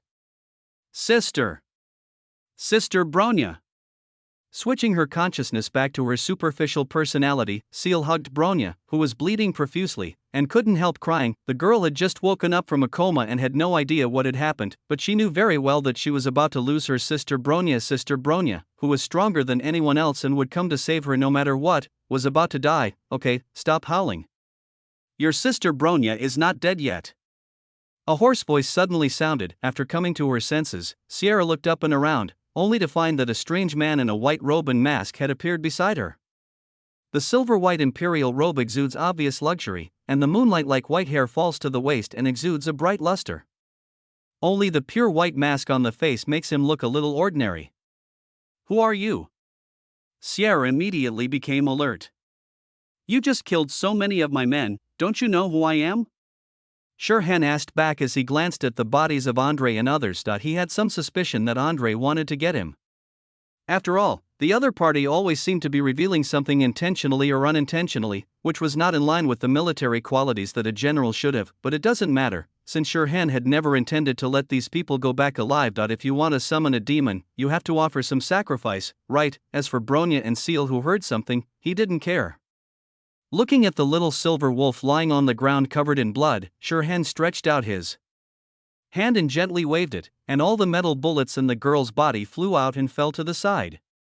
The blood-stained brass bullets piled up into a small pile on the snow. There were at least 20 or 30 of them. The special forces that Andrei brought this time were all well-trained, and they were naturally not masters of human body outlining. However, even though she was hit by so many bullets, it was actually nothing to Bronya. Under the influence of Honkai energy, the girl's physical fitness is far beyond the reach of ordinary people. After all, some Valkyries, with the power of Honkai energy, can go head-to-head with Emperor-level or even Judgment-level Honkai beasts. You can't expect that a sword that can cut through iron like mud is actually more fragile than an egg. Right? To Bronya seemed to be seriously injured, but the bullets could not actually penetrate the girl's body. It was just that there were too many wounds, causing severe bleeding. Just lie down for a few days, it's not a big problem. It's you who hurt Wani-sama. She cried out in a panic, and Sierra's eyes instantly turned red, obviously switching to her inner personality. Faced with such a vicious enemy, Sierra naturally chose to take action herself. The black and red shadow spread again, and countless sharp blades emerged from it and stabbed towards Shirhan, but they could not advance an inch within 1 meter around the young man. How is it possible? Sierra involuntarily took a half step back. Since she gained consciousness, every action she took has been successful, and she can easily defeat enemies that would put Bronya in a tough fight, but in front of Shirhan, her attack was a complete joke, and she couldn't even make the other party move a finger. Very good ability, but too immature. Shirhan said softly, and took a step forward. The black and red shadow blades were instantly shattered. Even Sierra took a few steps back with blood flowing from her mouth. Who the hell are you? Protecting the unconscious Bronya firmly behind her, Seal loudly questioned Shirhan. Walter Bai, your current leader of Anti-Entropy. Shirhan said lightly. His status as the leader of the Alliance was recognized by Destiny. Chapter 44. What is Anti-Entropy? What is Anti-Entropy? She, the illiterate girl, frowned, her face full of confusion. Cocolia never explained her anti-entropy identity to these children. Didn't Lord Cocolia tell you? Shirhan kindly explained. Lord Cocolia is a senior manager of anti-entropy, and you are her subordinates, so you are naturally a member of anti-entropy.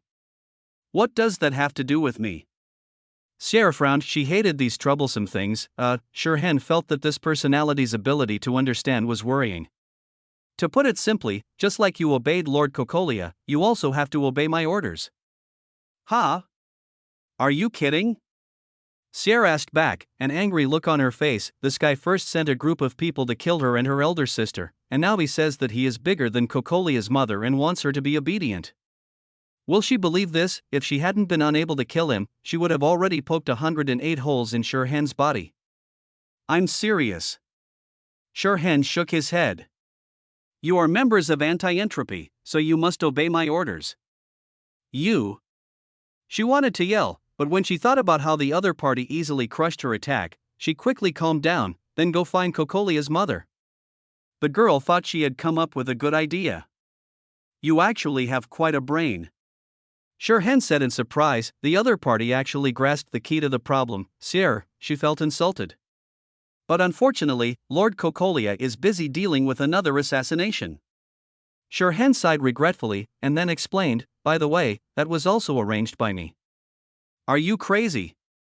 Sierra couldn't help but curse. Who would send people to assassinate their own men? Bang! Pointing a finger at the girl's forehead and sending Sheer flying several meters away, Shirhan said calmly, little girl, didn't Lord Cocolia teach you that there are some things you can't say casually? Rubbing her forehead, Sierra's face showed a strong anger. What on earth do you want to do? Not only did he send people to kill them, but he also kept talking nonsense to her. She felt like she was going crazy. Sheer Fuel AI, your power is too strong. Speaking softly, Shirhan flashed in front of the girl in an instant, and his fingertips surrounded by white light had already touched the holy mark on the girl's chest. Just as she was about to open her mouth to refute, Sierra was shocked to find that she had no strength in her body, as if she was being held down by countless arms. I'm sorry, but it's too dangerous to let you act freely.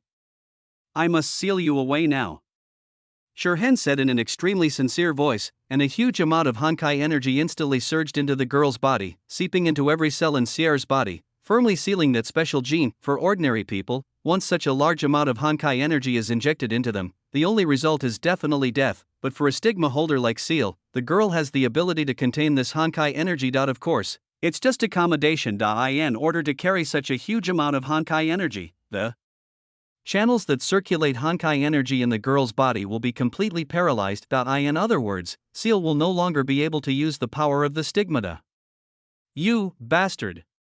She cursed with her last bit of strength, and Sierra's consciousness immediately fell into darkness, and her body fell forward and leaned on Shirhan. Chapter 50. A transaction. Withdrawing his fingertips from the girl's chest, Shirhan looked at the white circle outside the red stigmata pattern and nodded with satisfaction. Phew, in this way, the unfortunate child won't fall into the sea. Shirhan let out a long sigh. Even for him, manipulating such a huge amount of Honkai energy at once was quite easy. Even Raiden Ryoma can seal Mei's stigma, so Shirhan can naturally do the same. Although natural stigmata are a gift from previous civilizations to this era, this gift contains arsenic. To give a simple example, if Seal's stigma ability is S level, then the girl's physical fitness is only D or C. Once the power of the stigma is released, she will have to finish it first. This is the real reason why she turned into a quantum state in the X10 experiment, and it is also the reason why Raiden Ryoma chose to seal Mei's stigma. If the host is not strong enough, then using the stigmata is like a small horse pulling a big cart. and the body will collapse first. As for the X10 experiment, according to Cocolia, the goal of this experiment is to find out the key to the human body's ability to adapt to Honkai energy and to improve the human body's adaptability to Honkai. This explanation may be a little difficult to understand, but if we put it in a different way, it will be very clear. Promotes stigmata gene expression. The X10 experiment itself is part of the stigmata project. For others, this experiment can indeed increase the human body's adaptability to Honkai energy, although it does have certain risks. As for Sierre, it probably means that the stigmata that could have developed normally are directly stretched to the maximum, forcing the girl to bear power that she shouldn't have at this age. The Lei Dian family couldn't even escape in time, and you dared to run into it. If you don't die after doing this, who will? Therefore, Cocolia's understanding of Honkai is extremely superficial, and she has never understood what true Honkai is. Please stay away from my daughter. Cocolia, who finally arrived, shouted angrily, pointing a large caliber pistol firmly at Shirhen's head. What I hate most is someone pointing a gun to my head. Looking up at the black muzzle of the gun 7 or 8 meters away, Shirhen said calmly. Then don't blame me for being rude. Said in a cold voice, Cocolia obviously had no intention of rehearsing the lines with Shirhen, and chose to pull the trigger directly. Bang, a gunshot was heard, and a metal bullet shot out from the muzzle and landed directly on Shirhen's forehead, and then, it bounced off without even leaving a scratch on the mask. Cocolia, the scene suddenly became awkward. Lord Cocolia, I just rescued your daughter from these people. The considerate Shirhen took the initiative to speak to ease the atmosphere, and pointed at the Special Forces soldiers lying on the ground. Do you think I will believe it? Glancing at the wounds of the Special Forces soldiers, although Cocolia didn't understand what weapon had caused them, she believed that it was definitely not the work of the masked man in front of her. While she was wondering, Cocolia saw another figure that was very familiar to her, Bronya. She cried out, and Cocolia rushed to the gray-haired girl, hugged her blood-stained body and burst into tears. I'm sorry, Mom is late, if she could have arrived earlier. Looking at the grieving blonde, Shirhen felt that he needed to come out and clarify, she was only hit by dozens of bullets. It's just a fatal wound, and she won't die. Cocolia, do you want to listen to what you were saying? Although bullet wounds are a very general concept, the harmfulness of bullet wounds varies depending on the model of the gun and the caliber of the bullet, but even if you use your but to think, you can tell that the weapons used by these people dressed as special forces can never be ordinary stuff. With weapons of this level, even being hit by one bullet would be very troublesome, let alone being hit by dozens of bullets. Looking at the pile of blood-stained bullets beside her, Cocolia felt extremely heartbroken. She had vowed to protect every child, but now she could only watch Bronya die in front of her. Bronya seemed to be breathing, hugging the girl tightly, feeling her body rise and fall gently with her breathing. Cocolia was a little stunned. Could anyone really survive being hit by so many bullets? Cocolia, who was exposed to Honkai too late and is still a rookie in the Honkai world, cannot understand this. Bronya is a child with great potential. She will definitely become a great general of our anti-entropy in the future. Seeing that Cocolia had finally recovered, Shirhen said approvingly. I have never seen you in anti-entropy. While holding Bronya, Cocolia instantly became alert to the mask, the white robe, although these features are conspicuous, since the wanted list of Destiny and anti-entropy did not update the hair color of Walter by, Cocolia did not recognize that the person in front of her was the new leader of anti-entropy appointed by Destiny. Judging from this point of view alone, Lena's Valkyries still have some sense of chivalry and did not sell out Shirhen. Of course, it is also possible that the other party does not know what gray hair means in this world. Looking at the blonde's distant eyes, Shirhen couldn't help but feel a headache, so he could only introduce himself first. I'm Walter Bai, your new leader of anti-entropy. This is certified by Otto himself. Are you kidding me, sir? Anger suddenly appeared on Cocolia's face. The leader of anti-entropy recognized by Destiny. Do you think anyone in anti-entropy recognizes him? This is a deal. Shirhen shook his head. If you help me become the leader of anti-entropy, I can let you take charge of anti-entropy. Anyway, anti-entropy will be handed over to Cocolia in a few years, so this investment is a sure win for him. After hearing what Shirhen said, Cocolia paused for a moment before shaking her head. Sorry, I cannot accept this kind of deal. God knows what the other party's purpose is. It is easier to invite a god than to send him away. And she doesn't want to invite a big enemy. Moreover, if she really did such a thing, she would probably be removed from anti-entropy first. It seems that Lord Cocolia is confused. With a sigh, a ray of white light lit up at the fingertips of Shirhan. Then, let Lord Cocolia take a look at my art first. Art, just as Cocolia was wondering, she saw white light shooting out from Shirhan's fingertips. Boom, with a loud bang, a hillside about 20 to 30 meters high in the distance was razed to the ground, and rolling snowflakes fell from even higher places, covering the desolate area. Gudon Cocolia couldn't help swallowing her saliva, and at this moment she felt her scalp tingling. This level of attack is achieved with a single wave of the hand. Is this monster really still human, to destroy a hillside? Even the Titans would probably have to spend a long time concentrating their firepower, but how long did it take this Walter? Less than 3 seconds. In other words, the firepower provided by one opponent exceeds that of an entire mecha unit. Chapter 45. My deal has always been valid. I believe Lord Cocolia will change his mind one day. Shirhan said lightly, and threw sheer directly towards Cocolia. Only when a person really wants to change the world will he find out how insignificant his personal power is. You'll need me when that happens. As soon as he finished speaking, Shirhan's body disappeared in an instant, leaving only a thin white metal card in its place. Walter, what a monster! Catching Sierra and looking at the white card left in the snow, Cocolia couldn't help but sigh softly. This world is far more terrifying than she imagined. Even with the addition of anti-entropy, there are still too many things in this world that she cannot understand. Chapter 51. Seal, Paige, Raven, and Gifsa, the familiar ceiling. Opening her eyes and looking at the scene above her head that she could see every day when she woke up, Sierra felt an unprecedented sense of ease and joy. Oh, and there is another me. Memories before she fell into a coma surged in her mind. Sierra hurriedly pulled down her collar and looked down, only to see that there was an inexplicable white ring outside the original red pattern, and, another me, what's wrong with you? Sierra shouted anxiously, but could not hear even the slightest response, as if the personality that suddenly appeared more than half a year ago was just an illusion of hers and did not exist in the world at all. What on earth is going on? What did the masked man do? She was suddenly filled with panic, as if she had lost something very important. She didn't even realize that she could no longer use the power of the stigmata. A crunch, the door opened and a blonde with a proud figure walked in. Sheer, you're awake. Are you feeling unwell? Cocolia asked with concern as she walked to the bed and touched the girl's head. No, it's nothing, Mom.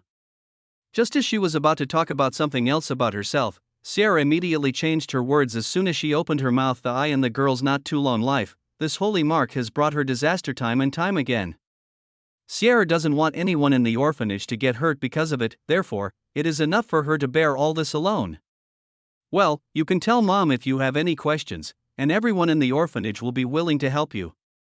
Looking at the girl's extremely pale face, Cocolia rubbed the girl's short blue hair and said, This child really can't hide things. As a female warlord who had fought in various battlefields and was well versed in political struggles, Cocolia could certainly see that the girl was hiding something, but as a mother, she will only guide her children to talk proactively and will not force them to confess everything. They are just children, not criminals or enemies.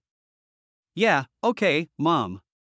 After rubbing it against the woman's palm, Sierra nodded obediently. By the way, Sierra, do you still remember the man with the white mask from last night? Cocolia asked softly. That guy, what happened to him? Sierra's heart immediately began to tighten. Could it be that the matter between the stigmata and my other self has been discovered? Once my mother knows that I am a troublemaker, she will definitely not want me anymore. A trace of despair crept into the girl's heart. The man who calls himself Walter, he said that he saved you from those bad guys, is that true? Cocolia asked, staring closely into the eyes of the girl on the bed. Bronya hasn't woken up yet, so she can only get the answer from Seal.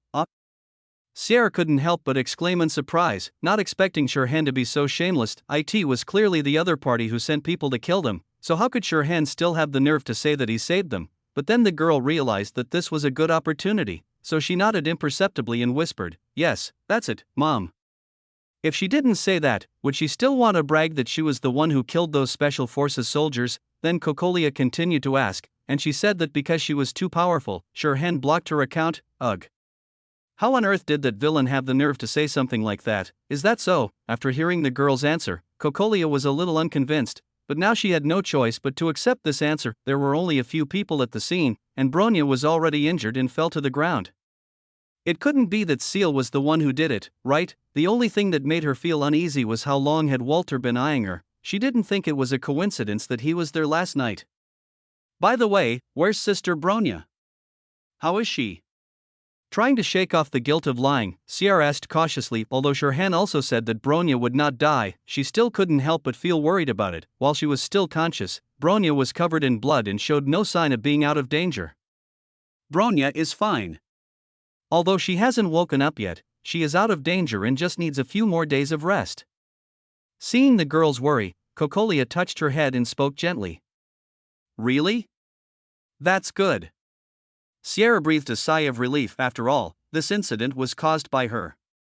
If Bronya suffered irreversible damage as a result, she really wouldn't know what to do. Sheer, do you have anything else to ask?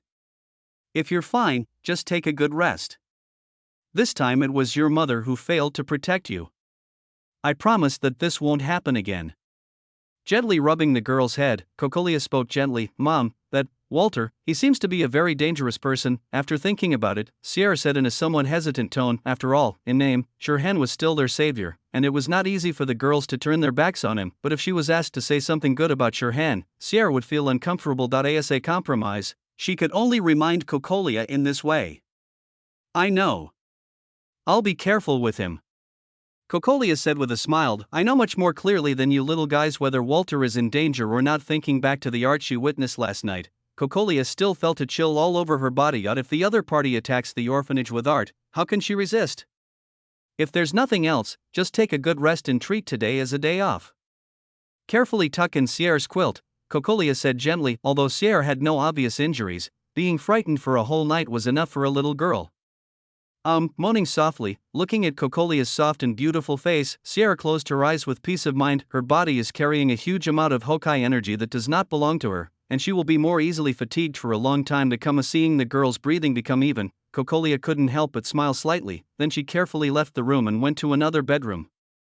Hey, are you awake? After saying hello, Cocolia couldn't help but have a complicated expression when she looked at the blonde girl curled up on the bed. From a standpoint, she should hate the girl. After all, she almost caused her to lose her two daughters, but from an emotional point of view, she couldn't blame the other person for anything. Because she knew very well that the person who really caused all this was the person who planned the kidnapping behind the scenes, and this girl was just a pawn that would be used and discarded. In a sense, the other party is also a victim. Can you tell me your name? Sitting down on the bed, Cocolia asked in the gentlest tone possible. As if she was infected by Cocolia, the girl huddled in the corner raised her head, and the vigilance in her eyes gradually dropped. Peggy, my name is Peggy. Paige? What a lovely name. Cocolia smiled gently. Looking at the smile of the blonde in front of her, Peggy's thoughts raced, and she couldn't help but recall an incident that happened a few days ago. You should know that Sister Natasha and I are not good people, right? Looking at the blonde girl in front of him, Shirhan asked in a casual tone. No, you are the good ones. Shaking her head, Paige said firmly. He would save her even though she was a complete stranger, and teach her all kinds of skills.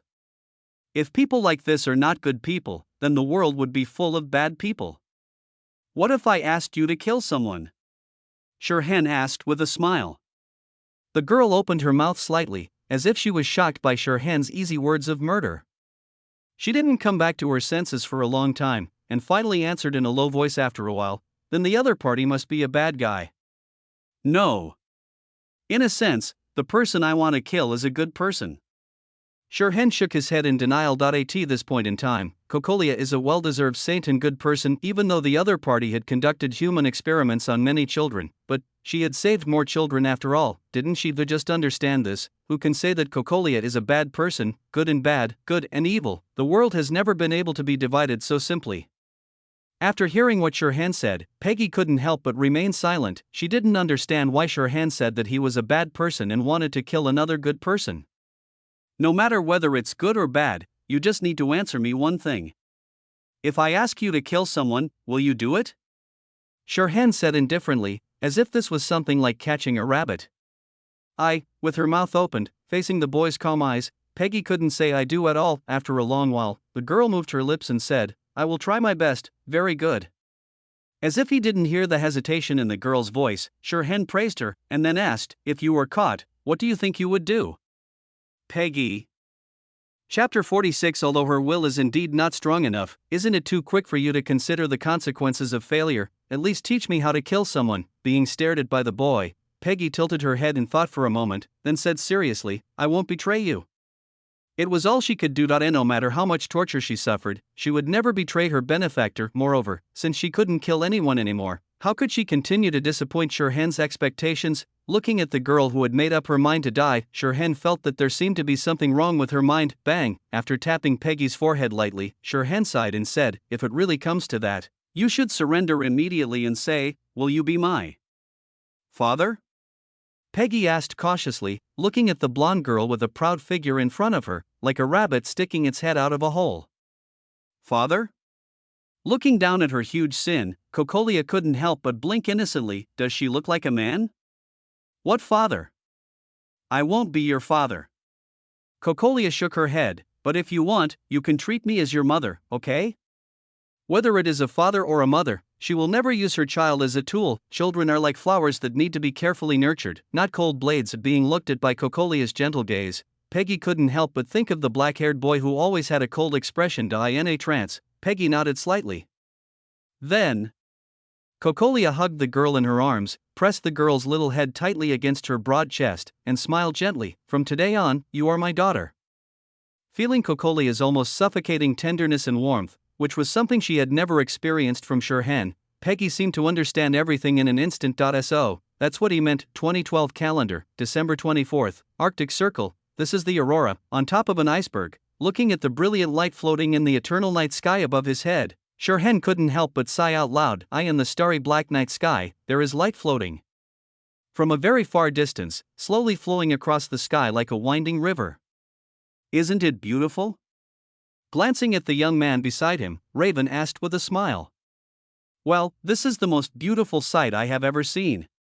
Shirhan looked at the night sky and nodded slightly. The long river of light particles stretching across the dark night sky is an ordinary sight that occurs every day, but the touching and gorgeous scene it brings will never fade. Every time I see these, I can't help but think how lucky it is to live on a planet like this. Also looking up at the gorgeous night sky above his head, the Raven also let out a long sigh. Who says it's not? Shirhan said softly, even in this world where Honkai exists, Earth is still the only planet with life that humans can see. Come to think of it, it's been almost 3 months since you joined the World Serpents. Raven stroked a strand of hair beside his ear and looked at the young man next to him and sighed. Yeah, almost. After thinking for a while, Shirhan nodded. Although he didn't keep track of time, he could still roughly feel the length of time. Time flies by so fast, Raven couldn't help but sigh. The day she had agreed to meet with the gray snake was coming soon. Whether long or short, time always passes evenly, only the human heart passes fast. Shirhan explained. Raven, at this time, you still have to tear me down, right? Tomorrow is Christmas. Raven changed the subject. 10 minutes left. Shirhan glanced at his phone. It was 23:50. Anything you want for Christmas? Raven asked. This is the best Christmas present ever. Shirhan pointed at the aurora and the night sky above his head. This is the most beautiful gift that nature has given to mankind. I knew you would say that. Raven sighed and shook his head, but, at a time like this, it's okay to act a little spoiled to your sister. After all, I will be gone from the world after this Christmas. World Serpent can still resign? A surprised expression appeared on Shirhan's face that he didn't sign any employee contract when he joined the company. Maybe I'm special. The Raven smiled self-deprecatingly. Compared with other World Serpent cadres who have firm beliefs, she is almost an outlier with her casual attitude. Looking at the boy beside him, Raven added, or maybe, after having you, the organization no longer cares about my stay or departure. Sister Natasha, do you want to leave? Shirhan asked in a serious tone. I don't know either. Facing the boy's deep gaze, Raven slowly shook his head. I have been in World Snake for 12, it will be almost 13 years, and I have long been accustomed to this place, but, well, I always want to go somewhere else. I have been a mercenary for long enough. I want to change my lifestyle. Maybe I will have a different experience.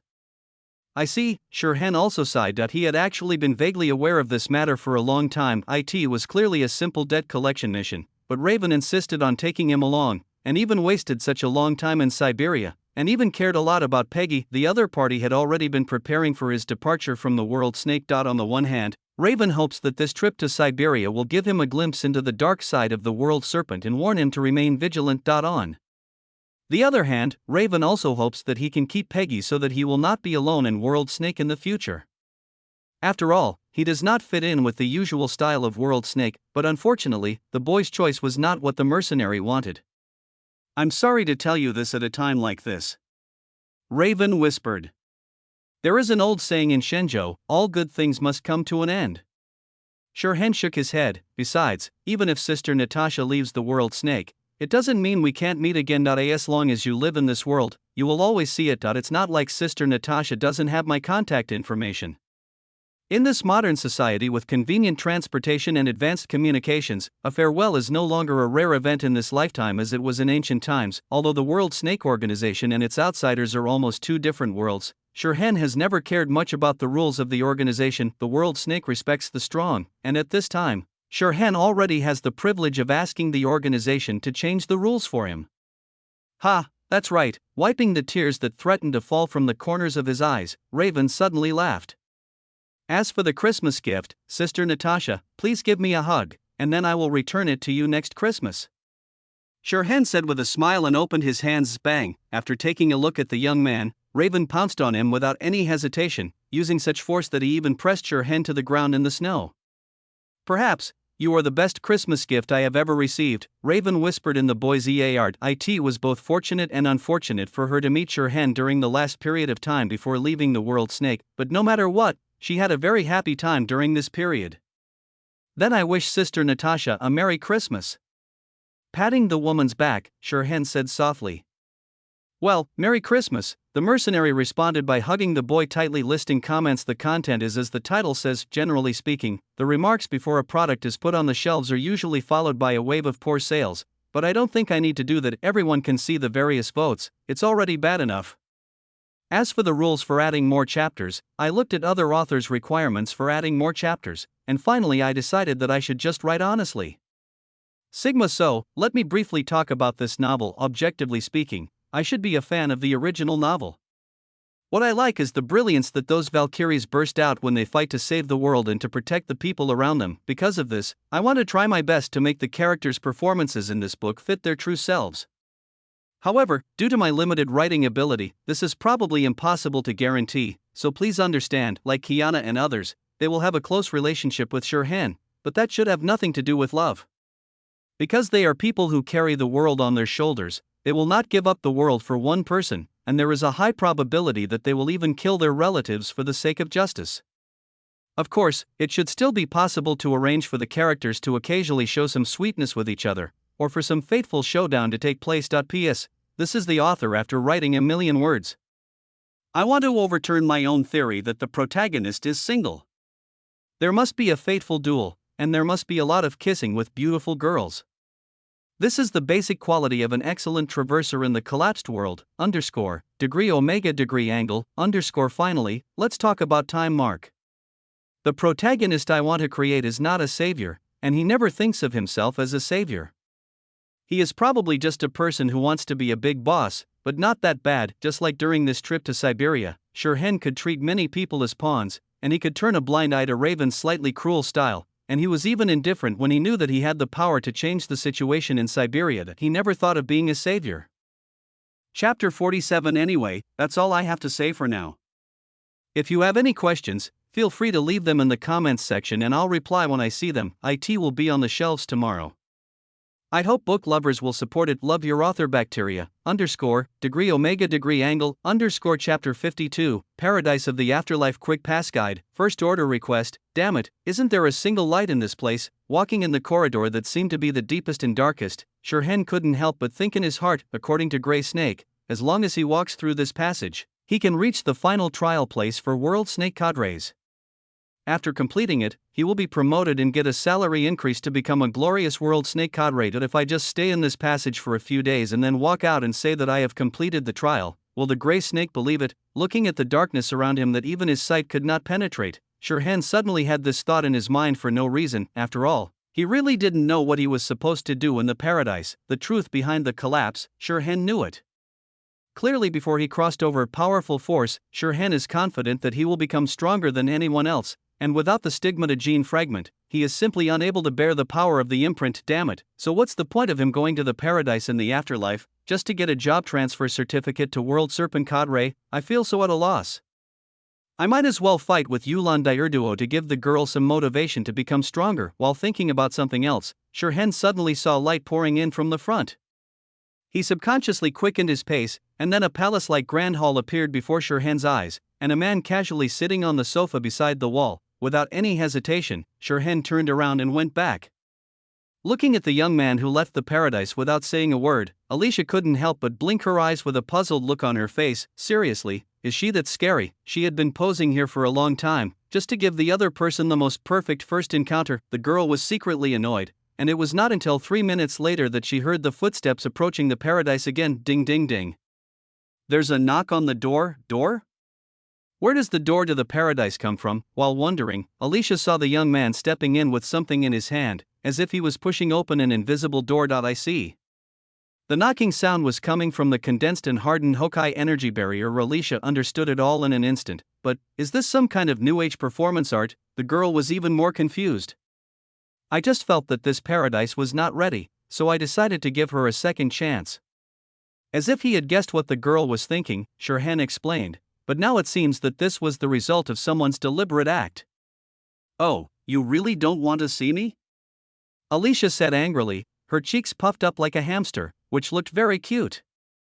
Yeah, you're right. Shirhan nodded as he approached the girl. You're too troublesome. Among all the 13 heroes, the one he least wanted to see was Alicia, because if the other party chooses to see him first, then his secrets have probably been seen through. There is no doubt that Alicia possesses such unreasonable ability, even though it is just a memory left by the other party. In terms of being unreasonable, he and Alicia are on the same level. I was so excited to see you for so long. Alicia stamped her feet, looking even angrier. I'm really sorry. Shirhan answered without any apology in his voice. You have to apologize sincerely, like, show your belly or something? Alicia said with a grin, her eyes fixed on the boy's belly. I'm going to sue Eden for harassment. Shirhan's eyes instantly became alert. Even Eden knows about it. You are really not simple. Alicia said with emotion, her eyes sparkling, like a child who saw an interesting toy. Even I know that you are really not simple. Shirhan answered in a stern tone. Alicia, as expected, you are an opponent that must be treated with caution. Alicia's eyes were solemn. This was the first time she met someone who was as thick-skinned as herself. Same here.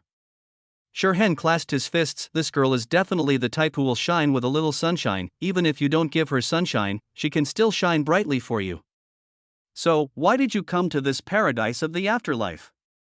Alicia asked, a slight smile on her lips. Of course it's for a promotion and a raise. With a matter-of-fact expression on his face, Shirhan sat down next to the girl and sank deeply into the sofa. Well, it's quite comfortable. Shirhan silently praised Eden's taste. Promotion and salary increase? Alicia had a strange expression. Grey Snake said that once I clear the paradise of the past, he will promote me to be a cadre of World Snake. Spreading his hands, Shirhan was very frank. This reason is really unique. Alicia's expression became even weirder. This paradise of the afterlife has received many visitors over the past 5,000 years, but this was the first time she had heard such a simple and unpretentious reason. Then, as the second of the 13 heroes of Chasing Fire and the deputy leader of the Fusion Warriors, can you give me your stamp of approval? Shirhan asked seriously. He was too lazy to waste time here. AI Alicia tilted her head slightly and looked thoughtful. It took her a long time to answer, although I also want to do this, but, unfortunately, the visitor must experience the memory of a certain Ningjia and get his own answer from it. This is the rule of the paradise of the past. Rules are meant to be broken. Shirhan immediately took over. Alicia? When I type this string of question marks, it's not that I have a problem, but that I think you have a problem. I already have the answer. Leaning on the sofa, Shirhan spoke casually. Come on, I'm already Tian Yuan, and you still want me to find the answer? Don't you want to meet other heroes? Alicia said in a seductive tone. In no mood. Shirhan refused directly. He had known each other for a long time, although there was a thick barrier between them, but instead of playing friendly games with the heroes here, he would rather go outside and stir up trouble. After such a long time of upgrading, he still hasn't had a friendly and intimate physical exchange with Yulindel.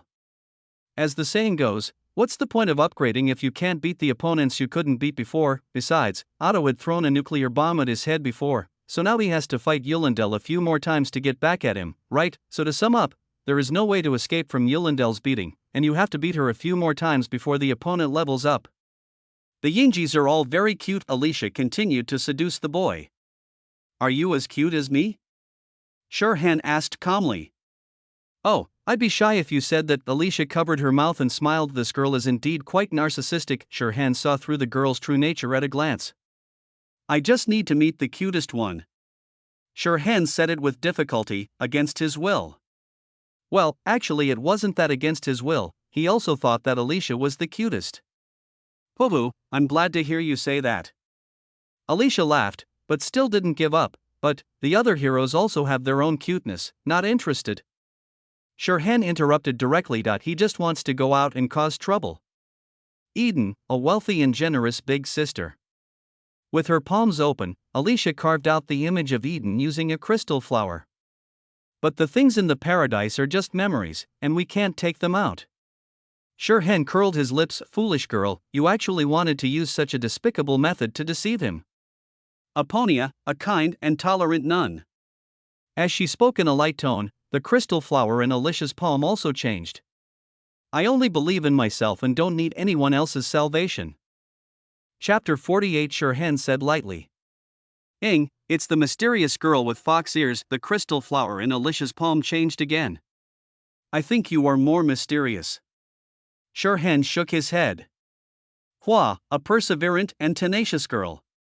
An extremely familiar image appeared in Alicia's palm. I like older sisters who are more generous.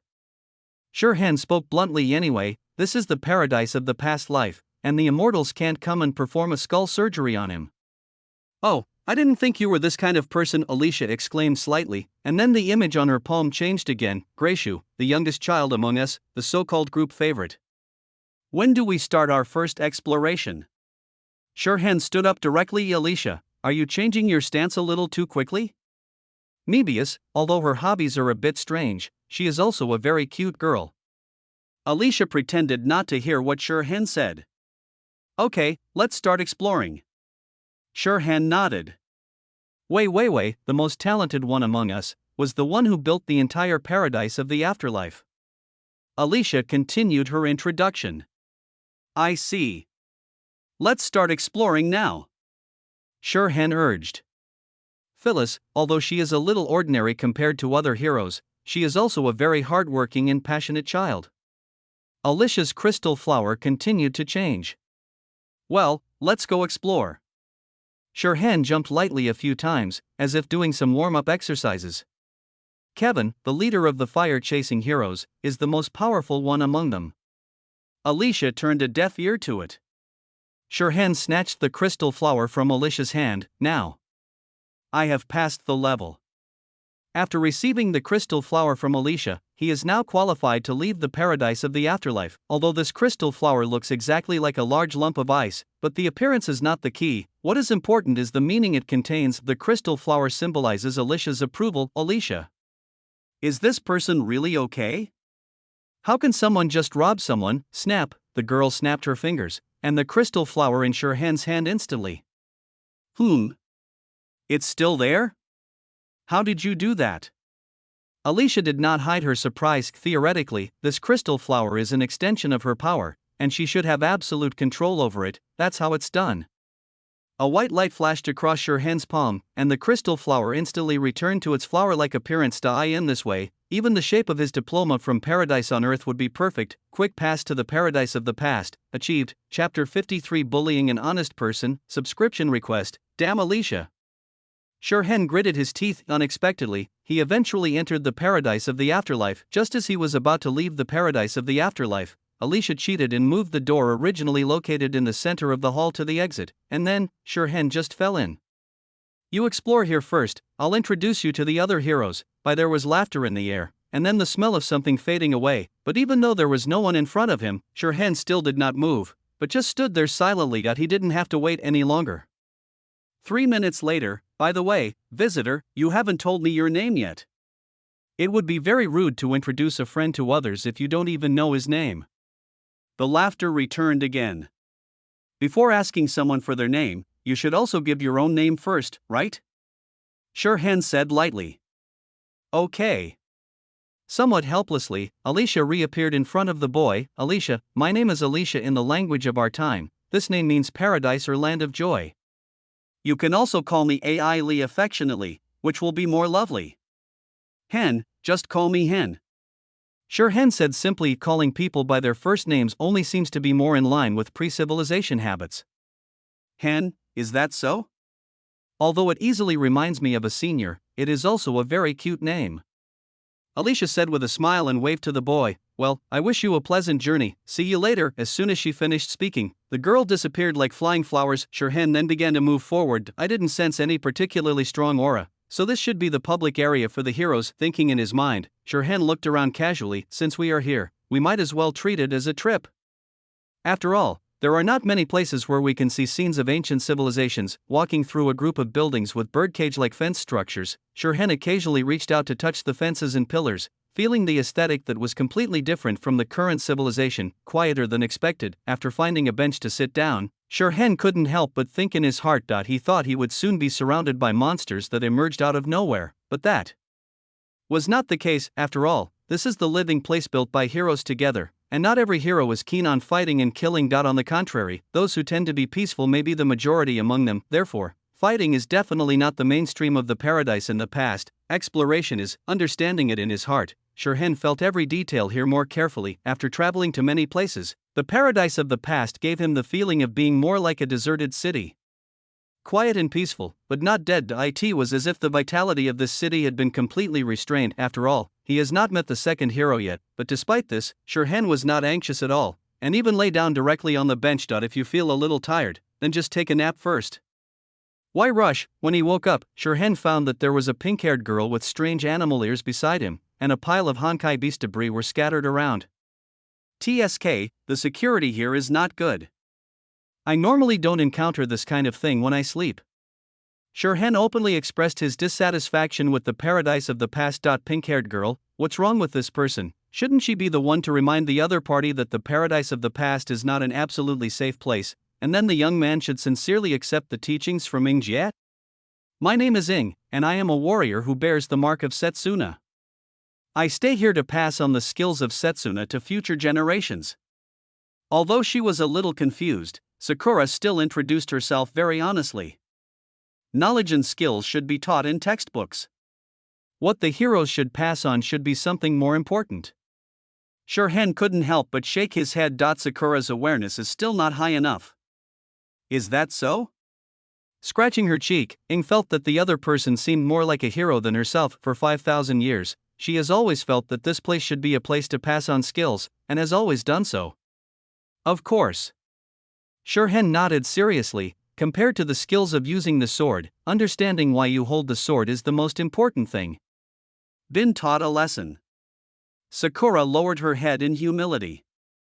My name is Hen. I am a world serpent cadre with the name of White Dove.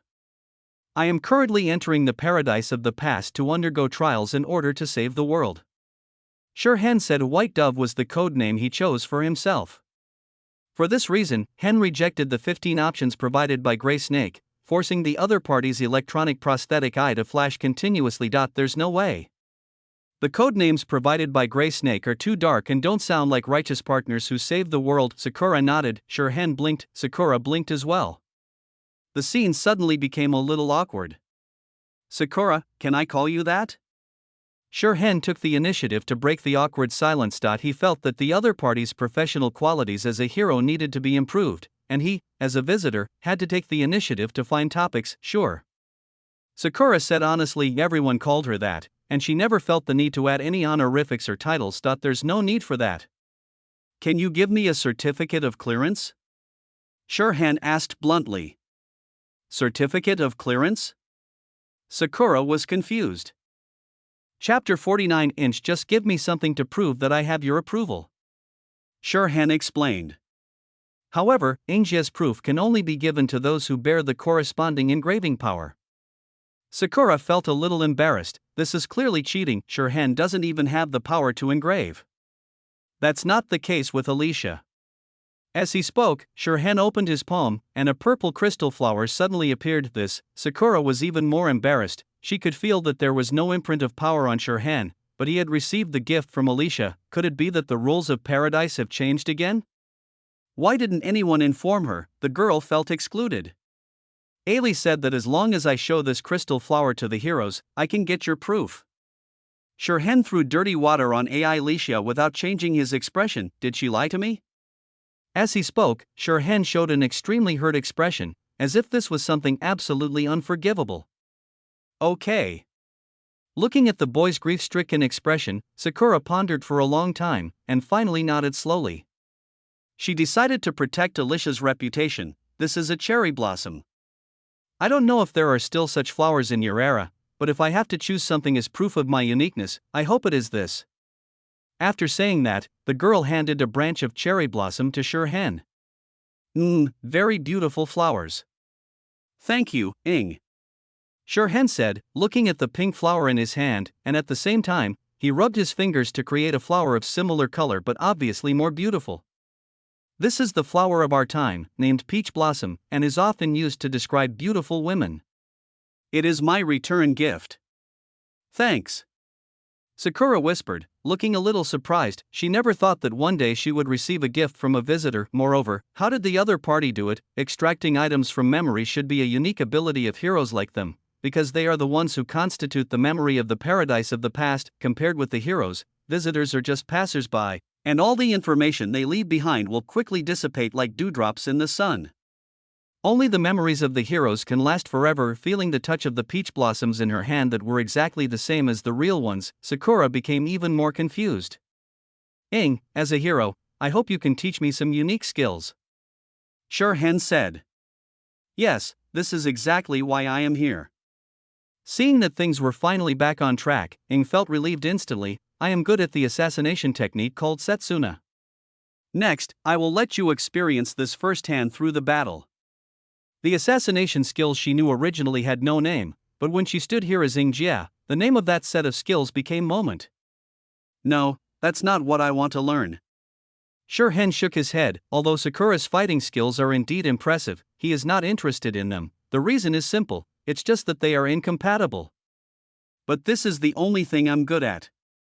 Sakura's expression was somewhat innocent. She felt that things were gradually moving towards an area that she could not understand. I want to learn your cooking skills. You should be able to cook, right? Shirhan said, after all, she has the same married woman face as Maid. A woman with a married woman's face is not necessarily a married woman, but her attributes are generally not too biased. Of course, there is an exception, a certain general. I can cook some simple dishes. Sakura seemed very modest. Then let's learn this. Shirhan said, his tone firm. Cherry, who would come to the paradise on earth to learn how to cook, faced with this unprecedented thing, the honest Manning was at a loss again. She had always taught assassination techniques to visitors, and no one had any objection to this. Even those visitors who were not suitable for this fighting style will mostly learn a few tricks from her. After all, this is the combat skill she has summed up through countless trials and tribulations, and it is extremely practical. But this guy in front of me doesn't do anything serious. Compared to the fighting skills, I want to know more about the reason why Ing holds the sword. Shirhan explained, his tone sincere and frank. If I can learn to cook from you, I should be able to understand why you choose to fight. I think, compared to cold knowledge, this must be something more important and truly worthy of being passed down by heroes. Facing the boy's extremely sincere eyes, Sakura thought about it and couldn't help but nodded slowly. She had to admit that what the other party said made a lot of sense. Moreover, even Alicia generously gave the young man the certificate, so he must have some outstanding qualities. Just like that, Sakura began to teach those things in paradise that she had almost completely forgotten. Chapter 54. Respective Expectations. Paradise Hall. Here, try this. Putting a plate of strange-looking fried meat slices in front of the pink-haired girl, Shirhan urged. Sakura made it? Can she cook now? Looking at the plate of food in front of her that seemed so familiar, Alicia showed a hint of surprise on her face. Although humans in the two eras had the same beginning, their subsequent germination and development had their own characteristics. So the food that seemed quite strange to the boy was the most ordinary daily life in her eyes. I used a little trick. Shirhan looked directly into the girl's eyes and said this, without any shame for throwing dirty water on her. In terms of the thickness of their skin, both of them are at the same level. Fufu, you're really welcome. Alicia giggled, but why didn't Ning bring it here herself? Is she shy? Shirhan pursed his lips and did not answer. Not obsessed with the answer, the girl picked up the knife and fork beside her, put a piece of meat into her mouth, and then, the expression on her face twisted and lost control for a moment. It tastes good, you should try it too. Swallowing the meat slice hard, Alicia controlled herself and smiled again. No. Shirhan shook his head. Try it. After all, it's Sakura's love. You'll make a girl sad if you do this. Alicia continued to persuade. Sakura is a very strong girl. Shirhan didn't waver at all. Alicia was silent for a moment, then spoke. This wasn't done by Sakura, was it? This horrible taste is definitely not something Sakura can achieve. Yeah, I did it. Shirhan admitted it frankly. You actually admitted it? Alicia showed surprise on her face. The chef has to taste the food himself after making it. This is basic etiquette for treating food. She tried to make Shirhan realize the mistake he had made. I've tried it, so I'm here to let you have a taste too.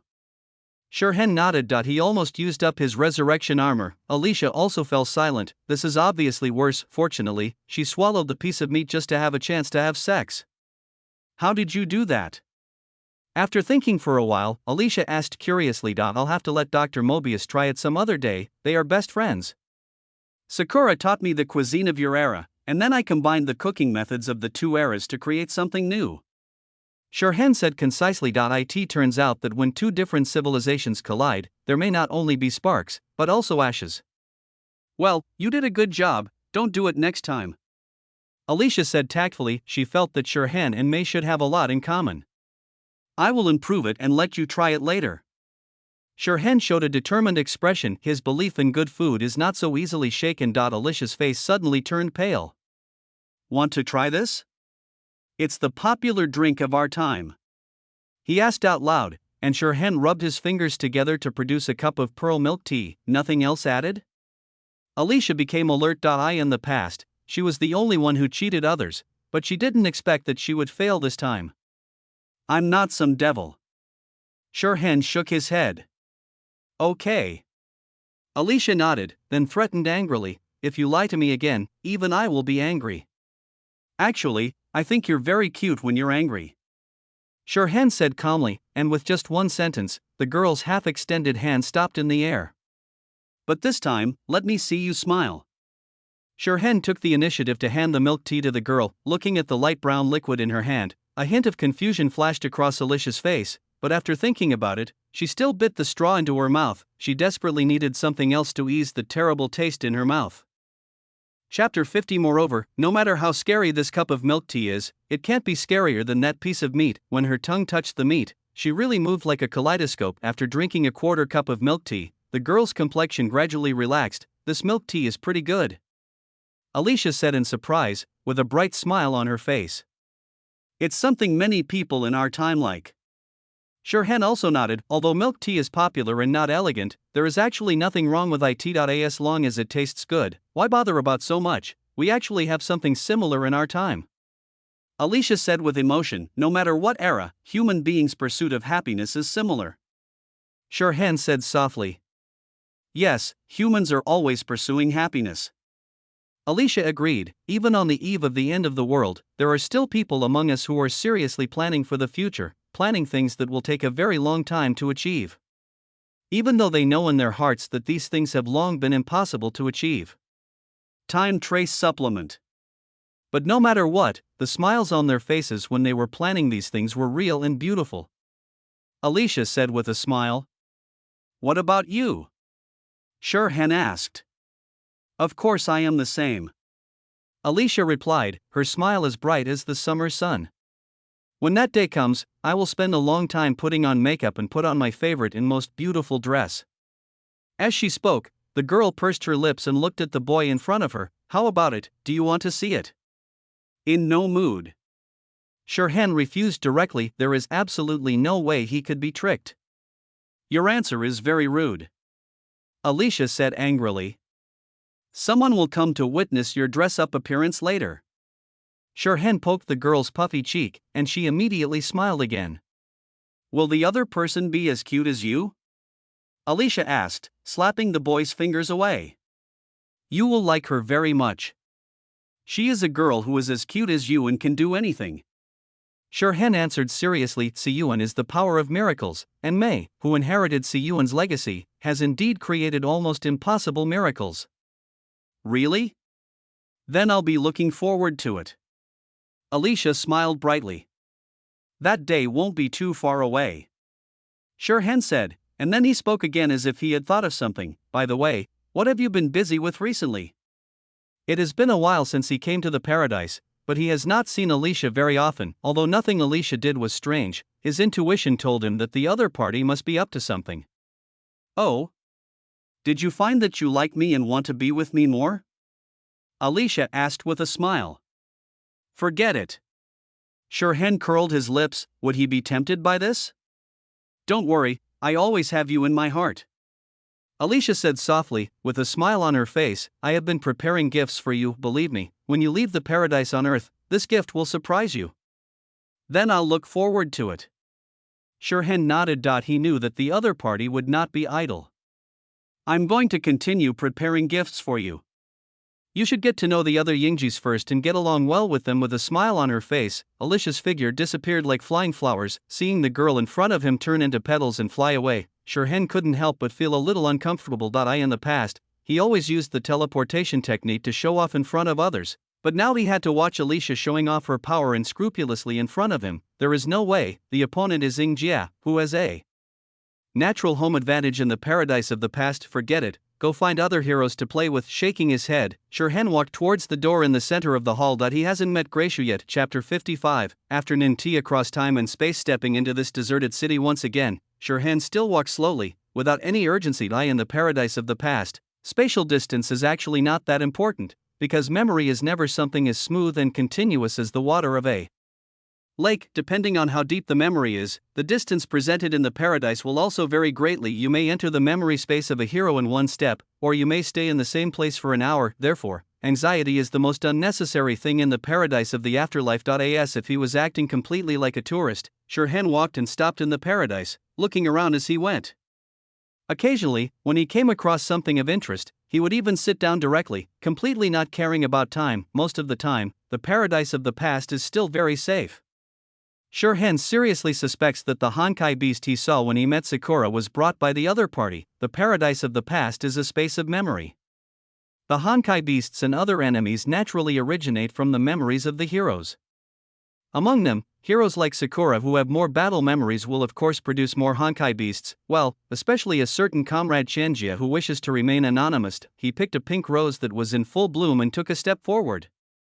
The space changed like water waves and a colorful garden appeared quietly in front of him. Walking forward along the stone-paved path, Shirhan could smell the fragrance of various flowers lingering around his nose, and the air was also filled with the strong scent of grass and trees. The owner of this house has very deep memories of the garden, Shirhan thought unconsciously in his heart. He seemed to guess who was inside.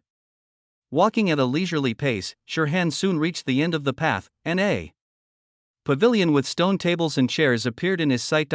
And a rich and generous red-haired big sister. "Can I come in?" Stopping outside the pavilion, Shirhan asked politely. "Of course, visitor," Eden said with a slight smile, his voice full of natural calmness and elegance. Walking into the pavilion, Shirhan glanced at the stone table in front of Eden and said, "It seems that there was another guest here not long ago." There were empty teacups and porcelain plates on the stone table, with some cream and bread crumbs on them, and a familiar aroma lingered in the air. "Ellie was here just now, and left in a hurry after she felt you," Eden explained with a smile. "Did I disturb your afternoon tea?" Shirhan asked, sitting down opposite Eden in the seat where Alicia had sat before. Well, there was still a faint warmth on the stone bench, and the other party had obviously just left. It's just a casual chat, it's not a bother. With a slight smile, Eden tapped the stone table with her fingertips, and the teacups and porcelain plates were refilled with black tea and pastries. The teacup in front of the boy was specially changed to a new style. This is the world of memory, and everything can be changed by the memories of the heroes. Alicia is indeed very free. Shirhan nodded and agreed. If Ellie heard this, she would be sad. Eden smiled as he said this. She likes you very much. Alicia loves everyone in the world. Shirhan corrected. But Ellie said you are special. Eden said with a smile, she has been preparing gifts for you. I rarely see Ellie so concerned about something. Although Alicia was serious about everything she did, as the girl's closest friend, she could see that the girl was being extra serious this time, like that time when the other party dressed up for the event. She's just too idle. Shirhan said that he would not take the blame for such a big incident. Alicia is the biggest trouble in this paradise of the past. Once anything is related to her, it will become extremely complicated, although it seemed that he could not escape from it since the moment he stepped into the paradise of the afterlife. You two really are alike. Ellie often says you're very free. Eden chuckled, the generosity in his chest swaying slightly. Really? I think I should be more like Kevin. After taking a sip of the black tea in front of him and feeling the rich aroma blooming in his mouth, Shirhan retorted. Oh? Why is that? Eden asked curiously. Because he and I are both very strong. He is the strongest warrior of your time, and I should be the strongest in our time as well. Shirhan said without any modesty, not counting former civilization warriors like Kevin, he is indeed the strongest man in the world today. For some reason, Eden was silent for a moment before speaking. A few days ago, I met Sakura, and she told me that there was a visitor in paradise who was not good at fighting. Shirhan couldn't help but remain silent for a few seconds. If you have a sister who wants to show you her handsome side, will you refuse? When he followed Sakura out to collect ingredients, he did a good job of being a qualified audience and never interrupted Sakura's pretense to. I have to say that Sakura is indeed a very reliable sister. No matter how dangerous the situation was, the opponent never let the Honkai beast or other hostile creatures get close to Shirhan. I don't know what the mechanism of the paradise of the past is. You usually won't encounter enemies during normal exploration, but once you want to do something, enemies will emerge one after another. Even the heroic Liaoning is not immune. It's like when you want to open the refrigerator at home and get a bottle of drink, you have to solve a whole set of puzzles first. Chapter 51. It seems outrageous, is that so? Eden sighed, not knowing whether he was impressed by Ying's innocence or amazed at Shirhan's shamelessness. Of course, I never lie, just like Alicia. Shirhan kept calm and put pressure on Alicia's credibility. At the same time, he took out the girl's crystal flower again. Look, this is Alicia's recognition of me. Shirhan believed that Alicia would never self-destruct and that he had taken the crystal flower away by force. As the second of the fire-chasing heroes and the deputy leader of the fusion warriors, would she not care about her face? Well, I believe you. Eden nodded, she trusted Alicia's judgment. By the way, after chatting for so long, I still haven't made a formal self-introduction. As if suddenly remembering something, Eden said with a smile, my name is Eden, the fourth of the fire-chasing heroes. I can be considered a singer with the inscription of gold. She prefers to call herself a singer rather than a warrior, especially in front of her friends. My name is Hen. Although I have not yet ranked among the world's snake cadres, I am also known as the White Dove. Shirhan explained, in our time, the white dove symbolizes peace. Shirhan was confident that he would be able to bring nuclear peace to the world. White Dove, what a nice name. Eden nodded. Gold is beautiful, just like you, Eden. Time and space are mutually praising each other. No, speaking from a realistic perspective, Eden does have a brighter and more dazzling light than gold. Gold is but a foil to Eden. Thank you. Ellie got this for me. Eden smiled subtly. She also recognized Alicia's naming skills. The title of heroes may be the most honest thing Alicia has done. Shirhan sighed. I in this paradise full of riddlers, the codenaming Jie is one of the few things that lives up to its name. Even an honest man like Ying can make people guess when he speaks.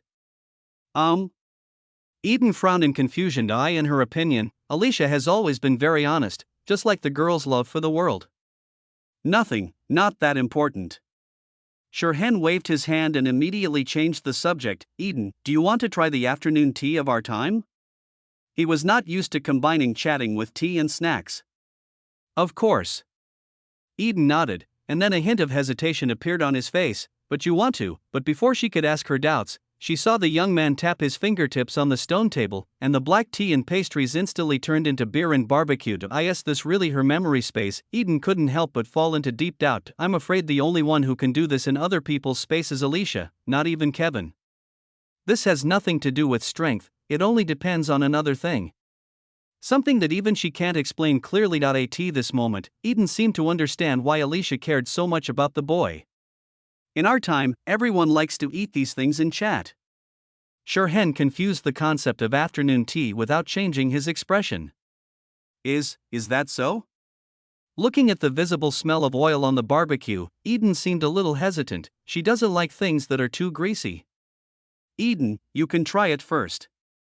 Shirhan extended his hand as an invitation. Looking at the smiling boy in front of him, Eden couldn't help but think of Alicia. The girl also liked to let her try something new and interesting. Thinking of this, Eden couldn't help but pick up a kebab of lamb and bit off the last piece with his pearly teeth. In an instant, the aroma of meat mixed with the strong taste of spices exploded in the mouth. Well, not super delicious, but not terrible either. This should be more suitable for the evening after work, Eden thought to himself. And then he realized that the weather had changed from a sunny afternoon to a starry night. Is this really not the memory space of the young man in front of me? How? Shirhan asked with a smile. Very nice. Eden told a little lie.to. It was at best a novelty, and far from excellent. I think there should be something similar in your time. While picking up a skewer and eating it, Shirhan asked, although Eden was a ladylike figure, he didn't think that she would be so elegant that she had never even seen a barbecue. I rarely try these. Eden confessed. As a singer, she is very restrained in her diet. After all, she has to protect her voice. In our time, everyone likes to meet up with a few friends to eat these after work. Shirhan said with a nostalgic tone, drink beer, eat skewers, curse the boss, brag about your own awesomeness, and the fatigue of the day will dissipate. Then, I go back to work the next day. That sounds interesting. Eden said with a smile, it's just life. Shirhan shook his head. But in our time, this kind of life is already considered a luxury. Eden said with envy in his tone, when the collapse breaks into people's world in a brutal manner, such ordinary and normal daily life will never return. So, Miss Eden, do you want to try this kind of life? Shirhan smiled and raised the barrel-shaped wineglass to the singer in front of him. It's my honor. Eden smiled and said, raising his glass in the same way, just like in the past when he held up a goblet and clinked glasses with someone to celebrate at a banquet. Bang, with a slight sound, the clear yellow beer rippled, making people seem to see red in it. Chapter 56, Gambling on the name of Ingjia. The third customs clearance certificate is in hand. Tossing the crystal clear ruby in his hand, Shirhan smiled unconsciously. It turns out that Eden's clearance certificate might be the easiest to obtain. All you have to do is get the other person drunk, and then you can do whatever you want. For example, take a photo of her eating skewers while drunk, and then ask her to sign the photo herself. Of course, Shirhan did not take the photos with him. After all, they were beautiful memories of Eden. I think that when the other person sobers up and sees the photo again, he will definitely recall this wonderful night and smile knowingly. Moreover, Shirhan also took the opportunity to hear a lot of stories about Alicia, and he could go and confirm it with the girl someday. By then, the other person's expression will definitely be very interesting. Thinking of this, Shirhan felt his steps suddenly became a lot lighter, and even the fat cat on the side of the road became more pleasing to the eye. Wait, where did the fat cat come from in the paradise of the past? Suddenly realizing something, Shirhan hurriedly grabbed the fat brown cat. Meow? Feeling himself being picked up by a human, Ken called out in confusion. Stop meowing. No one will come to save you even if you break your throat. While holding the can in his arms and touching the other's furry body, Shirhan couldn't help but smile evilly. Even though he couldn't find Grace, it didn't mean that others couldn't find her either. And now, he holds the key to meeting Gresh. Meow, perhaps because he felt comfortable being touched, Ken curled up in the boy's arms without any intention of struggling. Well, what a good cat. Maybe I'm just too lazy. Feeling the heavy weight of the can, Shirhan couldn't help but think in his heart, Pato was obviously very thin, so why is Cantu so fat? From now on, you will stay by my side and wait for your master to redeem you. Got it? Shirhan threatened viciously. Meow, looking up at the human who was holding him in his arms, Kan's eyes blinked like stars. Forget it, I'll assume you understand. Looking at the fat cat in his arms, Shirhan was too lazy to care whether the other party could understand human language. For cats, this may be a matter of quantum mechanics, they can always lose this ability when needed. What did Pato send you for? Shirhan asked while petting the cat. Meow the Can jumped lightly from the boy's arms to the ground and stretched out a claw towards the boy. What do you mean? Let him touch it. A series of thoughts flashed through his mind, and Shirhan subconsciously touched it. The meat pad of the can was soft. Shirhan pinched it unconsciously. Meow. Chapter 52. After freeing the claw, Kan shouted. The sound was much shorter than before. Do you want money? Understanding the other party's thoughts in an instant, Shirhan took out a silver coin and handed it to Kantu. This was an added bonus from learning cooking from Sakura. Some Honkai beasts will drop these silver coins after they die, and I don't know what the mechanism is. Come to think of it, Shenjia should have accumulated a lot of materials after fighting monsters in paradise for 5,000 years, right? Reincarnation after death, relying on the materials accumulated over thousands of years to become the strongest in paradise? Hiss, why does it feel like I look like a short wind type immortal in the next set? There were more messy things in his mind, and Shirhan shook his head quickly to get rid of these thoughts. Meow, after taking the silver coin and hiding it in the fur on his body, Kan called out softly and spat out an old hairpin from his mouth. Is this incoming stock? Looking at the white flower-shaped hairpin, Shirhan couldn't tell who its original owner was for a moment, but there are too many suspects. Moreover, this may not necessarily be Yingjia's personal property. If someone is impressed by something, it will naturally manifest in the paradise, just like this Kan. After swallowing the old hairpin back, Kan put his two paws on Shirhan's trouser legs, meowing like a cat asking for a hug. This cat is hopeless, Shirhan sighed, but still bent down and picked up the Kan. Who can resist a cute little kitty? Your master, where is Padu? Shirhan asked. He decided to take the initiative. Meow, he called out lazily, shrinking his body in the boy's arms. Now it is just an ordinary cat and can't understand human language. Shirhan, he felt that he shouldn't have messed with this fat cat. Looking around, Shirhan found a nearby piece of grass and walked over it. He was too lazy to travel with a fat cat in his arms. Take a nap in the sun, and maybe when you wake up you will see a cool little cat girl. Thinking of this, Shirhan lay down on a slightly sloping grass slope, hugging the can and gradually fell asleep. Well, the sun in the paradise of the past is also very comfortable and suitable for sleeping. Looking up at the sun that was at just the right angle above his head, Kan was also very quiet, with even its tail hanging down obediently to the side. As a cat that has stayed in the paradise of the afterlife for 5,000 years, it certainly knows that this is a world with a serious lack of concept of time, and the sun will naturally not appear out of thin air. So, cherish this rare sunshine. His stomach growled slightly and Kan's eyes gradually closed. When Nagato woke up for the first time and Han opened his eyes again, what he saw was not the little cat girl he had imagined. Well, a little more ordinary than he expected. A great saint. His eyes swept over the gray-haired girl in front of him and Shirhan nodded imperceptibly. Visitor, the paradise of the afterlife is not a place where you can let your guard down. Seeing Shirhan wake up, Hua said in a serious tone. She had never seen a visitor so lax in his guard. Normally speaking, even though it was not common to encounter battles in paradise, few people would let their guard down, because every visitor should be aware that the paradise of the afterlife is never safe, especially when you decide to explore something. Walking through the gaps in the memories of the heroes, it is not surprising to encounter any kind of enemy. Then the public security here is really bad. Shirhan said with disdain. Magnificent, is this something that can be explained by public security? The paradise of the past is a space made up of memories. Although we have no intention of harming you, when you act in the paradise, the shadows and the memories of the heroes will still spontaneously find you. Hua tried to explain. This is also an honest man, otherwise, she wouldn't have protected the young man who seemed to have completely let down his guard. According to some heroes, it is not a pity if such a person who acts imprudently dies in a corner. All right. Shirhan nodded. He felt that he should respect Hua's efforts. Magnificent, she felt that the other party did not take her words seriously at all. What's wrong with today's visitors? Do they think the paradise of the past is some kind of tourist attraction? My name is Hua, the 12th of the fire-chasing heroes, a warrior bearing the inscription of floating life. Although he couldn't understand it, Hua still made the introduction politely.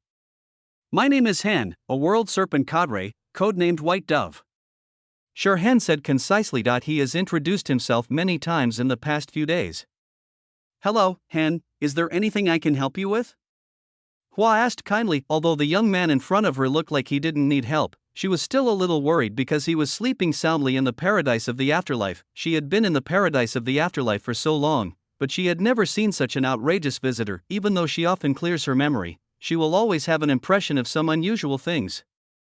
But after going through his incomplete memories, Hua found that he should still be shocked by this incident. Generally speaking, the regression in the paradise of the past lives will place a heavy burden on the visitors, so they will seize every minute and every second and will never be so leisurely as to fall asleep here directly, because the consequence of misjudging your own endurance and letting down your guard is often that you will never be able to leave the paradise again. Once again, the paradise of the afterlife is never a completely safe place. Hearing Hua's words, Sure Hen's expression instantly became serious, and he said, I heard that Ingjia is a group of very powerful people, so I hope to have a fair fight with you. A fair fight? There was a hint of doubt in her eyes, but Hua was an honest person after all, so she thought about it and nodded slowly. I understand, I will give you my seal. Once you are fully familiar with this power, we will have a real fight. With the blessing of the power of the imprint, the burden of the paradise on visitors will be much smaller. No, I don't mean fighting. Sure Hen quickly shook his head. She looks like a good student and a literary girl, but why is it that Hua always thinks about fighting? Sure Hen felt sad for this cruel era. Not a fight? Hua was also a little confused. In this paradise of the afterlife, what else can we do besides fighting, sing and dance? Come with me. With a regretful sigh, Sure Hen stood up and walked towards the paradise. Kentu shook his body and immediately followed him, his tail swinging behind him. As a knowledgeable cat, it knows very well who is the boss here. Looking at the can, Hua didn't understand why Padu's cat appeared here, but she still chose to follow the boy. It is her duty as a hero to protect every visitor who sets foot in the paradise. This is a truly honest man. Arrive. Stopping in front of a house, Sure Hen paused for a moment. A white light flashed in his hand, and then he grasped the door handle and pushed it open. No, this is. Just when he was about to persuade the young man that the house here was just a condensation of everyone's memory and actually had no real meaning, Hua was stunned when he saw the scene inside the house. The next second, what appeared before her was no longer an ordinary residence, but a game room. Damn it, why is there an arcade in the paradise of the past? As a native of the paradise of the past, she never knew there was a game hall here. Between him and me, who is the hero? Seeing that the boy seemed very familiar with the game hall, Hua fell into deep suspicion. Come on, Hua. Coming to an arcade fighting game, Sure Hen skillfully entered the character selection and invited the girl. Bet your reputation as a hero, let's have a truly fair and just duel. Magnificent, it's just a game. How did it suddenly escalate to the point where you have to risk your reputation as a hero? Although he felt confused, Hua still stood obediently next to the boy. When was the last time you came into contact with these? Listening to the exciting game sound effects, Hua couldn't help but ask this question in the depths of his mind. Although Ingjia's duty is to provide guidance to visitors, it should be okay if he just indulges himself occasionally, right? With doubt still in his heart, Hua had already subconsciously controlled the character to move. She was risking her reputation as a hero. In this duel, she couldn't lose. Chapter 57. The existence of paradise. Aren't you going to explore the promised land? In the Hall of Paradise, seeing the young man returning to reality through the door, Eden couldn't help but ask in confusion. It would have been fine if they had just had afternoon tea the first time, but as her contact with the boy became more and more frequent during this period, Eden didn't realize that he had any intention of exploring the paradise of the past. Every time she recalled her memories, the other party would either just find a place to hang out or play with Ing or Hua, and occasionally come to chat with her, but he never mentioned how to discover the secrets of the paradise. I have been exploring this paradise of the past. Chapter 53. Walking towards the sofa where Eden was, Sure Hen answered with a matter-of-fact expression on his face. He doesn't think he's being lazy. Although he hasn't met any new Ingjia since he met Hua half a month ago, even Su, who has always been a good guy, didn't show up. And the little cat girl didn't seem to notice that her cat was missing and never came to look for him. He only has 4 copies of the clearance certificate, thinking about May's completion of all achievements in the future. Sure Hen couldn't help but feel a little sad. This paradise really doesn't give him face. You know that's not what I meant. Eden shook his head. You mean the imprint? Sure Hen sat down next to Eden. A cup of milk tea appeared in his hand. I don't need that kind of power. To be precise, he is simply not qualified to bear the imprint. Of course, as long as he actively refuses to be imprinted, no one will notice this, except for Alicia. The other party knew it before he even set foot in the paradise. The original lawmaker is so unreasonable. After hearing Shirhan's direct words, Eden was silent for a moment, and then he spoke. To use Nebius' words, the seal is not an alien thing, this is the power that exists in every visitor, we just help you stimulate it.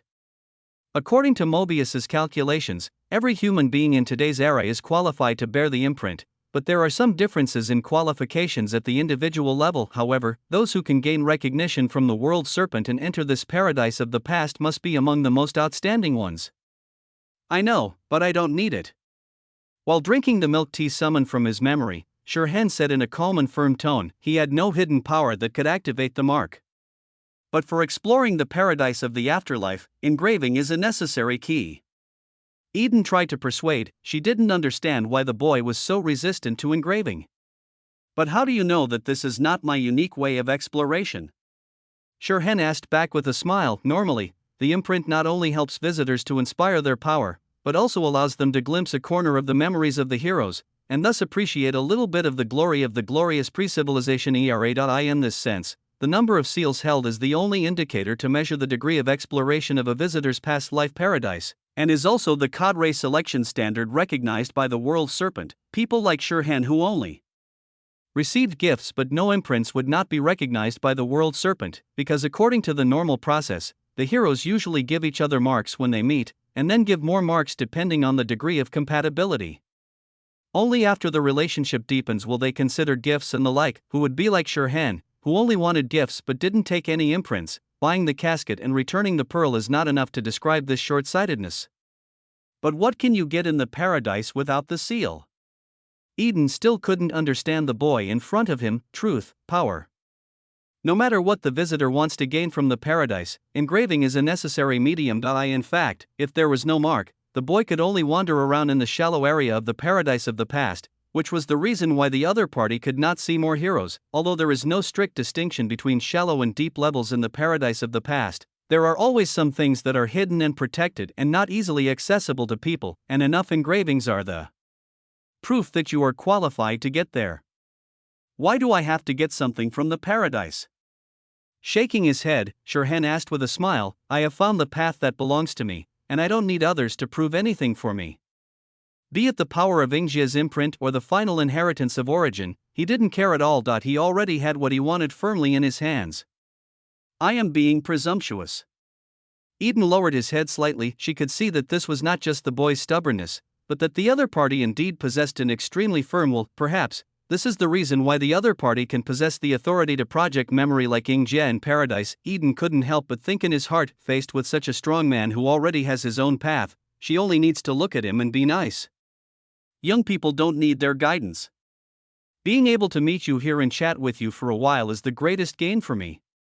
After finishing a cup of milk tea, Shirhan cleared the empty cup with his backhand, then said to the red-haired sister in front of him with a smile that he didn't care what the paradise on earth could give him, as long as it could make him happy during this period of time. At least in this regard, he was quite satisfied with the paradise and the afterlife. After all, no matter what Shirhan thought, Alicia would not let him leave. He had to stay in this paradise until the girl's gift was ready. There is a saying that goes, since you can't resist, just enjoy it, it's an honor. Eden smiled. This might be another reason why the heroes are here, although the only one who came up with this idea was the young man in front of him, but it feels good. By the way, Eden, have you seen Pato recently?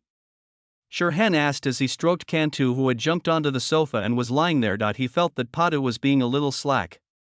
The can had been lost for half a month. She seems to be helping Ellie find something. Eden explained. Why, what do you want to see her for? I also want her to help me find something. Shirhan answered. Without the mark, it would be difficult for him to go deep into the paradise, and he had to find someone to lead the way. I see. Eden nodded, and then kindly asked, is there anything I can help with? Although I'm not as good at finding things as Phyllis, I am also one of the heroes after all. No, I'll just wait for her. I'm not in a hurry anyway. Shirhan shook his head. Can I tell others about looking for Gray? He also has to save face. All right. Eden felt a little regretful. Although she agreed with the boy's point of view, she still hoped that she could help more and fulfill her duties as a hero. But you've seen the can, haven't you? Phyllis wasn't with it? Looking at the fat brown cat lying quietly beside him, Eden asked curiously. I picked it up on the side of the road, and it's been sticking to me ever since. Shirhan spoke calmly, not mentioning his threat to Can too. Meow Can also echoed. Compared to the red-haired older sister, it still felt that the black-haired boy next to it had thicker thighs. This is the intuition of a long-lived cat. Moreover, the other party can also provide it with new flavors of cat can food, which is a good thing that even Paduo can't get eaten. She felt that this was not the case, but since Phyllis hasn't come over yet, there shouldn't be any problem, right? At this moment, somewhere deep in the paradise, looking at the empty stall in front of her, a cat girl couldn't help but blink her eyes with a puzzled look on her face. Where is my can? Where is a can as big as mine? We were just sending cans to unload goods. How could they just throw them away like that? Chapter 58, Going to the deep in the paradise of the past, a man and a cat were walking in this huge empty city. Meow, while walking in front with its four round-shaped paws, Can would turn back from time to time and whisper something, as if urging something. Can this fat cat finally be useful? Looking at this scene, Shirhan couldn't help but feel a little excited. After raising the canned food for more than half a month, this is the first time that the other party has led the way in such a purposeful manner. Generally speaking, this is often a precursor to triggering a task. Following the can forward, Shirhan soon sensed an atmosphere that was different from the public areas of paradise. It smells like another hero. Turning a corner, a wooden stall with a cat's paw mark appeared in Shirhan's eyes. The truck? Where's Pato? Looking at the empty stall in front of him, Shirhan looked around and soon found a small snake hanging down from a crooked tree. His sight followed the little snake swaying in the wind upwards, and a cat girl in cool clothes broke into Shirhan's sight. Hey, coins, so many coins. The cat girl smiled foolishly, making some vague sounds in her throat, and a line of crystal liquid slipped from the corner of her mouth. Click. Shirhan took photos without hesitation. I guess, when Pato wakes up, she will be willing to pay a lot to redeem this photo. Poor little cat girl, you definitely don't want other heroes to see you like this, right? Meow Can, who had already jumped onto the stall, called out softly, pointing at the stall with his claws. As one of the only two cats left in the store, it has to be in charge of running the business while the other cat is sleeping in. Okay, let me take a look first. Nodding, Shirhan agreed to the canned food promotion. Since he was already here, it wouldn't hurt to buy something. There was no use for him to keep the things in the paradise anyway, except for the power of imprinting. Nothing in the paradise of the past can be brought into reality. Looking around the stalls, Shirhan discovered that most of the items here were small things like ornaments and decorations, and they were all very old. They were obviously items that the heroes had thrown into the corner of their memories and had long since discarded. Chapter 54. But for Pato, these have become treasures that she cherishes and items that she can proudly display in her store. This little cat girl is really good at finding things. After thinking for a while, Shirhan picked out something from the stall that was related to the remaining heroes he had not met, and then piled all his gains during this period in front of Can Toyud. In this way, his clearance certificate is complete, even though he was the only one who admitted it. Meow. With a short cry, Canned Food only kept a small half of the payment given by the boy and pushed the rest back. It is a cat with a business spirit. Just consider it as the fare for hiring you to lead the way. Putting the two piles of things together again, Shirhan said with a smile, only in Padu's hands can these items be called treasures. Meow? Can called out in confusion. It couldn't understand the human's behavior. Take it, your master will be very happy. Speaking softly, Shirhan took the opportunity to rub the can. This fat cat feels really good. I wonder how Padu is doing. Looking at the cat girl sleeping soundly on the tree, Shirhan couldn't help but think. It's a pity that I can't do it, it will be censored. Shirhan sighed regretfully. Meow. Perhaps he saw through the boy's thoughts, or out of gratitude to Shirhan, Cantu took the initiative to stretch out his claws, and the red plum-shaped pads told of silent temptation. Gudong. After swallowing his saliva, Shirhan still couldn't resist this fat cat. The moment his fingers touched the softness, Shirhan felt as if he was completely healed. I want to play with Patty even more. Crash. Shirhan played with Cantu for most of the day before the sound of branches shaking could be heard from a nearby tree. I slept so well. Padu stretched lazily, with the hem of her dress lifted up. Actually, there was no need to lift it up. The cat girl was wearing very cool clothes, revealing her entire slender waist, and her belly button was clearly visible. If she went any higher, she would attract the attention of the river crab god. Its tail wagged as if it had just woken up, and Pata subconsciously looked towards the stall, her eyes instantly lighting up. So many things. Looking at the pile of coins and various items in the checkout area, Pato's heart was suddenly filled with happiness. How big of a customer must have come here, huh? Wait, have there been any visitors to the paradise of the past during this period? After racking her brains, Catgirl couldn't figure out who in paradise would be so generous. At least, it is impossible for other people who are also Ingjit. Meow, a cat's cry sounded, and Padua was immediately delighted. She quickly glanced over and said, "Canned food." This fat cat finally decided to come back. Before the joy in her heart faded away, Pata saw the black-haired boy with a warm smile next to the can, and she was almost scared to fall from the tree. "Who are you?" Pata's voice began to tremble. Someone was too lazy in exploring the paradise of the past, resulting in few heroes having heard of its name to this day. Hen, a world serpent cadre, a warrior bearing the name of White Dove, a man who will save the world in the future. Sure, Justice Partner Hen said so. No matter whether others believe it or not, Sure Hen himself believes it. Wow, so awesome! Patu exclaimed, and immediately jumped down from the tree to show his submission. Then I will call you Brother Hen from now on. She is very aware of her own weakness. In this paradise of the past, anything that can move, except cans, is more powerful than her. All right. From now on in this paradise, you will be under my protection. Sure Hen patted his chest. Hey, that's a great feeling. Not thinking there was anything wrong with this, Patty's tail began to wag happily. I have found a big leg to lean on again. By the way, my name is Pato Phyllis, you can call me Pato or Phyllis. Then Pato remembered that she had not yet introduced herself. Then I will call you Pato. Sure Hen said. No problem, either Pato or Phyllis is fine, as long as you find it easy to call them Brother Hen. Pato said very straightforwardly. She never bothered about these little things. Besides, if you are a younger brother, you have to behave like a younger brother. By the way, I have something I want to ask you for help with. Find a place. Sure Hen said. If he finds Pato, he will be able to find Grace. Without the seal, it is indeed troublesome to go deep into the paradise. This is the rule of paradise, and there is nothing he can do about it. Okay. Although I'm not good at fighting, I'm the best in finding people and things in paradise. Patu patted his chest and agreed, but, Brother Hen, we brothers have to settle accounts, right? As she spoke, Pata kept rubbing her 2 fingers together. Indeed. Sure Hen nodded, and a white crystal jar appeared after rubbing his fingers together. Is this okay?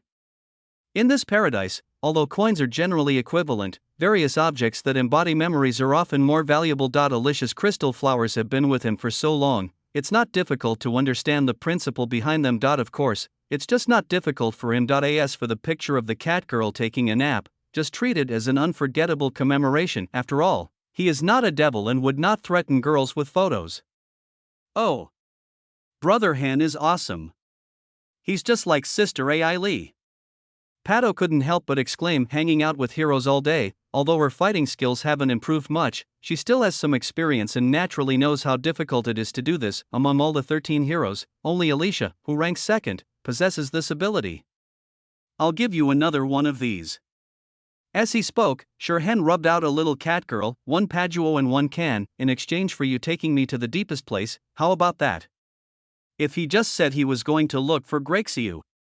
Sure Hen would also want to save face. Anyway, to reach the deepest place, he would have to pass through Graciu's studio, and he could still achieve his goal. I didn't ask. Are you sure, Brother Hen? Just as she was about to agree, when she heard the words the deepest place, Patu was so frightened that her whole body turned pale. Can you go to that place casually? If you go to that kind of place, you will basically offend all the top-ranked heroes. Even though they are both heroes, she will definitely be separated into Patu and Phyllis. Of course. Sure Hen nodded solemnly, then took out the pink crystal flower. Actually, it was Alicia who asked me to go. She was supposed to lead the way herself, but she was not available, so she recommended you to me. Is that so? Looking at the crystal flower that belonged to Alicia alone, Paduo still couldn't believe it. Didn't she ask you to find something some time ago? She was preparing a gift for me. Sure Hen explained. Although this matter has not been confirmed by Alicia, judging from her whereabouts in recent days, it should be almost certain. I see. Pato began to believe it. After all, a lot of what Shirhan said was true. When you complete this mission, I can accompany you to purchase goods. Shirhan begged. By then, whether it's Qianjie's mask or Mobius's scales, I can help you get them. He also wanted to fight Qianjie and Nebius. No. I'll take you to the deepest place. There's no need to buy any more goods. Pato waved her hands quickly. She was afraid that she would be able to purchase the goods but not sell them. If Qianjie and Mobius came to her at the same time, she would probably be turned into 1,000 parts of Pajophils, and each part would be alive and well. All right then.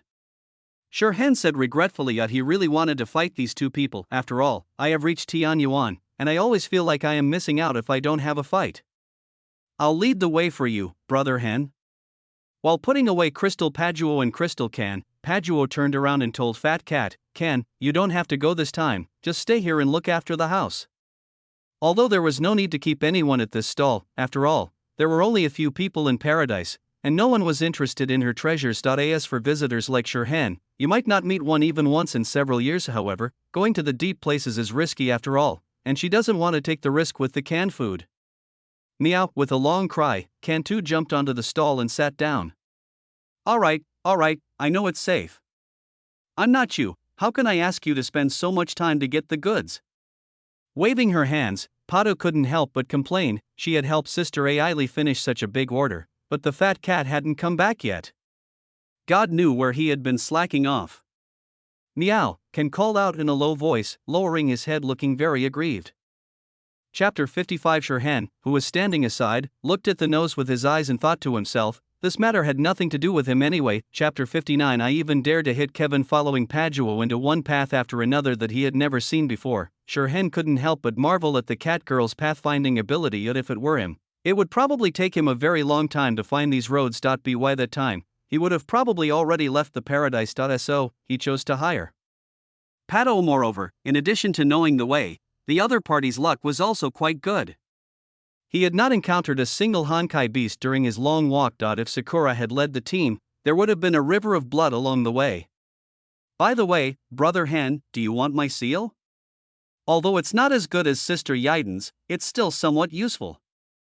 Just remembering her duty as a hero, Paduo turned her head and asked. No, I prefer my own strength. Shirhan shook his head, although deep down he was actually quite curious about what kind of power Paduo's mark could provide. After all, there is no digitized offensive and defensive attribute in reality, and the imprint should essentially be the condensation of the hero's combat experience. It is precisely because of this that visitors holding the mark can more easily glimpse the memories of the heroes and explore the history that has long been buried in the dust of time. But what about Padu? Does her mark teach people how to hide and escape? Oh, I see. There was some regret on Padu's face. The visitors don't appear very often, and she wants to be a real hero once in a while. What have you been looking for Alicia during this time? Shirhan asked. He was curious about what gift Alicia would prepare. The other person is a very troublesome person, and the carefully prepared gift will definitely be troublesome. You can't tell me that. Sister Ellie told me to keep it a secret. Pato shook her head quickly. Although she is weak and afraid of death, she is still very business-minded. All right. Shirhan sighed. He felt more and more that this gift would be troublesome. Moreover, since Pato's work has been completed, it means that the gift should be ready soon and the time for him to leave the promised land was drawing near. While chatting casually, the two of them quickly crossed the shallow area of the paradise of the past and entered a more secret place. They took a step forward, as if they had crossed an invisible door, and the blue sky and green grass instantly spread out in front of them. Drawed? Looking at the scene in front of him, whose colors were obviously different from reality, Shirhan asked with interest. This is Gracie's studio. Pato explained, but Gracie doesn't seem to be here? As he spoke, Pato's pair of slightly shining eyes looked around, and he shouted at the same time, Amo, Wamo, are you here? After taking one more look at the cat girl, Shirhan expressed his doubts appropriately. Amo, also known as Cosmo, is another hero among us. He often appears here. Noticing the boy's gaze, Pato explained, I'll test it first. If they find us, things will become a little troublesome. It doesn't matter. I'm a good fighter. They can't stop me. Shirhan said domineeringly. He felt that it should not be a problem for him to defeat Cosmo. In fact, strictly speaking, the average level of the 13 heroes is only at the level of Hershers, but some of them are so strong that it's a bit unfair, and someone like Dr. Mobius, who claims to be a scientific researcher with little combat ability and is actually not good at fighting, would be easily taught a lesson when he meets a Hersher-level opponent. IIC, scratching his cheek, Patu felt that his new brother seemed a little dangerous. If she stayed with the boy for too long, she felt that sooner or later she would become the enemy of the entire paradise. Even if your number one Kevin is here, I can still beat him up. Shirhan comforted him. As Pato's new big brother, he has to allay Catgirl's concerns. But, Boss Kevin is really here. Pointing behind the boy, Patu's voice trembled. Shirhan, next time this happens, you could have said something sooner. Looking at the white-haired man standing with his arms folded not far away, Shirhan suddenly felt that the atmosphere on the field was a little cold. This big lump of ice really is emitting a chilling coldness that keeps strangers away all the time. Good morning, Boss Kevin. Shirhan greeted him with a smile. Although he can beat Cosmo now, it is still too difficult for him to beat Kevin. I can't fight. I don't have the ability. In response to Shirhan's greeting, Kevin did not say anything. He just nodded slightly, then turned and left, leaving behind a lonely and resolute back. What is he doing here? Touching his chin, Shirhan felt a little confused. Although this style of not saying a word is very Kevin-like, the other party can't just jump out and intimidate when he hears someone saying bad things about him, right? This is not Alicia. No, I don't know. Pato was still trembling. It was the first time she heard someone so arrogant as to want to beat up Boss Kevin, and he said it to his face. Forget it. Since the other party didn't stop us, that should mean they agree that we can go to the deepest place, right? Shirhan guessed, that's right. After patting his head, Pajuo felt relieved. Traveling through the world that Gracia had painted with her brush, looking at the scene before him that was similar to reality but obviously different upon closer inspection, Shirhan couldn't help but marvel at the wonder of the paradise in the past. The ability to interfere with reality to such an extent is a miracle that can only occur in the paradise of the past. At least for Gracia, the paradise of the afterlife should be considered a veritable paradise. Admiring every tree and blade of grass here, Shirhan and Pajuo spent most of the day to complete this not-so-long journey. When they came to a door that looked like a starry sky, Pajuo stopped and said, Brother Han, this is the deepest place. How about I take you there? She felt that it must be very dangerous inside, and it was definitely not a place that a weak and pitiful cat like her could set foot in. Aponia should have seen you when you stepped into this studio. Shirhan spread his hands. This is also an unreasonable hero. Compared with modern civilization, humans in the Firemoth era were indeed a bit dishonest, peeping into destiny, parallel worlds, aliens, all are things that science cannot explain. In the last era, the stars were shining brightly. While sighing, Shirhan stepped into the door in front of him. He had a premonition that this might be his last stop on his way to paradise. Watching the boy disappear behind the door, a hint of confusion flashed across Patu's face, but after thinking about it, she decided to follow him. Just as Shirhan said, Aponia could have seen her a long time ago, but since the other party still opened the door and even Boss Kevin did not stop them, it undoubtedly meant tacit approval for us to go together. Thinking of this, Patu stepped into, bang, it hurts, it hurts.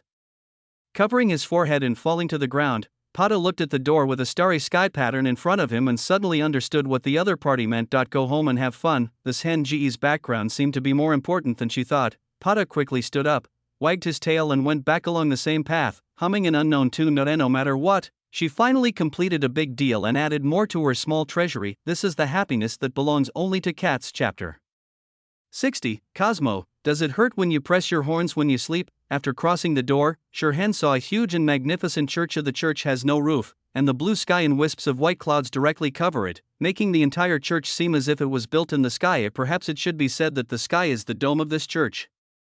Nice to meet you, Aponia, and...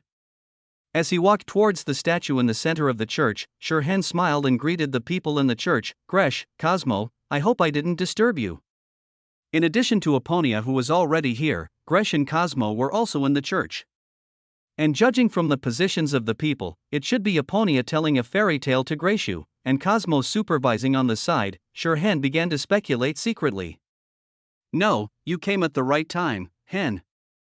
Closing the fairy tale picture book in her hand, Aponia said softly with a compassionate smile on her face, for her, a hero who can see the future, calculating time is not a difficult task. It seems I don't need to introduce myself. Shirhan nodded. But I cannot foresee your purpose of coming here. Aponya shook her head slightly. Visitor, the paradise of the past may not have what you desire. In her observation, Shirhan is a very strange existence. Although she could see the time when the other party arrived here, she could not see what the young man did here, and the fate of the other heroes did not change. It was as if the other person had walked through the sea of memories of the paradise of the past, but there was not a single drop of moisture on his body. She had never seen such a strange visitor. Chapter 56 In Aponya, why don't you see it with your own eyes? Shirhan said softly, sitting down in front of the two girls, one big and one small, and looking at Gretchen. Little painter, are you interested in listening to my story? Stay away from Gray. Before the girl answered, Cosmo, who was leaning against a pillar nearby, spoke first, his tone calm as if it was just a simple statement. Cosmo, please rest assured, he means no harm. Aponya persuaded, covering his head, a trace of hatred flashed across Cosmo's face. He hated dealing with Aponya.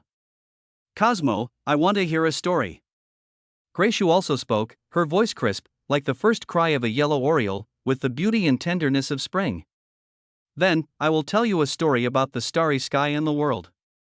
Shirhan rubbed the girl's head and said with a smile, a long time ago, there were many worlds in the starry sky, as many as the stars in the sky, and each star was as big as the world we live in, but the distance between each world is also far. Just like us and the stars, people from different worlds can't even exchange a single word. One day, a god who loved making friends saw this scene, and he built railroad tracks between different stars and invented a train that could travel on them. So different worlds are connected. After telling a short story, Shirhan adjusted the hair beside Grexio's ears and asked softly, how about it, little Grexio, do you like this story? Like? The girl nodded, a look of delight on her face. She likes listening to stories, especially stories about the starry sky. Then I will drive a train like this to find you from now on, how about that? Shirhan asked with a smile. Gray tilted her head, her mind wasn't working that quickly and she thought the boy was just telling an interesting story. Nothing, it's just an agreement. Is little Grayshu willing? Shirhan did not explain, but just extended a little finger towards the girl. Good. Without wanting to explain, Grayshu nodded and also extended her little finger. In an instant, two fingers, one big and one small, hooked together. Then we have an agreement. When I find a train like that, I will use it to catch up with Gracie's boat. Putting their thumbs together, Shirhan smiled and said seriously. She responded softly, and a faint smile appeared on Gray's face. Although she didn't understand what these words meant, she could see the color on Shirhan's body. It is a color as cool as moonlight. Is this the truth about the starry sky? Aponya said with a sigh, she doesn't think this is a simple story. It's just a story.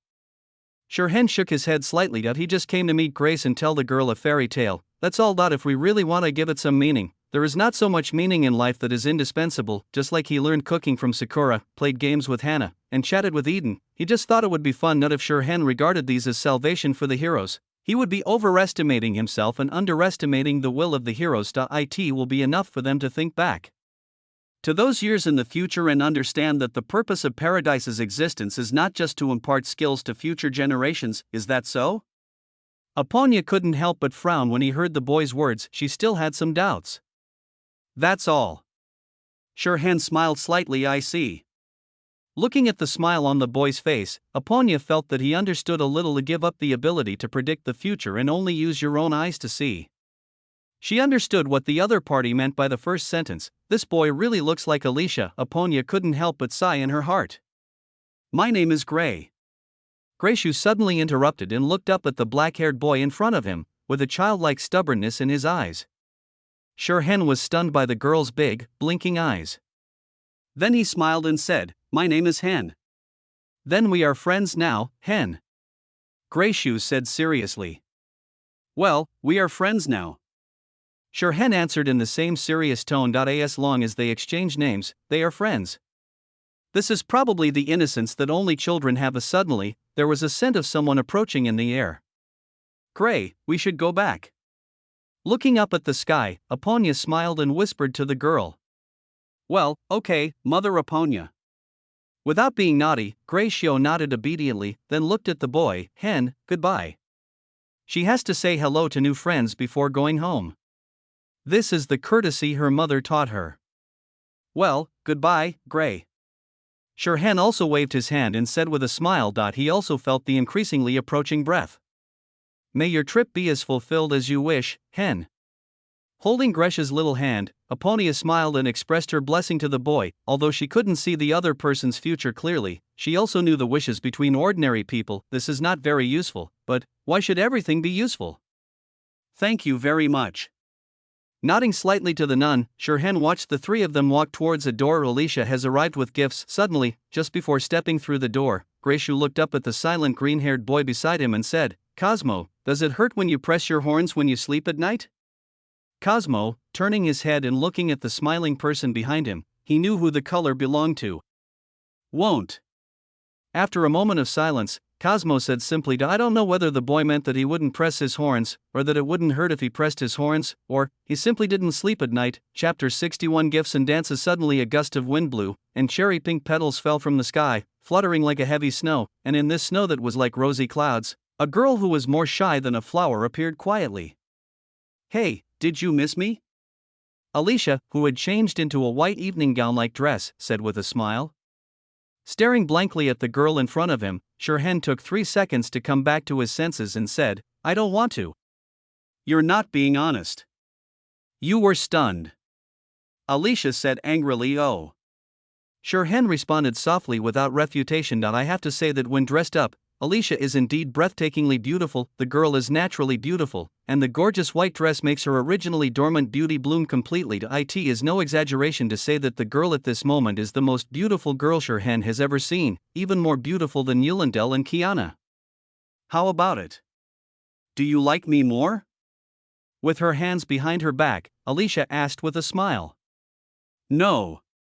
Shirhan said indifferently. He already liked Alicia very much. This kind of answer is very hurtful to girls. Alicia said with puffed cheeks, trying to make the boy realize his mistake. It's okay. I know Alicia is a very strong girl. Shirhan said in an affirmative tone. Even so, a girl's heart must be carefully protected. Alicia insisted. Then, Ms. Alicia, will you accept my gift? He asked softly, and Shirhan rubbed his fingers together to produce a bunch of white crystal roses with flowers and leaves. Alicia once gifted him a crystal flower, so naturally he had to give a corresponding gift in return. I will accept your kindness. Taking it with a smile, Alicia carefully inserted it into her hair, and then a touch of moonlight-like white appeared in her cloud-like pink hair. Shirhan pursed his lips, his heart beating a few times uncontrollably. Alicia, she is really likable. In that case, are you willing to accept my gift? Smiling, Alicia stretched out her hand towards the young man in front of her. Without saying anything more, Shirhan just silently extended his hand. Chapter 57 Bang. Holding their palms together, Shirhan felt just the right amount of force coming from the girl's palms, and his body involuntarily leaned forward. Do you have a name you want? A mature and gentle voice asked. Name, I want the cutest name. A childish voice answered. Is that so? Then let's go look for it together, said a mature voice. Okay. The childish voice replied, Paradise, land of happiness. Got it, Alicia. I want to be called Alicia. So, from today on, your name will be Alicia.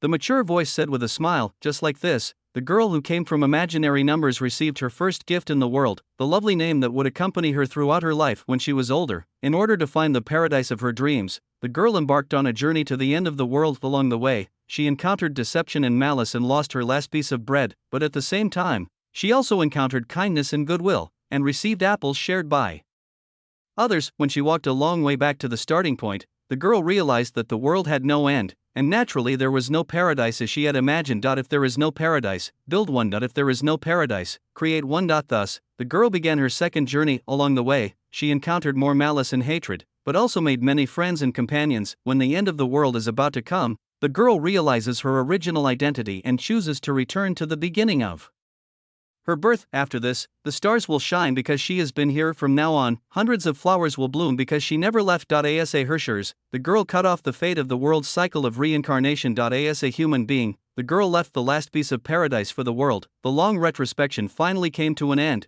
and Shirhan couldn't help but feel a deep sense of fatigue. How about my feelings? With her hands gently behind her back, Alicia asked in a low voice, a blush of shyness and anticipation on her face. Taking a deep breath, Shirhan stared at the girl in front of him but did not speak immediately. The gift that Alicia carefully prepared was her life as a human being. The girl shared her most precious memories with him without any reservation. Theoretically, this should be something that can only be transmitted through engraving, but no, Shirhan did not feel any power of engraving from it in that vast memory. The only thing Shirhan felt was love, the girl's incomparably deep love for this world and for the human beings in the world. Even though she has been deceived, encountered malicious intent, and almost died at the hands of humans, this girl's love for the world has never changed. Alicia's gift is her love for humanity. I feel your kindness very much. Looking at the girl, Shirhan said in an extremely serious tone, I see. Sighing, Alicia showed disappointment on her face for the first time. You have your path, and I have mine, that's all. Shirhan said seriously that he would be moved by Alicia's love, but he would never follow the same path as the girl. That's right. Alicia nodded. This is probably the meaning of the existence of the paradise of the past. You can get a glimpse of our experience and use it to choose the direction you want to go. It's just a little regrettable. The boy chose a path that was contrary to hers. Do you need me to comfort you? Shirhan said kindly this time. He probably really made the girl sad.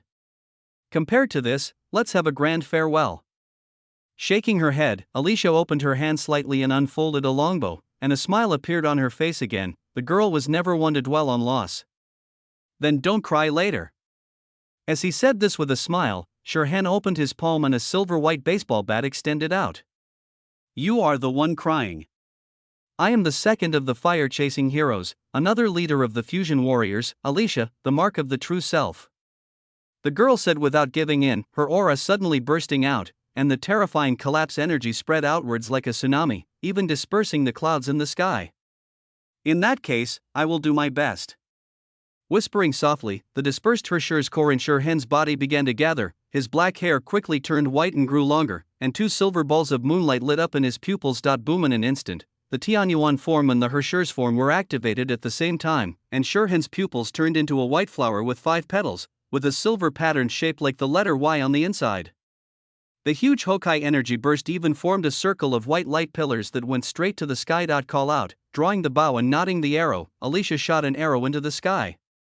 A brilliant pink light bloomed and extended to the surroundings to form a hemispherical barrier. Using the Honkai energy to spread out a battlefield that is favorable to oneself is a skill unique to this girl. Not caring about what Alicia did, Shirhan just slowly gathered the Honkai energy that even he felt a little strenuous about, and adjusted himself to the best combat state. It was the first time for him to enter the Tengen form and the Hersher's form at the same time, and the effect was truly amazing. If someone could detect the strength of Shirhan's Honkai energy at this time, they would be surprised to find that the boy's energy intensity has reached 10,000 HW, surpassing the sum of the 3 Hershers. With such a strong Honkai energy, if Shirhan can fully master this power, then he can knock down a complete form of Lei Lu with one serious punch. Sister Tatsi is not even qualified to be his unit of measurement. This level of Honkai energy is really a bit unfair even to me. Lifting the hair that fell in front of her forehead, Alicia smiled and exclaimed, but she had no intention of attacking, just waiting quietly. Compared to you in your best attire, it should still be a little worse, right? The white beam of light gradually converged, and Shirhan asked with a smile, although it is unclear how strong the Hersher's Honkai energy is, it should not be less than 10,000 HW. If he adds power to it, beating him by the Hershers of the origin would probably be like beating his younger brother, the origin, the end. Anything that has something to do with the cocoon of the end is not a simple one. Even a Hersher's at the metamorphosis level possesses power far exceeding that of a full body.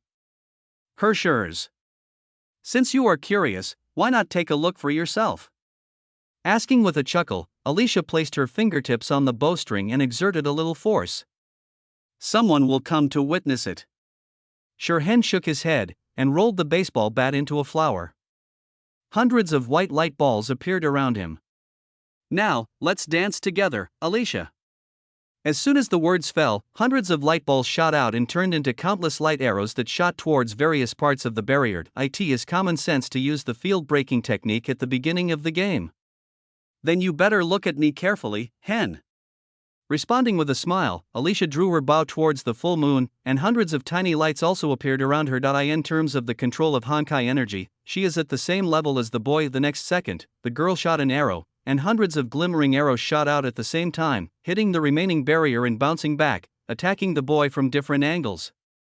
Even though most of the barrier was broken, Alicia's attack still hit the remaining part with incredible accuracy, making the reflected glimmering arrows even brighter. This is the strength of the second-ranked Zhuo Yingjie. Bang! With one stick, he smashed the arrow shot directly at Alicia into pieces. The explosion of Honkai energy in Shurhan's body directly ignored the other hundreds of light arrows. He moved his body and rushed straight towards the girl. His speed was so fast that only a streak of white light was left in the air. Facing the boy's attack, Alicia had no intention of retreating.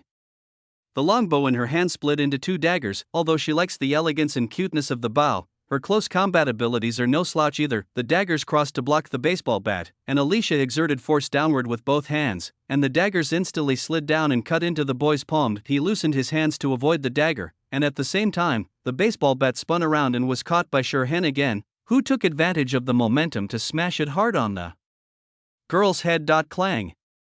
In a flash, Alicia raised both swords to block the stick, but her body flew out like a baseball. I'm sorry, but a cute girl should use a bow and arrow after all.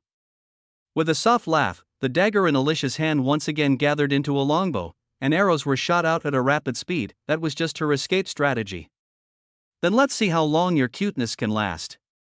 Responding with a smile, Shurhan swung his stick to smash the two arrows shot by the girl into pieces, and at the same time flew over again. Groups of white light balls appeared around him and turned into light arrows that shot towards the girl. His means of attack are never limited to weapons. For those whose control over Honkai energy reaches the level of Shurhan and Alicia, Honkai energy itself is already the best weapon. If one must say it, Honkai energy manipulation is their power. Two beams of light, one pink and one white, shuttled across the sky. Along the way, a large number of smaller two-colored lights shot at and collided with each other. The scattered attacks and aftermath fell on the building, creating countless gaps. The entire building was turned into ruins at a speed visible to the naked eye. This is destined to be a protracted battle, but also destined to be a dance that will be remembered by everyone in paradise, and it was from this day that Epona lost the home where she had lived for 5,000 years and became another wanderer in paradise. Chapter 62. Are the fire-chasing heroes recruiting new members? The paradise of the past life, the deepest place. Boom! Finally, in an energy collision so violent that it shook the entire paradise, everything returned to nothingness. Well, not even a brick was left for Epona. Clang clang. I was standing on a blank piece of land, Alicia said in a brisk voice.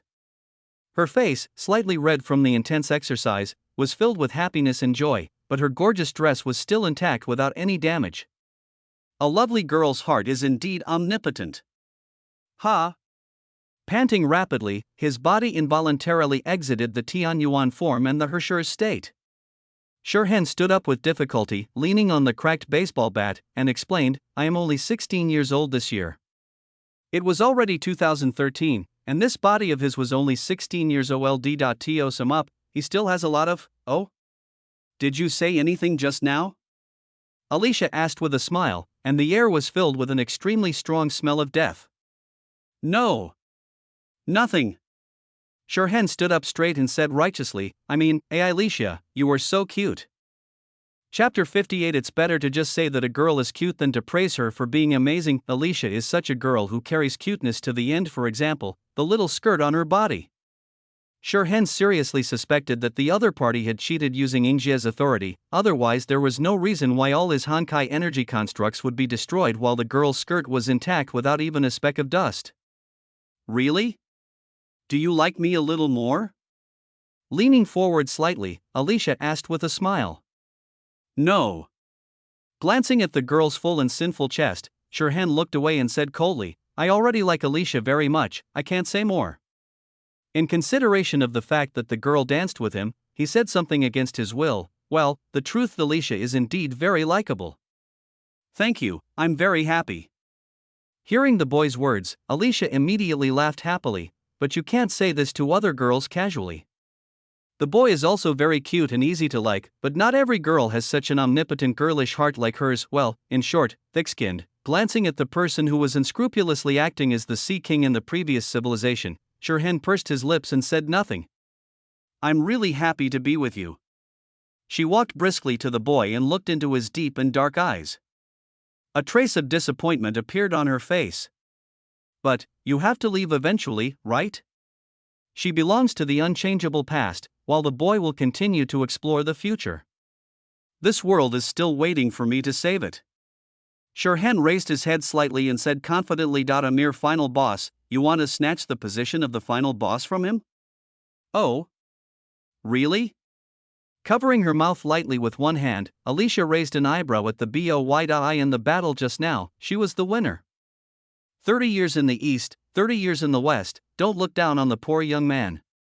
Seeing the teasing in the girl's eyes, Shirhan was immediately angry. "Alexia, I believe in you."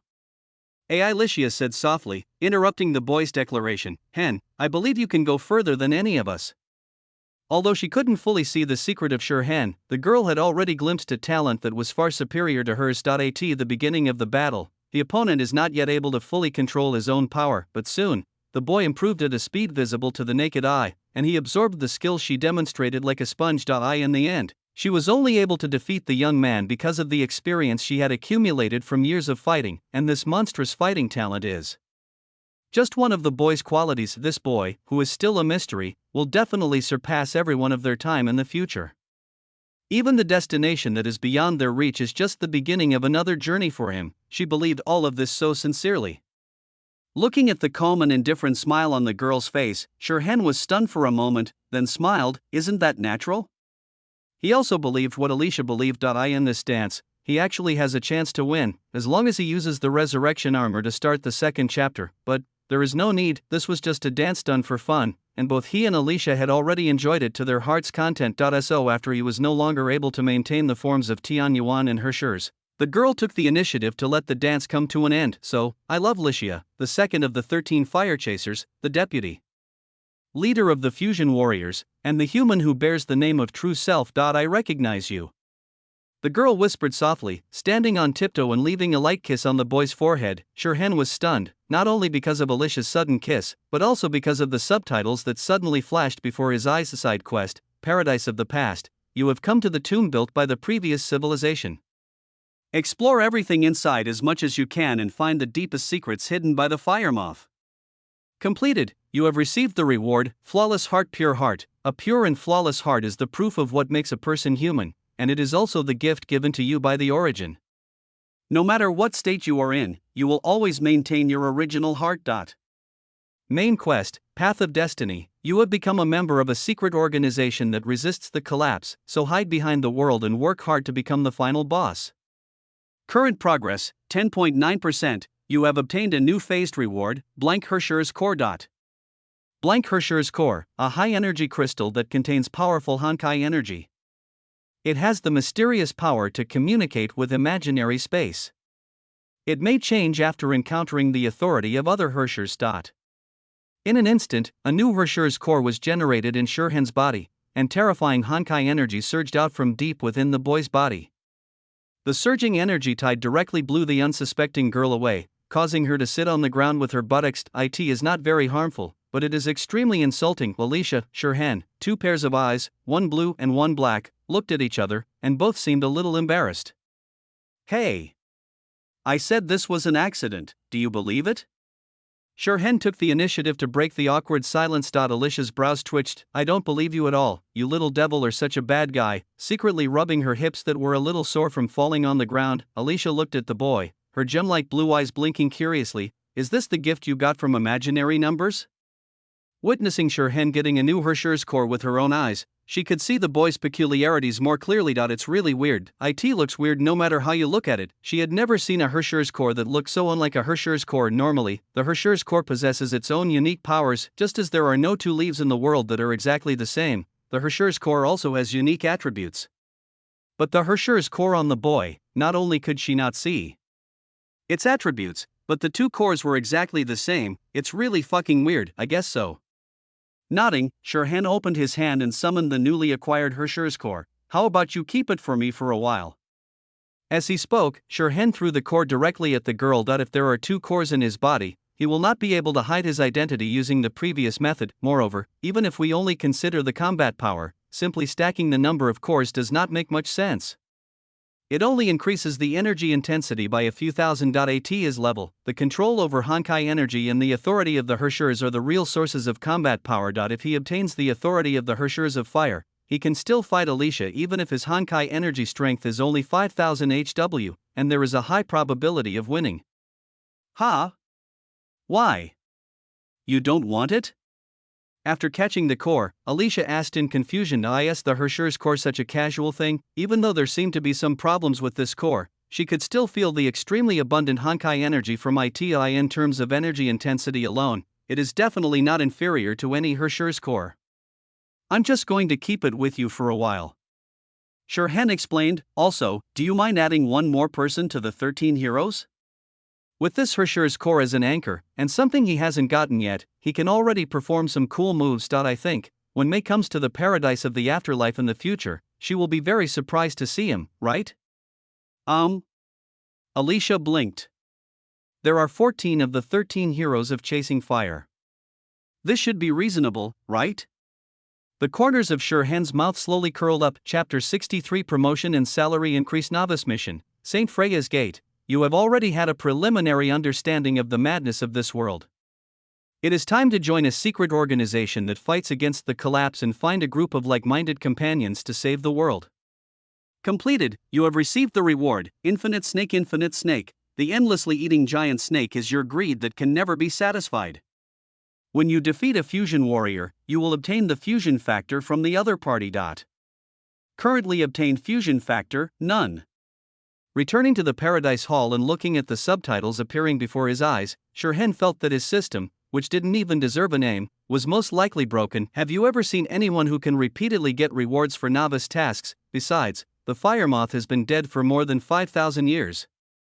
Do you still want me to go with that group of people to save the world? This stupid system. Complaining in his heart, Shirhan turned around and threw the reward away. Although the fusion factor is very powerful, look at the few fusion warriors who are still alive today. Kevin was lying in the Quantum Sea, Sue was staying at Thousand Worlds, Fu Hua was hiding in St. Freya, and as for Teresa, God knows if she can be considered a fusion warrior. After all, fusion factors also require activation levels, and Kaslana's group of white-haired people obviously cannot be included in the ranks of fusion warriors. This system is getting more and more stupid. If you had allowed me to travel back to the previous era, I would have already reached the end. After all, even in the Chimera experiment conducted on Kevin, there is a limit to the fusion factors that can be carried, and he has already written infinity into the setting.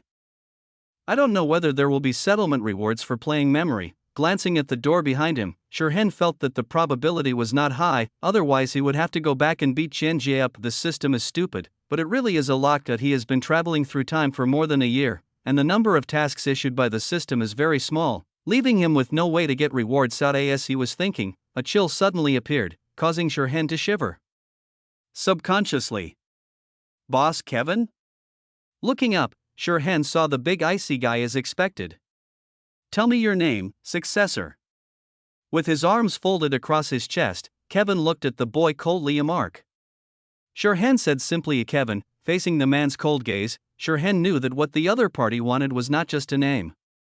Shirhan, the current world serpent cadre, will definitely become the final boss of this world in the future. Looking directly into Kevin's ice blue eyes, Shirhan spoke every word seriously. After all, this was a strong candidate who could compete with him for the final boss of the world, so Shirhan felt that he should be more honest. Chapter 59 This is the respect that Kevin deserves. Very good. Kevin nodded slightly. I don't know whether I was praising the boy's ideals or simply admiring his courage. Boss Kevin, do you know why birds fly? Shirhan asked with a smile. Asa courtesy, he should also have the qualifications to ask questions, right? Because they have to. Kevin said, his tone as cold as the temperature of his body. Only by flying into the sky can they have the qualification to survive. No. Shirhan shook his head gently, because I want to fly, so I can fly. This was his answer. At that moment when Hen wanted to fly, even Zhang Yin couldn't stop him. He has the confidence. After a moment of silence, Kevin looked at the boy and nodded. I'm looking forward to you meeting me, meeting the real me. As soon as he finished speaking, Kevin turned around and disappeared. This is a privilege that belongs exclusively to the heroes. So, I have Kevin's approval? Talking to himself, Shirhan slowly walked up the corridor leading out of paradise, although there are still some regrets, such as not being able to fight with Qianjie and Dr. Mobius, and not being able to develop more feelings with little Grayshoe. But let's leave it at that for now. The story of the paradise in the past has not ended yet, and his future will never stop here. The storms in the real world still need him to stir up. As a man who aspires to become the final boss, how can he just focus on one garden? Passing through the seemingly endless darkness, Shirhan reached the exit safely, and then met an unexpected person. Gray Snake? Looking at the masked man in black who seemed to have been waiting here for a long time, Shirhan seemed a little surprised. Is the world serpent so considerate in its care for the officers under its command? White Dove, you have been missing in the paradise for more than 3 months. Gray Snake said lightly, stating a fact in a hoarse voice. Oh? Really? Shirhan raised his eyebrows and explained simply, I encountered some accidents in there. The memory recall with Alicia actually took a long time. After all, it was the entire memory of a hero. Even though most of the memories were just quickly skimmed through, the time consumed still exceeded Shirhan's expectations. Hearing the boy's extremely vague words, the electronic prosthetic eye under the Gray Snake mask couldn't help but flash, but he could only nod slightly and turn it over. It is a rule known to all the cadres of World Snake not to ask about their experiences in the paradise. I have another question, which is a personal question. You may choose not to answer it. After making a statement in advance, Gray Snake continued, Did you meet Dr. Mobius in there? He hoped that his creator could see Shirhan, the human who had reached the Tianyuan realm, so that he could understand that the Stigmata project had made a major breakthrough. As a servant following the footsteps of the snake, this was the only thing he could do. No. I have never seen this Jie. Shirhan said without hesitation. He actually wanted to meet the other person. It would be best if I could beat up Mobius, then put her in a pink dress and take a photo as a souvenir. It's a pity. Alicia has blinded his eyes. I see. With a sigh, the Gray Snake immediately gathered its spirit and said, Congratulations, White Dove. You have completed the trial of the paradise of the afterlife. From today on, you will officially become a member of the World Serpent Cadre. Although it was a bit strange that the other party didn't seem to have any engraved power, but that was the rule of the World Serpent, and he would not investigate what the boy had experienced in the paradise. From the moment Hen came out of the passage, he was qualified to become a cadre. It's my honor. With one hand on his chest, Shirhan bowed slightly towards the Gray Snake. As a worker in the organization, he still has to express respect to the current helmsman. You deserve it. Gray Snake nodded, obviously very pleased with the boy's attitude. Come with me, White Dove. A new round of cadre meeting is about to be held. Everyone is waiting for you. After saying that, the Gray Snake turned and left, with the black umbrella in his hand already opened. Shirhan, in a place like this, is it really necessary to create a character? Looking at the black umbrella of the Gray Snake that covered most of his body, Shirhan's expression involuntarily became strange. Or maybe, holding an umbrella in such a dark place would help conceal your figure better? Although he couldn't understand it in his heart, Shirhan still chose to follow the Gray Snake. The World Snake Cadre meeting is really something to look forward to. Chapter 64, The Gathering of Heroes. While people in the real world were preparing for the gathering, a meeting was quietly taking place in the Hall of the Paradise on the other side. 13 heroes gathered together, with exquisite black tea and pastries in front of each of them, and a large number of snacks such as potato chips and chocolates piled on the table, making the whole meeting seem more like afternoon tea rather than a serious meeting of such high standards that could decide the fate of paradise. In fact, most of the gatherings of heroes are like this. Even if the initiator of this meeting was not Alicia, there would be a high probability that what was placed in front of everyone would be instant noodles. Well, now everyone is here. Seeing that Mobius finally took his seat, Alicia nodded with satisfaction. Alicia, if you have something to say, just say it. I don't have time to play around with you. Mobius said this in a half-voiced tone, not hiding his annoyance, and, looking at the snacks in front of her, the girl raised her eyebrows and a trace of disgust flashed across her face. Compared with these things, she prefers instant noodles, but unfortunately, this was a rally organized by Alicia and Kevin had no say in the matter. Oh, don't be so anxious, my dear Dr. Mobius. we have finally gathered together," Alicia said with a smile, her face filled with genuine joy. With a bang, Mebius stood up. The relationship between the heroes has never been harmonious like that of friends. Of course, Alicia and Alicia's kitchen are exceptions, but it is obvious that our Dr. Mobius is not an Alicia fan. In other words, she is not a normal Ellie fan. Okay, that's what I said. There's no need to be so anxious," Alicia hurriedly persuaded. Alicia, I'll say it again, I don't have time to mess around with you, Mebius said coldly. Instead of attending this meaningless gathering, she might as well do a few more experiments. Even if it becomes a memory, even in a dark place like the paradise of the past, it cannot stop her pursuit of infinity. Ahem, everyone, look at me. I have an important announcement to make. Alicia cleared her throat and raised her hand. She carefully looked at everyone's expressions until she saw the impatience on Mobius's face. Then she continued, from today on, our 13 heroes of the Chasing Fire will officially welcome a new member. Everyone, applaud and welcome him. Bang bang bang, as she spoke, Alicia led the applause. 2 or 3 seconds later, sparse applause broke out. They are Eden and Eponia, who are fans of Ellie, the kind-hearted child Gracie, the honest people Sakura and Hannah, the atmosphere helper Pato, and the fun person Velvet. The rest of the heroes were indifferent, as if they didn't care at all whether the name of heroes would be tarnished, and the fact is probably true. From the beginning to the end, the only one who cherished the 13 heroes as a group was Alicia. Alicia, is your brain finally broken? Mebius objected and expressed deep concern for the health of his deputy leader. I rarely agree with you on this point. Xianjie also spoke in agreement. There are only a few of these people in the entire paradise. Could it be that Alicia is planning to list Cantu as one of the heroes? Alicia, you should explain it to everyone. Good old Su said, although most people here don't care about the glory of the title of Ingjie, he knows that Alicia cares about this the most. Aha, you all probably know the last visitor, Hen, right? Alicia snorted with an amused smile on her face. I have indeed seen him, but, Sakura said, her expression looking a little weird. When she first met him, she thought the boy was a civilian who was not good at fighting, but then, she met homeless Eponia. Is it related to the scar? Eden asked softly. Even though she didn't have the ability to predict the future like Eponia, she could guess that Alicia's change this time was related to that young man. The color of the marks on Sister Alicia's body. Grayshu raised her head and spoke crisply, tilting her head with a puzzled expression. Alicia, you, for a moment, Mebius's expression was extremely wonderful. As a professional biologist, she certainly knew under what circumstances a female would take on the color of another male, but Alice is a memory. What on earth did those two guys do in the 3 months of being confined in the deepest place?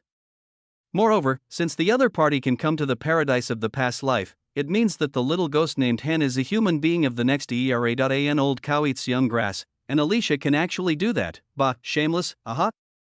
Alicia blinked. For a moment she did not understand what Mebius had thought of. Grace Hall, stay away from this bad woman. Chapter 60. Mebius warned with a serious look on his face, this Alicia is no longer pure. If she stayed with a woman like this for a long time, Grace would definitely be affected. Grayshu looked at Mebius in confusion. You'll understand this kind of thing when you grow up. With an expression that was difficult to explain, Mebius' eyes were full of determination. In short, the farther you stay away from Alicia, the better. Grace was even more confused. Alicia, you better explain it carefully. Eponia advised softly. She felt that if no one stopped it, things would slide into an unimaginable abyss. That's right. You all know what happened in the deepest place some time ago, right? Alicia asked. This is natural. I'm sure no one here would be unaware of this.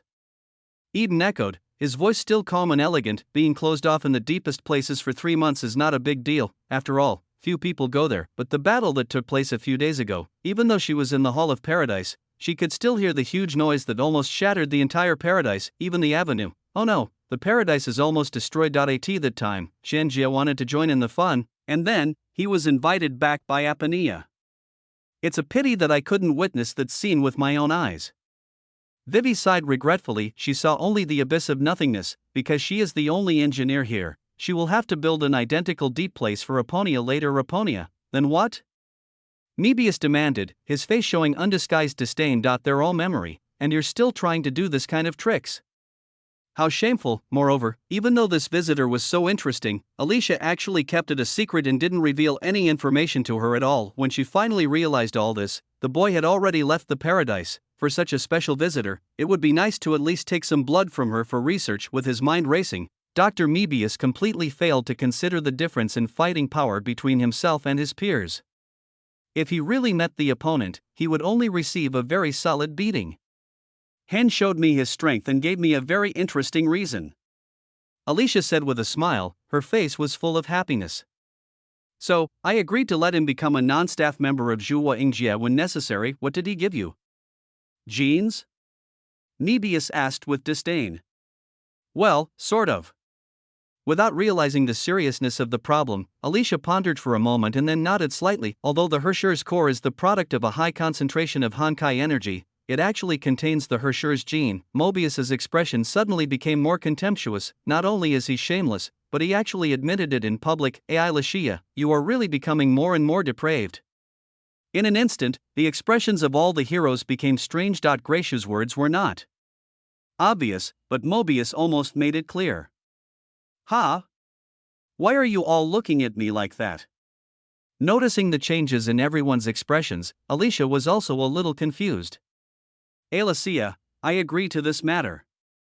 Kevin was the first to speak out. He had already let down the real Alicia.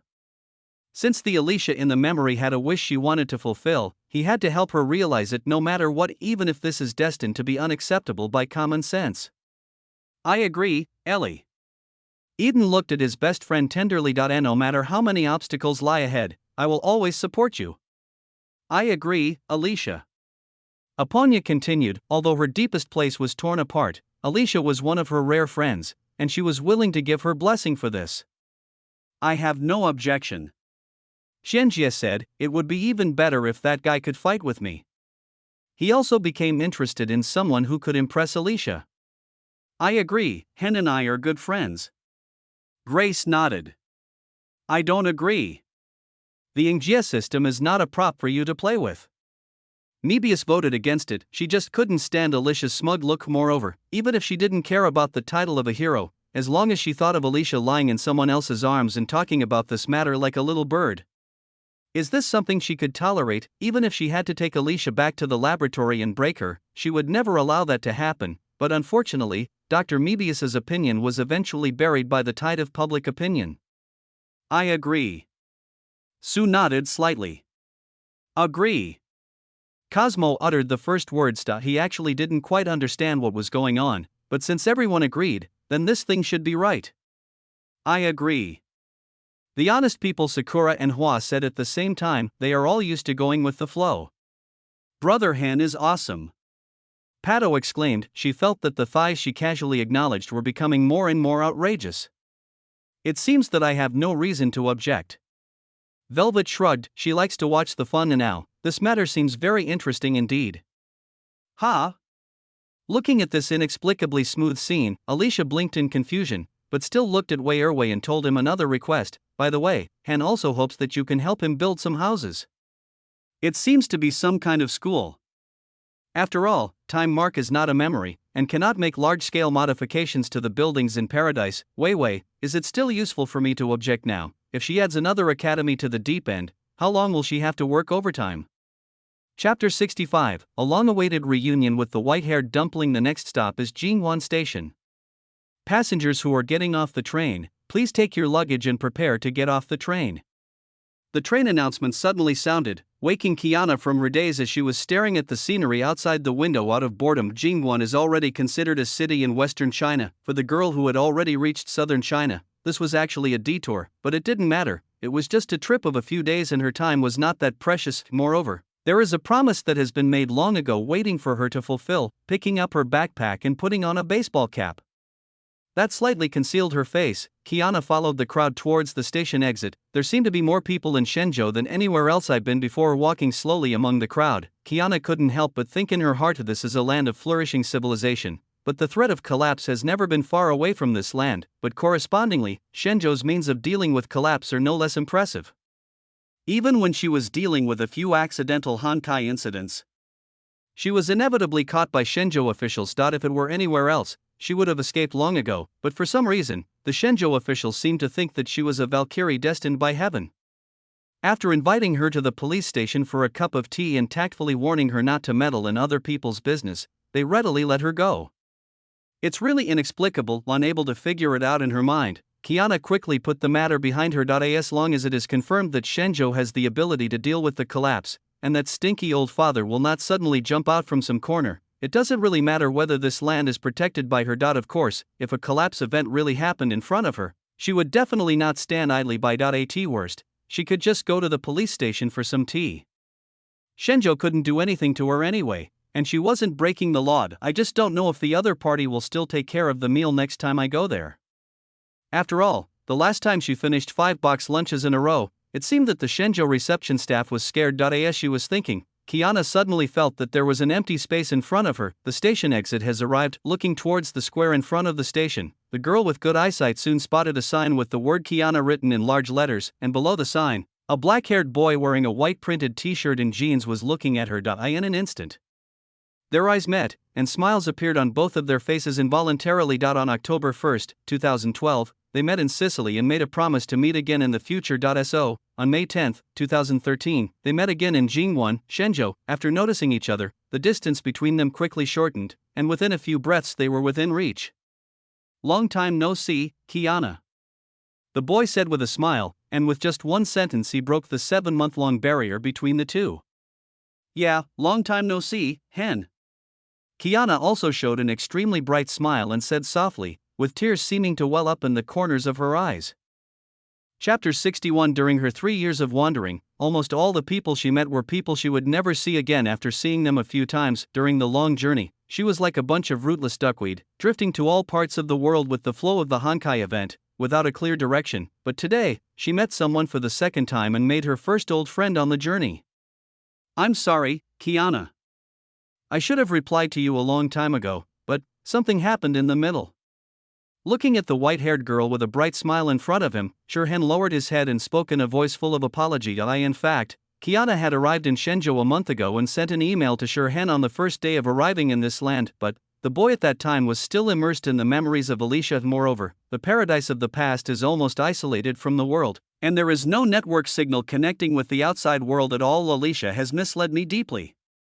Looking at the 7 emails in the mailbox, one every day for a week, Shurhen could feel the cautious but irresistible joy of the girl opposite him even through the screen. A week of silence finally exhausted all the girl's patience and passion, and the mailbox fell into a long period of calm again, just like the girl's gradually cooling heart. Therefore, after attending the World Serpents Cadre meeting and arranging all matters related to the organization, Shurhen responded to Kiana's call in a seemingly hasty manner. After all, he is going to be the ultimate boss of the world, so he should not be so impatient. Although this identity that led to his encounter with Kiana was an accident, it could become the best entry point for his other plan, so Shurhen would naturally not treat it carelessly. This is the professional quality of being a behind-the-scenes boss.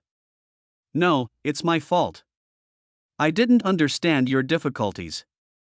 Hearing the boy's words, Kiana quickly shook her head, although it was a little hard to imagine what could have happened that made the boy take a month to finally reply to her. She was not the kind of unreasonable girl. Since the boy has expressed his apology to her and responded to her call, Kiana will naturally choose to forgive him. "What did you do wrong?" Shurhen laughed and shook his head. "Perhaps it is because I have stayed in the darkness for too long. Even if I see only a glimmer of light, I will try my best to grasp it." For the first time on the long journey, Kiana made a promise to meet again in the future and actually fulfilled it. Her tolerance for time scar was incredibly high. If it was Shurhen who was stood up for a month, he would have to go through 17 or 18 plans to make it back. As a World Serpent Cadre, he is not some glorious and righteous partner. Just like Yulindel, due to the bad behavior of her adoptive father Otto, Shurhen has already made a big note in his little notebook. Whenever he has the chance, he will beat him back, and he will even draw a little turtle on the girl's face. He couldn't do anything to Otto, so could he not deal with a little girl who hadn't been upgraded? Walter by this vest is destined to become Yulindel's lifelong enemy, and the identity he is using now will surely make him Kiana's lifelong best friend. Thinking of this, Shurhen looked at the girl and smiled, saying, "Anyway, let's not talk about this for now, although it may be a little late for you. I still want to say, Kiana, welcome to Shenzhou. As he spoke, the boy stretched out a palm. Kiana stared blankly at the plain and broad hand in front of her, feeling dazed for a moment. During the long journey, the girl had heard many people say to her that they welcomed her to a certain place, but many of those people were waiters in restaurants or shops, although many of them eventually became her friends. But now, on the first day she set foot on the land of Jingguan, someone welcomed her as a pure friend. Breaking away from her memories, Kiana grasped the warm and powerful hand in front of her, and a smile appeared on her face unconsciously. Well, Shenzhou, I'm here. Chapter 66, The Best Food in Shenzhou, I see. So a lot of things happened afterwards. Walking on the streets of Jingguan and listening to Kiana telling interesting stories about her journey, Shirhen couldn't help but sigh out loud. Riding camels in the desert, galloping on horses on the grasslands, watching magic tricks on the streets of India. Although it was bumpy along the way, Kiana's journey was indeed wonderful. Of course, whether these scenery is worth the dust along the way is an answer only the girl herself can give. Even though Shirhan had also traveled to many places, he was a cheater after all. Since last year, he joined the World Snake and met the Raven, and his life is pretty comfortable. What about you, Hen? Don't you have anything interesting to share with me? Carrying the backpack in one hand, Kiana looked at the boy beside her with a smile, although she could guess that the other person's life was not full of surprises and risks like her own. As the saying goes, the ordinary life is the real life, and it was not bad to listen to daily life occasionally. Me?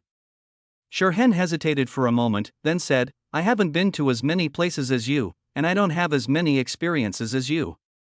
The girl's smile froze visibly, so Shirhen immediately changed the subject, but if you want to listen, I can talk to you about it.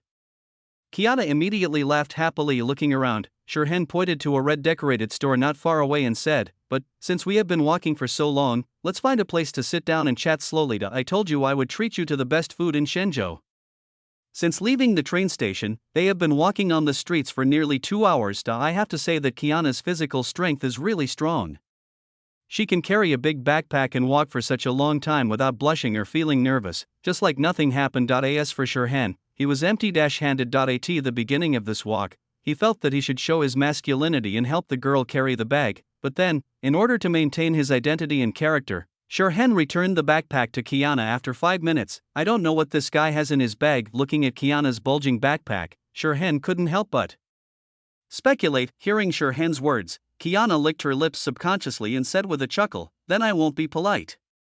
As she walked along, smelling the aroma wafting from the street from time to time, her stomach had actually been growling for a long time, but it was not yet time for dinner and the boy was still around, so Kiana had no choice but to endure it.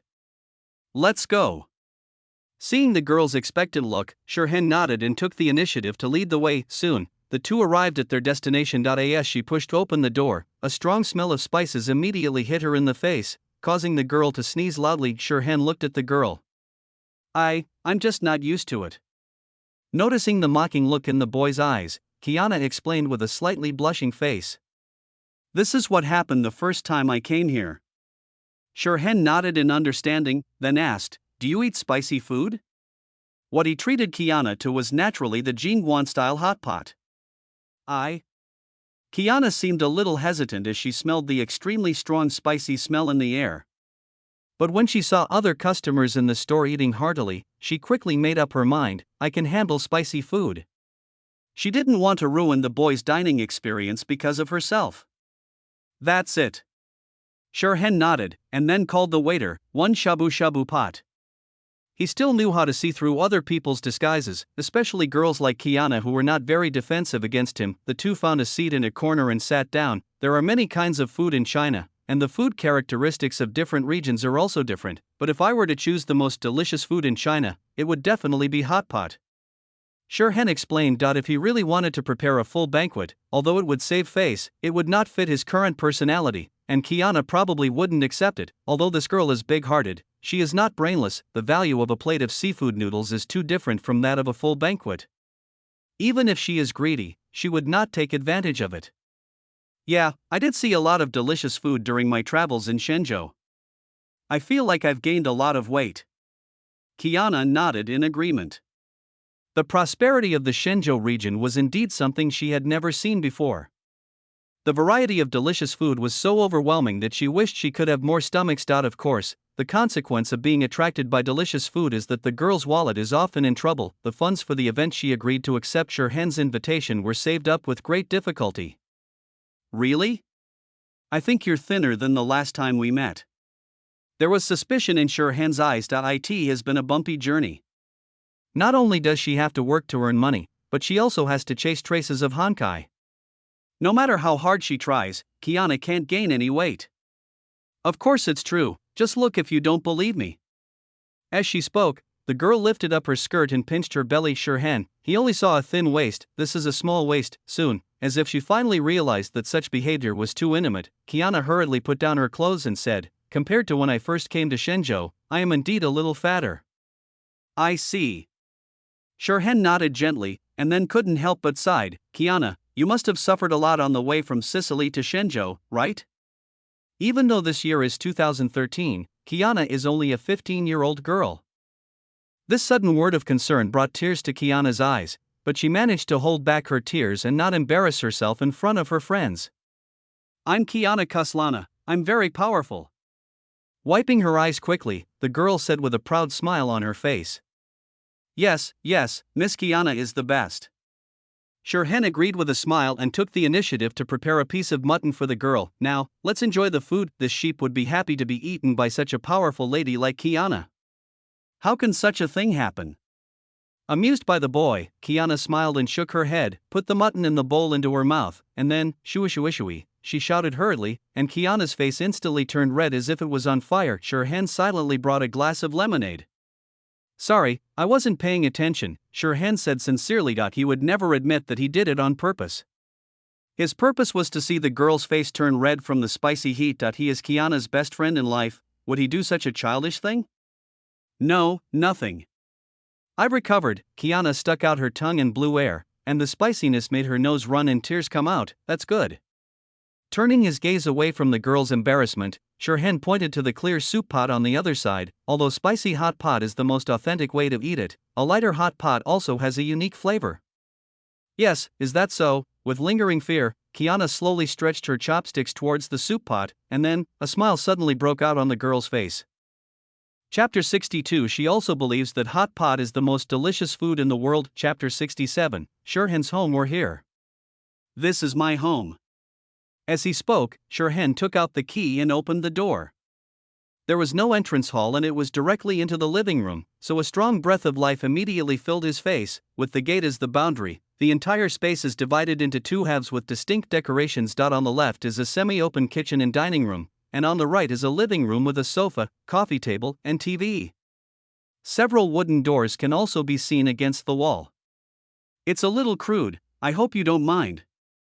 Standing aside to make way for the girl, Shirhan smiled shyly. After eating hot pot at noon, Shirhan asked Kiana about her next schedule. I don't know if she was worried about the boy's physical strength, or if she simply wanted to experience the feeling of visiting a friend's house, but the answer the girl gave was Shirhan's home. Faced with this somewhat abrupt reply, Shirhan thought about it and then agreed. As a professional behind-the-scenes boss, Shirhan's arrangement for the current identity is naturally perfect. From birth to now, all the information about Shirhan's current identity can withstand investigation. Even if someone personally asked the elementary school teacher listed in his information, the other party could tell a lot of past events to prove that Shirhan was a good student with all-round development in morality, intelligence, physical fitness, aesthetics, and labor. Of course, this is not memory tampering, but a trap created by taking advantage of the characteristics of human memory. Human memory is inherently vague.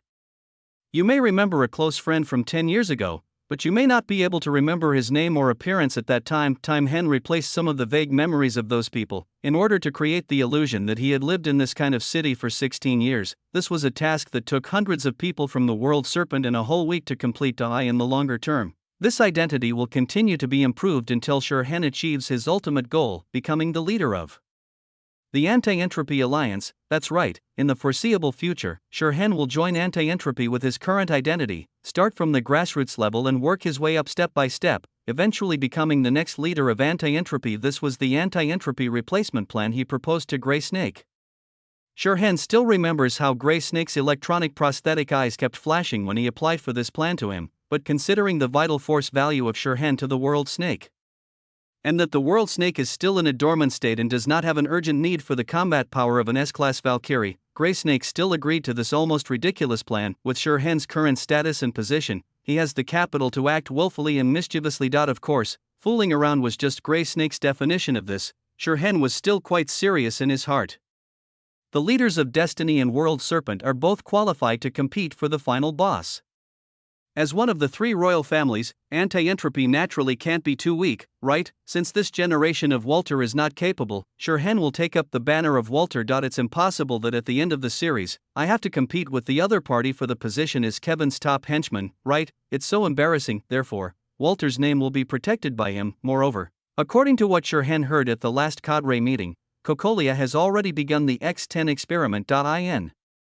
This way, it won't be long before Bronya and others officially join Anti-Entropy, and he must make plans for this early. He has high expectations for Sierra's growth. While Shirhan was still pondering whether there were any flaws in his current identity, Kiana had already stared at her first visit to a friend's home with wide eyes. No, in my opinion, this is already very good. I'm not some noble lady, Kiana said, shaking her head slightly as she looked around the space full of life in front of her. The furnishings in the house were not new, and even looked a little old, but it was very clean and warm. This is the feeling of home that Kiana has always dreamed of. Thinking of this, the girl's eyes couldn't help but become moist again when she was with Shirhan, maybe because she understood that he was a friend she could rely on. Her heart always seemed to be extra fragile. She is very strong. Even when she is alone, Kiana wiped her eyes secretly and reminded herself to be strong and not to cry easily and make a fool of herself by her friends. I hope you don't mind. As if he didn't notice the change in the girl's expression, Shirhan smiled and said he would never tell Kiana that this home full of life was carefully decorated by the World Serpent in a week. Judging from the situation, the maintenance of this house will continue for several years, although he will most likely only stay here for a few days. This is the professional quality of a behind-the-scenes boss. Sit down, would you like some milk or juice? Opening the refrigerator, Shirhan asked. Milk, Kiana whispered as she sat on the sofa, her mind unable to help but imagine what it would be like for the boy to live there. If her stinky dad hadn't disappeared, her life would have been pretty much the same, right? Shirhan poured milk into a clean glass and placed it on the coffee table in front of the girl. Here. Thanks, Kiana said politely, seeming a little reserved. You are a guest now. Shirhan smiled and shook his head. Besides, I am the only one at home now, so I can relax a little. Ah. Kiana seemed surprised when she heard the boy's words. Didn't you say last time that you had a sister? She remembered what Shirhan said in Sicily. My sister. Shirhan sighed. She is very busy at work and often has to go on business trips, so I am alone at home most of the time. If someone checked Shirhan's family situation, they would find that the boy had a sister who was an elite white-collar worker. If one digs deeper, the person will find out that the sister is actually a mercenary alias of Raven. If you go deeper, that person will disappear from this world. Some darkness cannot be easily explored. I see. Kiana responded, not quite understanding. What about your parents? Shirhan was silent for a few seconds, then he spoke. Actually, I was an orphan before, and my sister took me out of the orphanage. Compared to creating a happy, ordinary family, fabricating an orphan's identity is much easier and less likely to be exposed. Similarly, someone with a so-called sister is more trustworthy than a pure orphan. After all, the former at least has a soft spot that can be exploited. I'm sorry, I don't know. Kiana immediately realized that her words touched the boy's sore spot. Nothing, I've gotten used to it.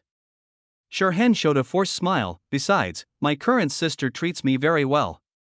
Objectively speaking, Raven was really nice to him. Well, that's good too. Kiana also smiled for her, who had never seen her mother, whose father was missing and who was now alone. The boy's situation was already very good. Forget it, forget about it. Humans live in the present after all. Shaking his head, Shirhan raised the glass in his hand towards the girl. In the traditional calendar of Shenzhou, today is the first day of April, which is the beginning of summer. So, Kiana, let's drink to our reunion. Well, cheers to the reunion. Breaking free from her memories, Kiana's smile suddenly became much more sincere, and she also raised her glass. Bang, the two glasses collided together, and the white liquid rippled out circles of wrinkles. Chapter 68, Dinner at Shirhan's house. The strange ceiling. Opening her eyes and looking at the pitch-white sky above, Kiana couldn't help but have this thought in her mind immediately. The memories before she lost consciousness came flooding back, causing the girl's cheeks to turn red. Instantly, she actually fell asleep in the home of a friend of the opposite sex. The curtains were mostly drawn, and the dusk light shone through the small gaps, making the whole room dark. Looking at the exquisitely decorated room in front of her again and smelling the faint fragrance floating in the air, Kiana could easily judge that the original owner of this bedroom was a woman with good taste. According to Shirhan, this is his sister's room. Due to the fatigue accumulated from the long train ride, as well as strolling the streets and having a hearty lunch, she felt sleepy soon after arriving at Shirhan's house, so the boy kindly invited her to take a rest. But, looking at the dim beam of light shining in from the gap in the window, Kiana felt ashamed and angry. Although she is indeed carefree in her daily life, she is still a girl after all. Burying her head in the quilt, breathing in the unique woody scent of the quilt that had just been taken out of the cabinet, Kiana really wanted to faint so that she wouldn't have to face the boy's mocking gaze. After a long while, the girl took a deep breath and resolutely pulled her head out of the quilt. She is not someone who would just run away. Get up, fold the quilt, draw the curtains, and a lot of light rushes into the room, dispelling the original darkness in the bedroom. The window faced west. Kiana stretched out her body towards the setting sun and felt more comfortable than ever before. I haven't slept so comfortably in a long time. Although she had only spent less than a day with Shirhan, she felt as if she had known him for several years. She did not feel uneasy sleeping in this strange room and even adapted to it a little too much. Even in her own rental house, she rarely took a nap until the evening. Sitting in front of the dressing table, looking at the face in the mirror that seemed a little lifeless due to long sleep, Kiana hurriedly patted her cheeks to wake herself up while braiding her long hair. Kiana's eyes involuntarily fell on the photo frame in front of the mirror. It was a photo taken in an orphanage. A young woman with gray hair and red eyes was hugging a boy with black hair and black eyes. Both of them had smiles on their faces. That should be Shirhan's sister, right? Looking at the young-looking woman with a pretty good figure, Kiana couldn't help but guess in her heart, and judging from his appearance, Shirhan in the photo was only 2 or 3 years younger than he is now. Yeah, they're all equally cute. Kiana couldn't help but smile. She saw what the boy looked like in the past. After simply tidying up her appearance, Kiana took a deep breath to adjust her mood, and then opened the door as if facing a great enemy. The lights in the living room were on and it was bright, but no one could be seen. One could only hear the sound of dang dang dang echoing in the air. That was the sound of the kitchen knife falling regularly on the chopping board. You're awake. You looked like you slept well. Shirhan poked his head out from the kitchen and looked at the girl with a smile. Under the bright light, the girl was wearing a washed-out t-shirt and a pair of denim shorts that revealed a pair of long, slender, well-proportioned legs that were so white that they were dazzling. Kiana rubbed her head and grinned. I overslept a little bit. Chapter 63. It's okay. I don't have anything to do here anyway. Shirhan said with a smile, dinner will be ready in a while. If you are hungry, you can go to the refrigerator and get something to eat. Anyway, I'm the only one at home now, so I'll just be casual. Kiana responded softly, and then as if she suddenly came to her senses, she crossed the living room and came to the kitchen. Then I will come and help. After all, she had eaten and slept for free. How could she have the nerve to watch Shirhan busying himself while she just waited by the side? Hearing the girl's words, Shirhan's expression changed slightly. One of the 3 major taboos in the Honkai world is that people with the last name Kaslana must never be allowed into the kitchen. No, I'll be ready soon. You are a guest, and Shenzhou doesn't have the tradition of keeping guests busy. Shirhan's tone was firm. He didn't want to redo the kitchen, and he didn't want to end up in the hospital. The curse carried by the Kaslana clan is definitely not something that ordinary people can bear. Well, okay. Seeing the boy's tough attitude, Kiana bit her lip and had no choice but to give up the idea. However, she still leaned against the kitchen door and said, then I'll take a look. Just tell me if there's anything you need me to do. She still couldn't just wait leisurely by herself. Yes, I will. Shirhan responded softly, then silently quickened the movements of his men. God knows when Kiana will change her mind, and he doesn't want the kitchen to be blown up. I didn't realize you're quite skilled at cooking. Looking at the boy's extremely skillful movements, Kiana was amazed. What surprised her the most was that even though the boy's right hand was wrapped in bandages from the palm to the base of his fingers, he would not get any water on it when washing and picking vegetables. How long have you been practicing this? When you are alone more, you will naturally learn it. Shirhan answered. Kiana, she has lived alone for a long time, so why can't she learn anything? thinking of the past when there would be some unexpected incidents every time she cooked. The girl couldn't help but shed bitter tears. Doesn't your sister cook? After thinking for a while, Kiana asked. She rarely stays at home, maybe only a few days a month, so I usually cook more. Time Trace explained. Although this is also an identity setting, Raven's cooking skills are indeed not that good. When he was in Siberia, he was usually the one who cooked. Even if ashes appear when you are innovating in your cooking skills, Shirhan is still trustworthy when you are cooking normally. I see. Kiana's tone dropped a little. She felt as if she had exposed someone's scars again. It doesn't matter. Everyone has their own way of getting along with each other, and I think it's pretty good. Shirhan comforted him. Although Kiana during this period was still a bit careless, her mind was much more delicate than that during the Saint Freya period. After all, given the environment around her, the girl had no time to relax.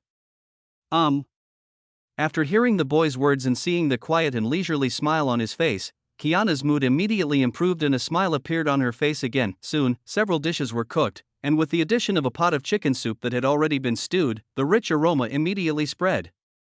Wow! It looks delicious. Kiana's eyes swept over several delicious dishes, and finally fell on the pot of golden chicken soup. Stars almost appeared in her eyes, and tears flowed from the corners of her mouth. During the long journey, delicious food was one of the few enjoyments she had. In that case, please let Miss Kiana experience it for herself. Shirhan said with a smile as he filled a bowl of chicken soup for the girl that he is quite confident in his cooking skills. After all, he still has to compete with the Hershers of food in the future. I'm sorry, May Ryden, it was Kiana's first time, meaning a friend cooked for her, and I accepted it without hesitation. Looking at the white-haired ball in front of him eating with relish, Shirhan's mouth corners slowly curled up. Chapter 69, Divine Tradition. After dinner, Kiana rested for a while and then left. Even though she lived a relatively tight life and had always been a thick-skinned person, Kiana still couldn't do something like staying overnight at the home of a friend of the opposite sex whom she had just met. Since this concerns the reputation of both of them, Kiana still has some girlish reserve. Although not much to seeing the girl's serious face and earnest attitude, Shirhan did not try to persuade her to stay. Keeping a proper distance is the respect you should show to a girl, even though he had already made up his mind to become Kiana's best friend. Shirhan also understood the principle of gradual progress. If they suddenly push their relationship forward too quickly, it will only make it seem like he has ulterior motives, which even Kiana, with her big heart, may not be able to see through. But as a professional behind-the-scenes boss, leaving no flaws is the most basic quality, just like the photo of the AI chorus placed in the room where Kiana slept. No matter who investigates the authenticity of the photo in the future, the result will be that it is true. The director of the orphanage can even talk about a bunch of past events to prove that Shirhan has been well-rounded in moral, intellectual, physical, aesthetic, and labor development since childhood. This is called professionalism. So, after walking Kiana all the way downstairs and out of the community, and even encountering a lot of teasing from neighbors on the way, Shirhan said goodbye to the girl temporarily and promised to meet again tomorrow. According to previous communication via email, Kiana would stay in Jingguan for 3 days, but now it is only 1 day. They both have a lot of time left. After watching Kiana's back, carrying a bulging school bag, disappear around the corner, Shirhan slowly turned back. You really care about this girl. When the door was opened, a faint voice was heard, and sitting on the sofa was a gray-haired woman with a young face but a very proud figure. Sister Natasha, don't you think Kiana is cute? After closing the door and changing into his home slippers, Shirhan asked with a smile. That girl is indeed very pretty, but, recalling the appearance of the white-haired girl, Raven nodded slightly, still looking at the boy with a hint of suspicion in his eyes. She didn't think Shirhan would be attracted by mere appearance. That's enough, Shirhan said with a smile, his tone firm. Even without her identity as a Hershers, Kiana's appearance is attractive enough. Well, at least it can resolve most people's doubts and make them believe that Shirhan's concern for the girl is understandable. Yeah? Raven still had some doubts. She didn't think Shirhan would delay his mission just because he liked a girl. According to the plan, the boy should have gone to North America by now to start his anti-entropy undercover mission, but because of the appearance of a girl, Shirhan had to postpone the task for several days. Although the World Serpents plan was able to tolerate these accidents, Raven still didn't believe that such a thing would happen to Shirhan, even though the boy had never paid much attention to the rules of the organization. Her intuition from walking in the shadows for so many years told her that there must be another reason for the time mark. That's really all there is to it.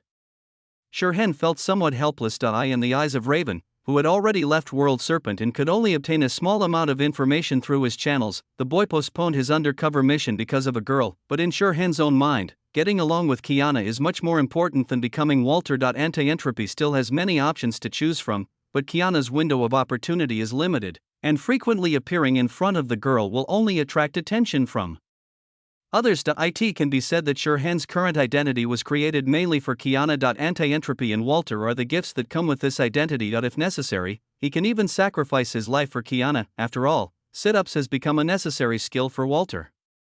Okay, I'll believe you this time. Raven nodded reluctantly. If Peggy knew what happened here, she would probably cry.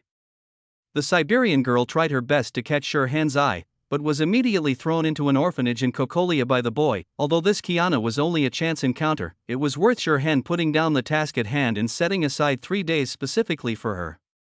Peggy will be strong. Shirhan shrugged, judging from the girl's adaptability to Honkai energy, which is much better than that of ordinary people. She might become a good chess piece in the future, but this is just a possibility. In Shirhan's plan, there are still many options, and he is not obsessed with the other party. Peggy was just a pawn in his play. Whether it succeeds or not, Shirhan doesn't care. Seeing the boy's indifferent look, Raven couldn't help but shake his head. By the way, how long do you plan to stay here, Sister Natasha? Shirhan asked. Theoretically speaking, Raven is already a former employee of World Serpent and should not have any involvement with the organization anymore. If it wasn't his personal request this time, the other party wouldn't appear here. Whatever. I'm just an unemployed vagrant now anyway. With his body slumped in the sofa, Raven said with a nonchalant look on his face, she has worked at World Snake for 12 years and has accumulated a lot of wealth. If she didn't buy something like an island villa, these would be enough for her to spend for a lifetime with some money left over. Sister Natasha is no longer a mercenary? Shirhan was a little surprised. Mercenaries and World Serpent cadres are not completely confused. Raven can still act under the name of Mercenary Raven. I'm too lazy to be one anymore. The money they pay is too little and they ask for too much. Without even opening his eyes, the Raven said with a look of disgust, compared to World Snake, other employers are more stingy than each other. Shirhan. Chapter 64. If you think about it, you will know that the Sharon list is still quite influential in the surface world, and the bid for the first place is not much lowered. It is obvious that Raven is too arrogant and does not take these commissions from the outside world seriously. Then Sister Natasha should take a good rest for a while. There are many beautiful sights to see in this world.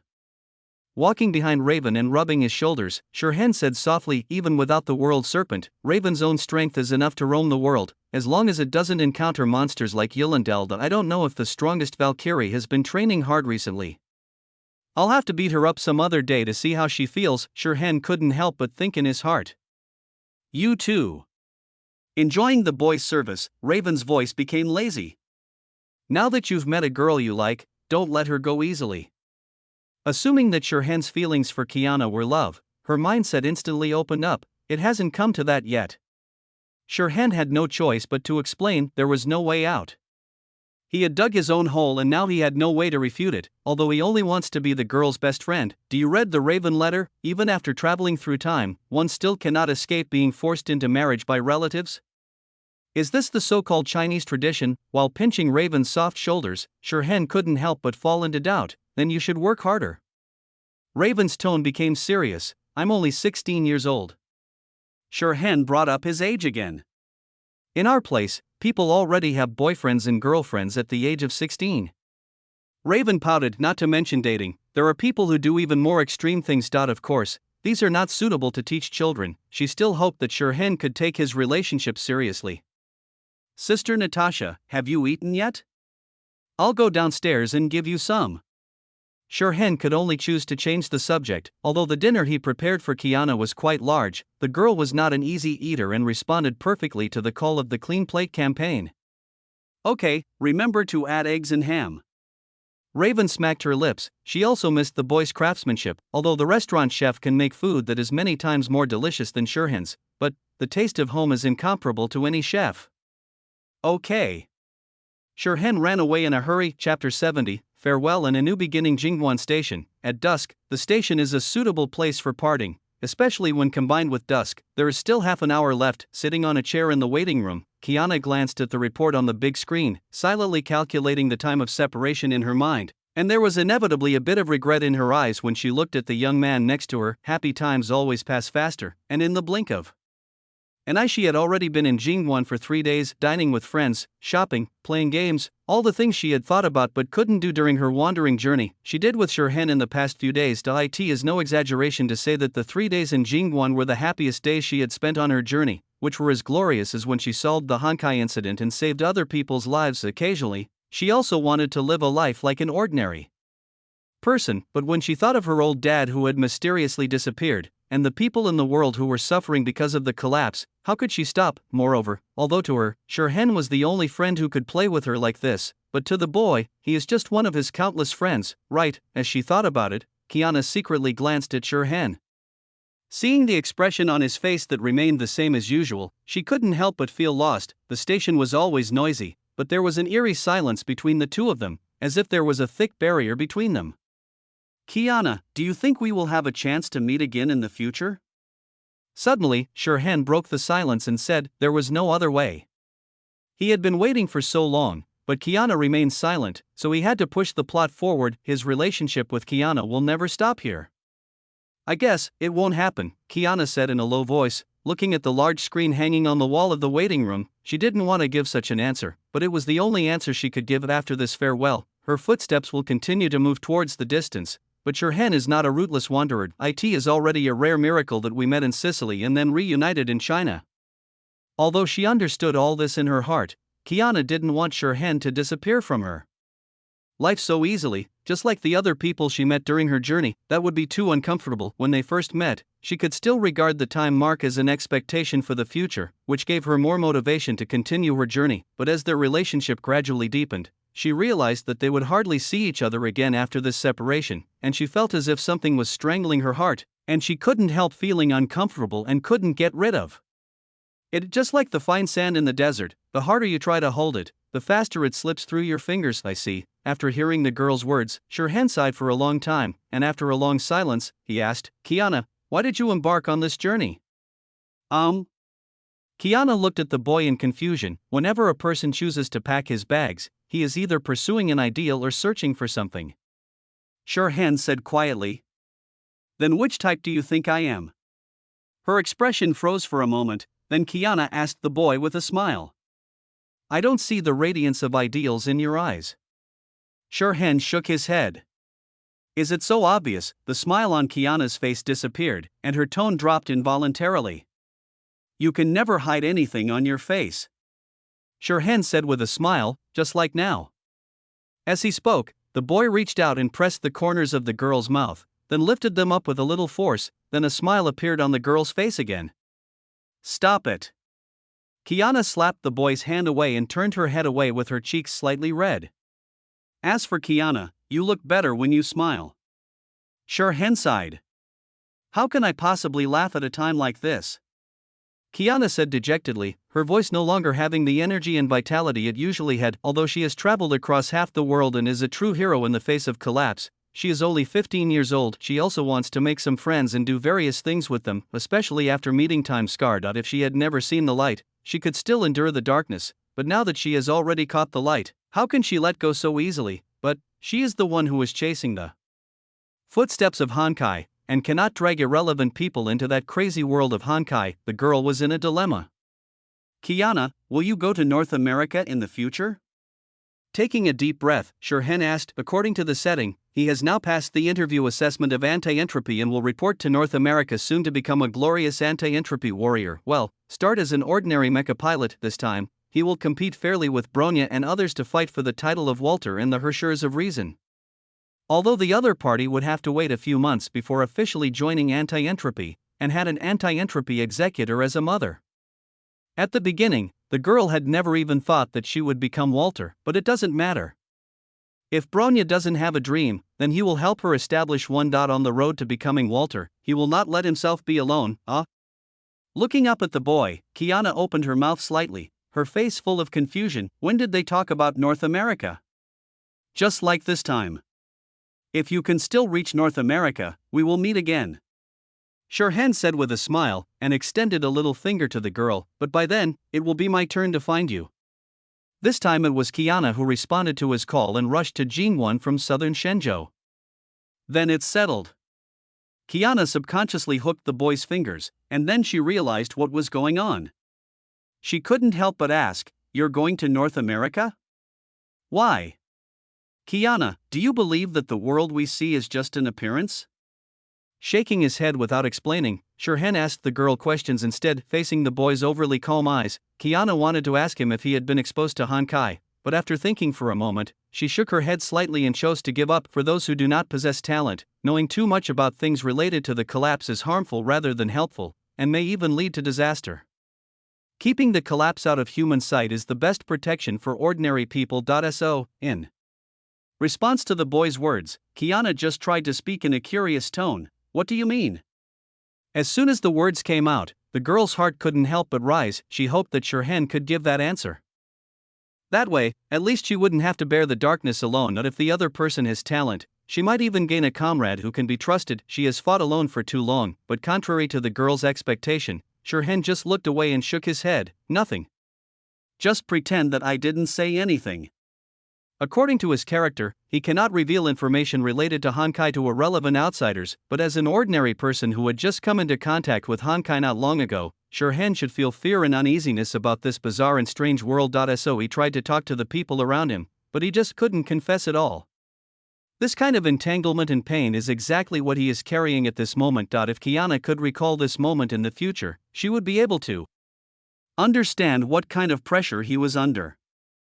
Chapter 65. Of course, with the heart and intelligence of the white-haired ball, the other party will most likely never understand, but even so, Shirhan still had to make this gesture. This is his professionalism as an actor. "Kiana, so what exactly are you referring to?" She felt like she was about to go crazy. "Kiana, I won't ask you what you are looking for, but at least..." Shirhan took a deep breath and his expression became serious. "No matter what time, you must protect yourself.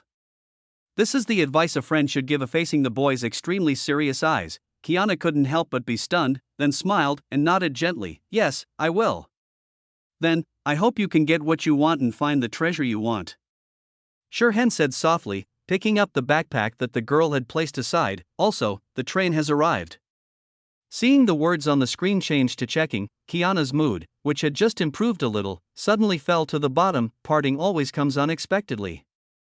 "Anyway, see you in North America, Kiana," Shirhan said with a smile, although he knew that the time when they would meet again would be much earlier than this. "Well, we agreed that you must come to find me when the time comes." Calming down her mood, Kiana made a victory gesture to the boy and forced a smile on her face, her white teeth sparkling in the afterglow of the setting sun. "Yeah, it's settled." Nodding heavily, Shirhan handed the big backpack to the girl. Taking the backpack, Kiana waved her hand without looking back and walked forward, her steps firm and powerful, like a general walking alone towards thousands of troops. Only when they were about to turn the corner, the girl suddenly turned around and gave the boy an extremely bright smile. She remembered that the other person said that he liked to see her smile. Shirhan couldn't help but smile as well, watching the bright white disappear from his sight, and after a few seconds he walked away at a leisurely pace. After leaving the station, there was naturally no black luxury car waiting for him at the door. Shirhan did not need that kind of thing to highlight his awesomeness. So he just walked slowly on the street, like every ordinary person, but in front of him, a subtitle appeared that only he could see. "Novice Mission, St. Freya's Gate. You have already had a preliminary understanding of the madness of this world. It is time to join a secret organization that fights against the collapse and find a group of like-minded companions to save the world. Completed, you have obtained a new reward, Gundaluf Gundaluf, God's right hand is a proof of bravery. You can skillfully use any weapon you come into contact with. With this ability, plus the reaction speed that far exceeds human limits that comes with his current body, it shouldn't be difficult for him to compete for the position of anti-entropy leader, right?" As he thought about it, a faint smile appeared on the young man's lips. Chapter 71. The birth of the ace. In the half-abandoned city, a group of white beasts were running. Each individual in the herd was over 5 meters tall, and as they walked it was like a mountain collapsing. There was a continuous series of deafening noises, and the ground was shaking, with countless gravel and rubble jumping up, as if the entire city was trembling. Even in the air, there were large numbers of white mosquitoes the size of a person flying and dancing. causing gusts of wind and whistling sounds in the air that if you look closely, you can even see a few streaks of crimson on the mosquitoes' blade-like wings. That is the color of human blood. Even in the ruins of the city on the ground, you can see red seeping out from the bricks and stones everywhere. On the streets, in the corners of the walls, you can easily find thousands of human corpses.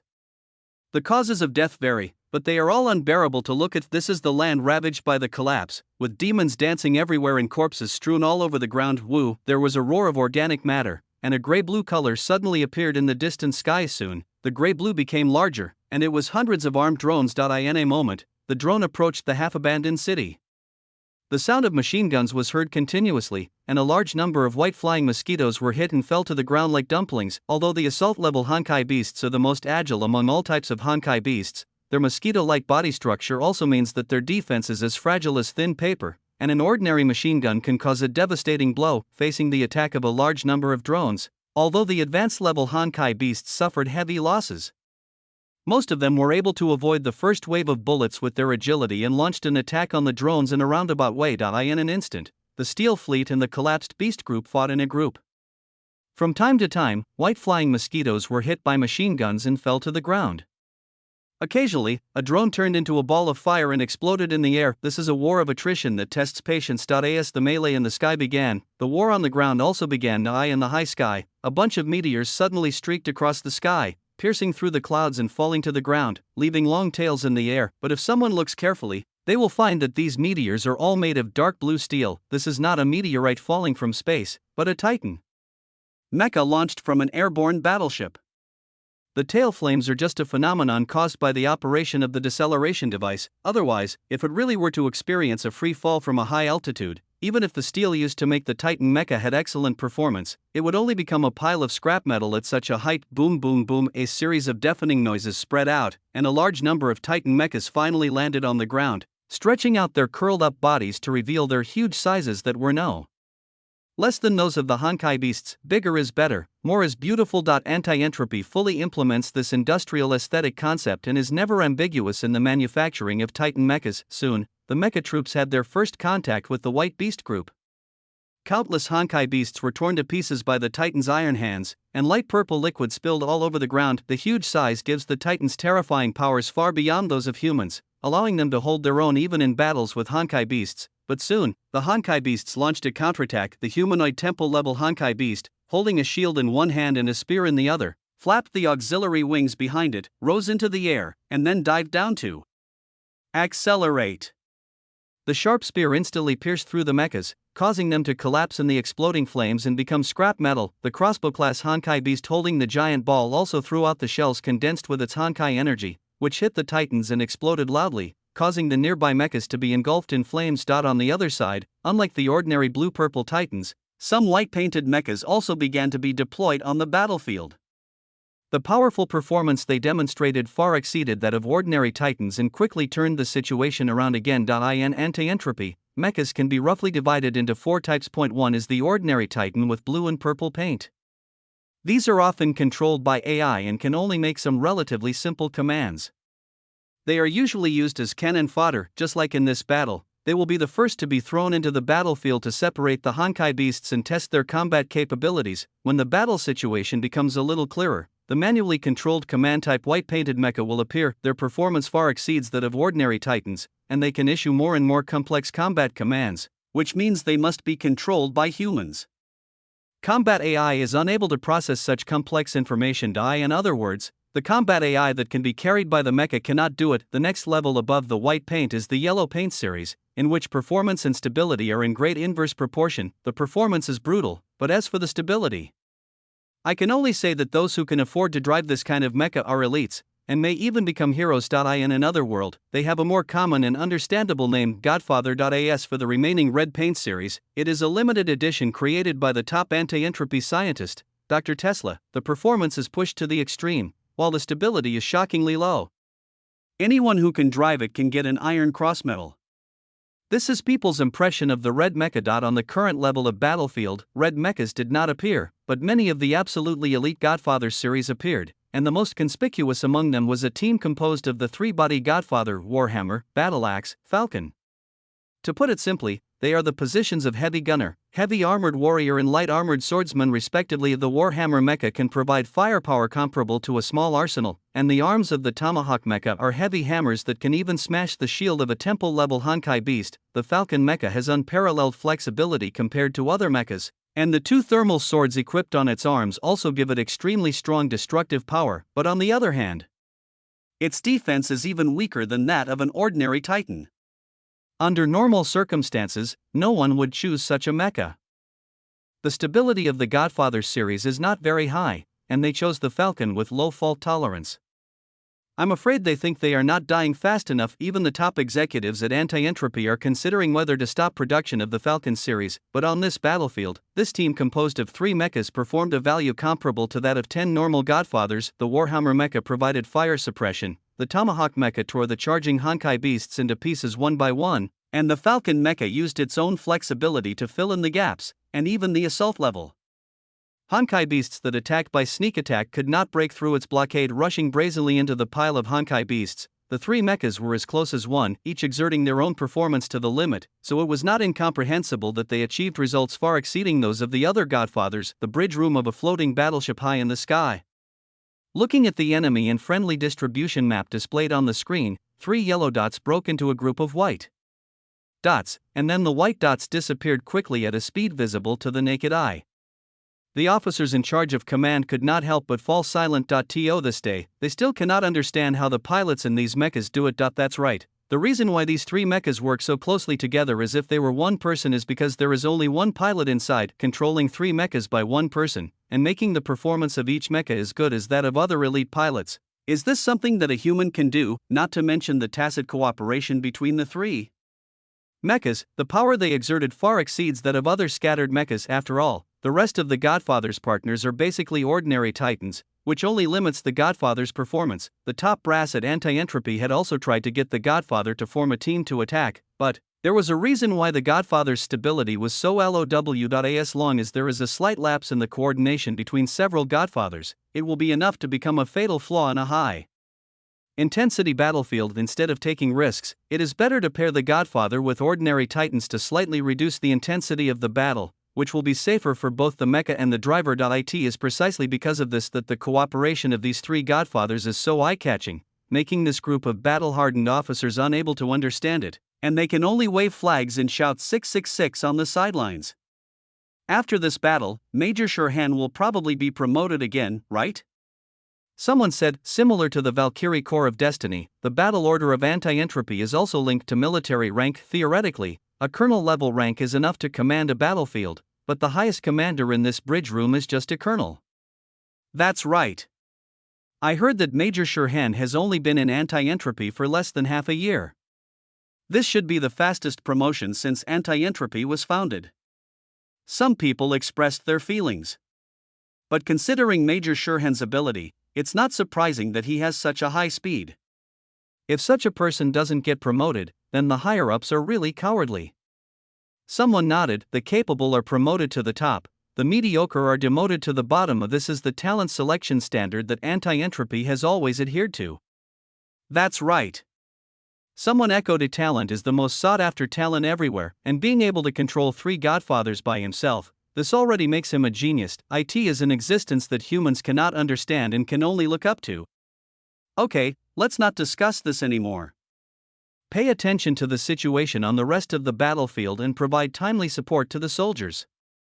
The colonel, who had remained silent until then, spoke. Yes, Colonel. Yes, sir. A number of officers responded. If the boss doesn't care, then it's okay for them to say a few gossips, but since the other party has expressed their position, they naturally have to show their own attitude. Although in reality, the situation on the battlefield was so good that there was not much for them to worry about.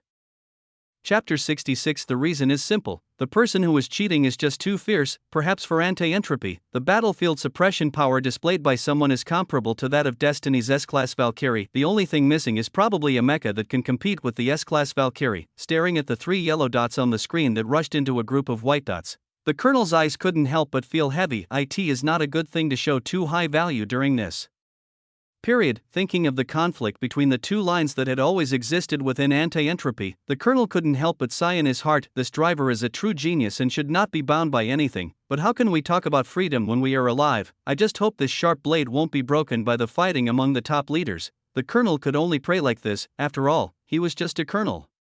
Chapter 72. On this day, the boy met a strong enemy. August 15, 2013. Calendar 4. Most people in the world, this is just an ordinary day, but for some people, it is a day worth remembering. On this day, anti-entropy gained a new colonel, whose name was Shirhen. Walking out of the medal awarding ceremony and touching his new shoulder straps, Shirhen had a faint smile on his face, but he couldn't help but secretly shook his head in his heart.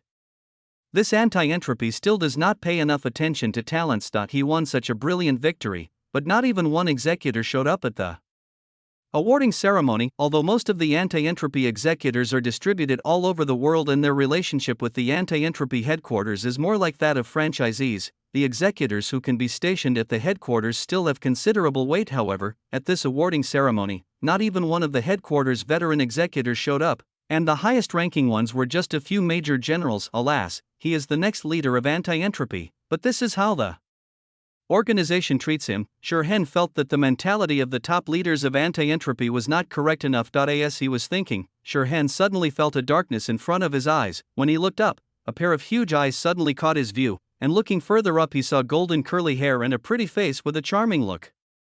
Admiral Cocolia? There was an appropriate amount of confusion on Shirhen's face. The person who stopped him in the corridor was naturally Cocolia, one of the anti-entropy executors, and in terms of military rank within anti-entropy, Cocolia was one of the few admirals, 3 levels higher than him. This is the pinnacle of the anti-entropy military rank system. Of course, military rank is just a status, and Cocolia's other position as commander is the basis for her to become an executor. As for Shirhen, unfortunately, he didn't have many people under him. After all, he had only joined anti-entropy for less than 4 months. Hello, Colonel Shirhen. Cocolia smiled at the boy without any arrogance in her tone. Although this is our first meeting, it seems that I don't need to introduce myself. Of course. I think anti-entropy should be known to everyone as the executor of Cocolia.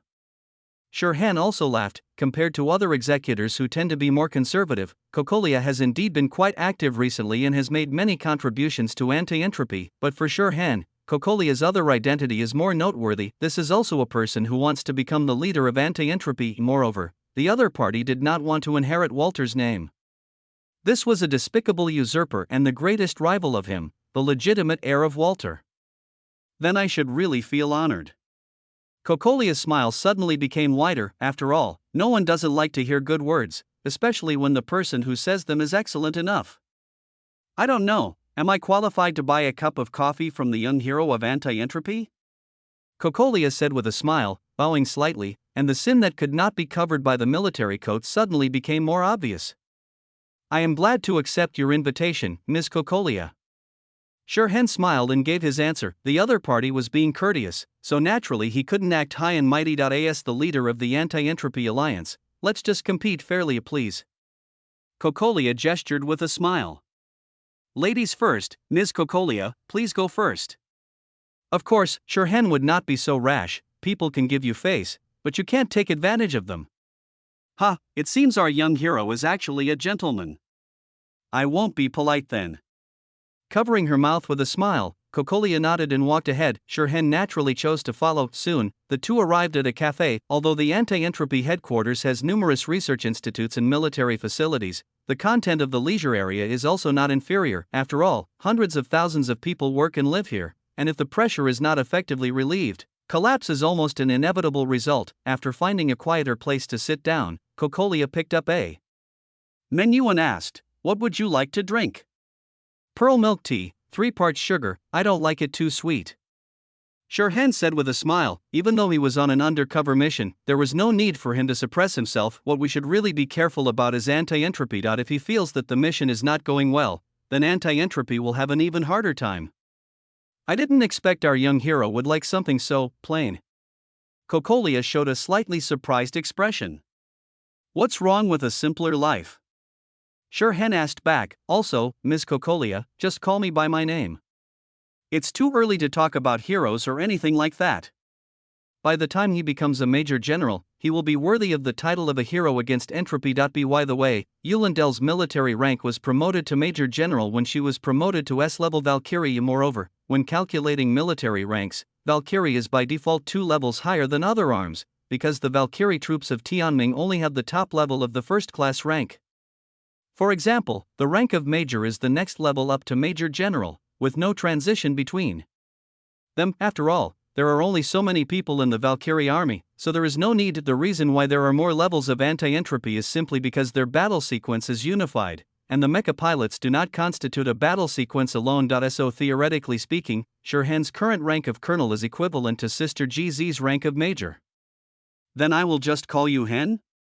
Cocolia smiled and took a step further than the boy requested. Omit the last name and call each other by the first name, which seems more intimate, sure. Shirhan raised his eyebrows but did not object. This is a very obvious gesture of winning over. Even if he did not intend to get close to the radical faction of anti-entropy in the future, there was no need to reject the advances of an executor at this time. Hen, I heard you are from Shenzhou? Leaning back and sitting in a more comfortable and casual posture, Cocolia asked with a smile. Shenzhou Jingwan, my information is clearly written. Shirhan said calmly, but his body sat upright. I think, with the power of an executor, it should not be difficult to find out these.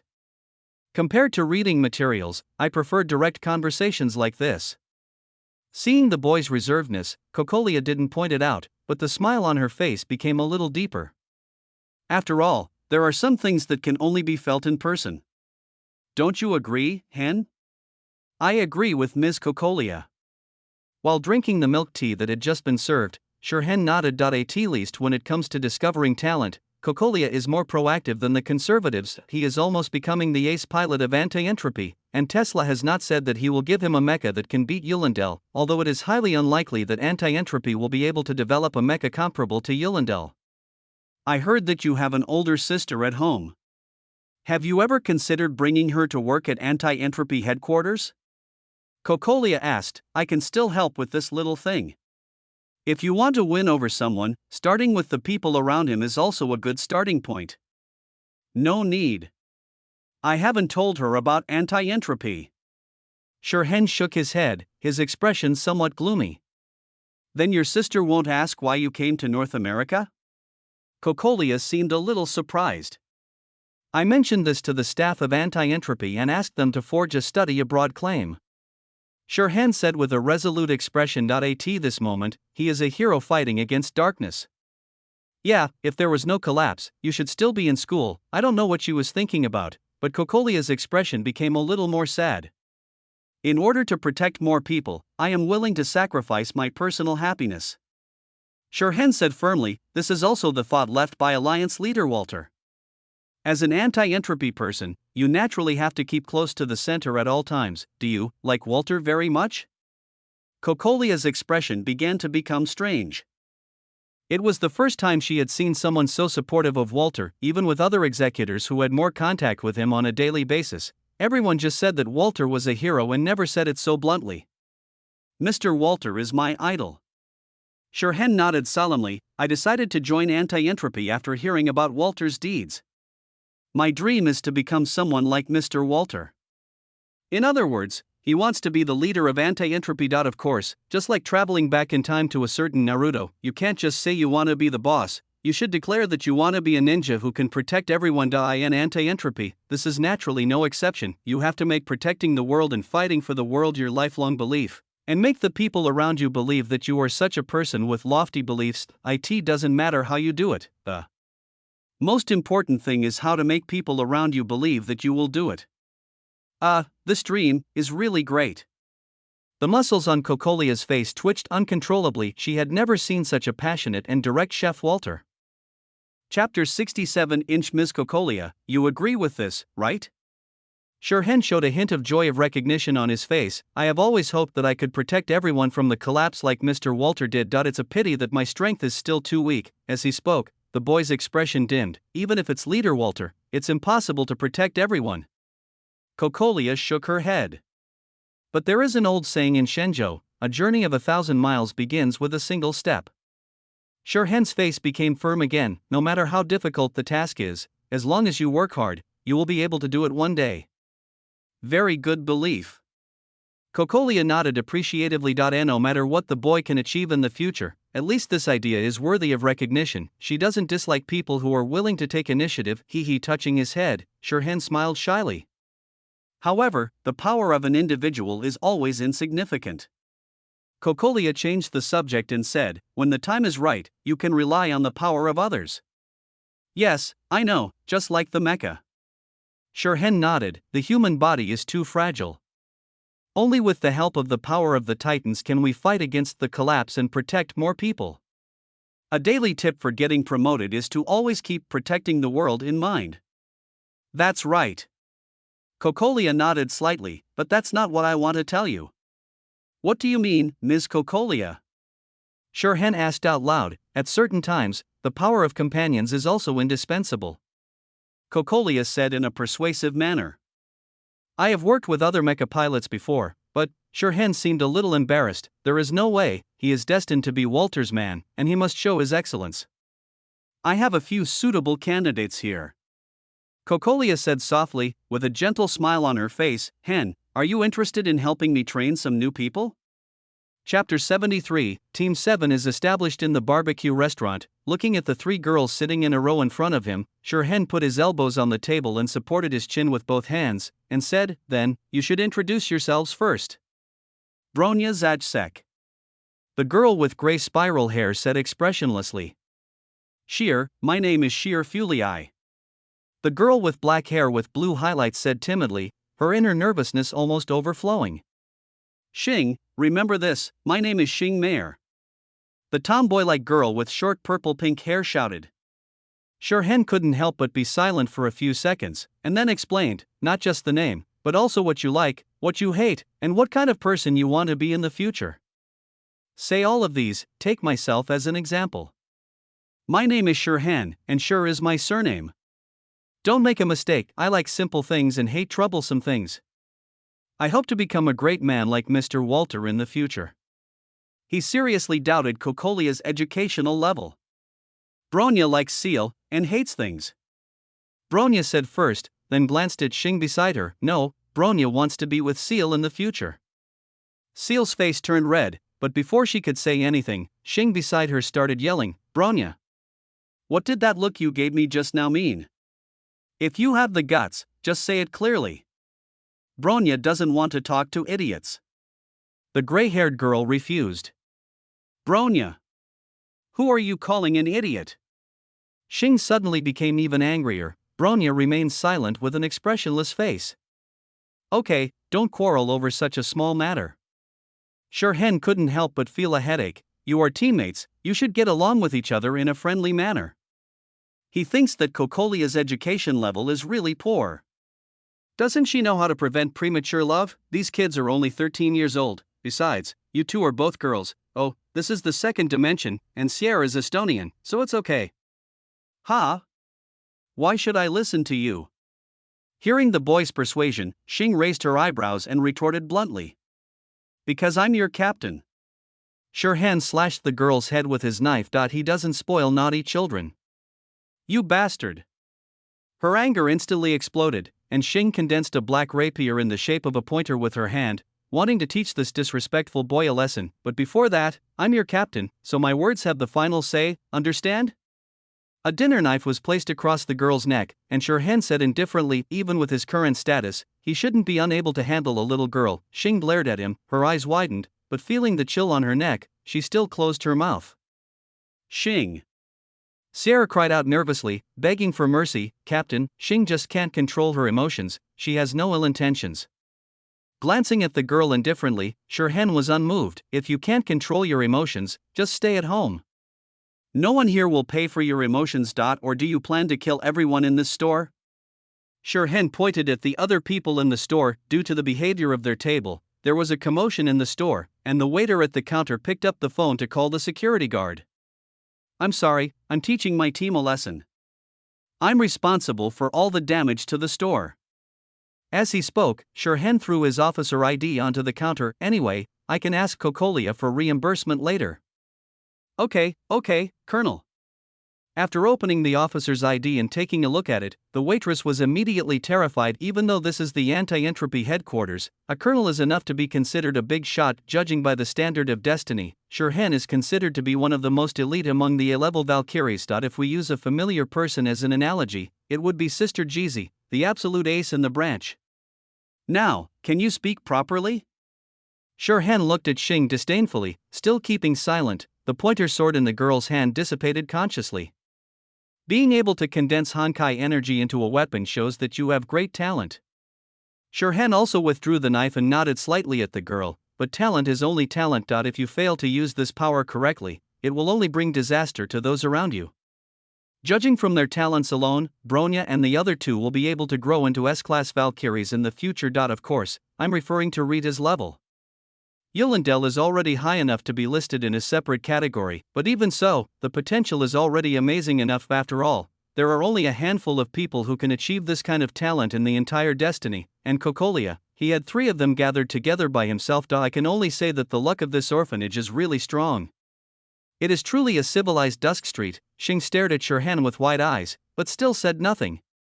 Understand? Shirhan raised his eyebrows. I understand. Xing replied unwillingly.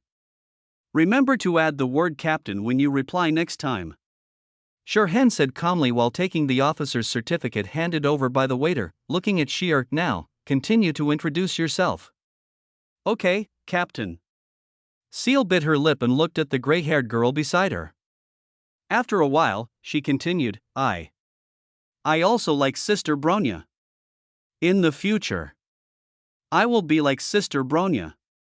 With Shir? Shirhan asked with a smile. She nodded slightly, and after a few seconds she realized something was wrong, and quickly shook her head. No, I mean Sister Bronya and I are together. That's not right, it's me. Ugh, the girl's face flushed red, and her mind was in complete confusion. Shir is so fun. Seeing the girl at a loss, Shirhan nodded secretly in his heart, and then his eyes fell on Xing on the other side of Bronya. Finally, it's your turn. Xing, why should I? Prepare your words before you speak. Shirhan kindly reminded. After glaring at Shirhan fiercely, Xing spoke up. I don't have anything you like, hateful. I hate these two guys. As for the future, I don't care about that kind of thing. Apricot. Sierra looked at her friend with a worried look on her face. Bronya on the other side had a calm expression on her face, without any unnecessary expression, and she didn't even look at Xing for a second. Love turns to hate. Shirhan murmured the truth. It seems that you liked them very much in the past. Nonsense. I don't like these two bastards. Xing immediately became anxious. You can insult my strength, but you cannot insult my personality. She doesn't like these two guys being so annoying in front of her all the time. Thinking of this, Xing's heart collapsed instantly. Whether it was Seal or Bronya, she was the first one to come, but why? Glancing at the pink-haired girl whose eyes had become dull, Shirhan couldn't help but secretly shake his head. Chapter 68. So, the education level in Cocolia is really poor. The child has been in a premature love relationship for so long, but she didn't notice it at all, and now it has evolved into a family conflict. Picking a piece of roasted beef for Xing Super Lightbulb Mare, Shirhan smiled and said, according to our anti-entropy tradition, when a new team is formed, the captain will treat everyone to a barbecue. From now on, I will be your guide for a period of time. No, I will be your captain. Cheers to celebrate the establishment of Team 7. As Shirhan raised his glass, the other two girls also responded, leaving Xing the only one still in emo at TSK. He even created an opportunity for the other party to clink glasses with the person he liked. But this guy didn't react at all. You deserve to be punished even by being a bootlicker. Shirhan couldn't help but shake his head. Chapter 74. All long-awaited reunions were premeditated. Anti-entropy headquarters, Cocolia office. By now, the 3 children should have met Hen, right? Cocolia whispered to herself. A gentle smile appeared on her face. Before meeting Shirhan, she still had doubts about whether to entrust Bronya and others to the boy, but after meeting him, she was absolutely certain that the boy would become an excellent captain. The light from that child was so dazzling that even she felt it was a little dazzling. Although she didn't really like Shirhan's admiration for Walter, Cocolia had to admit that Walter was indeed a hero, and a young man who aims to be such. A hero must be a trustworthy person. It's a pity that they won't be on the same path after all. Thinking of this, Cocolia couldn't help but sigh in her heart. The justice she advocated could be achieved at the expense of AFEW. As long as the world can be saved and the majority of people can be saved, sacrifices within a certain range are acceptable, therefore. After discovering that the X10 experiment must use a body with excellent adaptability to Honkai energy in order to make progress, she informed Bronya and others of this experiment. The result was not beyond her expectations. After some thought, Bronya and the others agreed to the experiment. These children must also support their mother, right? Thinking of the sacrifices made by those children, Cocolia's heart couldn't help but warm. It's a pity that perhaps she neglected to pay attention to the children, so that something like that happened between Xing and Bronya. If Seal hadn't bravely stepped forward to stop it, Bronya's legs would probably still be in tatters. Alas, these children, I hope they can get along well with Hen. Cocolia could only pray like this in her heart. Crunch, the office door opened and a girl with short light blonde hair walked in holding documents. Is there anything bothering you, Mom? Seeing the complicated expression on Cocolia's face, the girl asked softly. It's Peggy. Seeing the girl, Cocolia smiled. Nothing, I was just thinking about something. The other party is just a child, and some things should be borne by her alone, I see. Nodding slightly, Peggy put the documents in her arms on the table. Her eyes subconsciously swept across the papers in front of Cocolia, and her face changed. On the A4 papers spread out in front of the female warlord were the information of Bronya and others, and the face of a certain boy among them was so eye-catching. What's wrong, Paige? Noticing the girl's expression, Cocolia asked with concern. Mom, who is this? Pointing at the boy's photo on the paper, Peggy couldn't help but ask, her heart already in her throat. Since they parted more than half a year ago, she never thought she would see news from him in a place like this again. Ah, you mean Hen? Cocolia suddenly realized and couldn't help but smile gently. He is our young hero who defies entropy. Maybe he can become the best mecha pilot in the future. Although in today's anti-entropy, it is no longer possible to find a mecha pilot better than the young man, but the boy still lacked a mecha that could become a symbol of himself. The Falcon from the Godfather series is far from enough to support the foundation of an ace. Is that so? Peggy was a little surprised and hesitated. Hen. He looks like. The girl's lips moved, but she couldn't utter a complete sentence. She wanted to hear more about the boy, but was afraid that her abnormality would attract Cocolia's attention. Does Peggy like this type of boy? Seeing the girl wanting to speak but not knowing where to start, Cocolia couldn't help but find it a little funny. It is indeed time for girls aged 13 or 14 to become interested in boys. Thinking of her own youthful years and the children growing up in the orphanage, the smile on Cocolia's lips softened suddenly. No, that's not it. Shaking her head repeatedly, Peggy hurriedly denied it. She also didn't know what kind of feelings she should have towards the boy. The other party saved her, but didn't seem to care about her. With gratitude, goodwill, and a hint of dissatisfaction in her heart, Peggy couldn't help but fall into confusion. It's okay. It's nothing to be ashamed of. Seeing the girl's expression, Cocolia spoke more gently. Hen is now the captain of Bronya and the others. But when there is a chance in the future, I will arrange for you to have more contact with him. It's not that I want Peggy to use honey traps on the boy or anything, it's just that they are both young people, and more contact will never do any harm. Peggy lowered her head deeply and responded in a voice as soft as a mosquito's. The night deepens. Turning on the desk lamp, Sierra carefully spread out a blue-covered notebook, pondered for a moment, and then began to write today's diary. This was a habit she had developed since she encountered Walter by more than half a year ago. Soon, after finishing a diary entry, Sierra closed the pen and put it away. Her fingers could not help but fall on the stigmata mark on her chest, gently stroking the white circle. Another me. Can you hear me? I met a very powerful person today. He is the new captain of my sister Bronya and me. His name is Shen. By the way, he is different from us. The Sher before his name is his surname. Remember not to make a mistake, otherwise the captain will be angry. Also, although it's strange that both of his hands are wrapped in bandages, he is actually a very good person and his arms were injured because he trained too hard. Although the captain and Xing don't get along very well, I can feel that he is a very gentle person that if you wake up in the future, you will definitely be able to become good friends with him. As she thought about it, Sierra continued to talk for a long time, and then she paused for a moment before adding, since you fell asleep, I have slowly become stronger. When Xing pushed Sister Bronya down the stairs, I stepped out to stop her, although I was still very scared, but no matter what, I will work hard to become strong enough to protect Sister Bronya, the other children in the orphanage, and protect you. So, you must wake up, I still have a lot to say to you. After saying this, Sierra let out a long breath, turned off the lights, lay down on the bed, put her palms on her chest and slowly closed her eyes. Good night, other me.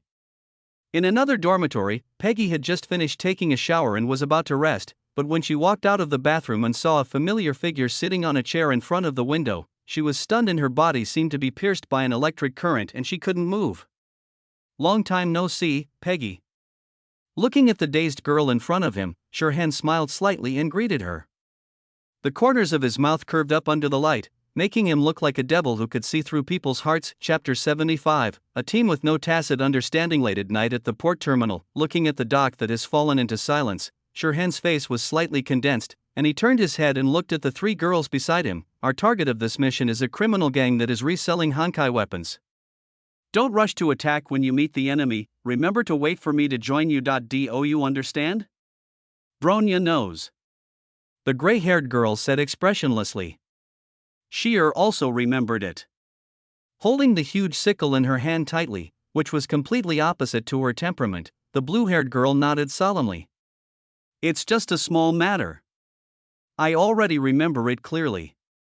The girl with purple and pink hair put one hand on her waist, her expression full of defiance. His eyes passed over the arrogant Xing and the nervous Sheer, and he looked at the gray-haired girl with no expression on her face. A cute girl like Bronya should look better when she smiles.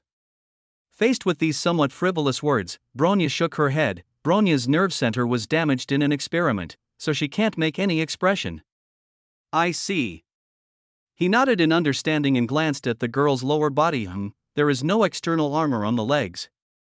Did Xing's staircase drama not happen? Speculating in his mind, Sirhan didn't really care about it. Yaya's growth has always been reassuring and does not require too much interference. Instead, Sierra has to pay more attention to her. Looking at the blue-haired girl holding a sickle nervously, Sirhan felt so resentful that he didn't know where to start. Although her temperament is as weak as a rabbit, her weapon is a big sickle. Is this a cute contrast? Anyway, it's like we said before. Seal and I will be in one group, and Bronya and An will be in another. We'll act separately, understand? Putting aside all the random thoughts in his mind, Sirhan asked seriously. The location given in the intelligence was rather vague, so they had to act separately to find the target location as quickly as possible. Hearing the captain's words, the three of them nodded in unison, and even Xing, who had always been unruly and difficult to discipline, behaved a little more obediently. There was no way. If she dared to argue, the boy would really take action. Since she couldn't defeat the opponent for the time being, the girl could only choose to surrender. This is the first mission for our 7th squad.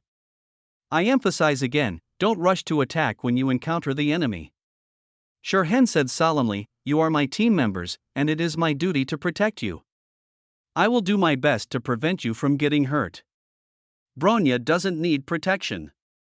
The gray-haired girl was the first to sing a different tune. In the worldview of Ural Silver Wolf, there is no such concept as comrades in arms, and she alone is enough to complete the mission. Chapter 69. That's right. I'm really powerful. They're just a few bad guys. I can kill them all in a few moves. With Bronya leading the way, Xing felt that she could do it again. Sheer will also try her best to protect herself. Sierra also spoke timidly, refusing to fall behind. Sirhan, can't he give these guys some extra attention? It's already this time, do you really have to argue with him? I don't care what you think, but I will still put protecting you first. Sirhan said firmly, in our world, people who cannot complete their mission are useless, but if you can't even protect your companions, you're no better than trash. After saying that, without giving them a chance to refute, Sirhan gestured and walked towards the dock. Now, the mission begins. Walking between the containers, looking at the darkness around her that seemed to be able to devour anyone, Xing couldn't help but feel scared of those bastards. Don't they know how to choose a better location for the transaction? Why do they have to choose such a hellish place? While shrinking her shoulders, Xing glanced at Bronya, who was as still as ice, and couldn't help complaining, I never thought I would be working with a guy like you. Pursing her lips, Bronya explained, the captain said that we need to develop tacit understanding among the team members. Yes, that guy said so. Xing said with disdain, he said nice things, but who knows what he was thinking. Maybe he just thinks Sheer is easy to bully. Swish, Bronya's dagger-like gaze swept towards the pink-haired girl beside her. Xing was not aware of this at all and continued chattering, if you ask me, he would definitely deliberately put Sierra in danger, and then he would be the hero to save her a few times. Sierra will definitely be with him. Sheer is not that kind of person. Bronya retorted, her voice a little chilly. How do you know? Xing curled her lips but didn't stop talking. That coward looks like a punching bag. If that bastard uses some tricks, won't he be easily deceived? Bang! The sound of the pistol being loaded was so clear in the silent night, pointing the black muzzle of the gun directly at Xing's head. Bronya said expressionlessly, I don't allow you to say that about Seal. Bronya. Looking at the cold muzzle of the gun in front of her that exuded a chilling murderous intent, Xing's expression instantly twisted. Just a few words of gossip, but Bronya actually wanted to kill her. We are currently on a mission. Bronya said calmly, slowly lowering the gun. So, this is just a warning. As she spoke, a dagger appeared in the girl's hand, and traces of deep red were flowing on the snow like sharp blade. Seeing this scene, Xing subconsciously touched her itchy neck, and when she looked down, she saw a few more red spots on her hands. In an instant, Xing's eyes widened. She just said a few bad words about that guy, just to remind him to be careful of the boy who speaks sweet words, just to hope that he can be alert to such things happening, but, however, just because of this reason. Bronya actually attacked her directly. The string of rationality in her mind snapped instantly, and Xing opened her hand and directly summoned a black sword that looked like a pointer. Bronya! Shouting loudly, Xing swung the black sword towards the gray-haired girl. Bronya dodged the attack by stepping backwards, and her eyes flickered slightly as she looked at the mad Xing in front of her. Once active in Siberia as a Ural silver wolf, she actually takes her mission very seriously. People who cannot complete the task are useless, and she agrees with Shirhan on this point. But now, Xing's actions have seriously interfered with her mission. Do you want to erase the other party, with her? Finger on the trigger of the pistol, Bronya had a thought in her mind, but then, thinking of Kokolia's mother, Sierra, and the other people in the orphanage, the girl subconsciously loosened her fingers. In this case, let's make subduing the opponent our first goal. With this thought in mind, Bronya rushed forward with her dagger swung. Chapter 76, World Famous Paintings, Apricot in a Container. Are you nervous? Looking at the girl who was following him timidly but with the sickle in her hand shaking constantly, Shirhan couldn't help but ask with a smile. Seal's sickle now is not condensed from Honkai energy, but a Honkai energy weapon developed by the Anti-Entropy Equipment Department. Although she may be the most talented among the three, Sierra at this moment is unable to realize her potential at all, and her actual combat power may not even be as good as the elite soldiers in Anti-Entropy even. Though he could foresee this scene, Shirhan really couldn't understand why Kokolia included Sierra in the combat team just to form a team bond, but this doesn't have any attribute bonus. No. Hearing Shirhan's words, Sierra quickly straightened her chest to make herself look more energetic. Your face is covered in sweat. Shirhan shook his head slightly. With a low cry of surprise, Sierra quickly wiped her cheeks, but her hands were dry. Shirhan couldn't help but laugh. Sierra is really fun team leader. The voice became louder, and the girl finally realized that the boy was teasing her. Just a joke. Shirhan smiled. How is it? Do you feel better? He was willing to swear to Yaya that he was not doing this just because he thought Sierra was funny. Seems a bit. Looking at the young man in front of her with a warm smile, Sierra forced a smile and nodded. Actually, you have nothing to worry about. Shirhan looked around alertly and said with a smile, according to the intelligence, the other party is just an ordinary criminal gang with very low combat effectiveness. Even you can easily deal with them. Have faith in yourself. Although it is somewhat consoling, compared with ordinary mafia, Jean Sierre's fighting ability is indeed quite impressive. The difference between before and after is completely different, depending on whether or not one can utilize Honkai energy. Even though Sierra is limited by her personality and other factors and cannot fully control her own power, there is still a world of difference between her and ordinary people. To put it simply, Seal's strength and speed are so terrifying that normal people can't even imagine that. If you want to fight against the collapse and the various monsters it spawns, you must first become a monster. Using Shirhan's team to deal with criminal gangs is somewhat of a waste of talent, but considering the running in issue, this is actually normal, and precisely because of this, they were not equipped with mechas for this operation. Even though Anti-Entropy is famous for its Titan mecha, not all missions use mechas. When dealing with relatively low-risk issues, the most cost-effective option is to have trained elite soldiers equipped with high-tech weapons. If we really have to use mechas for everything, no matter how rich Anti-Entropy is, we will lose it all. This is a very simple calculation problem. Anti-entropy simply means not using humans as consumables. It does not mean not using human power to fight it. All of the former can make the organization more humane, while the latter is simply a mistake in the brain. Yes, I will. Nodding, Sierra said seriously. After hearing the girl's answer and looking at Shear's still reserved appearance, Shirhan couldn't help but secretly shook his head. Only a fledgling that has just left the cage can be qualified to fly into the sky after going through the trials of blood and fire, but it doesn't matter, he will teach Sierra these things well. Shirhan really had high expectations for this girl. As he was thinking, Shirhan suddenly stopped. There's movement. They are tasked with combating criminal gangs, and the reason they don't have to sneak around like police agents is because of their sharp five senses enhanced by Honkai energy. With this ability, they are able to detect the enemy outside the enemy's alert range. Sierra also stopped and moved her ears slightly, and her sea blue eyes swept around. It seems to be this way? Pointing in a direction, Sierra said in an uncertain tone. Even though she was also using Honkai energy, the information she could perceive was far less than Shirhan. The magnitude of the amplification of the five senses depends only on the refined manipulation of Honkai energy, which is exactly what the girl is not very good at. Therefore, even with Shirhan's current identity, he can demonstrate a keen perception far beyond Sierra's. If the boy's senses were fully opened, this peer would have no secrets for him, and in fact, that's exactly what Shirhan did. As a professional behind-the-scenes boss, it is a basic requirement to be in control of the overall situation at all times. That's correct. Nodding to the girl, Shirhan took the lead and walked towards the transaction location. As a team leader, leading by example is an essential skill. He is a man who targets Walter, so how could he be careless about such details? With light footsteps, Shirhan and the others soon saw the target of this mission. Outside a pile of containers, several men in black holding submachine guns were standing guard. It was obvious that a secret transaction was taking place behind the scenes. We're lucky. Let's call Bronya and the others over first.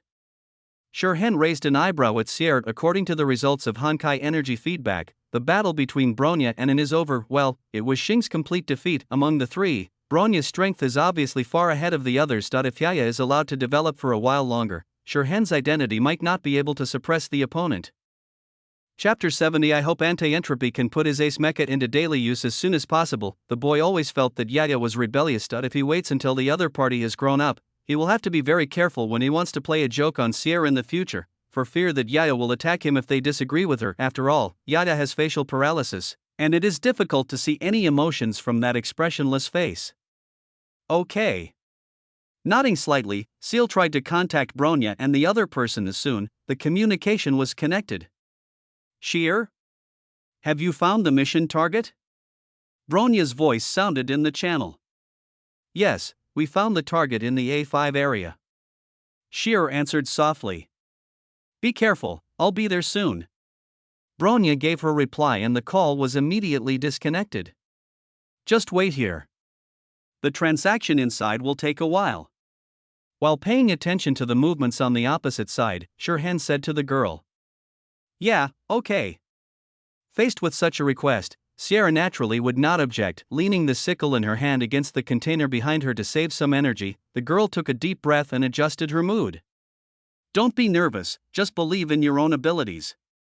Looking at the girl with a smile, Shirhan encouraged her softly. Sierra actually has great potential. It's just that the girl herself is cowardly and has a serious lack of self-confidence, which makes it impossible for her to fully display her talents. If it were his inner personality, he would be able to beat Shirhan in his current identity, and given Lee's bad character, he is really capable of doing such a thing. So, should I strengthen the seal a little bit more? Shirhan couldn't help but think. Okay. Sierra, who was just adjusting her mood, was suddenly interrupted and a look of panic appeared on her face. Don't worry, you are my team member. Shirhan said softly, stroking the girl's head with one hand. No matter what happens, I will protect you, this is my duty. Moaning softly, feeling the heat coming from above her head, Sierra suddenly felt dizzy. What a shy child. Seeing the girl's flushed face, Shirhan smiled in his heart and withdrew his hand among the three girls. Bronya has an expressionless face, Xing is a naughty child, and only Seal is a little interesting. Looking up at the starry night sky, Shirhan's mood instantly became cheerful. As expected, people live for Sierra. As for Kiana, who was far away on the other side of the ocean. I'm tired of her. Let's talk about it next time we meet. Without letting Shirhan and the others wait any longer, Bronya quickly rushed over from the other side. Sister Bronya. Seal shouted happily when she saw the girl appear, but then a puzzled look appeared on her face. Where's Xing? Only Bronya arrived, and she looked rather disheveled, as if she had fought with someone. Apricot fell into the sea. Pursing her lips, Bronya said expressionlessly, "Ah." Sierra couldn't help but exclaim, "Fortunately, this place is quite far away from the group of men in black, otherwise Sierra would have been discovered long ago." Xing got her clothes wet, so she decided to go back alone. Bronya then explained. Really? Shirhen questioned. Do you think we are in a physical education class? If your clothes get wet, you can go home and change into a new set, real. Bronya said calmly, with no emotion visible on her expressionless face. When their mission is over, Xing will naturally appear at the anti-entropy headquarters. As for now, let's let that guy who can't control his emotions calm down in the container for a while. Even without Xing's power, or even if she was the only one left, she could still complete the task. The Ural Silver Wolf always walks alone in the snow. Bronya, you still don't understand what I mean. Shirhen sighed. The so-called team is to gather everyone's strength together. There is no point in fighting alone. You will always encounter an enemy that you cannot defeat on your own. Bronya can handle the enemy, the gray-haired girl said calmly, her voice full of strong confidence. She doesn't think there's anything wrong with her behavior. Shirhen couldn't help but hold his forehead. Yaya is now just a troublemaker. Perhaps it was her experience as a mercenary in her childhood that cultivated her eccentric character, or perhaps it was her gradually developed talents that increased her self-confidence. At this moment, Bronya could no longer be described as simply arrogant. When it comes to arrogance, she is even more arrogant than Xing because the girl didn't even realize that her behavior was arrogant. Time is of the essence now. We can talk about teaching you a lesson later. Shirhen sighed helplessly. I just want to ask one question. Is Xing okay? No. Bronya replied calmly. All right. Shirhen could only put the matter aside for the time being. If we delay any longer, the men in black on the opposite side will soon run away. Bronya has another request.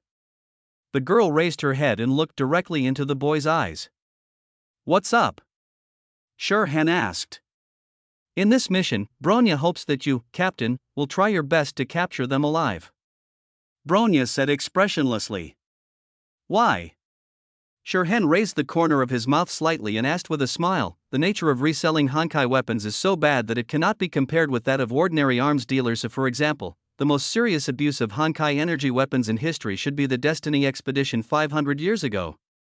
If it weren't for Immortal Fu Hua stopping it in time, a large-scale collapse would have directly taken away Tianming and the Ming Empire. If it is ordinary arms, anti-entropy will not intervene no matter how much you sell, but once it involves Honkai energy weapons, then just wait for the just punishment of anti-entropy. In the eyes of Destiny and anti-entropy, the abuse of Honkai energy weapons is more evil than the drug trade and must be eliminated. Therefore, the two major organizations have always been indifferent to the life or death of any criminal gang that dares to reach out to this area. If the other party is still alive after the task is completed, then take him to mind. If the other party unfortunately dies, they will be cremated and returned to nature directly, and Shirhen and others will not need to bear any responsibility. Because once the misuse of Honkai energy weapons causes a Honkai disaster, the death toll can easily soar to over 4 digits, the lives of a few scum and the lives of thousands of ordinary people. If you hesitate for half a second, it would be disrespectful to the latter. But Bronya just remained silent, staring at the boy with her gray eyes. His eyes inconspicuously swept over the blue-haired girl who seemed at a loss beside him, and Shirhen suddenly understood. Just because the young girl was overly frightened when faced with bloody scenes, Bronya has remembered it until now and has always tried to keep Seal away from killing and violence. This is probably true love, sighing in his heart. Shirhen nodded and said, I can promise you, but I also want you to remember that your 2 lives are much more important to me than those scumbags. Therefore, when it is time to make the enemy lose their fighting power, do not be lenient.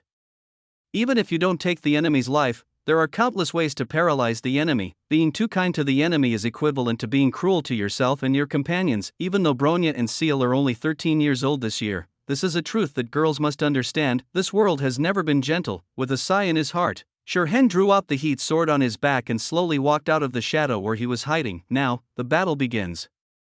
Chapter 77, Novice Mission in Progress. Next to the Hill of Containers, 2 men in black holding rifles looked around for warning and chatted without any resistance.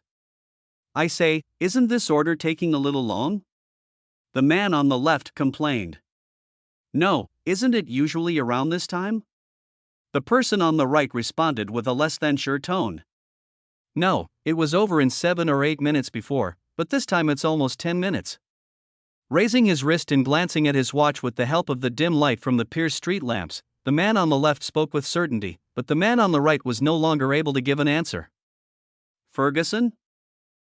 Just as he was wondering, the man in black on the left turned around and saw a sickle that quickly enlarged in front of his eyes, and then his consciousness was interrupted. Chapter 71. Bang! The man in black fell down and hit the concrete floor with a dull thud. What's that noise? Ferguson, what happened over there? The people behind the container obviously realized something was wrong.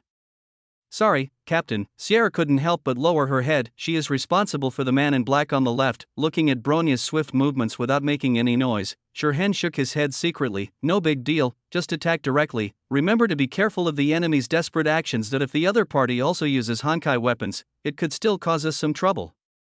The manufacture of Honkai energy weapons is not something extremely high-end and complicated. As long as you can get the materials and have a certain level of knowledge, it is actually not difficult to make Honkai weapons. Of course, the power and stability of weapons manufactured in such an environment cannot be guaranteed.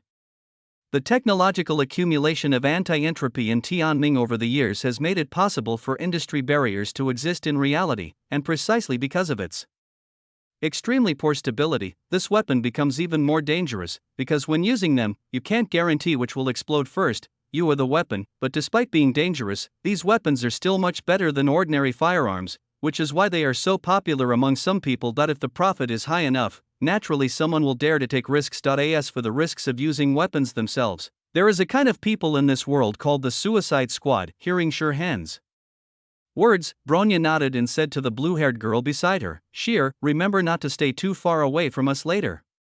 She was confident that she could protect herself, and as Shirhan was the captain, she naturally didn't need to worry about him, so the only person the girl was worried about was Shir. Shir understands. Facing an actual combat mission for the first time, Sierra gripped the sickle nervously and her breathing became much faster. Yes. There was no time to give further instructions. Shirhan rushed out directly. If Sierra's movements could be more decisive, they could try to launch a sneak attack, but now, just as for novice tasks, there should naturally be a novice protection period. Even for experienced police officers, these criminal gangs can be quite tricky to deal with, but for the anti-entropy warriors, this can really only be regarded as a novice task. At least it is much simpler than dealing with things like Honkai beasts. Beyond the container was a relatively open space where two large trucks were parked with their rear ends facing each other. Two groups of men in black, who were obviously villains, were standing on both sides. Who would wear such black? In the middle of the open space was a large box nearly 2 meters high. It was made of silver metal, making it impossible to see what was inside. Judging from the fact that some people were already trying to load the boxes onto the car, the deal was nearly complete and all that was left was for everyone to pack up and run away. But unfortunately, these people can't leave. Who is it? Shot.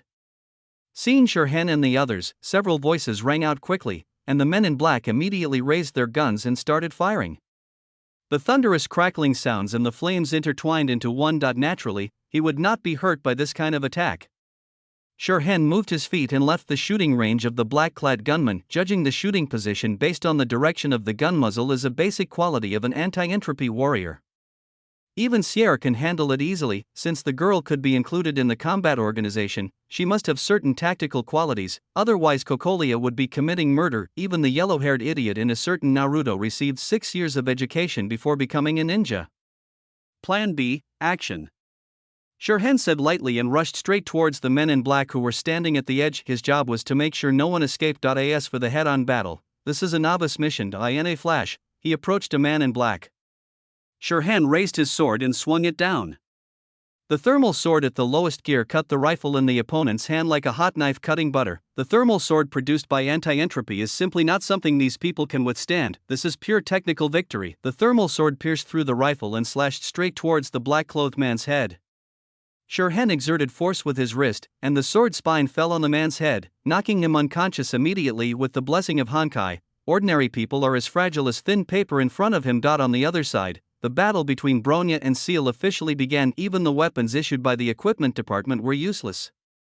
Bronya was as fast as lightning and could subdue a person with just one punch or one kick. The Ural silver wolf, which is famous in the Siberian region, has gradually developed the powerful potential of the girl after truly receiving training related to Honkai energy. This is the reason why she has the confidence to complete the task alone. Similar to Bronya, Seal's fighting is as easy as cutting melons and vegetables.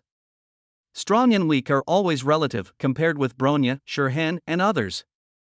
Seal is an absolute weakling, but compared with these criminal gangs, the girl is undoubtedly a monster-level player. The girl turned slightly and threw behind her the bullets shot by the men in black. At the same time, she swung the sickle in her hand, which landed on the enemy and knocked them back several meters away in an instant. Although she couldn't compare to the ancestral supernatural powers of the Kaslana family, Sierra was not a weak girl who was powerless. Moreover, since she dared to choose a sickle as her weapon, Sierra must have mastered the use of this weapon. The dark purple sickle spun and danced, coupled with the girl's light body, making it seem as if a dance of death was being performed on the field. Of course, Sierra still paid attention to holding back and controlling the strength to knock the enemy unconscious. This is a kind little angel. What a monster! Some men in black couldn't help but scream. Obviously, they who were standing opposite Sheer didn't know how to appreciate this at all. Use that! The skinny man carrying a silver suitcase, who looked like a supplier, urged. But that kind of thing, the slightly plump man on the other side was still hesitating. If we don't use it, we'll all die here. Seeing his men being knocked down one by one, the skinny man suddenly became anxious. Hearing this, a trace of determination flashed across the slightly plump man's face, and he resolutely pressed the button on the remote control in his hand. Sniff, the sound of steam leaking was heard, and the huge silver box opened quickly.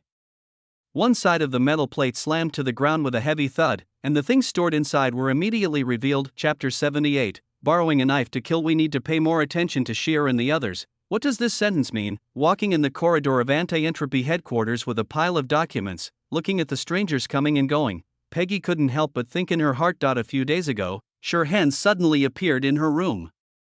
He neither asked her how she was doing nor gave her any extra commands. He just asked about her relationship with Sierra and the others, and asked her to pay more attention to them. Damn it, who the hell does that guy think he is? He just saved her life, just taught her some things, just that. Was that all? Was Peggy going to let him order her around? Could it be that that guy wouldn't care about her a little more? Thinking of the boy's indifferent and distant look, Peggy couldn't help but stamp her feet. After attracting the attention of several people nearby, she quickly quickened her pace and fled. Why don't you explain clearly? What exactly do you want her to do? Really, if that guy is willing to talk nicely, she will certainly help him seriously for the sake of their previous friendship. But what should she do with such unclear and incomprehensible words? The more she thought about it, the more resentful Peggy felt. They haven't seen each other for such a long time, but that guy didn't even say a word of concern. Does he really care about her? If you want to throw her away, she is not the kind of person who would be ungrateful, but if you still need her, at least, it would be nice to say a few more words to her. While struggling with the issue, Peggy saw the sign not far ahead and quickly calmed down. Bang! Stopping in front of a door, Peggy freed her hand and knocked. Come in. A voice came from behind the door. When she opened the door, the first thing Peggy saw was the busy figure behind the desk. Mother! Paige called out crisply as she took small steps in front of the blonde. It's Peggy. Seeing the girl, Cocolia smiled on her tired face. Is your work going well these days? Unlike Bronya and the others, although Paige also has the adaptability to Honkai energy, her level is only slightly higher than that of ordinary people, and is far inferior to Bronya and the others. So she kept the girl by her side, intending to train her in the direction of clerical work. She doesn't need every daughter to go to the battlefield. Fortunately, everyone in Anti-Entropy is quite gentle. Also smiling, Paige told a little Lie.as Cocolia's secretary, it is impossible for her, a newcomer, to take care of everything. However, these difficulties can be overcome, and the girl does not want Cocolia to be distracted by such things. That's good. I was worried that you wouldn't be able to adapt. Hearing this, Cocolia's face suddenly showed a bit more relief. By the way, Mom, what are Sierra and the others doing these days? I seem to have not seen them for a while. Peggy asked with a smile, as if she had just remembered. Even though their dormitories were not far from each other, due to the different nature of their work, she and Sierra and others did not meet every day, and normally speaking, most of the tasks of Anti-Entropy are confidential, and the girls will not leak them to irrelevant people. Sheer. Thinking of that girl who was always so timid, Cocolia couldn't help but smile a little more helplessly. They should be carrying out a secret mission now. The next second, seeing the worry on the girl's face, Cocolia quickly added, "Don't worry, it's not a difficult thing, it's just a small task. Besides, there is Hen leading the team, he is very powerful." Even without considering the mecha, Shurhen's strength among the anti-entropy warriors is top-notch, which is why anti-entropy allows the boy to perform such tasks. Anti-entropy would not do such a stupid thing as sending a tiger with its claws plucked out to carry out a combat mission. Chapter 72. Even without the mecha, Shurhen is still a tiger with sharp claws and fangs, but with the mecha he will be even more powerful. After hearing Cocolia's explanation, the worry on Peggy's face did not disappear. After hesitating for a few seconds, the girl timidly said, "Mom, I heard some bad rumors recently." "Oh?" Cocolia raised an eyebrow. "It's about you."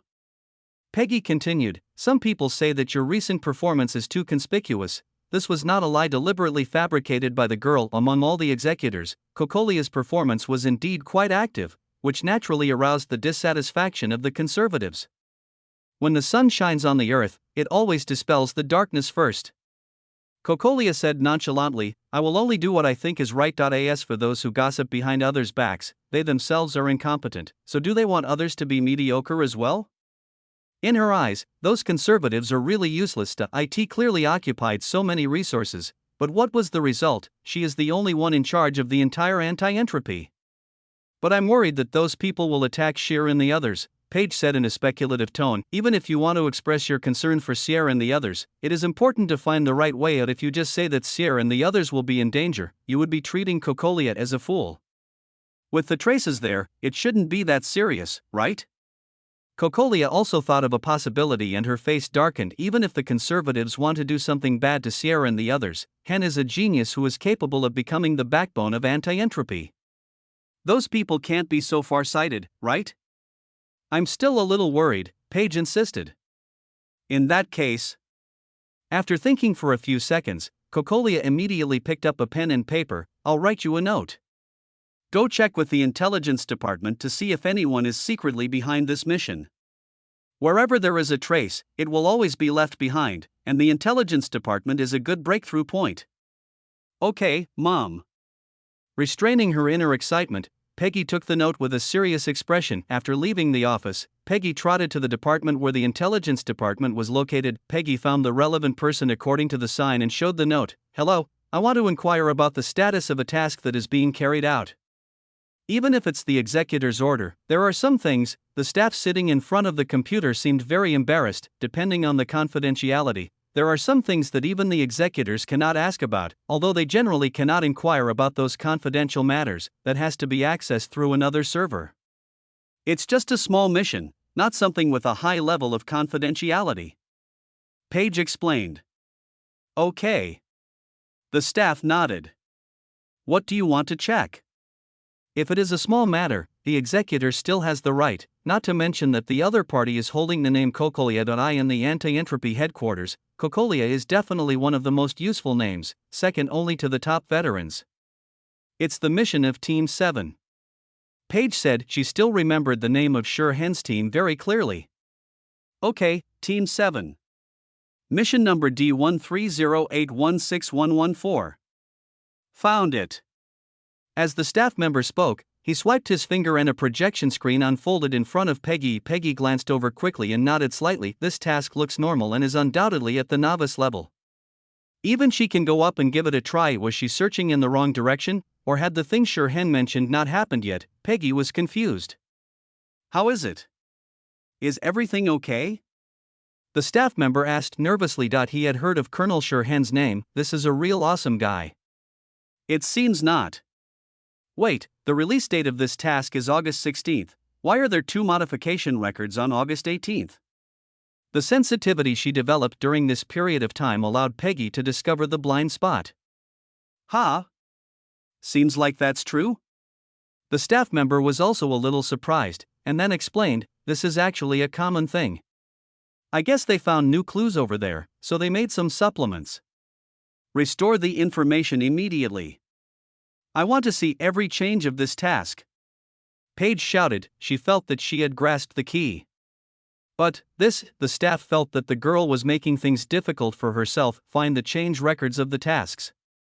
High difficulty tasks are easy to deal with, but this kind of low level tasks, that is not an easy job. This is an order from Commander Cocolia. Peggy waved the note in her hand. Having an executor as a mother in anti-entropy does make life much easier.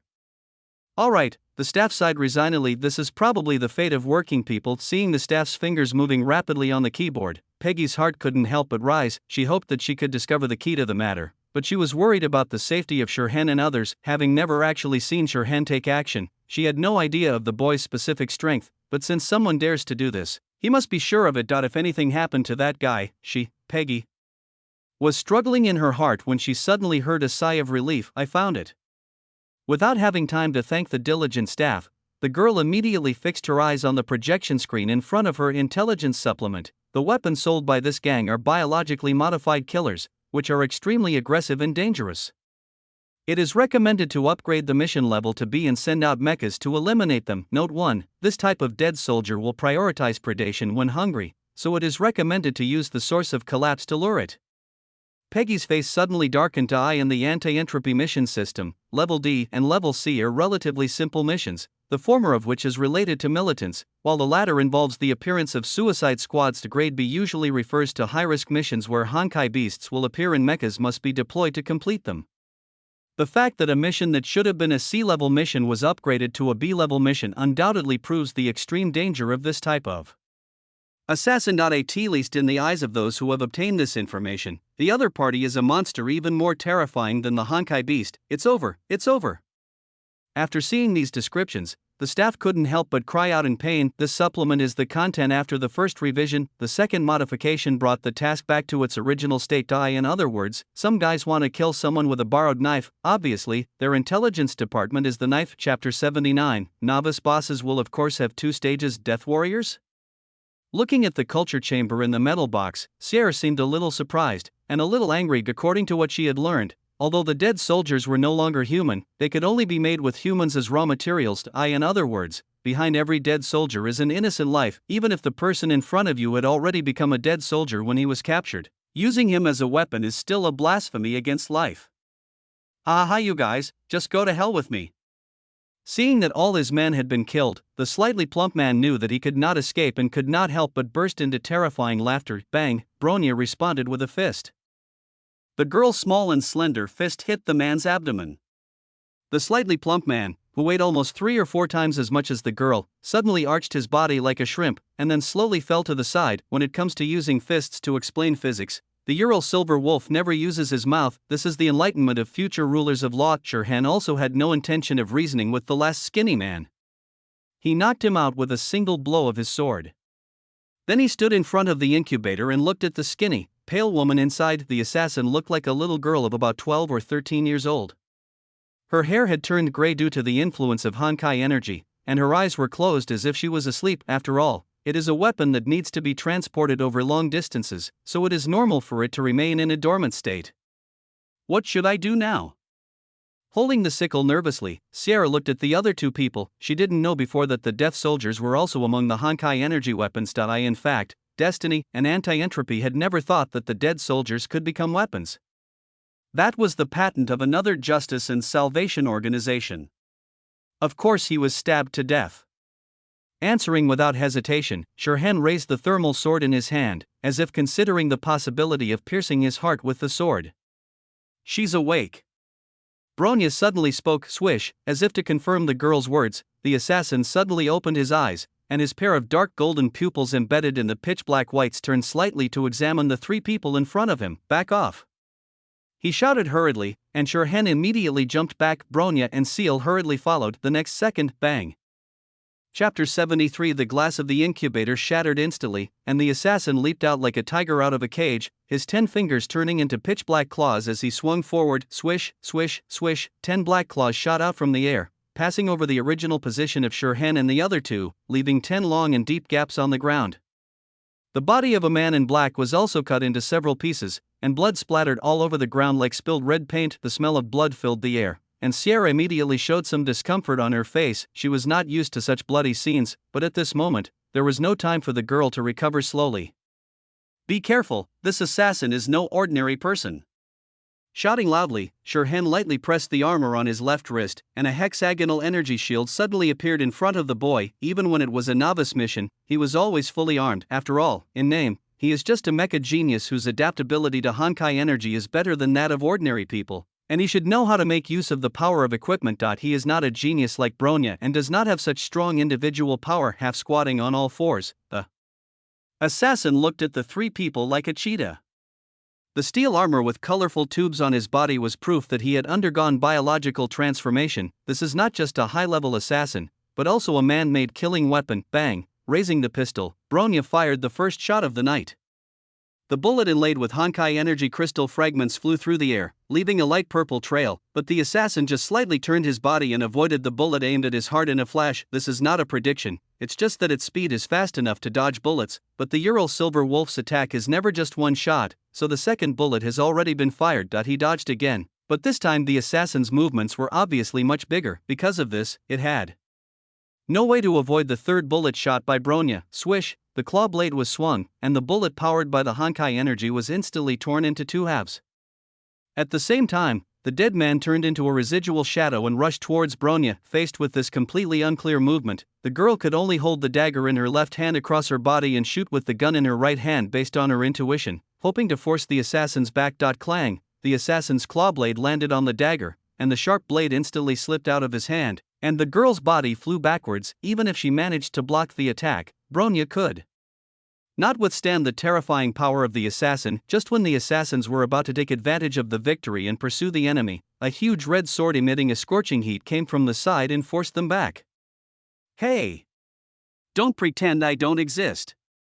Holding the sword in one hand, Shirhan lightly thrust it forward and said with a smile. As if sensing the young man's provocation, the assassin grinned and let out a low, hoarse roar from his throat, his 10 sharp claws emitting a black light. But facing the threat from the assassins, Shirhan only trembled the tip of his sword slightly and showed an offensive posture. Theoretically, the attributes of the Death Warriors are completely superior to his, so he must strike back, because his attack is difficult to hit before the opponent reveals a flaw, and once the assassin sees the opportunity, he will be the one to die. This is a test of patience. Watching the confrontation, Sierra gripped the sickle tightly but didn't know what to do. In the girl's limited knowledge, there was no way to deal with this kind of enemy. The speed of this assassin was so fast that she could only see a blurry figure. Bang bang! After regrouping, Bronya fired several more shots, forcing the assassins to react. Even though they had never engaged in coordinated combat before, the girl's military qualities still enabled her to form a certain coordination with Shirhan. At the same time as the assassin dodged the bullet, Shirhan also moved instantly. Taking a step forward, the young man rushed towards the dead soldiers like an arrow from a bow, and the red sword emitting a scorching heat was the sharpest arrow. After calculating all the enemy's escape routes, Shirhan's sword was as fast as lightning, leaving the assassins with no chance of escape, and they had no choice but to face the enemy head-on. The claws glowed with black light, and the assassin swung his claws forward to cut out 10 black rays. Break! Shouting urgently, Shirhan poured the Honkai energy into the hilt of the sword. The temperature of the thermal sword instantly rose to another level, and it tore through the black light and slashed towards the dead man like a hot knife through butter. Clang! A sound of metal clashing was heard. The assassin crossed his claws to block the sword, and wisps of white smoke immediately rose from his black claws. Although its power is not as good as the weapons equipped on the mecha, Shirhan's thermal sword is still not something that a dead soldier can easily resist, but at the same time, this assassin was too powerful and the thermal sword couldn't kill him with one strike. Share! Shirhan shouted. The girl finally reacted and moved, spinning the sickle in her hand towards the assassin, but it was too late. After all, the assassin used his claws to lift the sword a little, and took the opportunity to pull his body away, avoiding the collision between the sickle and the sword, while also dodging the 2 bullets fired by Bronya. Looking at the 3 humans in front of him and feeling the burning pain in his hands, the soldier let out a sharp roar, and the catheters on the armor also injected the solution inside. As an elite warrior, it surprisingly chose to transform into the second stage. Chapter 80: A Promise Fulfilled with Life. I'm sorry, Captain. Knowing that the opportunity to fight was delayed due to her mistake, Sierra couldn't help but lower her head slightly. Look up, now is not the time to worry about this, Shirhan said lightly, glancing at the gray-haired girl beside him. Bronya, how many bullets do you have left? Bullets embedded with Honkai energy crystals are controlled items, and even if the girl has a mission, she cannot equip them in unlimited quantities. 4. Without ejecting the magazine to confirm, Bronya said calmly, for the Ural Silver Wolf, knowing one's own situation is a basic skill, it's troublesome. Looking at the thermal sword in his hand whose light had dimmed a lot, Shirhen couldn't help but sigh, as if he also felt the situation was difficult. Since the warrior's adaptability to Honkai energy is generally low, most of the weapons manufactured by the Anti-Entropy Equipment Department do not rely on the user for energy. In other words, the power that a weapon can exert is relatively fixed and cannot be adjusted artificially, pouring one's own Honkai energy into the weapon like Shirhen did. Just now is an overloading of the weapon, which can cause great damage to the equipment. If this happens a few more times, his thermal sword will be useless. Captain, what should we do now? Looking at the assassins who were staring at them hungrily, Sierra said nervously, and her body unconsciously leaned towards Shirhen. Let's delay it for now. With his eyes fixed on the assassin, Shirhen said calmly, according to normal speed, my mecha will arrive here in 10 minutes. Ah. Captain, when did you call the mecha? Sierra exclaimed softly. Of course, when these men in black opened the box. Shirhen said. Sierra, at that time, we hadn't started fighting with the death squad yet, right? Didn't Ms. Kokolia teach you that you should report any emergency immediately? Shirhen asked back with a matter-of-fact expression, if you can't win, call for help immediately. Do you think face is more important or life is more important? As an experienced anti-entropy fighter, he always keeps the organization's rules and regulations in mind. Mom did teach me, but Sierra looked hesitant, thinking that she didn't know that encountering the assassin was an accident. Besides, who would call for help before even starting the fight? Anyway, first, before he could finish his sentence, Shirhen suddenly felt a white shadow flash before his eyes, and a huge force instantly came from the person holding the shield in front of him. He could not help but step back a few steps to relieve the force. There was also a flash of light on the energy shield, and it seemed that it would not last long. The assassins would not allow them to chat leisurely in front of them. Moreover, once Shirhen was forced to retreat, Sierra, who was closer to him, would be exposed to the attack range of the assassins. Sierra, back off! Bronya shouted loudly, and she quickly stepped forward, with a faint glow emanating from the dagger in her hand. Clang, the dagger and the sharp claw collided violently, and a sound of metal and a surging impact spread at the same time. In a desperate situation, Bronya fought with the assassins on equal terms, but judging from the girl's flushed face, this was obviously only a temporary phenomenon. After entering the second stage, the attributes of the dead soldiers are far ahead of Bronya and others, and they are not something that the undeveloped duckling can compete with. He took a step forward and swung his sword to force the assassins back, while Shirhen shouted, come closer to me. With the energy shield and the thermal sword, he was still able to fight off the assassins. This is an equipment advantage, although this advantage is not that great in front of high-level assassins. After being temporarily repelled by the combined efforts of Shirhen and Bronya, the assassins circled around 10 meters away from the three people, hoping to find their weaknesses. You won't last more than 10 minutes like this, Bronya said expressionlessly, her breathing becoming more rapid due to the intense exercise. This transformed assassin is totally beyond their ability to fight against at their current stage. How will you know if you don't try?